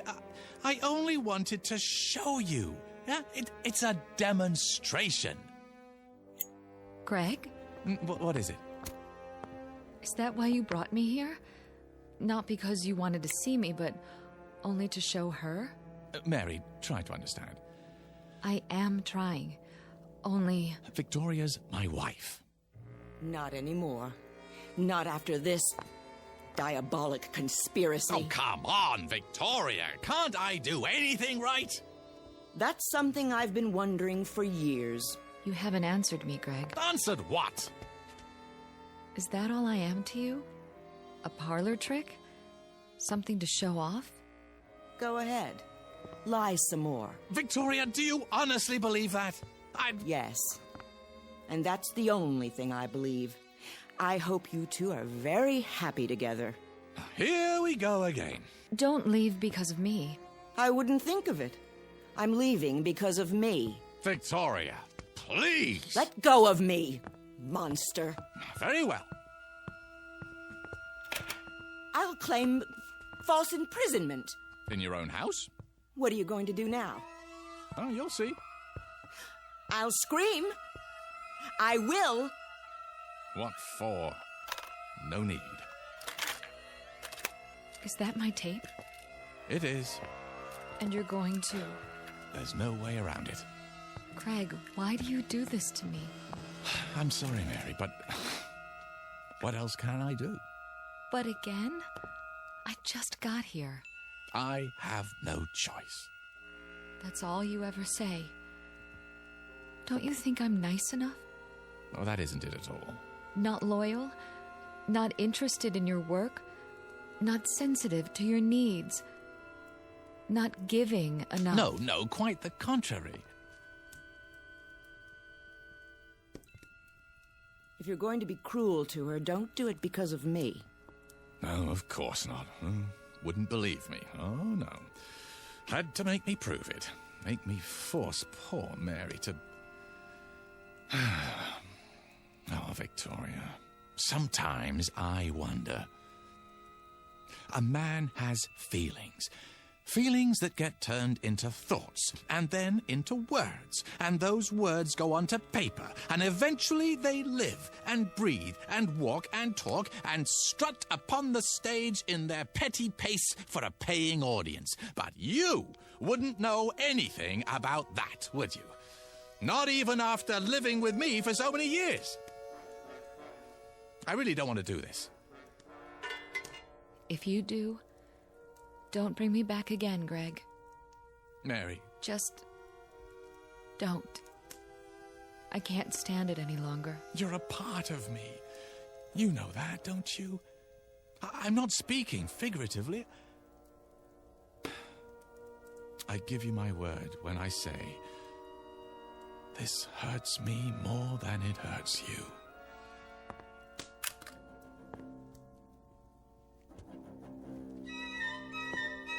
I'm so sorry, Mary. But she is my wife. I understand. I suppose.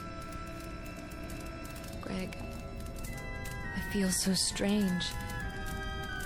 What's happening to me? Help me. Greg, help me.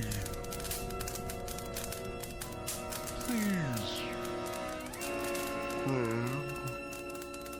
I feel so strong.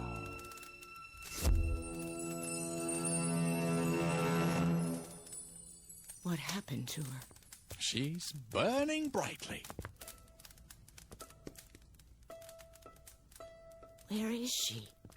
I've told you. But where? Oh, don't you believe me yet, Victoria? Where did she go? I uncreated her. No. That poor woman. Come here. It's all right, dear. But... Shush. Hold on to me if you like. What have you done? It won't happen anymore, I promise you. I'll never do it again. I never would have done it in the first place if I hadn't been so lonely.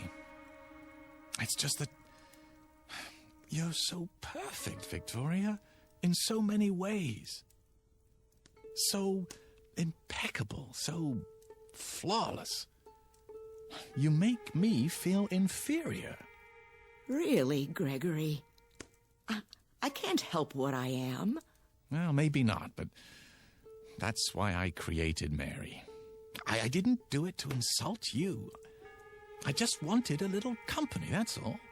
Someone who wouldn't judge me and find me wanting.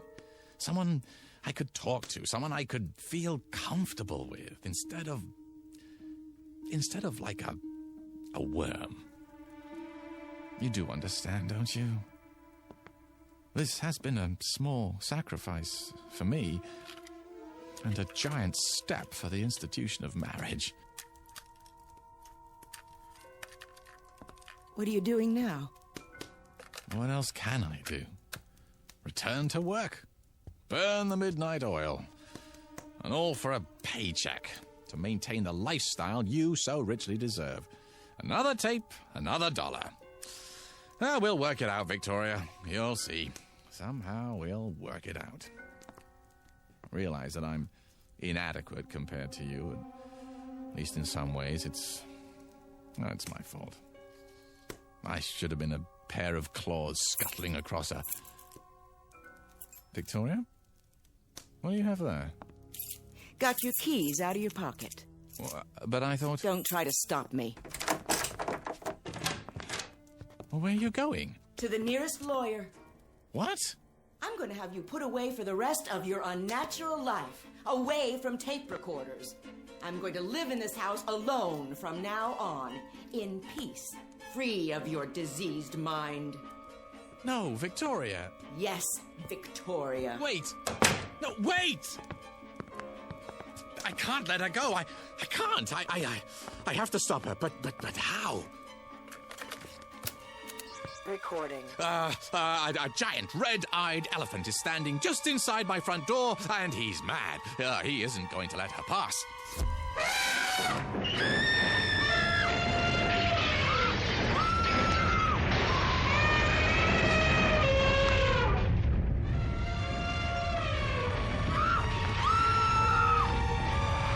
Something the matter, dear? Get that elephant out of my home!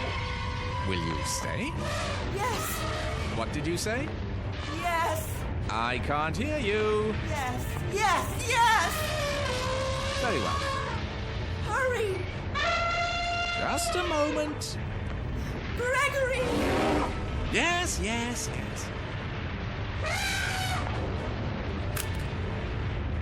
I can't hold the door. His trunk! He's grabbing my hair! Another second or two.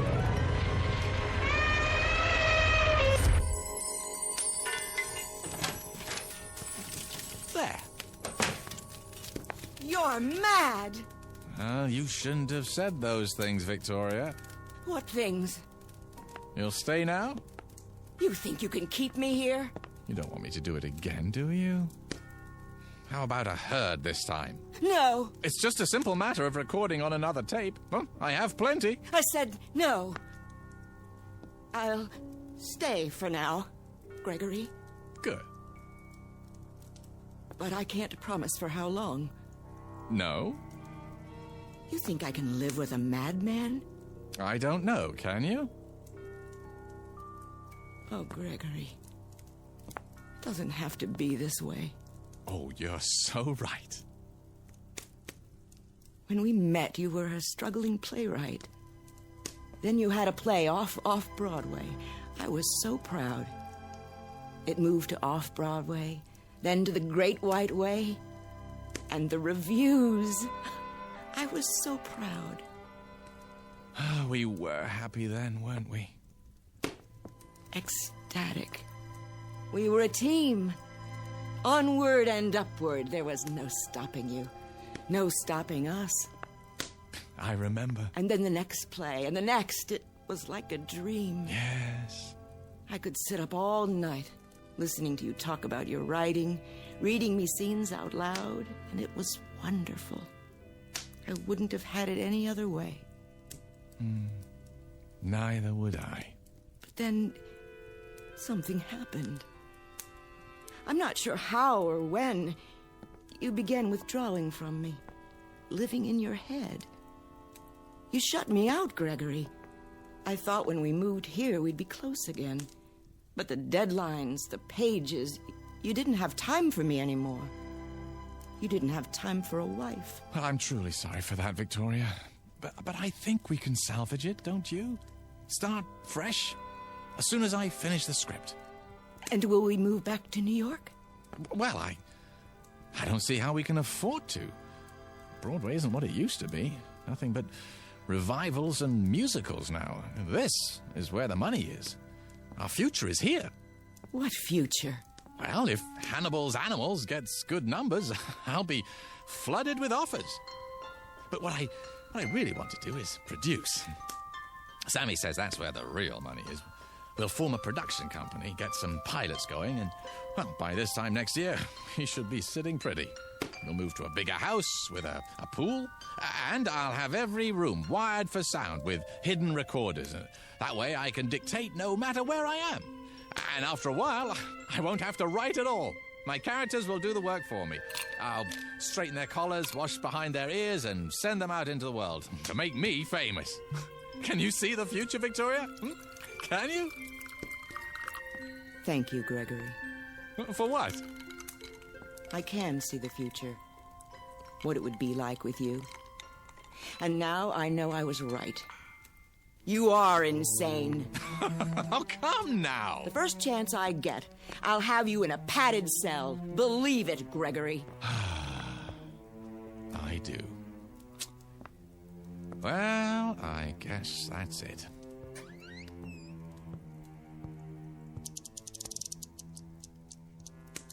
How long have you had a safe in the wall? This one? Well, only since we moved here. Before that, I had a safe deposit box. From the time we were married. What's in the envelope? Oh, see for yourself. It has my name written on it. Victoria West. That's right. What's this supposed to mean? I'll show you. A cassette tape. Your tape. What do you mean, my tape? Shall I put it back for safekeeping, Victoria? Or shall I burn it? Which will it be? You wouldn't.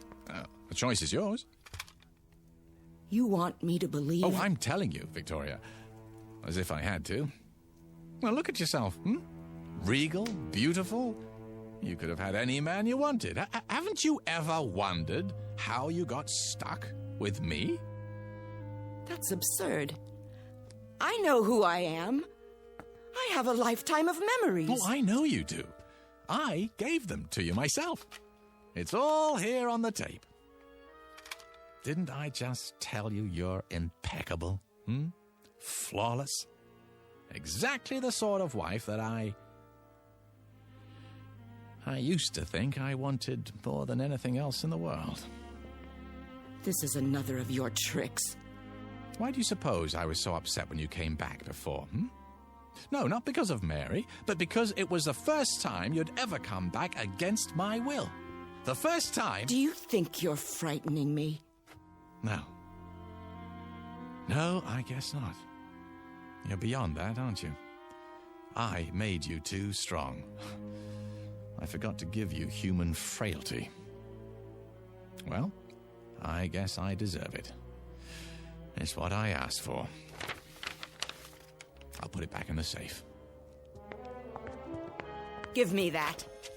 Oh, you want to be careful, Victoria. Very, very careful. You tedious little bore. How could I ever have believed I loved you?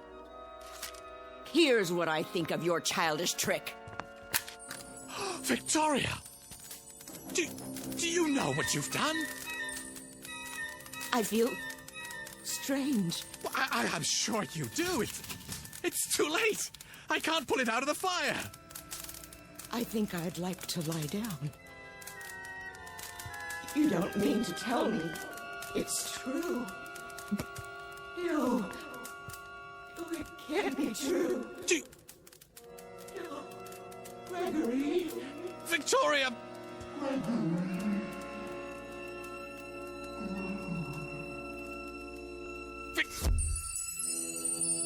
Oh. I told her. I told her. Oh, why wouldn't she listen to me?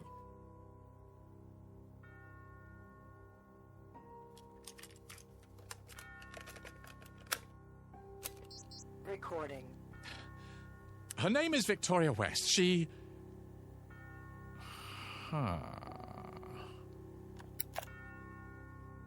Better to leave well enough alone. Recording. Her name is Mary. Mrs. Mary West. She's 36, 5 foot 3 inches tall, slimly built, brown hair, fair complexion. On the surface, a plain, quite ordinary female, yet with that quality of inner loveliness which gives a woman real beauty. A tender, gentle woman. Just now she's coming into her husband's study. Hello, Gregory. There you are. What do you have, darling? Oh, nothing really. A tape recorder.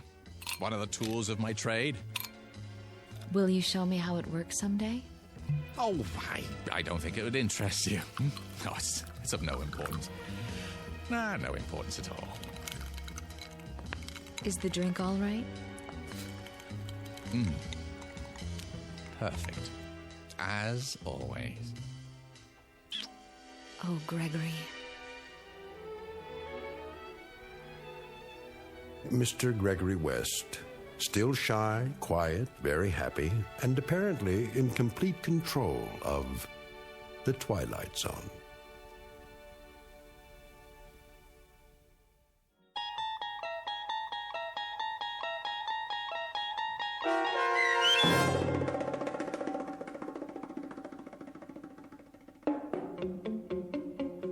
A World of His Own, starring Charles Shaughnessy with Stacy Keach as your narrator, was adapted for radio by Dennis Etchison and written for The Twilight Zone by Richard Matheson. Heard in the cast were Linda Ryder, Alyssa Fraden, and Doug James. The producers of The Twilight Zone wish to thank CBS Enterprises and the Rod Serling Estate for making this series possible. This copyrighted radio series is produced and directed by Carl Amari for Falcon Picture Group. Sound design and custom Foley effects for The Twilight Zone by Cerny American creatives Bob Benson, Craig Lee, Michael Slaybach, and Matt Sorrow. To learn more about the Twilight Zone radio dramas and to contact us, visit our official website at twilightzoneradio.com. Doug James speaking.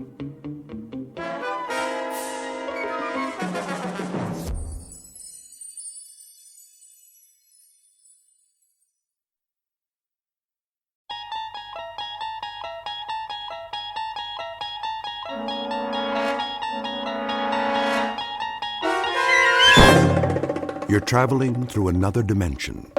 A dimension not only of sight and sound, but of mind. A journey into a wondrous land whose boundaries are those of imagination. Your next stop, the Twilight Zone.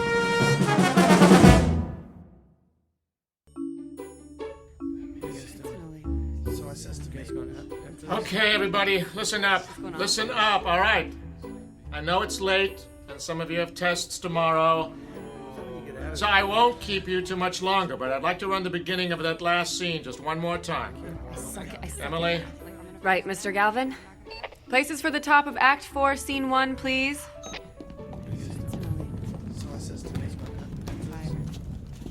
What's going on? Hey, Diane. What? Do you want to get some coffee when this is over? Rick, we're not going to get out of here before midnight. And your point would be? Wait a second. Phil, you might want to be ready with the drop in case he decides to run the scene change. Okay. From the top of the scene, please. Sound. Ready. Go.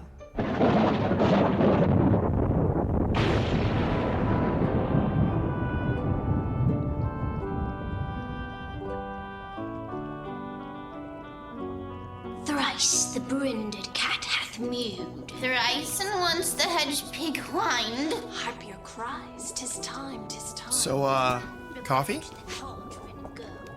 Oh, why not? I won't be sleepy till... Hey! What's the matter? Ow! Ow! Don't grab that bare-handed! Here, let me...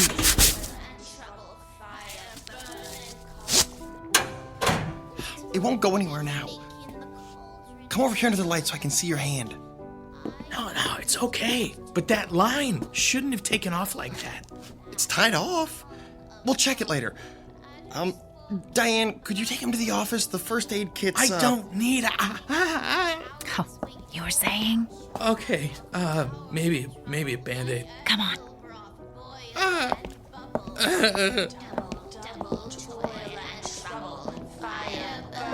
Cauldron Bubble. Scale of dragon. It hurts when I touch it. Easier to see out here. Ow. Ooh, you did get a rope burn there, didn't you? Yeah, I guess so. Hey, Mr. Galvin's not going to be looking for you, is he? No, he's just running the witches scene. Lady Macbeth's got nothing until... Oh! Didn't mean to startle you. I didn't know you were here, Glenn. Came in at 11, same as always. What'd you do to your hand, Phil? Grabbed a running line. Without your gloves? Well, everybody does it once. It's the ones who do it twice that you want to watch out for. Right. Fire burn and cauldron bubble. Cool it with the baboon's blood. Then the charm is firm and good. Good. That's it. We'll pick up from there tomorrow. Sounds like you're done. I'm just gonna help Phil with his hand before we go. That's a good idea. All right, Toby. Just a few more minutes. Leave the office open when you're finished, will you? It needs a good vacuuming like nobody's business. I will. Thanks. Come on, Toby. Hey, how do you suppose he got him to let him bring his dog to work? Well, he's been the janitor here since forever. That probably helps. And there's nobody else here most of the time. No need for that. She means well, just doesn't know as much as she thinks she does, that's all.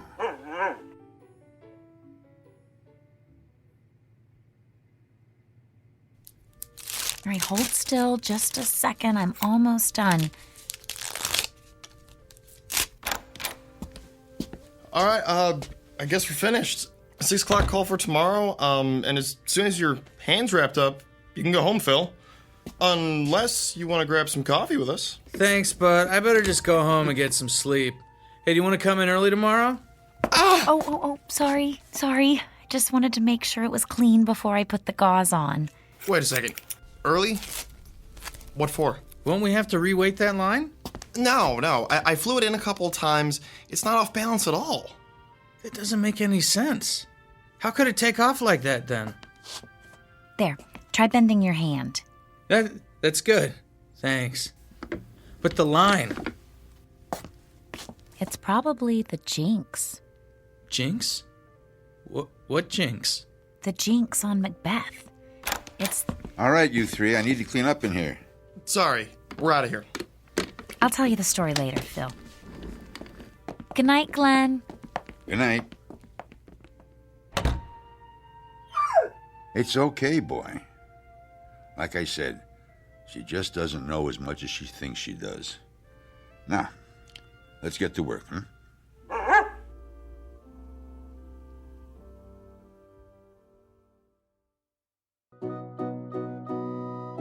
End of rehearsal for a college production of Macbeth. The sets are built, the actors have learned their lines, and the director is finally starting to believe that the show's coming together. The playwright, of course, is absent. But if he were here, he might be tempted to offer a quote from another one of his plays and remind these students that there are more things in heaven and earth than are dreamt of in their philosophies. A good idea to keep in mind, especially when the curtain is about to rise in the Twilight Zone. And now, The Twilight Zone and our story, And Cauldron Bubble, starring Virginia Williams with Stacy Keach as your narrator. Well, hey, Phil. I wasn't sure I'd see you here today. Skip a scene shop class this week? I don't know how bad you have to be hurt to get away with that. Well, at least they found you a job you can do one-handed. Yep. I can splatter fake stone walls with the best of them. Hey, you. Hi, yourself. We finished with the costumes a little early, and I thought... Hey, Rick, when you two are done, how about giving me a hand with this flat? Sure, Alan. But only because you asked so nicely. Sorry, it's been a lousy day. What happened? I told you about my job, right? Scanning medical records, right? Yeah, it's a great gig, good pay.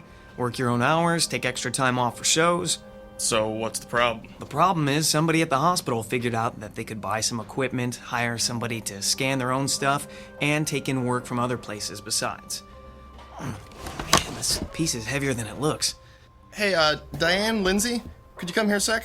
Yeah, sure. All right, 1, 2, 3, and up. There we go. Thanks. Anyway, their scanning is going to be done in-house now, so they don't need me anymore. What are you gonna do? I don't know. I can't even think about looking for another job until after the show opens. And trying to find something that fits in around this schedule, well, you know what it's like. Yeah, I'm not gonna have my job much longer if my car doesn't quit acting up. Twice this week I've been late because it didn't want to start. You can't just throw a few creepy bits into a cauldron and whip up a car repair potion? I wish. Only when I'm on stage, but thanks for the suggestion. Hey, Diane, is that your jinx again? Ha! The one on Macbeth? Oh, I hadn't thought of that. And don't start thinking about it now either, Lindsay. I swear, actors are the most superstitious people I know. Oh, and techies aren't superstitious? Go on stage and whistle, Alan. Yeah, I dare you. Hey, there's a reason for that, you know. Right, Rick? Right. The first people to fly scenery in theaters were actually sailors. They already knew how to work with ropes and pulleys, and they didn't have headsets in those days, so they used a different type of whistle to cue every line. And nobody else whistled backstage. Now, wouldn't you feel unlucky if somebody brought a set piece down on your head because you forgot that? Hey, aren't you supposed to be on my side? Always. I can tell you more about it at dinner. Come on, you guys. We got an hour and a half until call time. Who wants to go for Chinese food? I gotta go home, guys. If I don't have dinner with the parents at least one night a week, I won't need any jinxes to bring me bad luck. Believe me. Chinese sounds good to me. Yeah, me too. Got that last paycheck burning a hole in my pocket. Ah, so you're treating then? Phil, there's a whole lot of you that hasn't been wrapped in gauze yet, but that could change. Ow.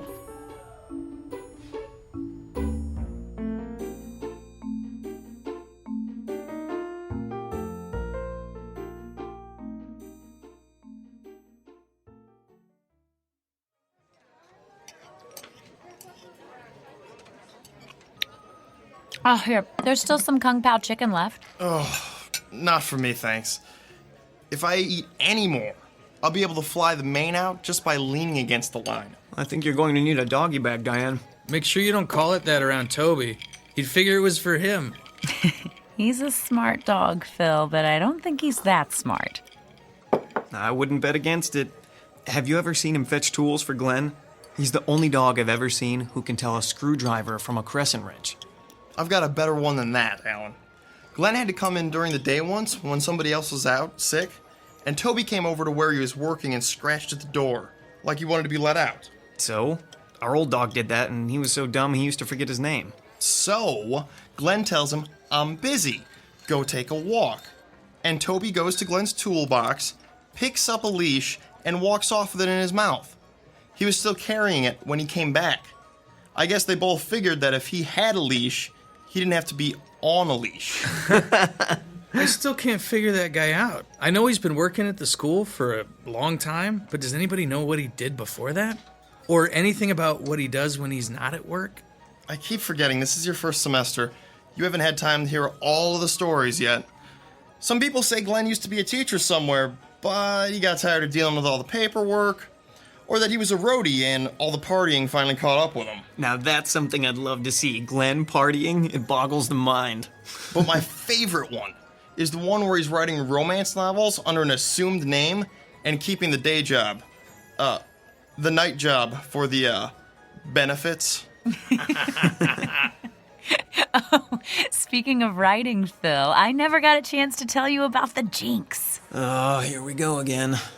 Oh, hush, Alan. Read a fortune cookie or something. Here's the thing, Phil. Shakespeare may have been a genius, but he wasn't above borrowing things here and there. He was a plagiarist? Ordinary writers are plagiarists. Shakespeare was, well, Shakespeare. So when he wanted to borrow something, he did. I am shocked. Alan. She won't stop you now. Beg pardon. Do go on. Thank you. Okay. It turns out that when he needed incantations for the witches in Macbeth, he lifted sections out of a 16th century book on Scottish witchcraft. All those speeches are really parts of spells. But what does that have to do with being a jinxed show? Magic is a lot like electricity, Phil. It's power. If a spell's done properly from beginning to end, the power is contained, focused. But if you just throw bits and pieces around with no real point to it and no direction, well, it's unpredictable. It's the difference between a light that comes up on cue and one that shorts out and arcs all over the place. See what I mean?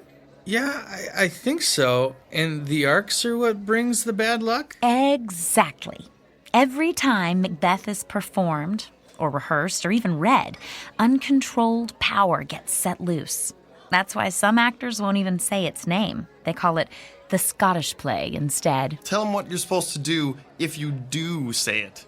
Oh, you're making fun of me now. I just thought he'd want to hear it. Right.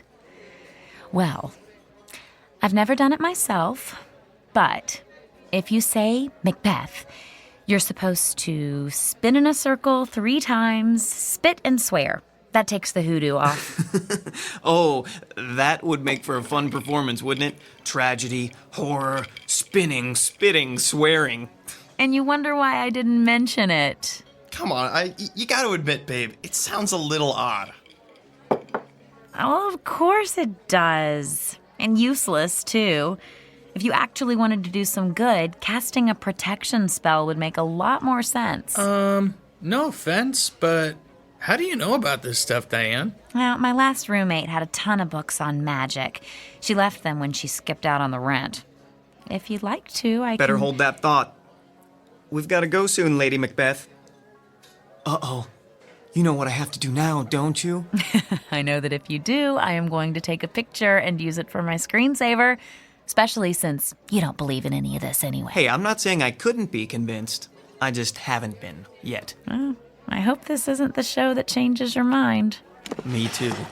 That's a cue, Phil. Let's get the check and head out of here before they realize they've stopped arguing.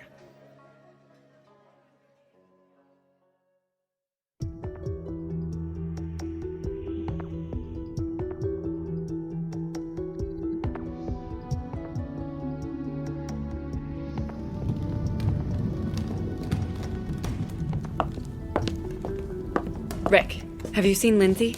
Not since before we left for dinner.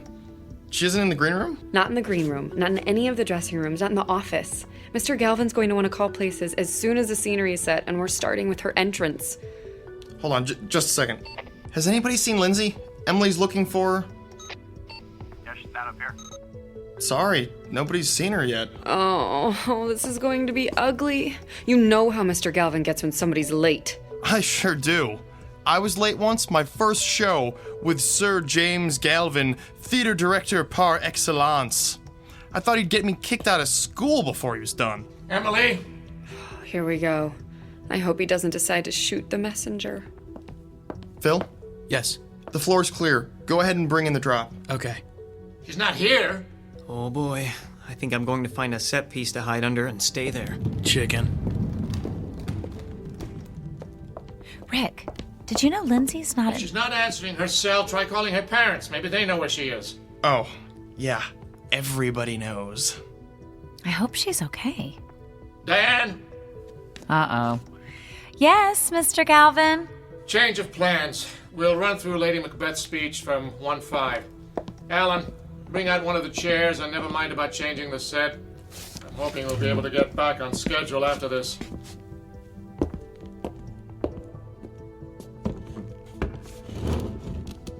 All right, that's fine.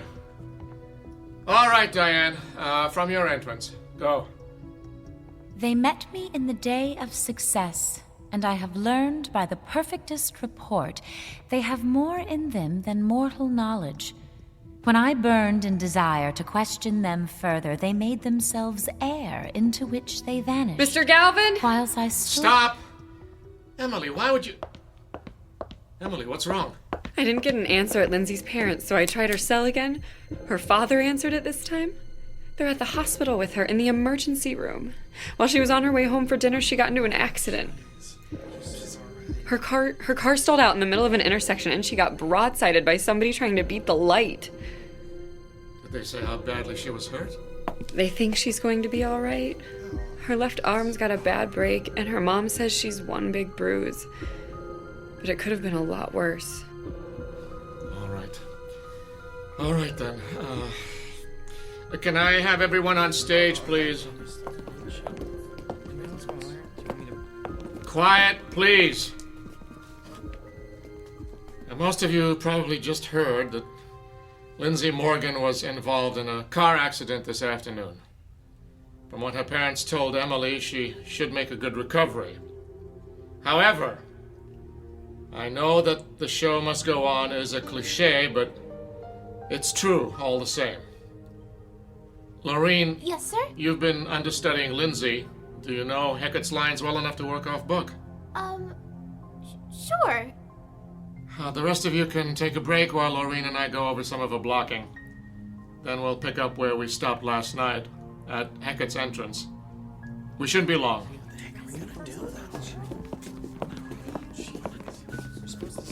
Rick, Alan, hey, can we go to the back office for a minute? Sure. Is there something wrong? Are we going to the green room? No, not right now. Come with us. What's going on? I'll tell you in a minute. Let's go.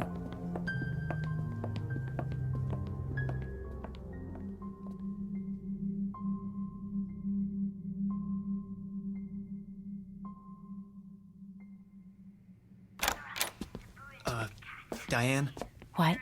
I'm still not sure I believe in jinxes, but it seems like something strange is going on here. Oh, good. The monitor's on. We'll be able to tell when they're done.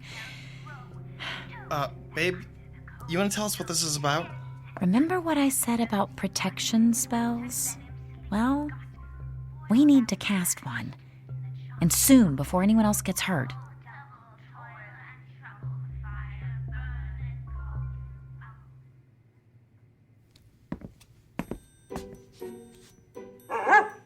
Settle down, Toby.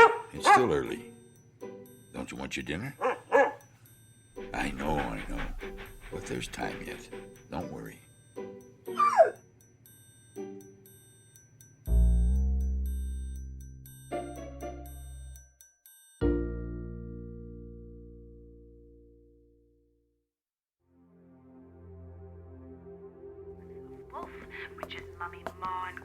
I think we should do it tomorrow night if we can, before we get an audience in here.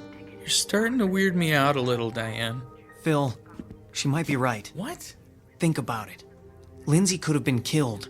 Maybe somebody will be next time. There are a whole lot of things you don't want to have happen when you've got a stage full of people. Exactly. And that's another thing. If I am right, this is going to get even worse, because the witches' scenes are going to be rehearsed so much more now with Laureen taking over Lindsay's part. Are you sure you can do this? Cast a spell and make it work? Yes, if you'll help me. I don't know how much help I'll be, but I'm not gonna let you try this by yourself. Count me in. Me too, then. But I'm still a little weirded out, you know? I know. Okay, I think they're finished. We'd better go. All we have to do is find a way to have the place to ourselves for a little while after the rehearsal tomorrow night.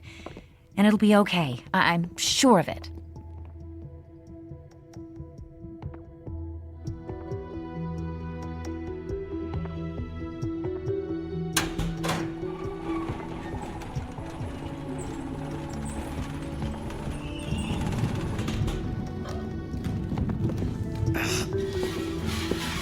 Stop! Bring up the lights. What's wrong? Sorry, we were moving the castle stairs out, and I think there's something jammed in the casters. Oh, for the love of... Can you see what it is? It's somebody's sword. Well, it was. I mean... Can you move the unit now? Yes, sir. All right, get it into place. Rick. Yes, Mr. Galvin. Bring the drop in. And then I want everyone to stop whatever they're doing and listen for a minute. Shit, I'm glad I'm not the one who dropped that sword. Well, I don't know how anybody could have dropped it. What do you mean? People, I'm assuming that you're all aware that tomorrow night's our dress rehearsal.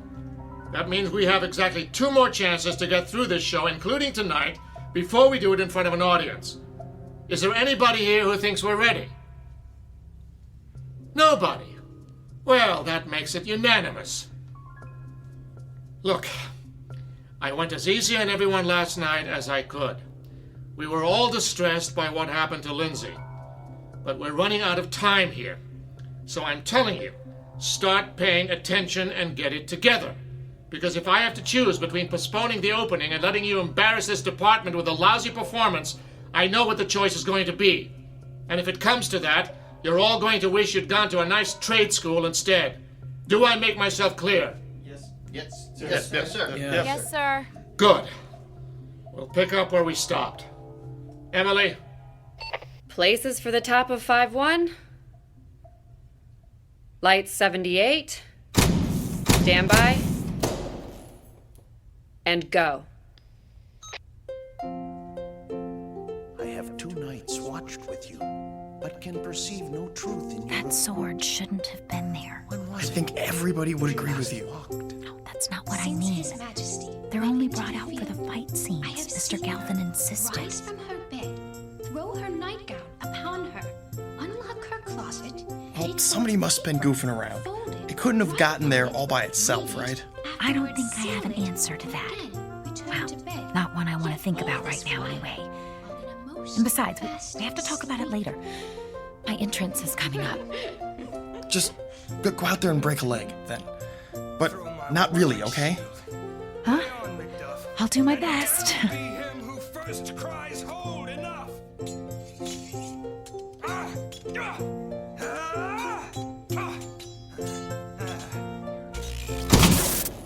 All right, don't move. Everyone stay right where you are. We should have backup lights in just a moment. There, can you all see? Yep. Yes. Good. Yes, sir. I'd say what else could go wrong if I weren't so afraid I might find out. So, here's what we're going to do. There's just the rest of the scene left and we're done. We're going to have an early call tomorrow and finish it before we start the dress rehearsal. Be here at 5.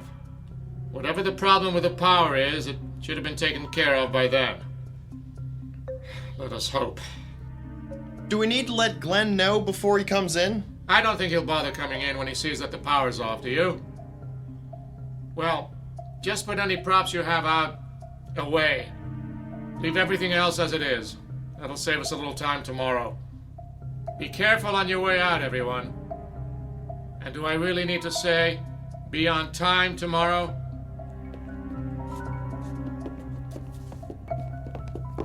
Rick, I'm gonna wait behind the castle drop. Can you catch up with Phil and Alan and bring them back here? I think we finally caught a break, if nobody notices that we've stayed. Well, I don't think we'll get a better chance than this. Okay, but be quiet. Mr. Galvin may come back through to make sure everybody's gone.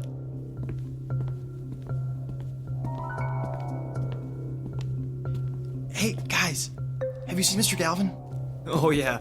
He said something about making sure we closed the door behind us and took off. I think he had it. Oh, so we're the last ones here. Yeah. Oh, we hadn't seen you or Diane, so we figured you must still be back here. Okay, let's get started. I want the power going out to be the last shot that jinx gets at us. Sounds good to me. What do we need to do first? I brought this book. Oh, but I need more light, and we have to get enough room to stand in a circle. Let's go further downstage.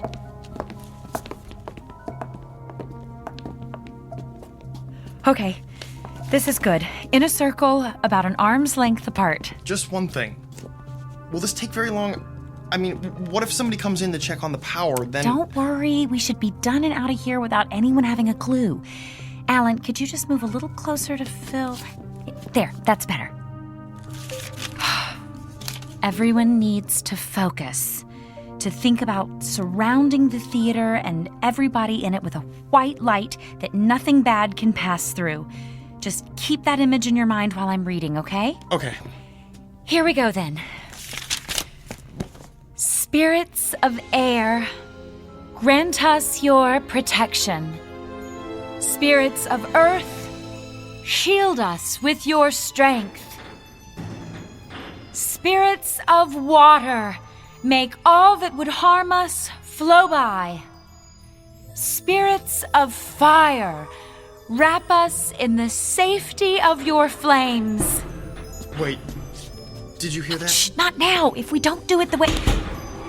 Quick, get off the stage. Now! Diane, look out! Ah!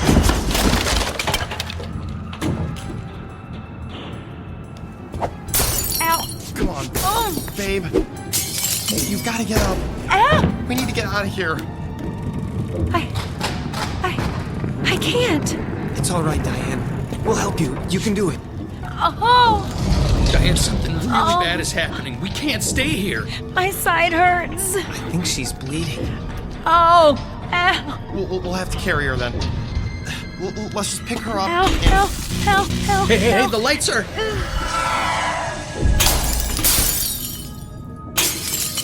Oh, I'm sorry. I'm so sorry.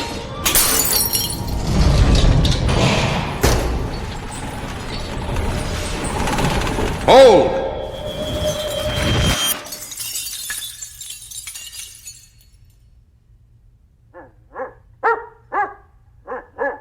Yes, Toby, you're right. It is a mess. Glenn? How did you... Later, Rick. But right now, there's some cleaning up to do.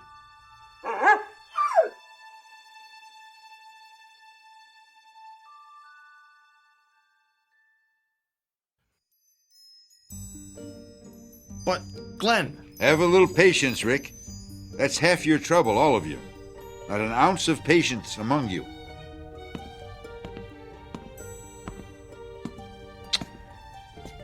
What have you been up to, Diane? Glenn, I got hurt. Yes, I can see that.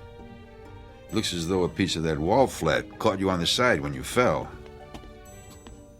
Glenn, can you help us get her to a hospital? No need for that. Just... there. What do you mean? What was that? Easy. It doesn't hurt now, does it? No, it doesn't. She must be going into shock. We need... Silence! I'm sorry, I just don't have time to argue right now. Come on, Toby. What was that all about? I couldn't talk. Couldn't make a sound. Rick, could you help me up, please? No. Babe, don't try to stand up. But I'm fine. See? A little quiet, please. Thank you. All that is broken, be whole again. Look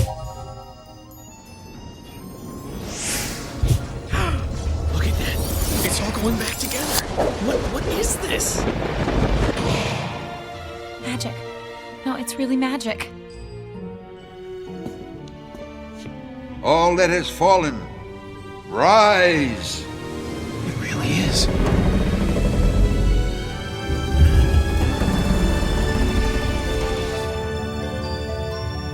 All that has been disturbed, return to your proper place.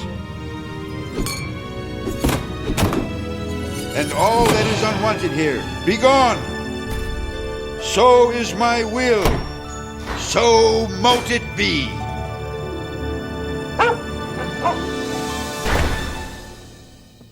Thank you, Toby. That was just the extra push it needed. Nasty stuff, wasn't it? It really is. Glenn? Oh, yes. You had some questions, didn't you? Well, I have a few to ask you first. It's really not, I mean... Let's go sit down. There's nothing more to do here, and this could take a while.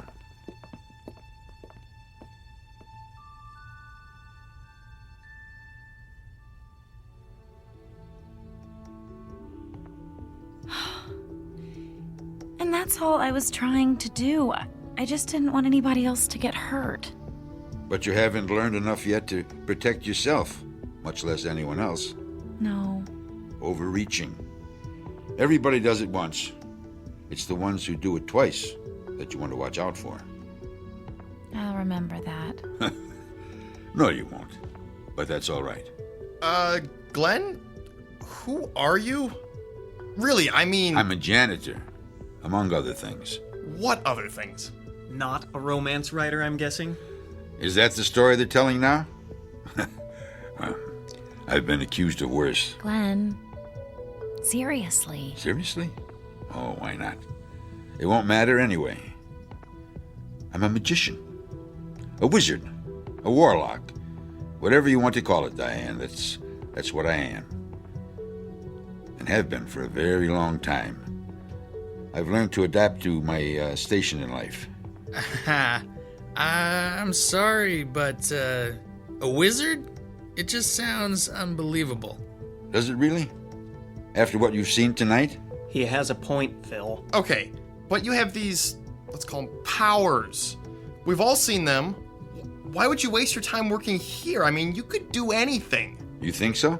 Sure. Why not? Because there's no such thing as magic. What? But you... That's what everyone says now, isn't it? Magic? That's something you go to Vegas to see, or to the movies.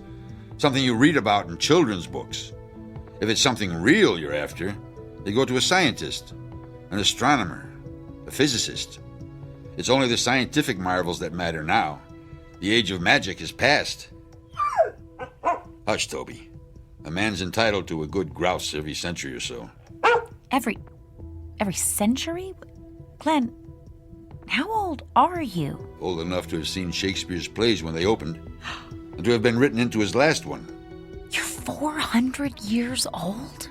Nearly 5. And you know, I still haven't forgiven that wretched scribbler for what he did to me. Not that it wasn't my fault, too. Vanity. All vanity. I knew who he was, and was dumb enough to be flattered when he sought me out. Someone had told him that if he was going to write about trafficking with spirits, he should talk to me. And fool that I was, I helped him. Then I went to the first night of the Tempest and saw myself on the stage. You're Prospero? Oh, he used another name, I'll give him that. But no one who knew me could have mistaken that character for anyone else. I left the city the moment the curtain went down and never returned. It wasn't easy, but I did it. Made a new life in the colonies. Kept to myself and moved on often enough that no one got suspicious. And I'm not ready to do it again just yet. So we have a little problem, don't we? No problem. He's right. We wouldn't tell anyone. You would, though. Sooner or later, you wouldn't be able to help yourselves. You're not going to turn us into toads or anything, are you? Phil, magic is the same as any other kind of power. You don't use any more of it than you need to get the results you want. Toads. Well, what are you going to do? Just a little thing. Forget.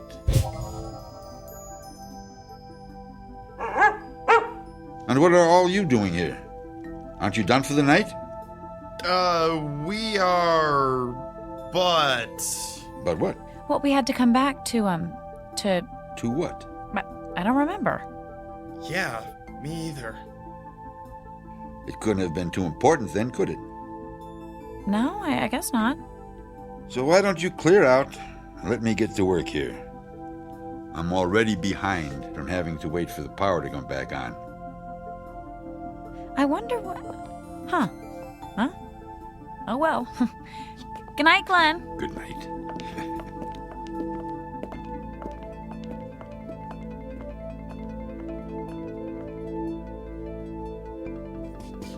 Toby, I think we've done a good night's work already. What do you say we do this the easy way? Just this once.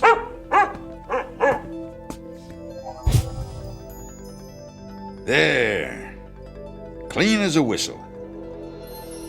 Let's go.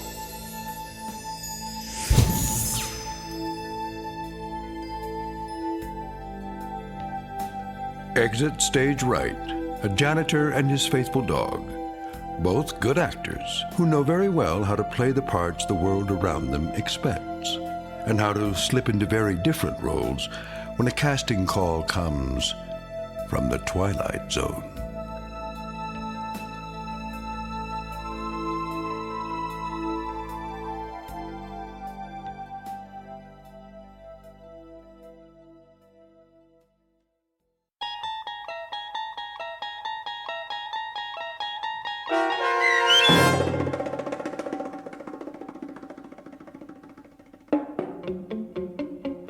And Cauldron Bubble, starring Virginia Williams with Stacy Keach as your narrator, was written for The Twilight Zone by Christine Watson.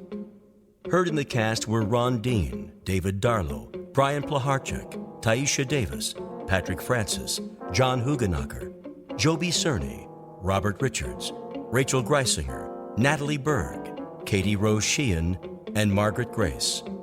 The producers of The Twilight Zone wish to thank CBS Enterprises and the Rod Serling Estate for making this series possible. This copyrighted radio series is produced by Carl Amari and directed by Joby Cerny for Falcon Picture Group. Sound design, custom Foley effects, recording, and editing are produced in the Cerny American Sound to Picture Theater by sound designers Craig Lee, Bob Benson, and Tim Cerny. Music for The Twilight Zone is provided by CBS and American Music Company, Incorporated, New York. To learn more about the Twilight Zone radio dramas and to download episodes, including 6 free episodes on our homepage, visit our official website at twilightzoneradio.com. Doug James speaking.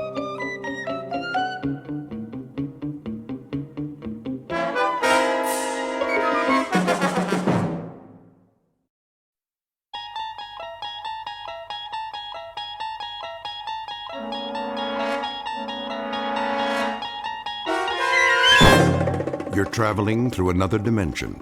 A dimension not only of sight and sound, but of mind. A journey into a wondrous land whose boundaries are those of imagination. Your next stop, the Twilight Zone.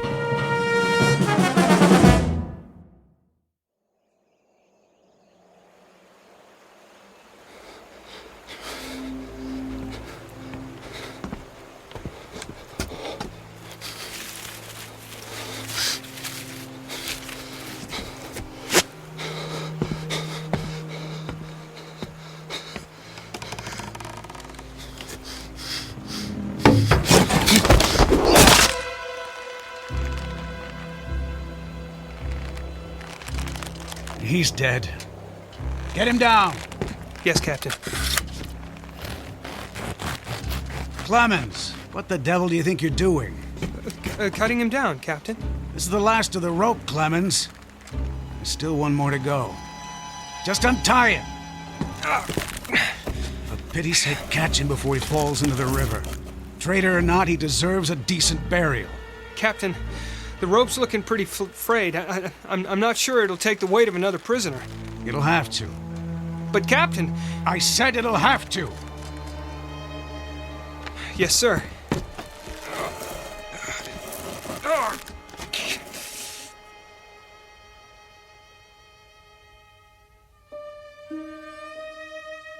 You have just witnessed a military execution.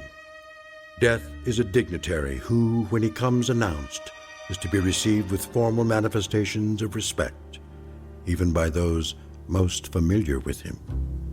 This particular execution occurred on Owl Creek Bridge in northern Alabama during the war between the states. You might find it in the works of that past master of the incredible Ambrose Bierce, but its proper home is in the Twilight Zone.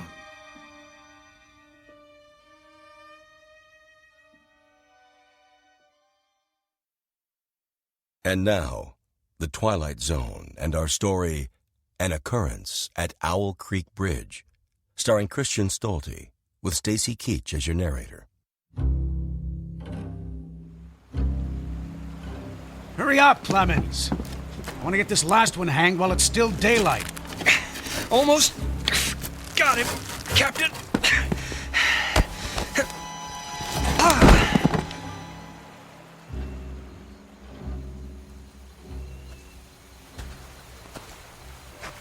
Your friends are dead, Peyton. That's your name, isn't it? Mr. Peyton Farquhar? Your act of treachery came to nothing, Peyton. And now you'll be called to account. I wouldn't recommend you think of doing anything as stupid as trying to get off this bridge. Apart from the fact that your wrists are tied behind your back, you'll find yourself more than adequately surrounded, whichever way you choose to run. See those sentinels at either end? Please don't get the impression they're just taking a rest. The way they're holding their rifles, they call that the support position. Means they're always at the ready. As a good soldier of the Federal Army should be. Don't say too much, do you? Huh? Peyton? Peyton Farquhar. Hello? Anybody at home? And here I thought you were a true Southern gentleman. I know what you're thinking, Peyton. That maybe you could make that 20-foot drop into the water.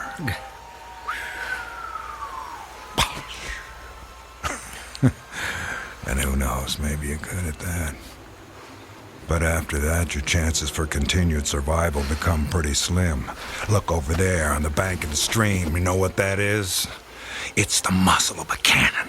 You see, there's an outpost near here. If you really squint, you can see a company of infantry at parade rest. Think of them as spectators if you want.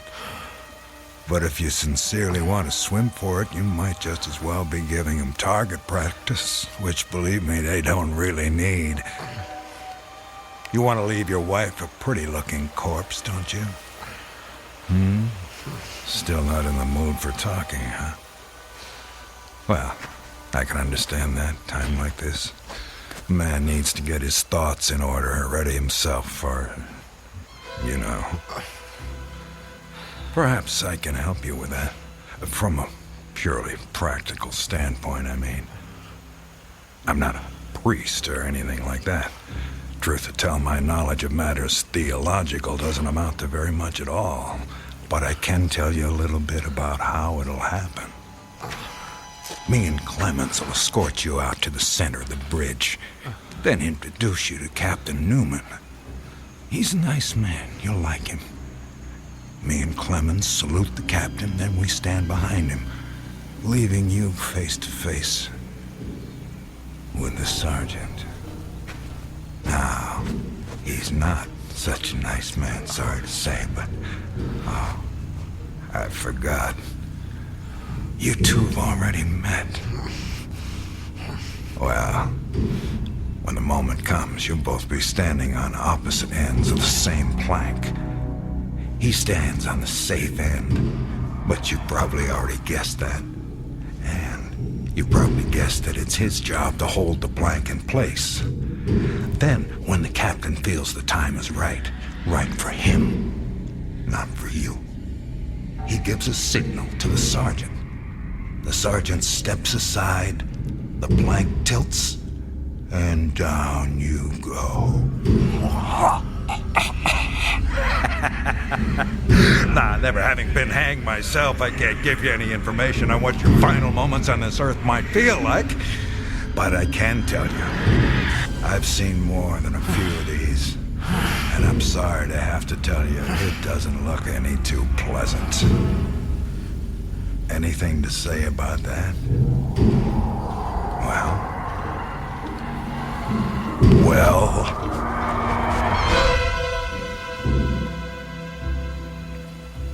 I am a living man. How's that? Speak up, Peyton. If you got any famous last words, we should hear them. Otherwise, they won't be famous.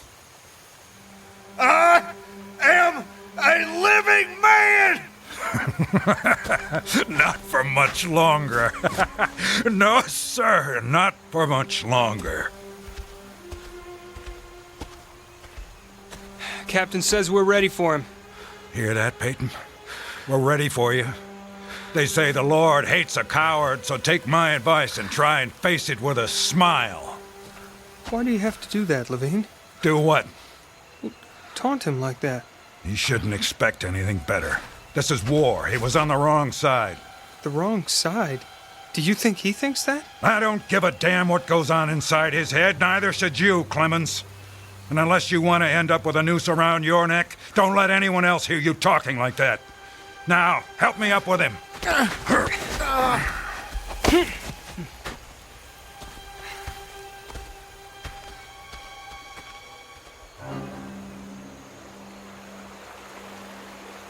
Oh, Elizabeth.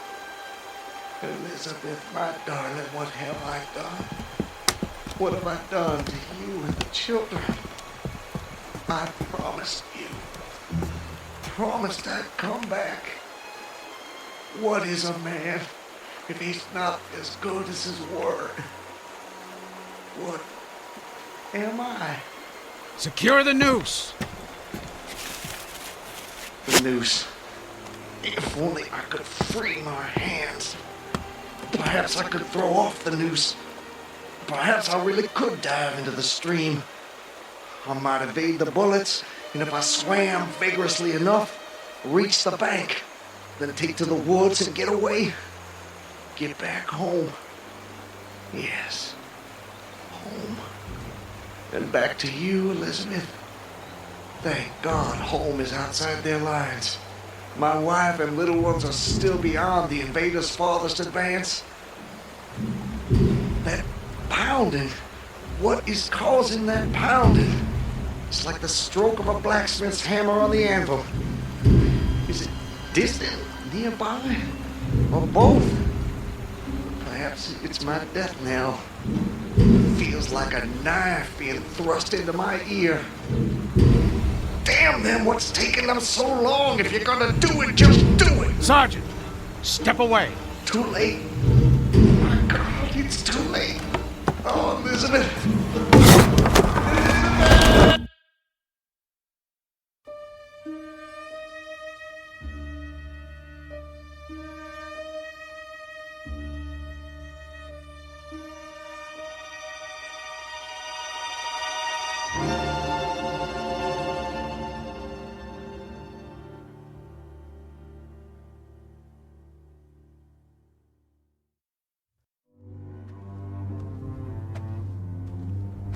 So, how much further is it? What? Much further to where? Where am I? You're home, Mr. Farquhar. How much further?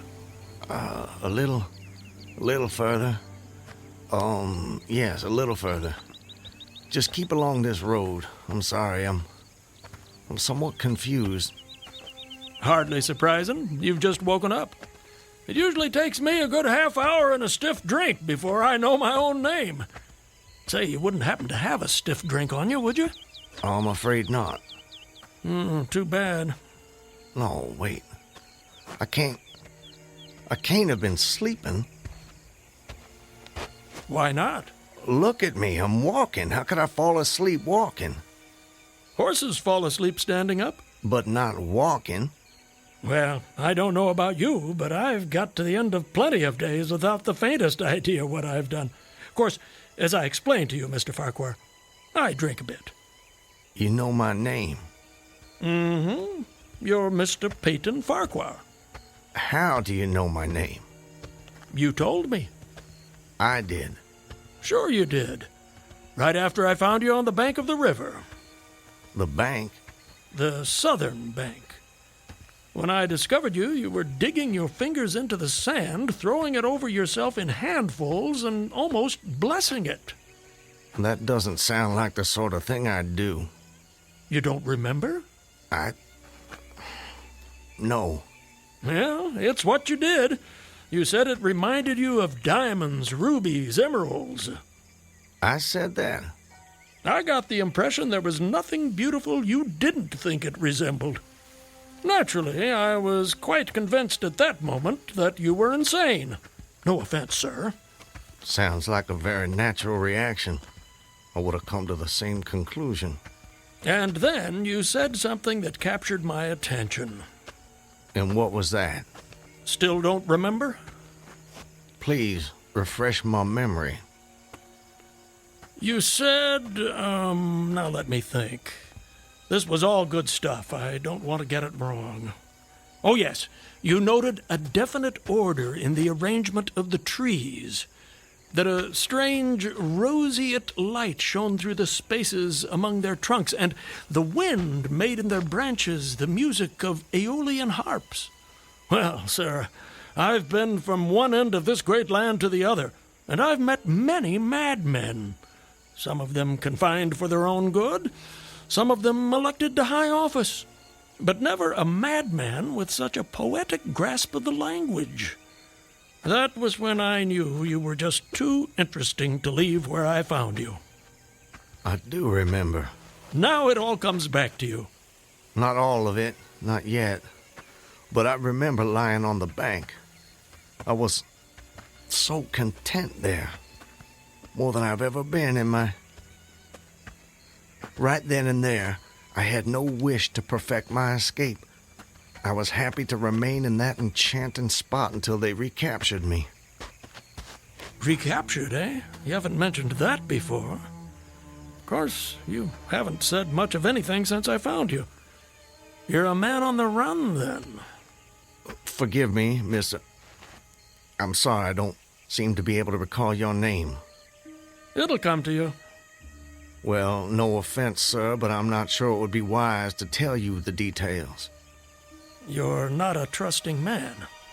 Of late, I've become somewhat disappointed in human nature. I'm not sure why. This is a new world, Mr. Farquhar. It's understandable that you'd be cautious. But rest assured, I'm not what you might call political. But I do love a good story, if you have one to tell. My story? I have no story. I have a life. A life that's become considerably more interesting of late, I'd venture to say. But beyond your name, I know nothing about you. What manner of man is Peyton Farquhar? Why do you want to know? The road I travel is long and lonely. I'm starved of intelligent conversation, and the only voice I ever hear is my own. Talking to oneself leads inevitably to madness. With you here as my temporary companion, I can stave off that unfortunate condition for at least another day. I see. And tell me, sir, where are you headed? Anywhere I'm welcome and nowhere I'm not.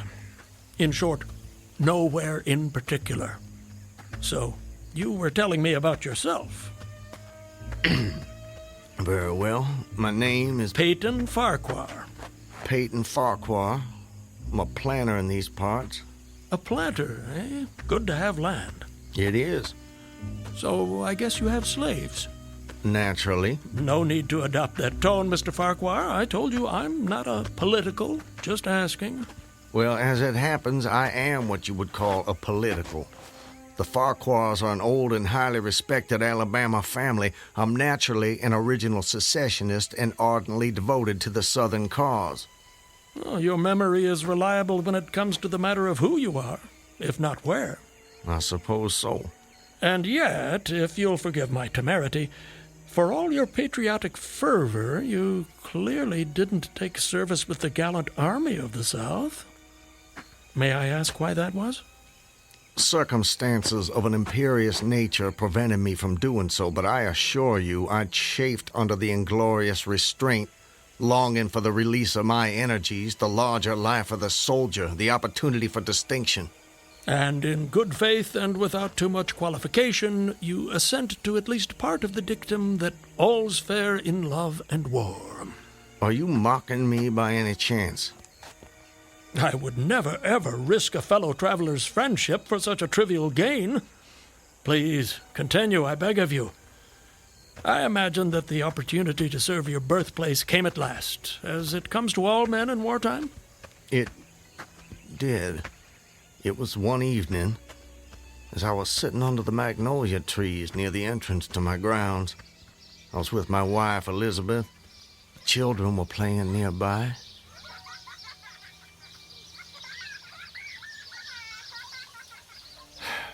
This is the life.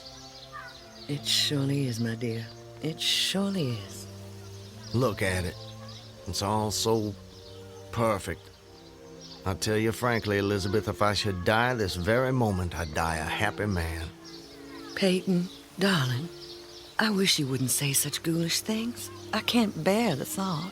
I have no fear, Elizabeth. I have no intention of passing away from sheer bliss. I just wanted to make the point that, well, that on such a beautiful evening as this, it's almost impossible to believe there is a war. I wish there weren't. But there must be. Why, Peyton? For them. For the sake of the children. They deserve the best future we can give them. Isn't that worth dying for? I understand that, Peyton. I do. It's just that... I sometimes wonder if we couldn't... Peyton, look! That soldier. He's one of ours. Water. Please. You're exhausted. Peyton, should I fetch one of the slaves? By no means. We'll take care of him ourselves. Get him some water, Elizabeth. Let me help you down, sir. Oh, thank you. You must be starved. Come inside, my man.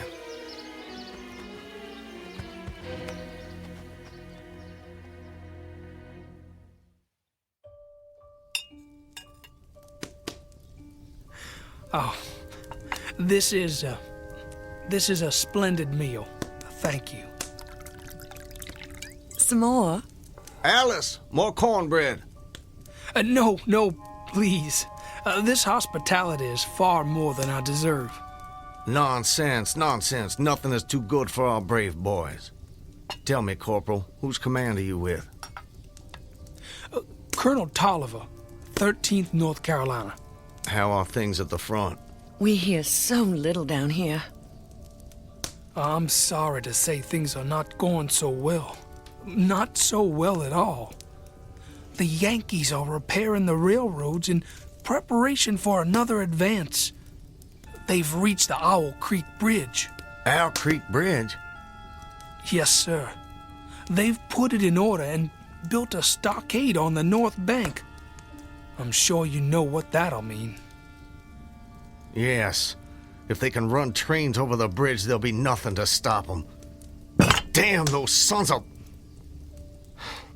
Forgive me, Elizabeth. You shouldn't be subjected to this manner of talk. Peyton, I understand... Go and see what's keeping Alice with the cornbread. As you wish, my dear. Something on your mind, sir? Corporal, refresh my memory. It's about 30 miles to Owl Creek Bridge? About that. Maybe even a little less. And there's no force on this side of the creek? Only a picket post a half-mile out, on the railroad, and a single sentinel at our end of the bridge. Suppose a man, or perhaps several men, civilians and persons of intelligence, should elude the picket post and perhaps get the better of the sentinel. What could they accomplish? Accomplish? Well, sir, I was there a month ago. I saw that the flood of last winter lodged a great quantity of driftwood against the wooden pier at this end of the bridge. Driftwood, eh? It's dry now, exceedingly dry. If someone were to put a light to that driftwood, it'd burn like tow. That it would, sir. And that would mean the end of the Owl Creek Bridge. I don't think the Yankees would care for that. Not one damn bit would they care for it. And it goes without saying that such a conflagration would seriously hinder the northern effort. Oh, it would. But you should know, sir, The Commandant's issued an order declaring that any civilian caught interfering with the railroad, its bridges, tunnels, or trains will be summarily hanged. I've seen the order. It's posted everywhere. Risk is a part of life, soldier. You face it every day. I do. That I do. And in my own small way, I've done what I can. No service is too humble to perform in the aid of the South. And should the opportunity present itself, no adventure would be too perilous to undertake if consistent with the character of a civilian who is at heart a soldier, of course. Mr. Farquhar, you are a true son of the South, and a very brave gentleman.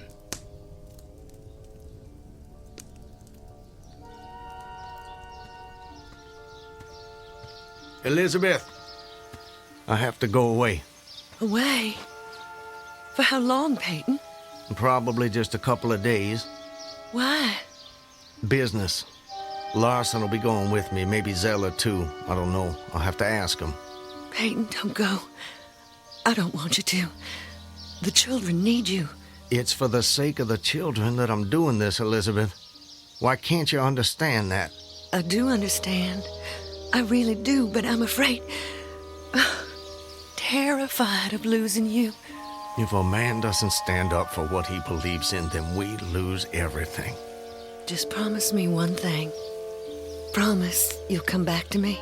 I promise. And I'm a man who keeps his promises, my love. Setting fire to the Owl Creek Bridge. Sounds like a most audacious plan. It was. I must confess, Mr. Farquhar, I'm a little confused. How so? You strike me as a competent and determined gentleman. I imagine whatever you want out of life, you get it. That's fair to say. What of it? Simply that I'm surprised your endeavor came to nothing. And what makes you imagine that? Your present predicament. The absence of your co-conspirators. Those marks upon your neck. And if someone had set the Owl Creek Bridge alight, I'm sure I would have noticed it in some way. Let me check. Where there's smoke, there's fire, and...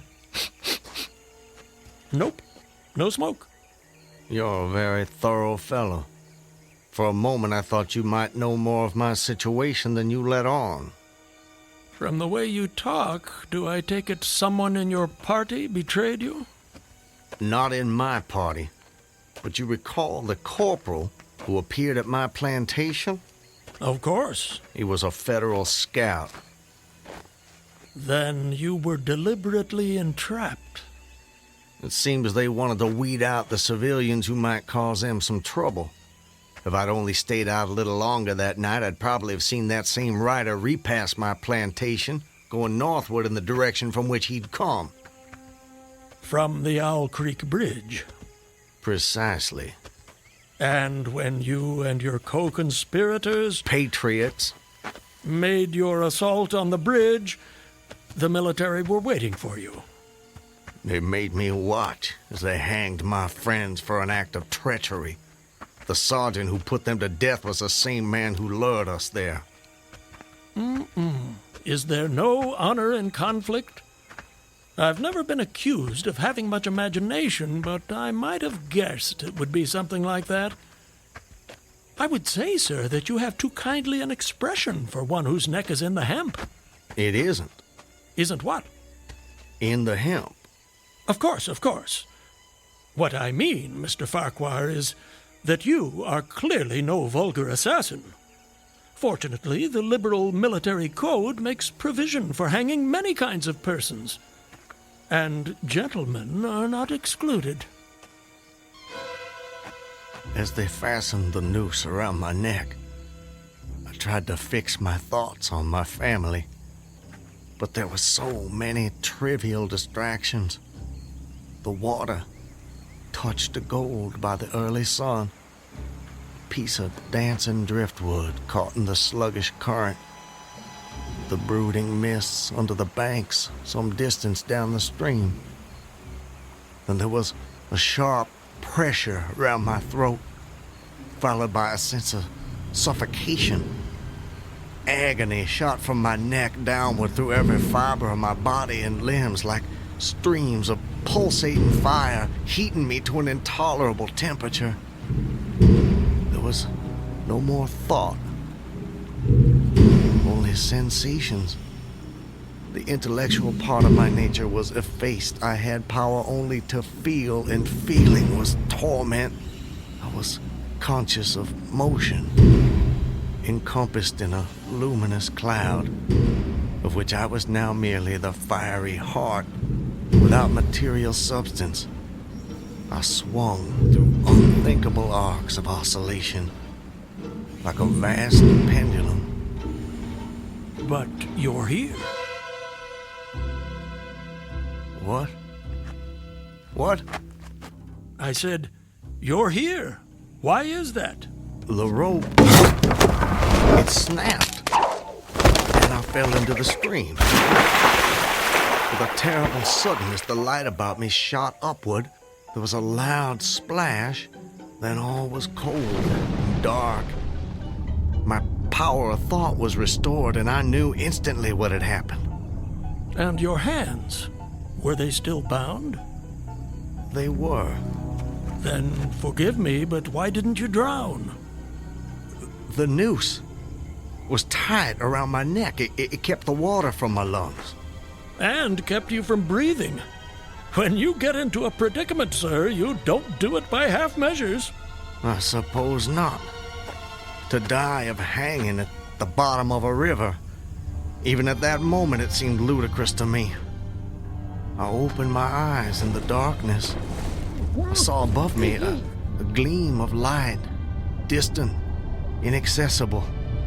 I was still sinking, and the light became fainter and fainter until it was a mere glimmer. Then it began to grow and brighten, and I knew I was rising toward the surface. Knew it with reluctance, for I was very comfortable. Comfortable? Oh, yes. It was a question of preference at that point, you see. To be hanged and drowned, that didn't seem so bad, but to be shot? No, I refused to be shot.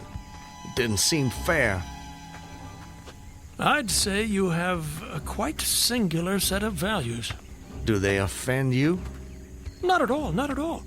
It makes for a more entertaining story, and yours is the most fascinating I've heard in many a year on the road. Please, continue. You're under the water, slowly rising to the surface. Your hands are tied.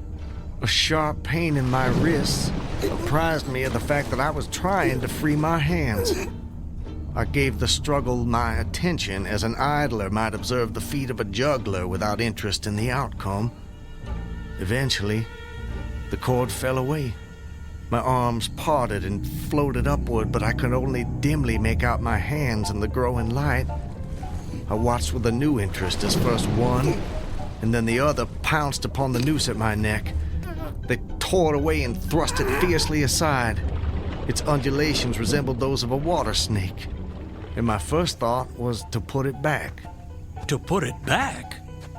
The undoing of the noose had been succeeded by the direst pang that I'd yet experienced. My neck ached horribly, my brain was on fire, my heart gave a great leap, and I felt as though it was trying to force itself out of my mouth.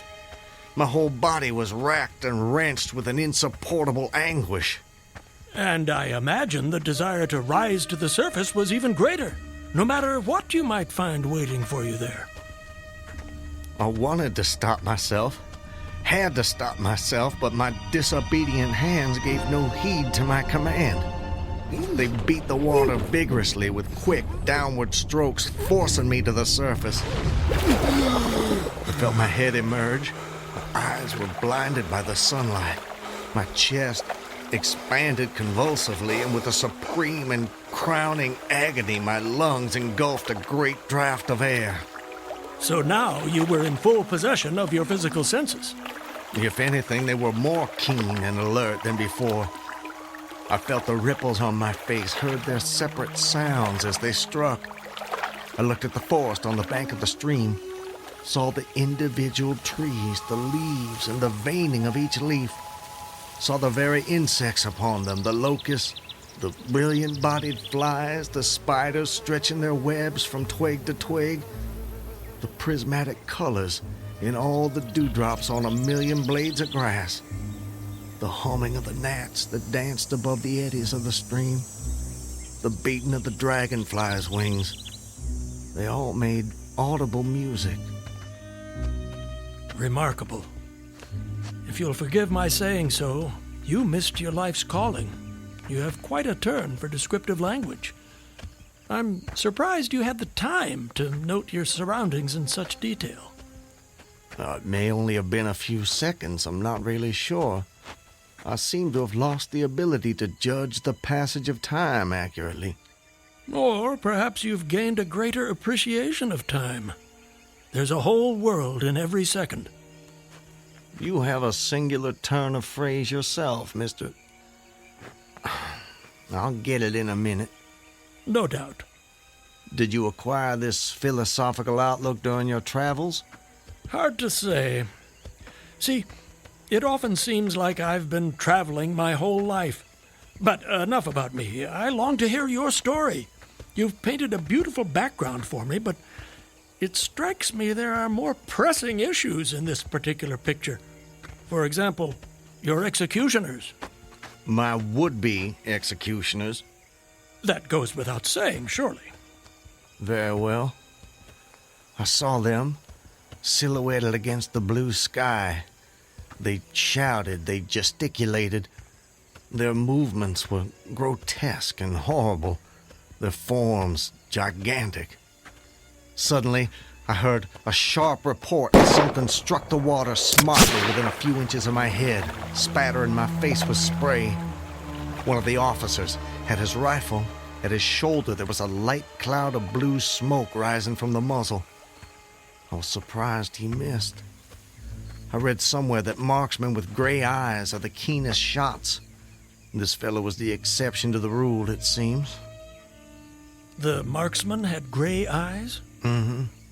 How could you see that? I'm sorry? He was on the Owl Creek Bridge. You were in the water. And you must have drifted some distance. So, how did you know the marksman had gray eyes? I don't know how I know. I must have noticed it on the bridge. Just before your execution? My intended execution. As you say. Doubtless the detail was burned into my mind. Doubtless. I told you how much more alive my senses had become at that moment. Alive. Yes, indeed. That you did. At that moment, a counter-swirl turned me half around. I was looking into the forest on the bank opposite the fort. A clear, high voice rang out and came across the water with a distinctness that pierced and subdued all other sounds, even the beating of the ripples. The voice, what did it say? It said, "Attention, company! Ready! Aim!" How did you do that? Run! Fire!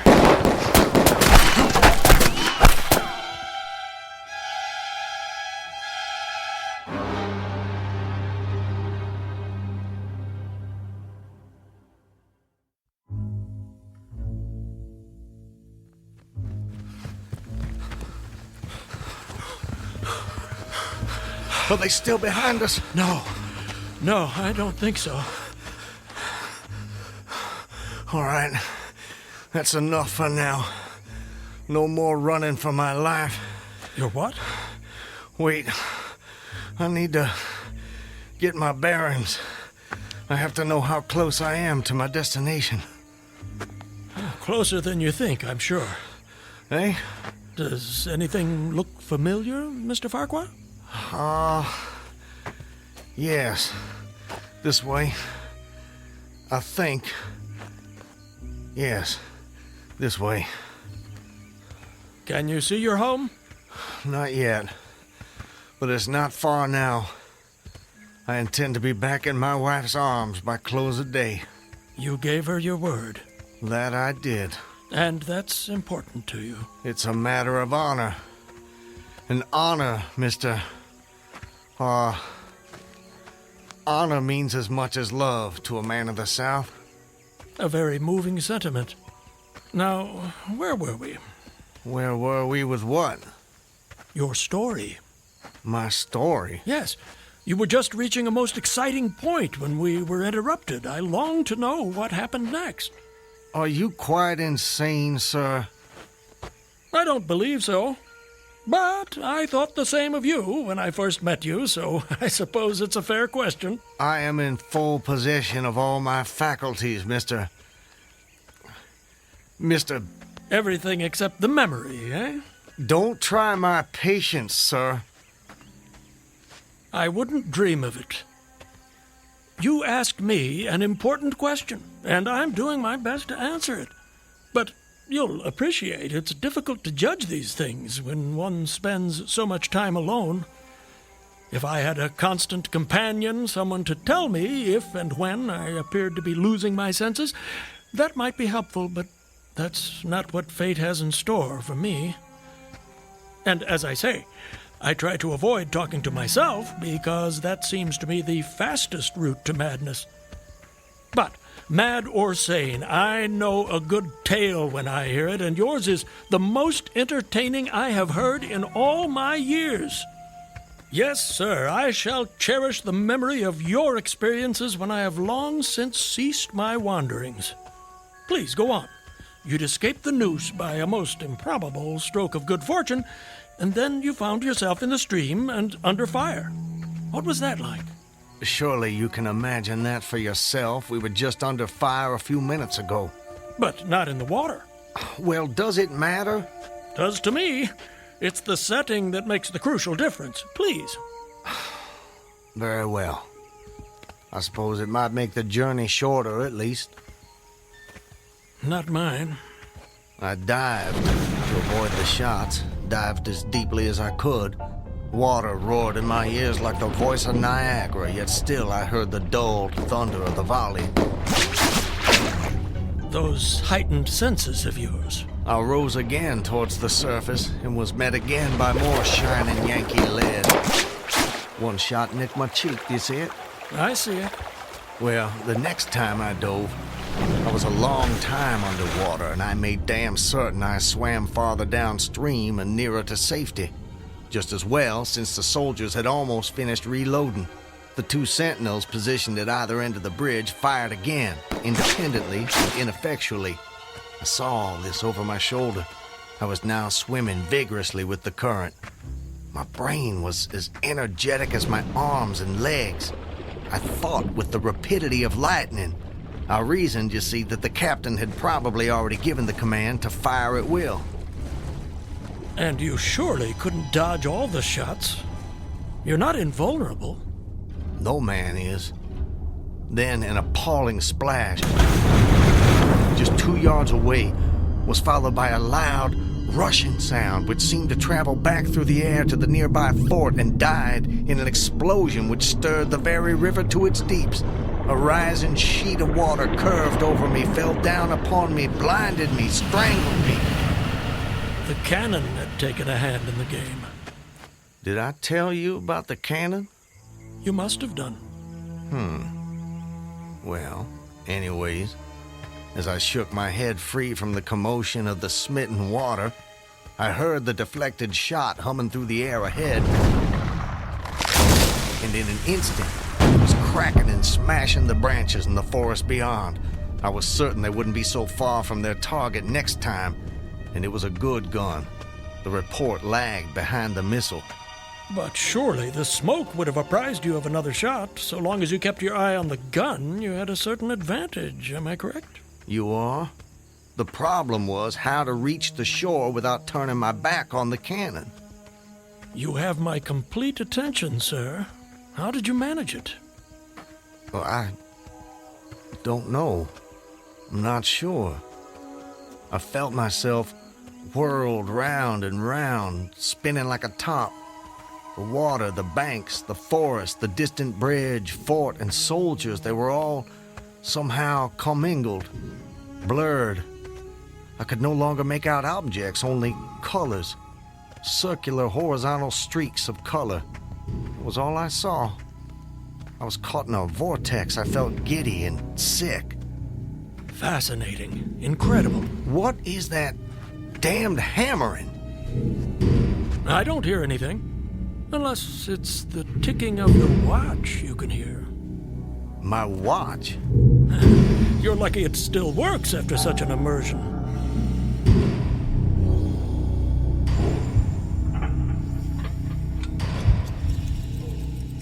It is my watch.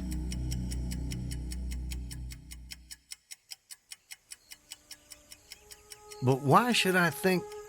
Perhaps you're the sort of man who values the seconds as much as the minutes and the hours.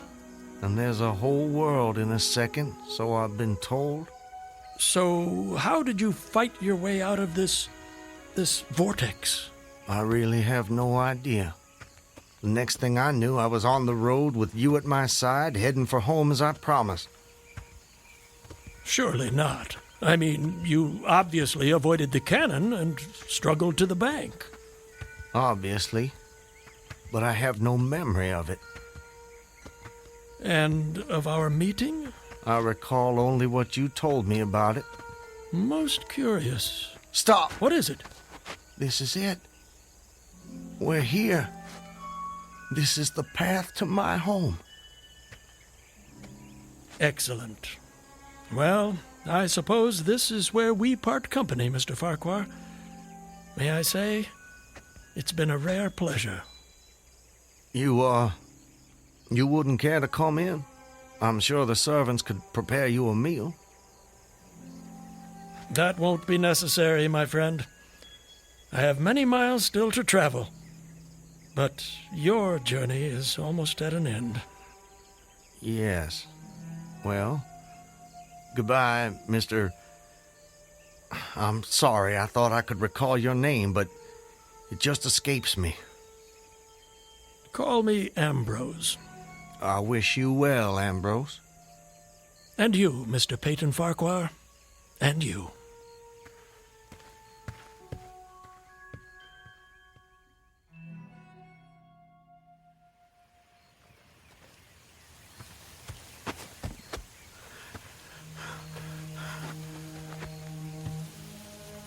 Home. Almost home. How long? How long since that damn imposter rode down this road? How long since I was drawn to the Owl Creek Bridge? I would say, sir, that you have too kindly an expression for one whose neck is in the hem. It is. Isn't what? In the hem.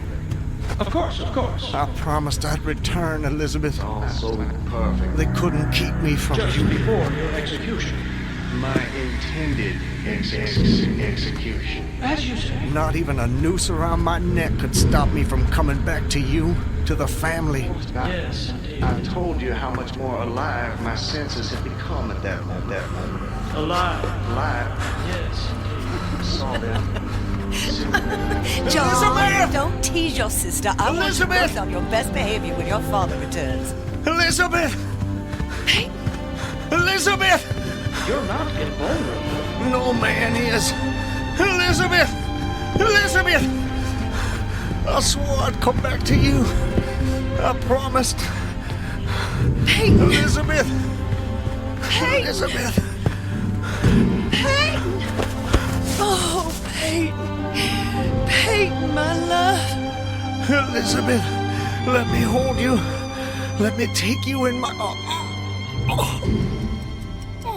There's a whole world in every second.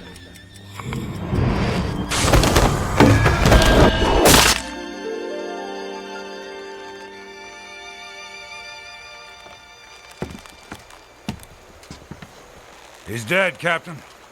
Good work. That's the last execution for today. Get him down!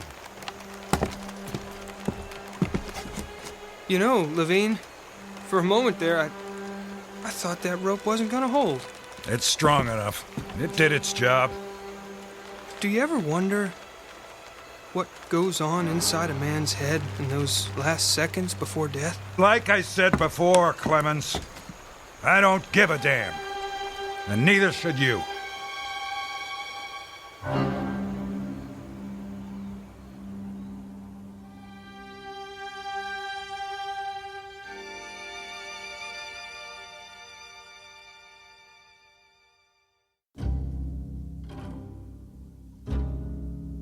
An occurrence at Owl Creek Bridge in two forms, as it was dreamed and as it was lived and died. This is the stuff of fantasy, the thread of imagination, the ingredients of the Twilight Zone.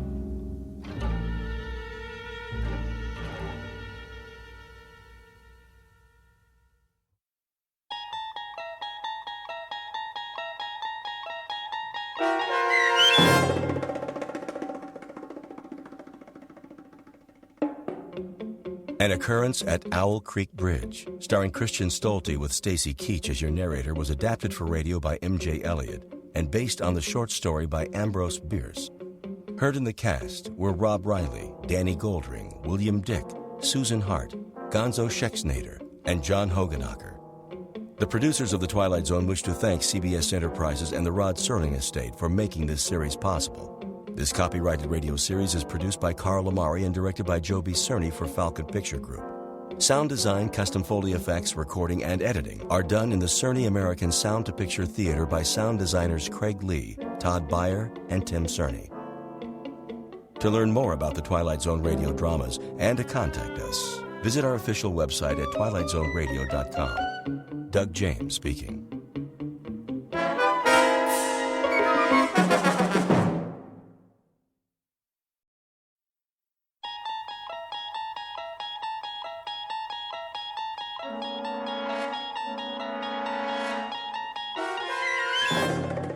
You unlock this door with the key of imagination. Beyond it is another dimension, a dimension of sound, a dimension of sight, a dimension of mind. You're moving into a land of both shadow and substance, of things and ideas. You've just crossed over into the Twilight Zone.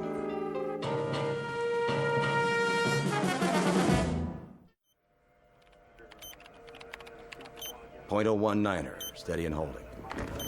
Fuel consumption, normal. On course X6, hold coordinates. Oxygen supply, check. How does she look? Beautiful, General, just beautiful. Flight path? Right on the button, sir. No corrections? Hardly any. Couple of degrees starboard pitch right after takeoff. And the crew? A-okay, sir. A little cramped on the ship, but that's about it. Good. The White House will be pleased. About a test flight? The president's a big fan of the X6. He pushed it through Congress. Hey, then maybe I'll have a job next year. You will, Billings. You will. Count on it. This is the first step. She makes it back in one piece, and it's all systems go. General, I've got the telemetry report. Send it over to data control. Right away, sir. You boys have done well. So far, so good. Bring her in smooth, and you can take tomorrow off. Oh, you got it, General. Couple more hours and she's headed back home. Patch me through to the ship, will you? I'd like to thank the crew personally. No problem. Set frequency. Roger that. X6, calling the X6. Do you read? Try again. X6, do you read? This is flight control. X6, calling the X6. It must be some electrostatic interference. Keep trying. Yes, sir. I want to thank those boys for a job well done and tell them we'll be waiting with bells on. Maybe not a ticker tape parade this time, but that'll come. Sir? Yes? They seem to be... Seem to be what? What's the problem? Well, I don't know. Out with it, man. Something wrong? It's just that I can't find them on the radar screen. Let me see. What does that mean? It means... Well, sir, it means... They seem to have disappeared. What? Could be a tower malfunction. I'll switch to backup. Nope, main system's working. Clear skies, no commercial flights in our airspace. There's nothing, absolutely nothing. Give me missile tracking. This is General Carstairs at Flight Control. Yes. Do your instruments show a crash? Not just in the desert, anywhere in North America. Are you sure? Then do this. If you register an impact, call me on the secure line. No, I don't expect one, just a routine check. Yes, I'm positive. We have nothing here. Not a thing. What's going on? It's not on the screen. It has to be somewhere. Still sweeping, sir. Where did it go? Sir? If you had the X6 on the screen and you spoke to the men on board... Less than 5 minutes ago. Then where are they? A spacecraft doesn't just disappear, vanish into thin air, does it? Well, does it? No, sir. No, sir. Then in heaven's name, where is it? As you may have gathered, the name of the ship in question is the X6. Her type, a new experimental craft on a high-altitude test above the Earth's atmosphere. Purpose? To gather data for the construction of the world's first space station. Recent history? Unknown, at least to those who weren't on board. But in short order, we're going to meet the crew and hear the story from their point of view, and a very unusual story it is, of a flight that departed from its course long enough to pass through the Twilight Zone. And now, the Twilight Zone and our story, And When the Sky Was Opened, starring Barry Bostwick with Stacy Keach as your narrator. Well, Doc?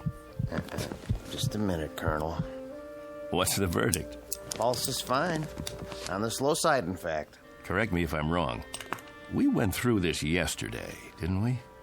You know the Air Force, check and double check. They've got a big investment in the X6. So there's a little glitch.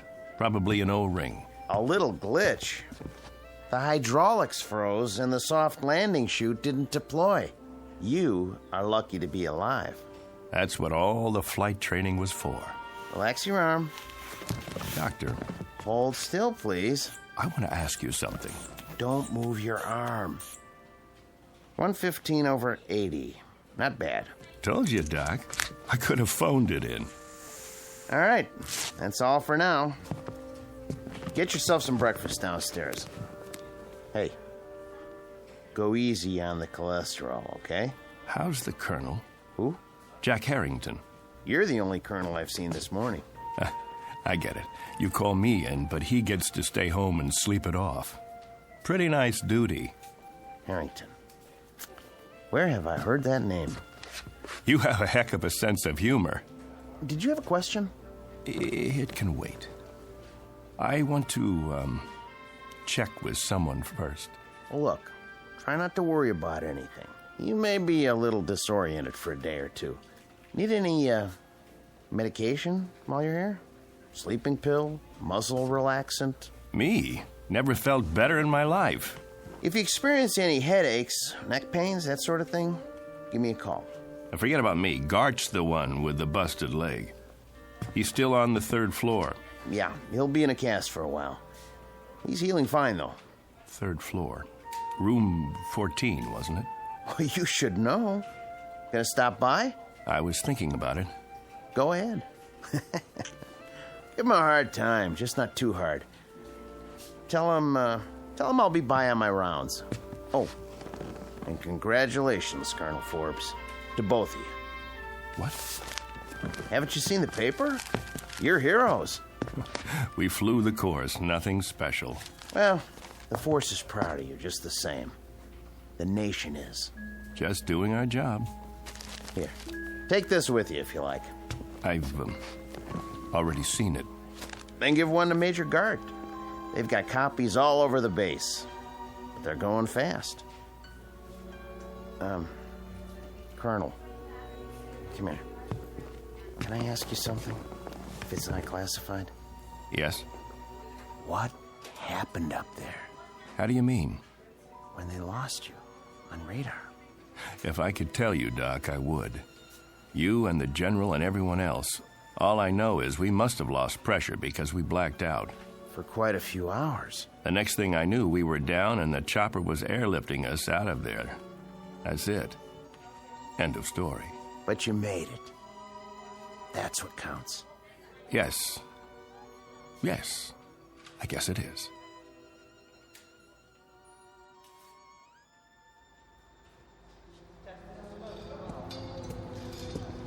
I want her completely broken down, piece by piece.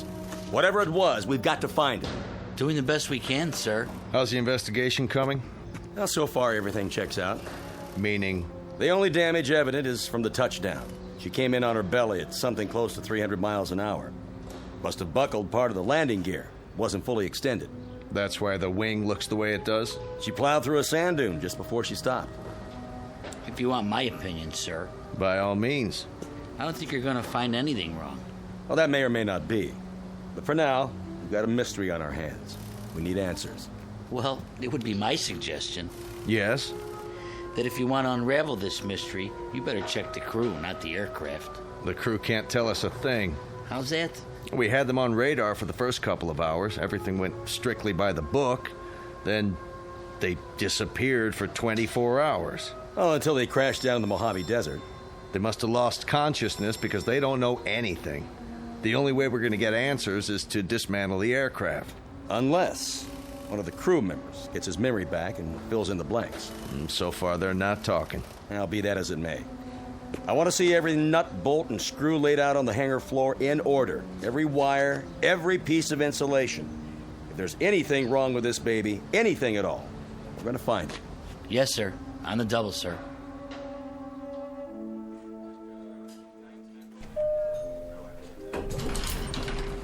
Dr. Bridges to the infirmary. Dr. Bridges. Oh, hello, Colonel. I didn't see you. That's all right, nurse. No harm done.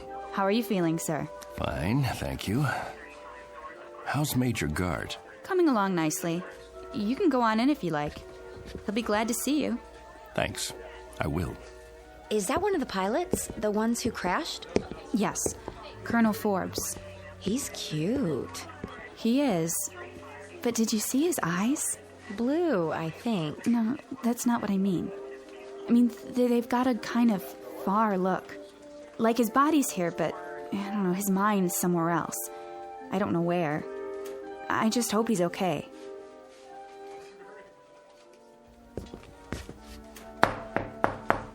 Come in. There he is. And there you are, the prodigal colonel. Not disturbing you, am I? Nothing could disturb me in here. More like a prison ward. No Playboys, no hot fudge sundaes. I was on my way out. Can't stay away, huh? Doc wanted to see me. Nothing serious, I hope. Me? No, just routine. I'd offer you a drink, a shot of straight orange juice. How's that leg? Can't feel a thing, which is good. One more thermometer, and I'm going to absent myself from this establishment without official leave. Pull a chair over here by the bed. Take a load off, Colonel. Sure. Now, go ahead, tell me. What's it like in the outside world? Great, Bill, just great. I can't wait to get out of here. Talk to any of the guys? Yes. What about the ship? Did you look her over? It's under wraps. They've got everybody but the president's cabinet checking it out. Bill, did you see the paper? Sure. We made the front page. Only page 3 today.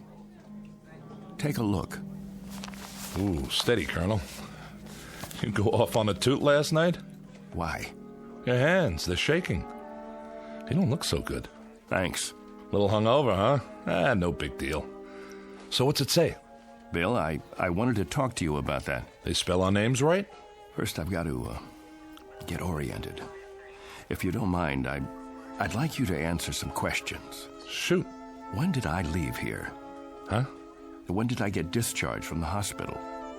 Yesterday morning? Don't you know? I don't know anything anymore. Easy, Colonel. All I know is I need to verify a couple of things. Now, that shouldn't be very complicated. Around 9:30 yesterday morning, I walked out of here, didn't I? About that time, I guess. And who did I walk out with? Are you kidding? How am I supposed to know who you walked out with? Some nurse you picked up in the hall, probably. What's the matter? Can't remember a name? I mean, when I left the room, this room, who was with me? Nobody. That's just it. You say nobody. I'm pretty sure I was awake, yes. If you remember it differently, What's today's paper say? Go ahead, tell me. What's it say? 2 astronauts crash in Mojave Desert. Over a picture of you and me before the flight. What else? And in effect, it says that 2 intrepid voyagers into the unknown return from the unknown in one slightly dented spacecraft. Sounds about right. What about the picture? I've seen better. What's in the picture? Look, if this is a literacy test, I can assure you that even though I'm not a West Point graduate, I can read and write, count up to 10. Gart, don't get wise with me now. What's it say under the picture? Read it.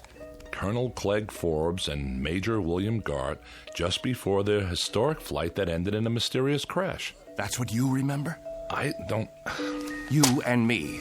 The X-6 taking off. About 2 hours up, we black out, and 24 hours later, we come to in a crashed aircraft in the desert. We don't know where we've been or what's happened. Right so far? You remember something different? Bill, there were 3 of us in that craft. There was you, me, and another colonel named Harrington. What? Jack Harrington. Don't tell me you've never heard the name. He was 36 years old. He was my best friend. I'd known him for 15 years, and you'd known him for 5. That ship took a crew of 3, and we were the 3. Now, I want you to listen very closely because, Bill, I swear I can prove it to you. I've got to, or I'll lose my mind.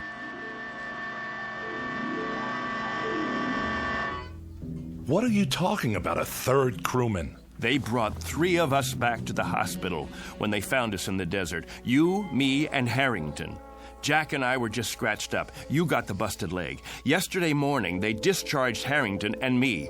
There was 3 beds in this room. Now, wait a minute. We said goodbye and promised we'd come back today to visit you. Then Harrington and I left to do the town. Now, you tell me none of that sounds familiar? Clegg, I don't know what you're talking about. I don't know anyone named Harrington. Whoever he is, he wasn't on the crew with us. The X-6 carried 2 men, you and me. Nobody named Harrington. Nobody else at all. When you walked out of here yesterday morning, you walked out by yourself. There were never 3 beds in this room. Only 2, yours and mine. Something's happened to you. I mean it, Clegg. This is an after effect of the crash. It has to be. I think you'd better tell the doctor on some tests. Look, Bill, let me describe to you what I remember. Go on. I'm listening. I'll give you a chronological breakdown of everything that happened as of yesterday morning. First of all, I saw the paper. The one you just showed me? No, not that one. Yesterday's edition. I saw it on the stands downtown, only it said that 3 men came back. There was a picture of you, me, and Harrington on the front page, taken just before we took off. That's impossible. I know, it must be impossible. You say there were 2 of us. Everyone else says there were 2 of us. And now, that's what it says in today's paper. Well, then, that should tell you something, shouldn't it? A reality check. But I know there were 3 of us in that aircraft. They picked 3 of us up in the desert and airlifted us in a chopper, and 3 of us were checked over and debriefed. They kept you here because of your leg, and it was Harrington and I who left this room yesterday morning. Then we requisitioned a staff car and got a ride into town together. Bill, you said goodbye to us from that bed, and then you said, Harrington, keep an eye on Forbes. He can't hold his liquor. Those were your words. I don't know what you expect me to say. Don't say anything. Just listen. I was standing right at that door, and Harrington went back to your bed and made like he was going to sock you. I swear to you, Bill, it happened. I know it happened. And Harrington, keep an eye on Forbes, will you? He can't hold his liquor. Hey. Why, you? I'm gonna let you have it, you fresh kid. I'm gonna fix this punk's wagon. I wish somebody would. I'm gonna tell the medics he's one very sick cookie and they should hold him for observation another 7 years. You think that's long enough? I don't know. And every Saturday night, Major Gart, the Colonel and I will phone you from whatever bar we happen to be in, and if you're nice, we might even let you talk to some women. Let's go already. I hate long goodbyes. Go on, both of you. Leave me here to suffer in my loneliness and despair. Take care, Bill. We'll come in tomorrow to see you. Meanwhile, you can all read about yourself. Better memorize this in case you lose it. See? 3 space travelers returned safely. Nothing about your broken leg. Well, that's the press for you. Get out of here. I'm going to pick one up for my mother so she can frame it. One time, a fortune teller in a carnival in Des Moines said I'd be famous. It doesn't say anything about you, though. Out. And did you pick up a paper on the way out? Why? You said you had proof. I should have kept it, but it wouldn't make any difference now. If you could show me in black and white. Hold on. There's more to the story. When we got to town, Jack and I hit the bars. The first one was the Plush Monkey on 11th. You know the place, don't you? Yeah, a dive. Beer signs and bar girls. And a big mirror behind the bottles. We walked in trying to keep a low profile, but the blondes spotted us. That's them. No, it's not. It is. Don't stare. Give me your hairbrush. Welcome, gents. Take a load off. With pleasure. Say, aren't you the 2 guys who was up in space? Not that far, just the ionosphere. I thought so. That and a couple of bucks should get us a beer apiece, right? You bet your life, but never mind the $2. This is on the house. Why, thank you, my good man. Very kind of you. I don't get many celebrities in here, so go ahead, boys, drink hearty. You earned it. I don't even mind you cracking up the ship, and I'm a taxpayer. I like your attitude. Got a match? Not since Superman. A light from my friend here. Sure, pal, sure. Anything you want. Evening, ladies. Hi there, Captain. Colonel. Oh, sorry. She's new in town. Care to join us? Hold that thought. I'll ask my friend. You do that. We ain't going nowhere. Hey, Jack. Something wrong? No. Look at yourself in the mirror there. Not exactly a happy camper. I was just thinking. About what? I'll tell you after I taste the beer. To happy landings, whenever and wherever possible. I'll drink to this. Sorry. Something is wrong. That's okay. Ain't the last glass of draft in the house, let me tell you. It just slipped out of my fingers. Don't worry, I'll clean it up. Get you another one right away, Colonel. You sick, Jack? No, I'm not sick. I just got this funny feeling. What kind of feeling? I don't know. Odd. Never felt anything like it before. Maybe we should go. Don't worry, I said. It was just for a couple of seconds there. It was like I didn't belong here. Like if I were to let myself go, You'd what? Like I'd disappear. Here you go. Thanks. Happy landings. You don't like it? I want to call my folks. Good idea. I should call Amy, too. Where's the phone? All the way in the back. You sure you're okay? Yeah. Be right with you.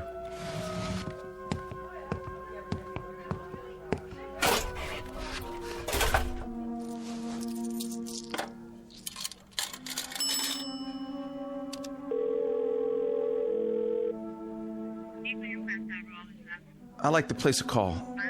Collect, please, to Des Moines, Iowa. The residence of Mr. James Harrington. That's right. Oh, my number, let's see, Fletcher 90632. That's what it says here. My name, that's Jack Harrington. That's right. Thank you, operator. I'll hold. I'm sorry about the broken glass. My friend's sorry, too. Forget it. I can sweep it up as soon as I get my mop. Clegg. Yeah? Come here. Will you come here quick? Coming. Please? Does he need some change? I'll see. What's up? I just called home. Called my folks. My mother answered. Yeah? How is she? I don't know. How come? I told her it was me, and she said she didn't have any son named Jack. That's what she said. Can you beat that? I asked to talk to my old man, and when he got on, he kept saying for me to hang up. He didn't want any practical jokers bothering his wife. Said he didn't have any son at all. That's weird. Clegg, what is this? What's going on? Gag, maybe, or... No gag. It's part of this feeling, Clegg. The feeling I've got that I shouldn't be here. That none of us should be here. It's as if maybe... What? Maybe we shouldn't have come back from that flight. Maybe somebody, something, made a mistake and let us get through when we weren't supposed to. Stay put. I'm going to get you a good stiff drink to go with that beer. I have to. I told you to stay here. Shot of whiskey, please. Make it a double. Sure. Say, Colonel, you think you could do me a favor? What? Sign this newspaper? My boy'd get a big kick out of it. Wait, where did you get this? From the machine outside. Here's a pen. Could you sign it to Richie, right on the picture? But it's wrong. What is this, a joke? You have it printed up? 2 spacemen return and crash in Mojave Desert? Huh? That's you, isn't it? Colonel Forbes? The other guy's still in the hospital, right? Which other guy? It says right here, Major William Gart. But there was a third man. See for yourself. He's back there in the... Back where? In the phone booth. It looks empty to me. Nope. Nobody's been in there all day. What? Buy me a beer, honey? I'm awful thirsty. My buddy, the one who was sitting here on the stool next to mine. You just got him another... Hey, where's his beer? What beer? My buddy's drink. Colonel Harrington, where is it? The one you gave him in place of the one he dropped on the floor, right here by the... Nobody dropped nothing on the floor. You see any broken glass? I don't. Dry as a bone, too. What are you trying to pull? I don't know what you mean, Colonel. You came in here alone. You don't know what you're talking about. You're crazy, you know that? Crazy, you hear me? If you think a thing like that, you gotta be out of your mind.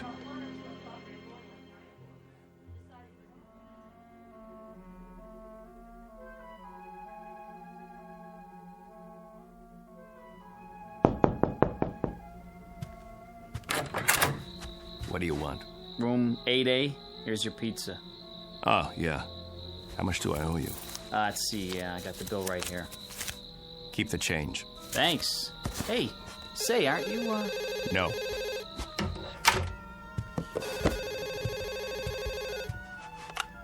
Yes? Ready with your call to Des Moines. Thank you, operator. Hello? Hello? Who is this? Mr. Harrington, this is Clegg Forbes. Who? You remember me, sir? I had Christmas dinner with you and your wife last Christmas. You and your wife, and Jack. Jack who? Your son. What is this, another crank call? Because if it is, it's not funny. Who is this, anyway? Perhaps I don't have the right house. Is this James Harrington? I'm James Harrington, but I don't have any son, and I've never heard of you. You live at 43 Elm Street? All my life. Got 2 daughters, both married. One lives in Sioux City, the other moved to Binghamton, New York last year. I should know whether I got a son or not. And don't call me again. Now what? Look at that face in the mirror. I don't know myself anymore.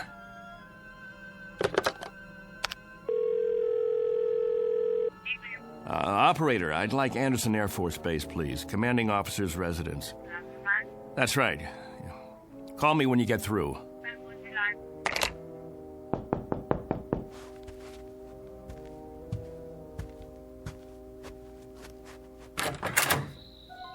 You've got some nerve. Amy, honey, am I glad to see you. Keep your hands to yourself. You, Colonel Clegg Forbes, are a devious, miserable, two-faced, two-timing... Amy, you won't understand this, but I need your help. You send me a telegram that you're getting out of the hospital in the morning and that you'll meet me at the station at 2. Well, I was at the station at 2. Amy, listen to me, please. I was also there at 3, and I was still there at 4. I could have had my pick of several Marines and an elderly gentleman who owns 25,000 shares of AT&T, but there was a missing Air Force officer named Forbes who didn't have the simple courtesy to leave a message or even a number where he could be reached. I can explain. Do you have any idea how many bars I've been to? How many hotel lobbies? Did it ever occur to you to... Amy, please! You look terrible, by the way. All right, Clegg. What kind of trouble are you in? And What are you doing in this motel? Are you hiding out? Oh, I don't even know where to begin.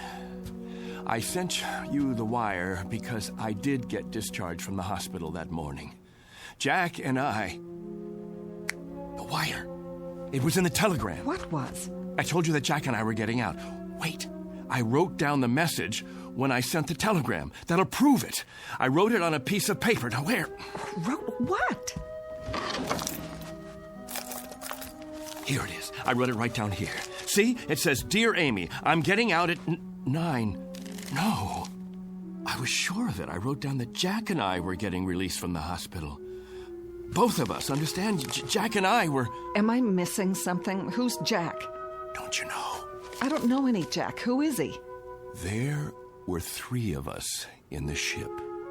Gart, me, and Harrington. Jack Harrington. And I was with him, and he just disappeared. But you know him, Amy. You know him. You've met him 100 times. We've eaten dinner together. We've gone to dances together. We've double dated. Clegg, what is happening to you? I don't know. I swear to God, I don't know, but... Yes. Put him on, please. Hello, General. This is Clegg Forbes. Yes, sir. That's right. General, about Jack Harrington. Harrington, sir. Well, you know Jack. We were in your wing at the field. We were there for your... Harrington, sir. Jack Harrington. We were on the X6 together. Jack Harrington. Stop it. Jack Harrington. Jack Harrington. You need help. If you'll tell me who to call. No, I know. This is a put-on. That's what it is. A big, earth-shaking, highly complicated, practical joke. He's still back at the bar. Of course he is. Amy, that's where he is. He has to be at the bar. Clegg? Clegg?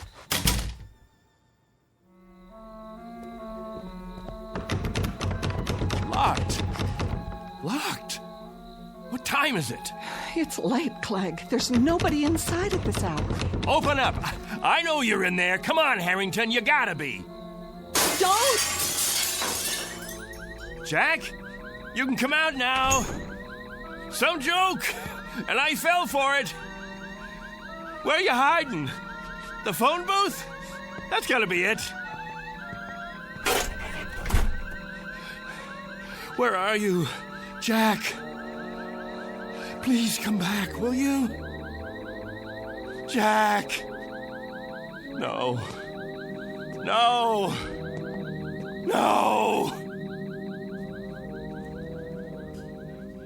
That's some story.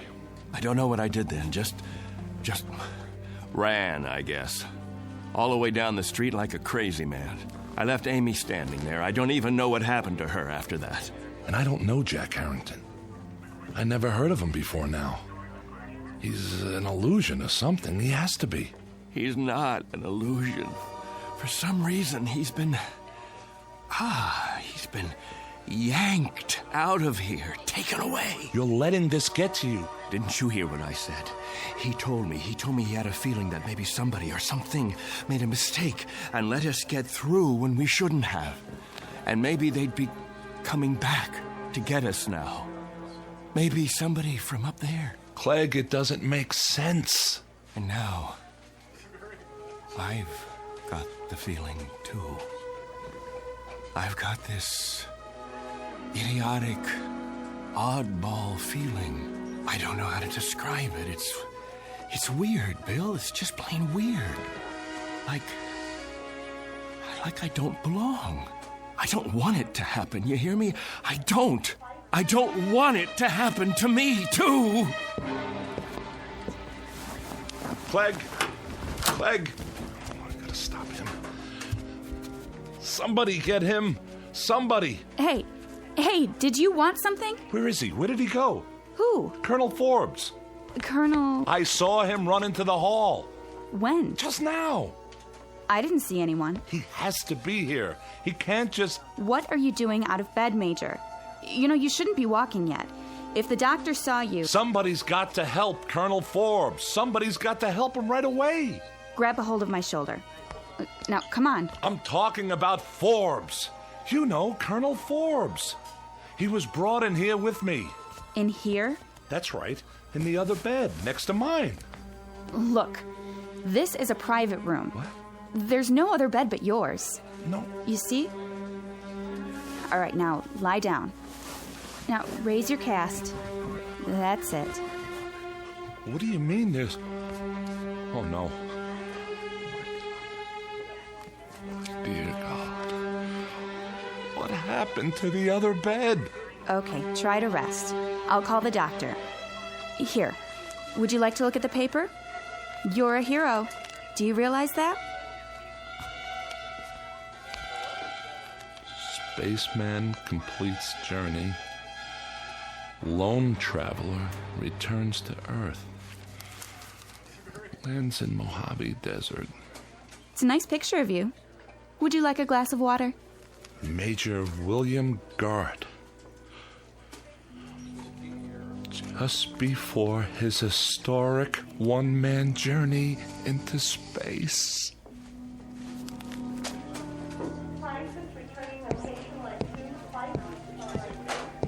Hey, Doctor. I was sorry to hear about that crash. What did they call it? The X6? Yeah. Well, we do the best we can. When they come back. Sometimes it's out of our hands. Mm-hmm. At least it was an unmanned flight. Well, that's the one consolation, I suppose. Anyway, I wanted to check the ward. How are we fixed for beds? I've got some men in the infirmary. Let's see.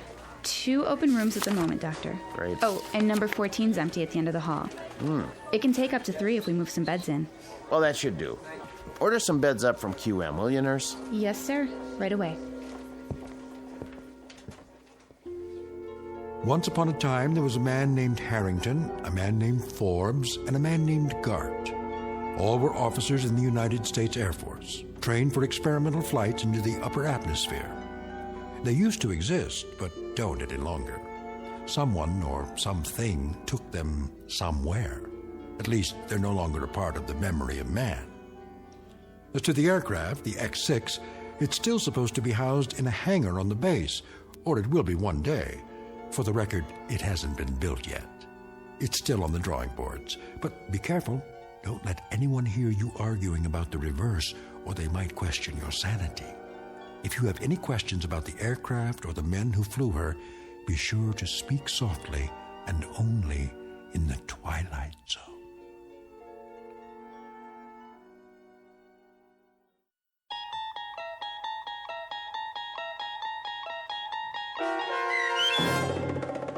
And When the Sky Was Open, starring Barry Bostwick, with Stacy Keach as your narrator, was adapted for radio by Dennis Etchison and written for The Twilight Zone by Rod Serling, based on a story by Richard Matheson.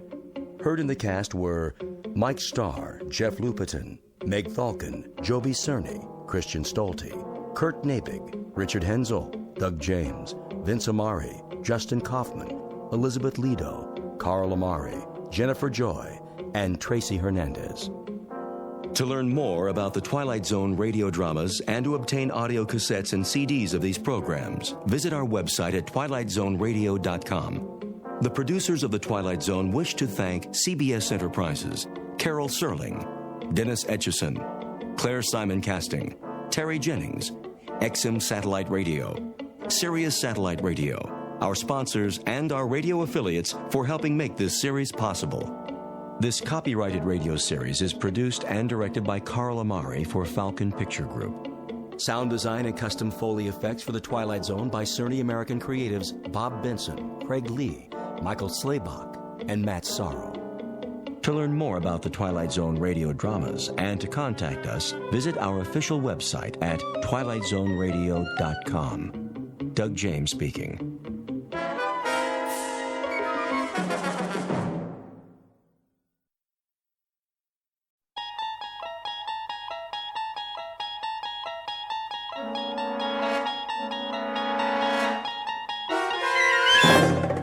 You unlock this door with the key of imagination. Beyond it is another dimension, a dimension of sound, a dimension of sight, a dimension of mind. You're moving into a land of both shadow and substance, of things and ideas. You've just crossed over into the Twilight Zone.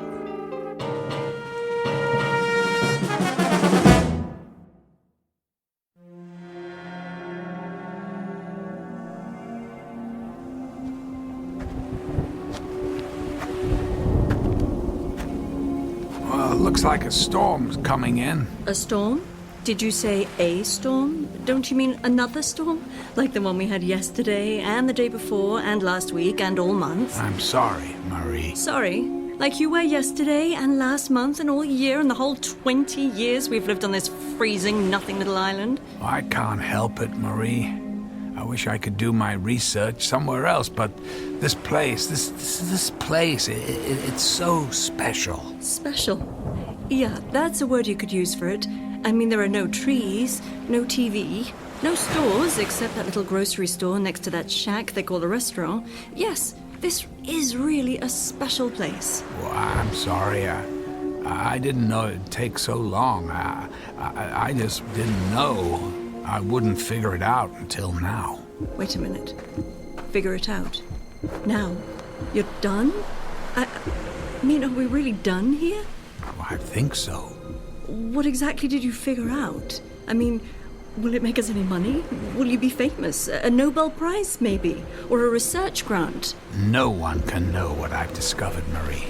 It's just too dangerous. Oh, that is just great. I spent 20 years shivering in that stone shack you call our home, waiting for you to make your big discovery, and now you can't tell anyone about it? I think you can tell me. There's a large granite outcrop that underlies this small island. The magnetic field beneath it has created this very unique place where remarkable things happen in this particular spot. It's the only spot on Earth where it occurs. That's why this place, it's so special. A lot of physicists and geologists have theories about it, and I found it. What particular spot are we talking about? You mean that little sheet of rock that you point instruments at all day, every day?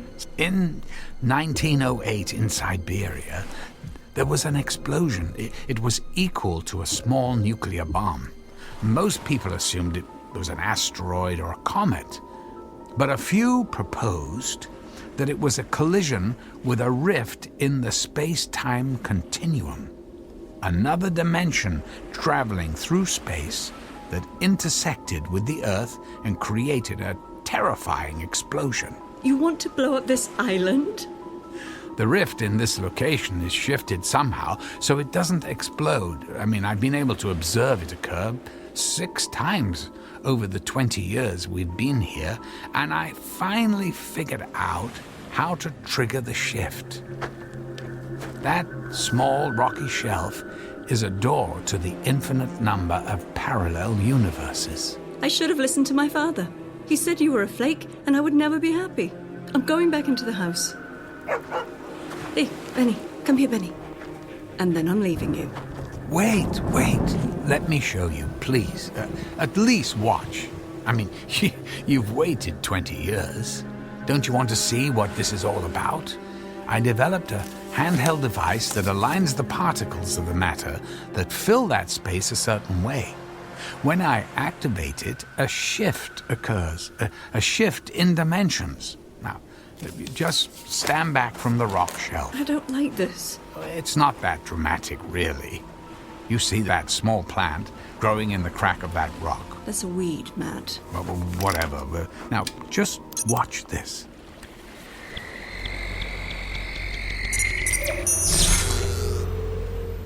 Huh? What do you think? The weed's gone. Pretty amazing, isn't it? Yeah, the guys at the hardware store will sell 1 million of them. Well, maybe 47 to the other people on this island who want to zap their weeds with your gizmo. Marie, it's not just the weed that's gone. It's everything that occupied that space. I mean, look again at that area. Notice how the raindrops and the spray from the ocean are just now wetting that circle of rock. That entire area of about 10 meters was exchanged with the matter that occupied that space in a parallel universe. Our weed and all the rock and the rainwater are now occupying that space in another dimension. And now, this matter is here to replace it. Look, I'll show you again. Sometimes the swap is a little more dramatic.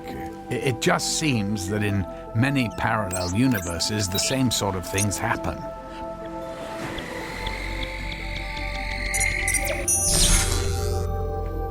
What do you think? Wow. You made the skeleton of a dead, rotting fish appear. In this dimension, at least up to a few seconds ago, that fish was alive and still swimming in the sea. In a parallel dimension, it was dead. Now it's here, and the fish that was in this dimension. The same fish is now alive in a parallel universe.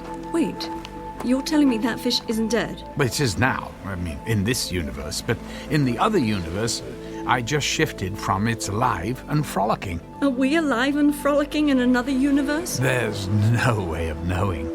Although it's quite possible that we are. Only things could be different in small ways or extremely dramatic ways. The possibilities are infinite, which would indicate the potential for significant change. So, if I stood on that spot, would I disappear? Marie, yeah, well, that's not a good idea. Or would the Marie from the other universe show up?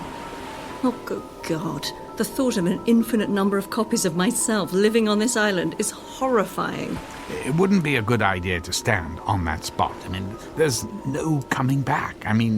I can shift space and cause the rift to occur, but I can't bring anyone back. It just seems to be a continual exchange of other possibilities. I want to try. Try what? I want to stand on that rock mat, and you send me away. Maybe things will be different. Marie, you can't.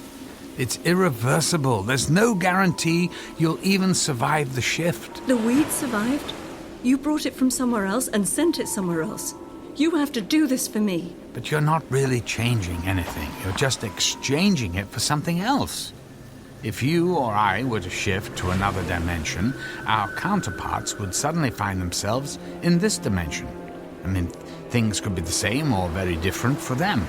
There's no way of knowing. But who's to say we're not having this exact same conversation somewhere else right now?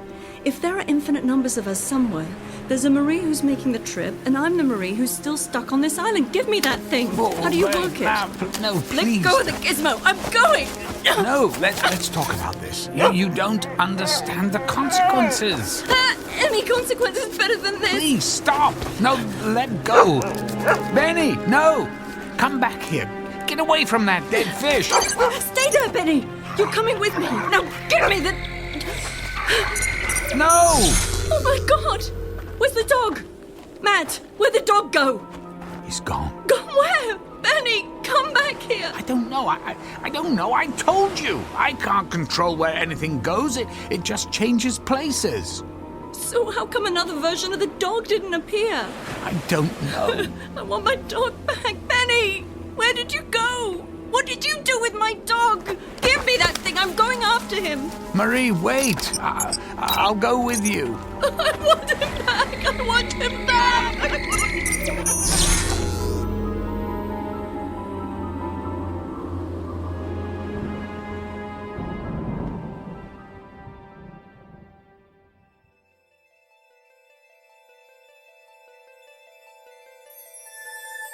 Meet Marie Thompson, the wife of a physicist who spends his time studying infinite worlds, except the one that he shares with a woman.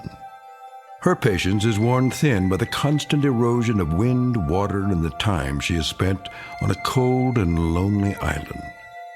All she wants is what life has never given her, a chance to be someone else, and somewhere else, regardless of the cost. It's a cost without a price tag, and it's on sale for a limited time from that purveyor of lost hope and endless dreams called the Twilight Zone.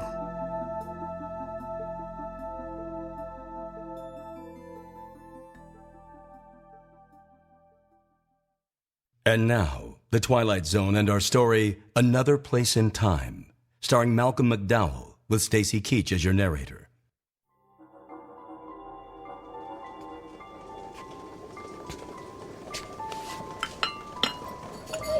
Have some tea. You're cold and wet. I'm sorry about the dog, Marie. You shouldn't have grabbed the device. We can get another dog. I mean, people do that all the time, don't they? I'm leaving you. I'm not staying here. Look, I don't blame you. I'll go into town and arrange the ferry, assuming there is a ferry. We're in another place in time now, Marie. Things might not be like they were. We might not even have a dog. I'm not leaving until I find Benny. Marie, where are you going? I'm going to find my Benny. If he's on the island, I'm going to find him. Mail call! Sorry, Marie, I didn't see you. It's okay. Well, you're not going out in that gale, are you? It's really starting to storm out there. I have to find something. Hello, Matt. Everything okay? Oh, yeah. Yeah, no, everything's fine, Jim. You probably should call Marie back. It's really starting to blow out there. Yeah, well, good idea. Jim, let me ask you something. Have you seen a dog? Oh, you mean Benny? You know Benny? Well, yeah. Oh, have you seen him? No. Well, I figured he'd be inside here with you folks. Marie, you found him. Yeah. He was running across the meadow. I called him, and he came running. He knows me. He actually knows me. Oh, that's great, Marie. I can't explain it, but that's great. Oh, Benny. Oh, look, Matt. Remember when that wolf bit his ear and tore it up? It's all better. Wolves? Yeah. Then he got cornered by a wolf and got a bit of a fright a while back. His ear was almost torn off, but it looks like it healed real well. Matt, I've lived on this island for 62 years. I've never heard anyone talk about seeing a wolf. Really? Well, that's great. Did you hear that, Benny? No more wolves to worry about. It probably wasn't a wolf. Must have been another dog or something. Yeah, I guess. Although I was always under the impression Benny was the only dog on the island. Look, you folks take care of yourselves. Well, we'll see you later, huh? Yeah, bye. Yeah, bye.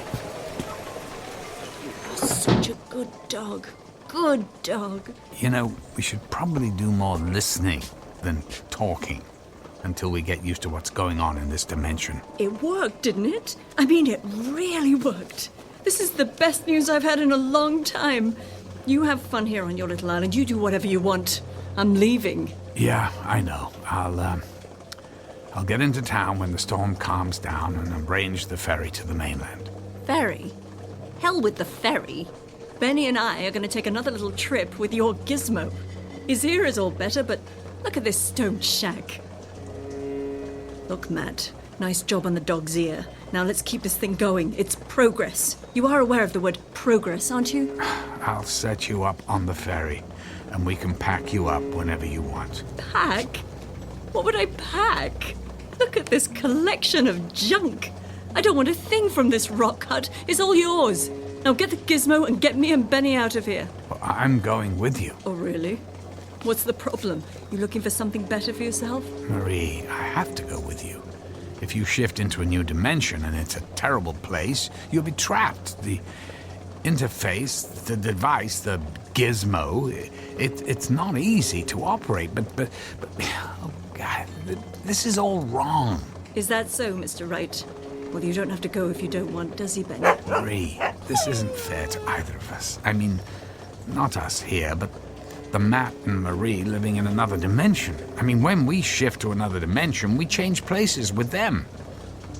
there are versions of ourselves suddenly thrust into a different place and time that we wouldn't necessarily understand. Now let's get going. Now? You want to go now? In this storm? Well, why don't you pick us a day with nice weather? I can't pick anything. It just happens. I've been waiting my entire adult life for this, and I'm not stopping now.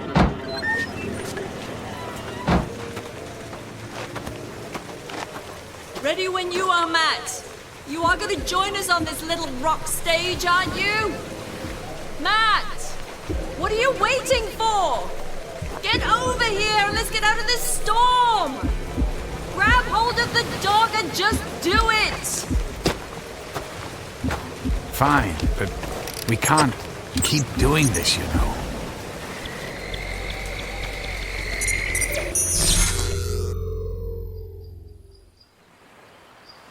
Oh my! Nicely done, Matt. 5 sunny days a year on this island, and you found a perfect one. This isn't about the weather. Marie, go slow.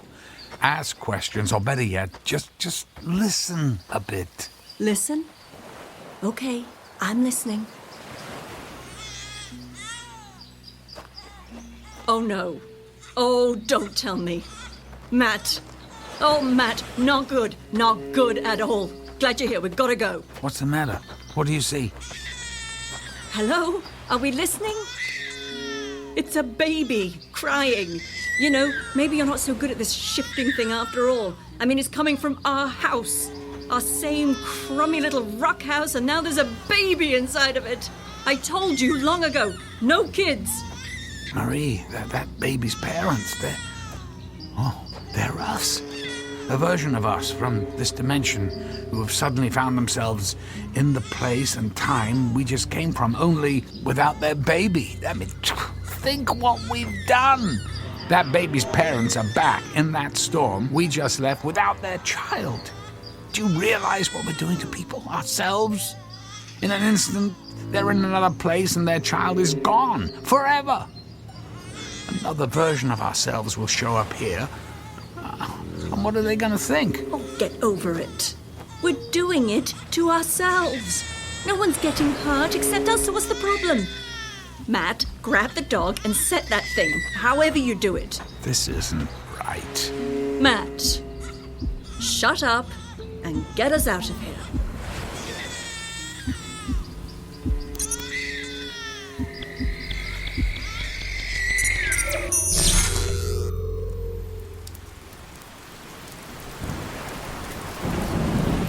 Rain. Perfect. What happened to the sun? God, this has to stop. Okay. Let's go take the break that you wanted. There's the shack waiting for us. Come on, Benny. All right, Marie, this is it. This is the last shift we make. Oh, really? Oh, no. This is the worst. Look at this place. It's a shambles. It looks abandoned. No one's lived here for some time. You mean we haven't lived here for some time? Well, what do you know? Somewhere there's a version of us that finally came to their senses and got off this island. I guess so. I wonder where we went. Oh, please, please, make it London, Paris, anywhere but here. I don't think there's anything to eat here. I found a tin of tea. Let me get a little fire started and we'll see if we can improvise a place to sleep. We're sleeping here? We're staying here, at least I am. You said you were leaving and I'm not stopping you. The wood-burning stove still looks pretty good. It'll be warmer in a minute. How long do you think we've been gone from here? I'd say a couple of years, maybe more. Hard to tell. So if you're staying here, it's going to really confuse a lot of people if I show up in London and you're not around. If that's all you care about. Well, that fire's going good. We'll at least be warm. Now I'm gonna see if I can find some water to make some of this tea. I'll be here, unfortunately.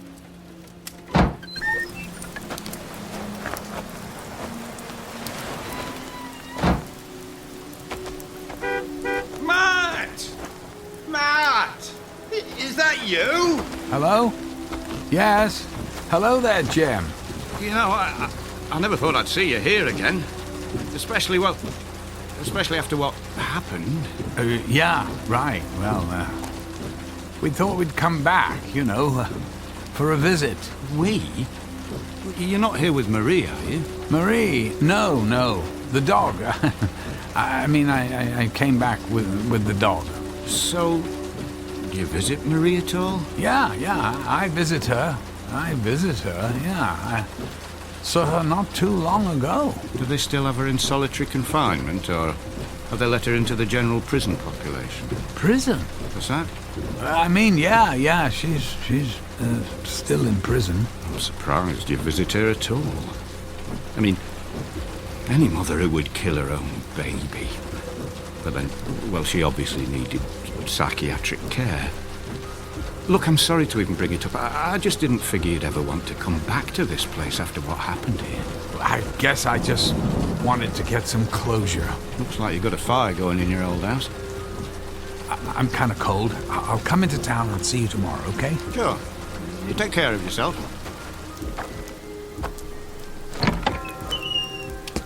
Find your water? Marie, we have to get out of here now. Well, listen to you, Mr. I'm not leaving. Just when it's starting to get warm in here, you want to go back out in the rain? Marie, you're supposed to be in prison.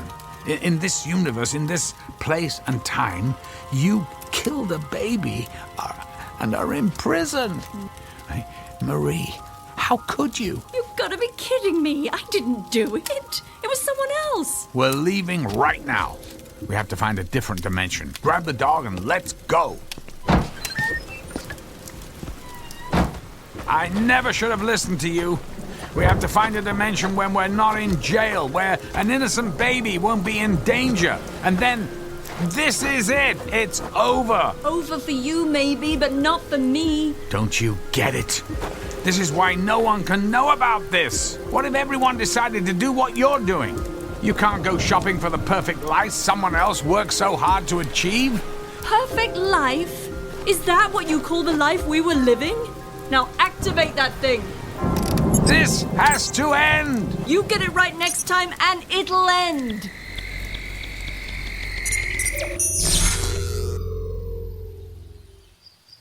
Ah, that's better. You're getting good at this. At least the weather part. Wait. Damn it, Matt! Now you've done it. I can't believe this!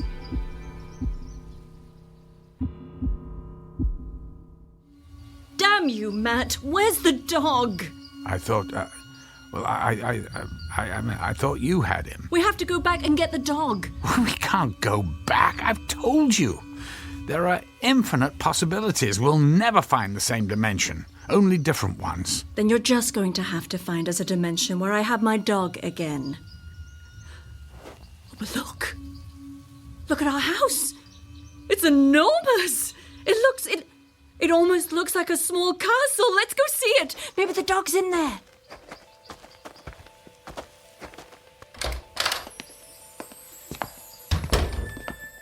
Benny? Are you here, boy? Is he here? I don't know, but... Hey, congratulations. The house is amazing. I never thought stone walls could look so good. Matt, we must be rich. Maybe you did sell your invention. Marie, this stops here. I'm going to destroy the device. Why? Don't you get it? Haven't you been paying attention to your own words? If everything in all of these dimensions are so much the same, who's to say there aren't other versions of you using your little gizmo to do exactly what we're doing? The only thing is, we're going to be without one, because you got a little problem. Here we finally get to a place where things are like I want them to be, and poof! We're gone because we traded places with another version of me and you because they have the gizmo and we don't. I can only hope that if I make this decision now, there are other versions of me in other dimensions making the same decision. Fine. Destroy the stupid thing, but not until I have my dog back. You've taken everything away from me with your little lifetime of research. I finally got the house right, and now I want my dog. You should hide. For all we know, you might still be in jail. Don't you wish? Fine. I'll hide in one of the rooms. Look at all the rooms. Which one? Coming! Marie, go now. I'm going. Afternoon, Matt. Mail call. Hello. Hi, Jim. Oh, thanks. Why, Matt, you're not in uniform. That's quite a risk, you know. Right. My uniform. I spilled something on it, and Marie or someone's cleaning it. Marie's actually cleaning your uniform? I wouldn't have expected that. At least not with all the servants you have. I mean, well, you know what I mean. Why, hello, Marie. Jim, it's so nice to see you. I overheard you and Matt talking. Here's your uniform, Matt. I forgot we had another one hanging in the closet. Yes. Why, thank you, Marie. Good God. What is that on the arm? Is that a swastika? Yeah, I guess. Yep, that's what it is, all right. Oh, I can't believe it. A swastika? I mean, this is nuts. Whoa! Be careful there, Matt. People don't take kindly to any disrespect for the Reich. Reich? Look, I'd best be going. You know, I saw your dog running around over by the base. I figured the Commandant might not take kindly to that, so I got your dog tied up outside. Benny? Matt, he remembers me. It's Benny. It's my Benny, and his ear is all fine, and the weather is fine, and this house is just fine, and I have never been so happy. Jim, thanks for bringing the dog back. I have to, get into uniform and head over to the base. Right. I'll see you tomorrow. You did it! Matt, you did it! Marie, God, it's a Nazi uniform. It has a swastika on it. Don't you see what this means? It means the Nazis won the war. Well, maybe they're not bad anymore. It's been a while since the war. I mean, come on. We got it all going here. Give it a few days. No. Out of the question. This is madness. Well, just listen to you.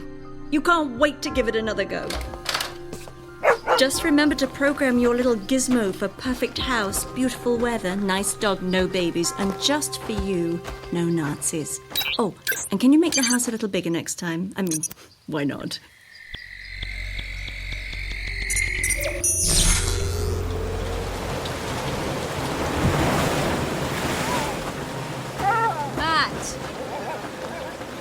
Matt! What? Is this a cruel joke? We're right back where we started! Matt! Where are you going? I'm going inside.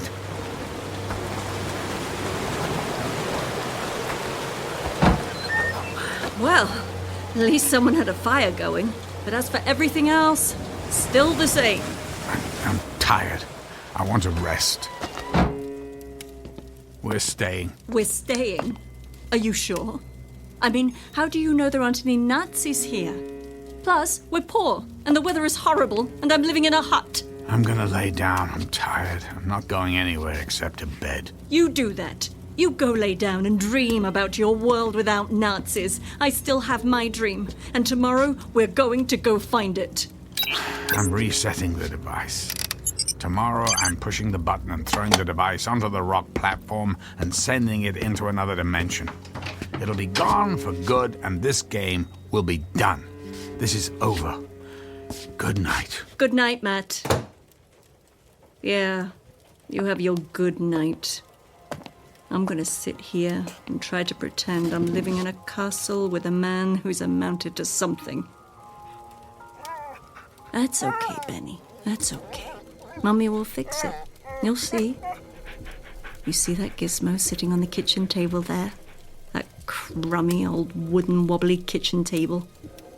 That gizmo is going to take us somewhere special tonight, Benny. He's already set it up for us. All we have to do is stand on the rock ledge and press the button. And when we get back to the castle, you'll have your own room. And we'll take long walks in the sun, and Mummy will have a new version of her husband. You watch, Benny. Mommy will make it all better. Are you ready? Shh! Don't wake up Daddy. We have a big surprise for him. A new Marie just for him. I'll just take our little gizmo here and... Come on. Quiet.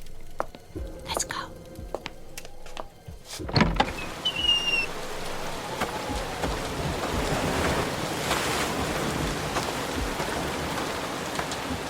Benny!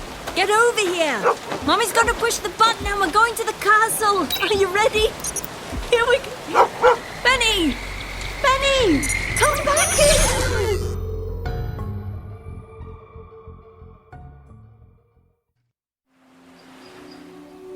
Damn dog! Hello? Hello there! Hello, Matt. I decided to go for a little walk. Oh, it's a nice day for a walk. And by the way, what a lovely house we have. And a garden. Well, thank you. Oh, Benny! Benny! Benny! Benny! Come here, you good dog, you. Now, Benny, is that any way to say hello to Mummy? Here, heel boy. That's a good dog, Scout. Scout? His name is Scout? Oh, that won't do at all. He's going to have to get used to Benny. Oh, I'm sorry, but, do I know you? Look, I know you're Matt. I have been a bit of a chore for the last day or two. Or was it 3? Heck, I don't even know if we're supposed to call them days. I mean, what are they anyway? Excuse me, but, what are you talking about? Well, I guess it's my turn to do all the explaining. Matt? We're over here. I'm talking to someone. Oh, Matt? Who is that in my garden? That's my wife, Angela. Huh? Sorry, I didn't catch your name. It's Marie, Matt. Ring a bell? Marie who? Marie White Thompson? Your wife? We met in high school, went to college together, and got married right before we moved to this, or at least a version of this island. Well, I only knew one Marie in high school, but we didn't go to college together. Yes, we did. Matt, it's me, Marie. Remember? Your high school sweetheart. What are you, an identity thief?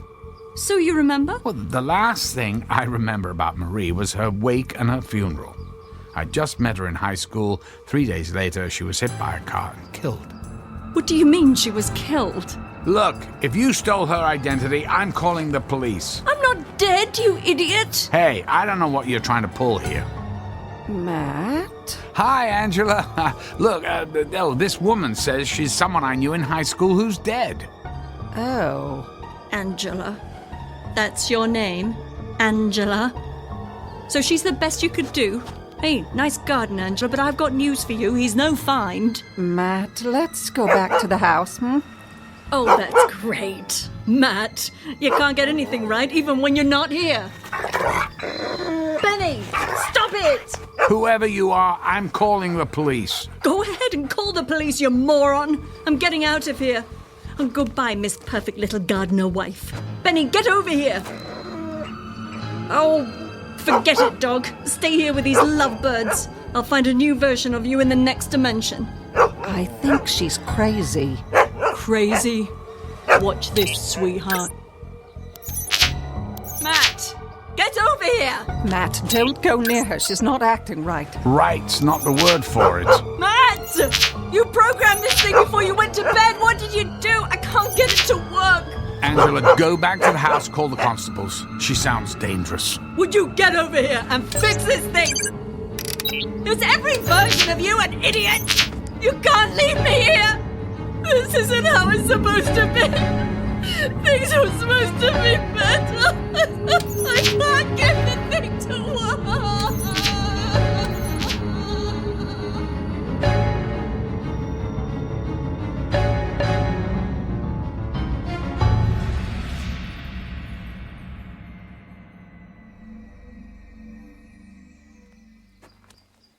I don't know where she came from. I saw Matt talking to someone and went out to say hello, and she just started talking and acting very strange. Do you think she's crazy? There's nothing she was saying or doing that any sane person would do. We got her on a boat to Liverpool. I'm pretty sure they'll commit her. I don't think you have to worry about her anymore. You folks have a good day. I feel so sorry for that woman. Did she say she knew you? Yes, well, used the name of a girl I met briefly in high school, but she's long dead. Funny thing, though, for a split second, I thought she actually kind of looked like her. Older, but just a slight resemblance. Until she started acting nuts, and I just wanted to get away. She sure held on to the rock. Oh, that's the other thing. She kept saying stuff about another dimension and parallel universes, or what, I don't know. That sounds like how you used to talk when we first got here. Yes, but there's nothing to it. I've been all over this island, and all the theories about it aren't true. But I never did study the shoreline. Maybe it's worth a look. Yeah. Maybe I'll get the old instruments out tomorrow and point them at that rock. And I'll paint a picture of you holding this. What's that? It's that thing she was holding. She called it a gizmo. I meant to give it to the constable. I'll give it to him tomorrow. Oh, well, that's actually a very sophisticated little device. Maybe I'll take it apart first. All the police are going to do with this is put it in a box and then probably sell it at an auction. Do you think it's worth something? I mean, should we offer to pay for it? Technically, it's her property. We should give it back to her, but I want to study it a bit first. She won't need it where she's going. Oh, hello. Here looks like another storm coming. That's no surprise. Let's get inside. Yeah, good idea. And then maybe tomorrow we'll see what that rock and this gizmo is all about.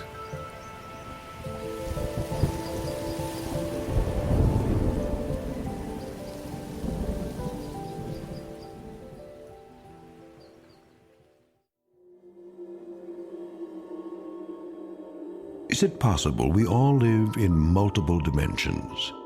One woman knows for sure. A woman on a mission who has found her destination. A destination not made of dreams, but a nightmare of her own creation in a universe that doesn't know her name. A nightmare that could only take place in that unique dimension known as the Twilight Zone.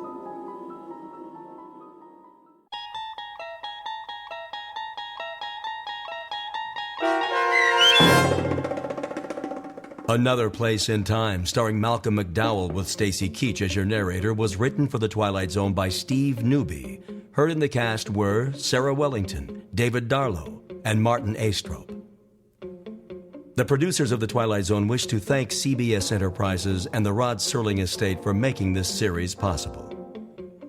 This copyrighted radio series is produced and directed by Carl Amari for Falcon Picture Group. Sound design, custom Foley effects, recording, and editing are produced in the Cerny American Sound to Picture Theater by sound designers Craig Lee, Bob Benson, and Tim Cerny. Music for The Twilight Zone is provided by CBS and American Music Company Incorporated, New York. To learn more about the Twilight Zone radio dramas and to download episodes, including 6 free episodes on our homepage, visit our official website at twilightzoneradio.com. Doug James speaking.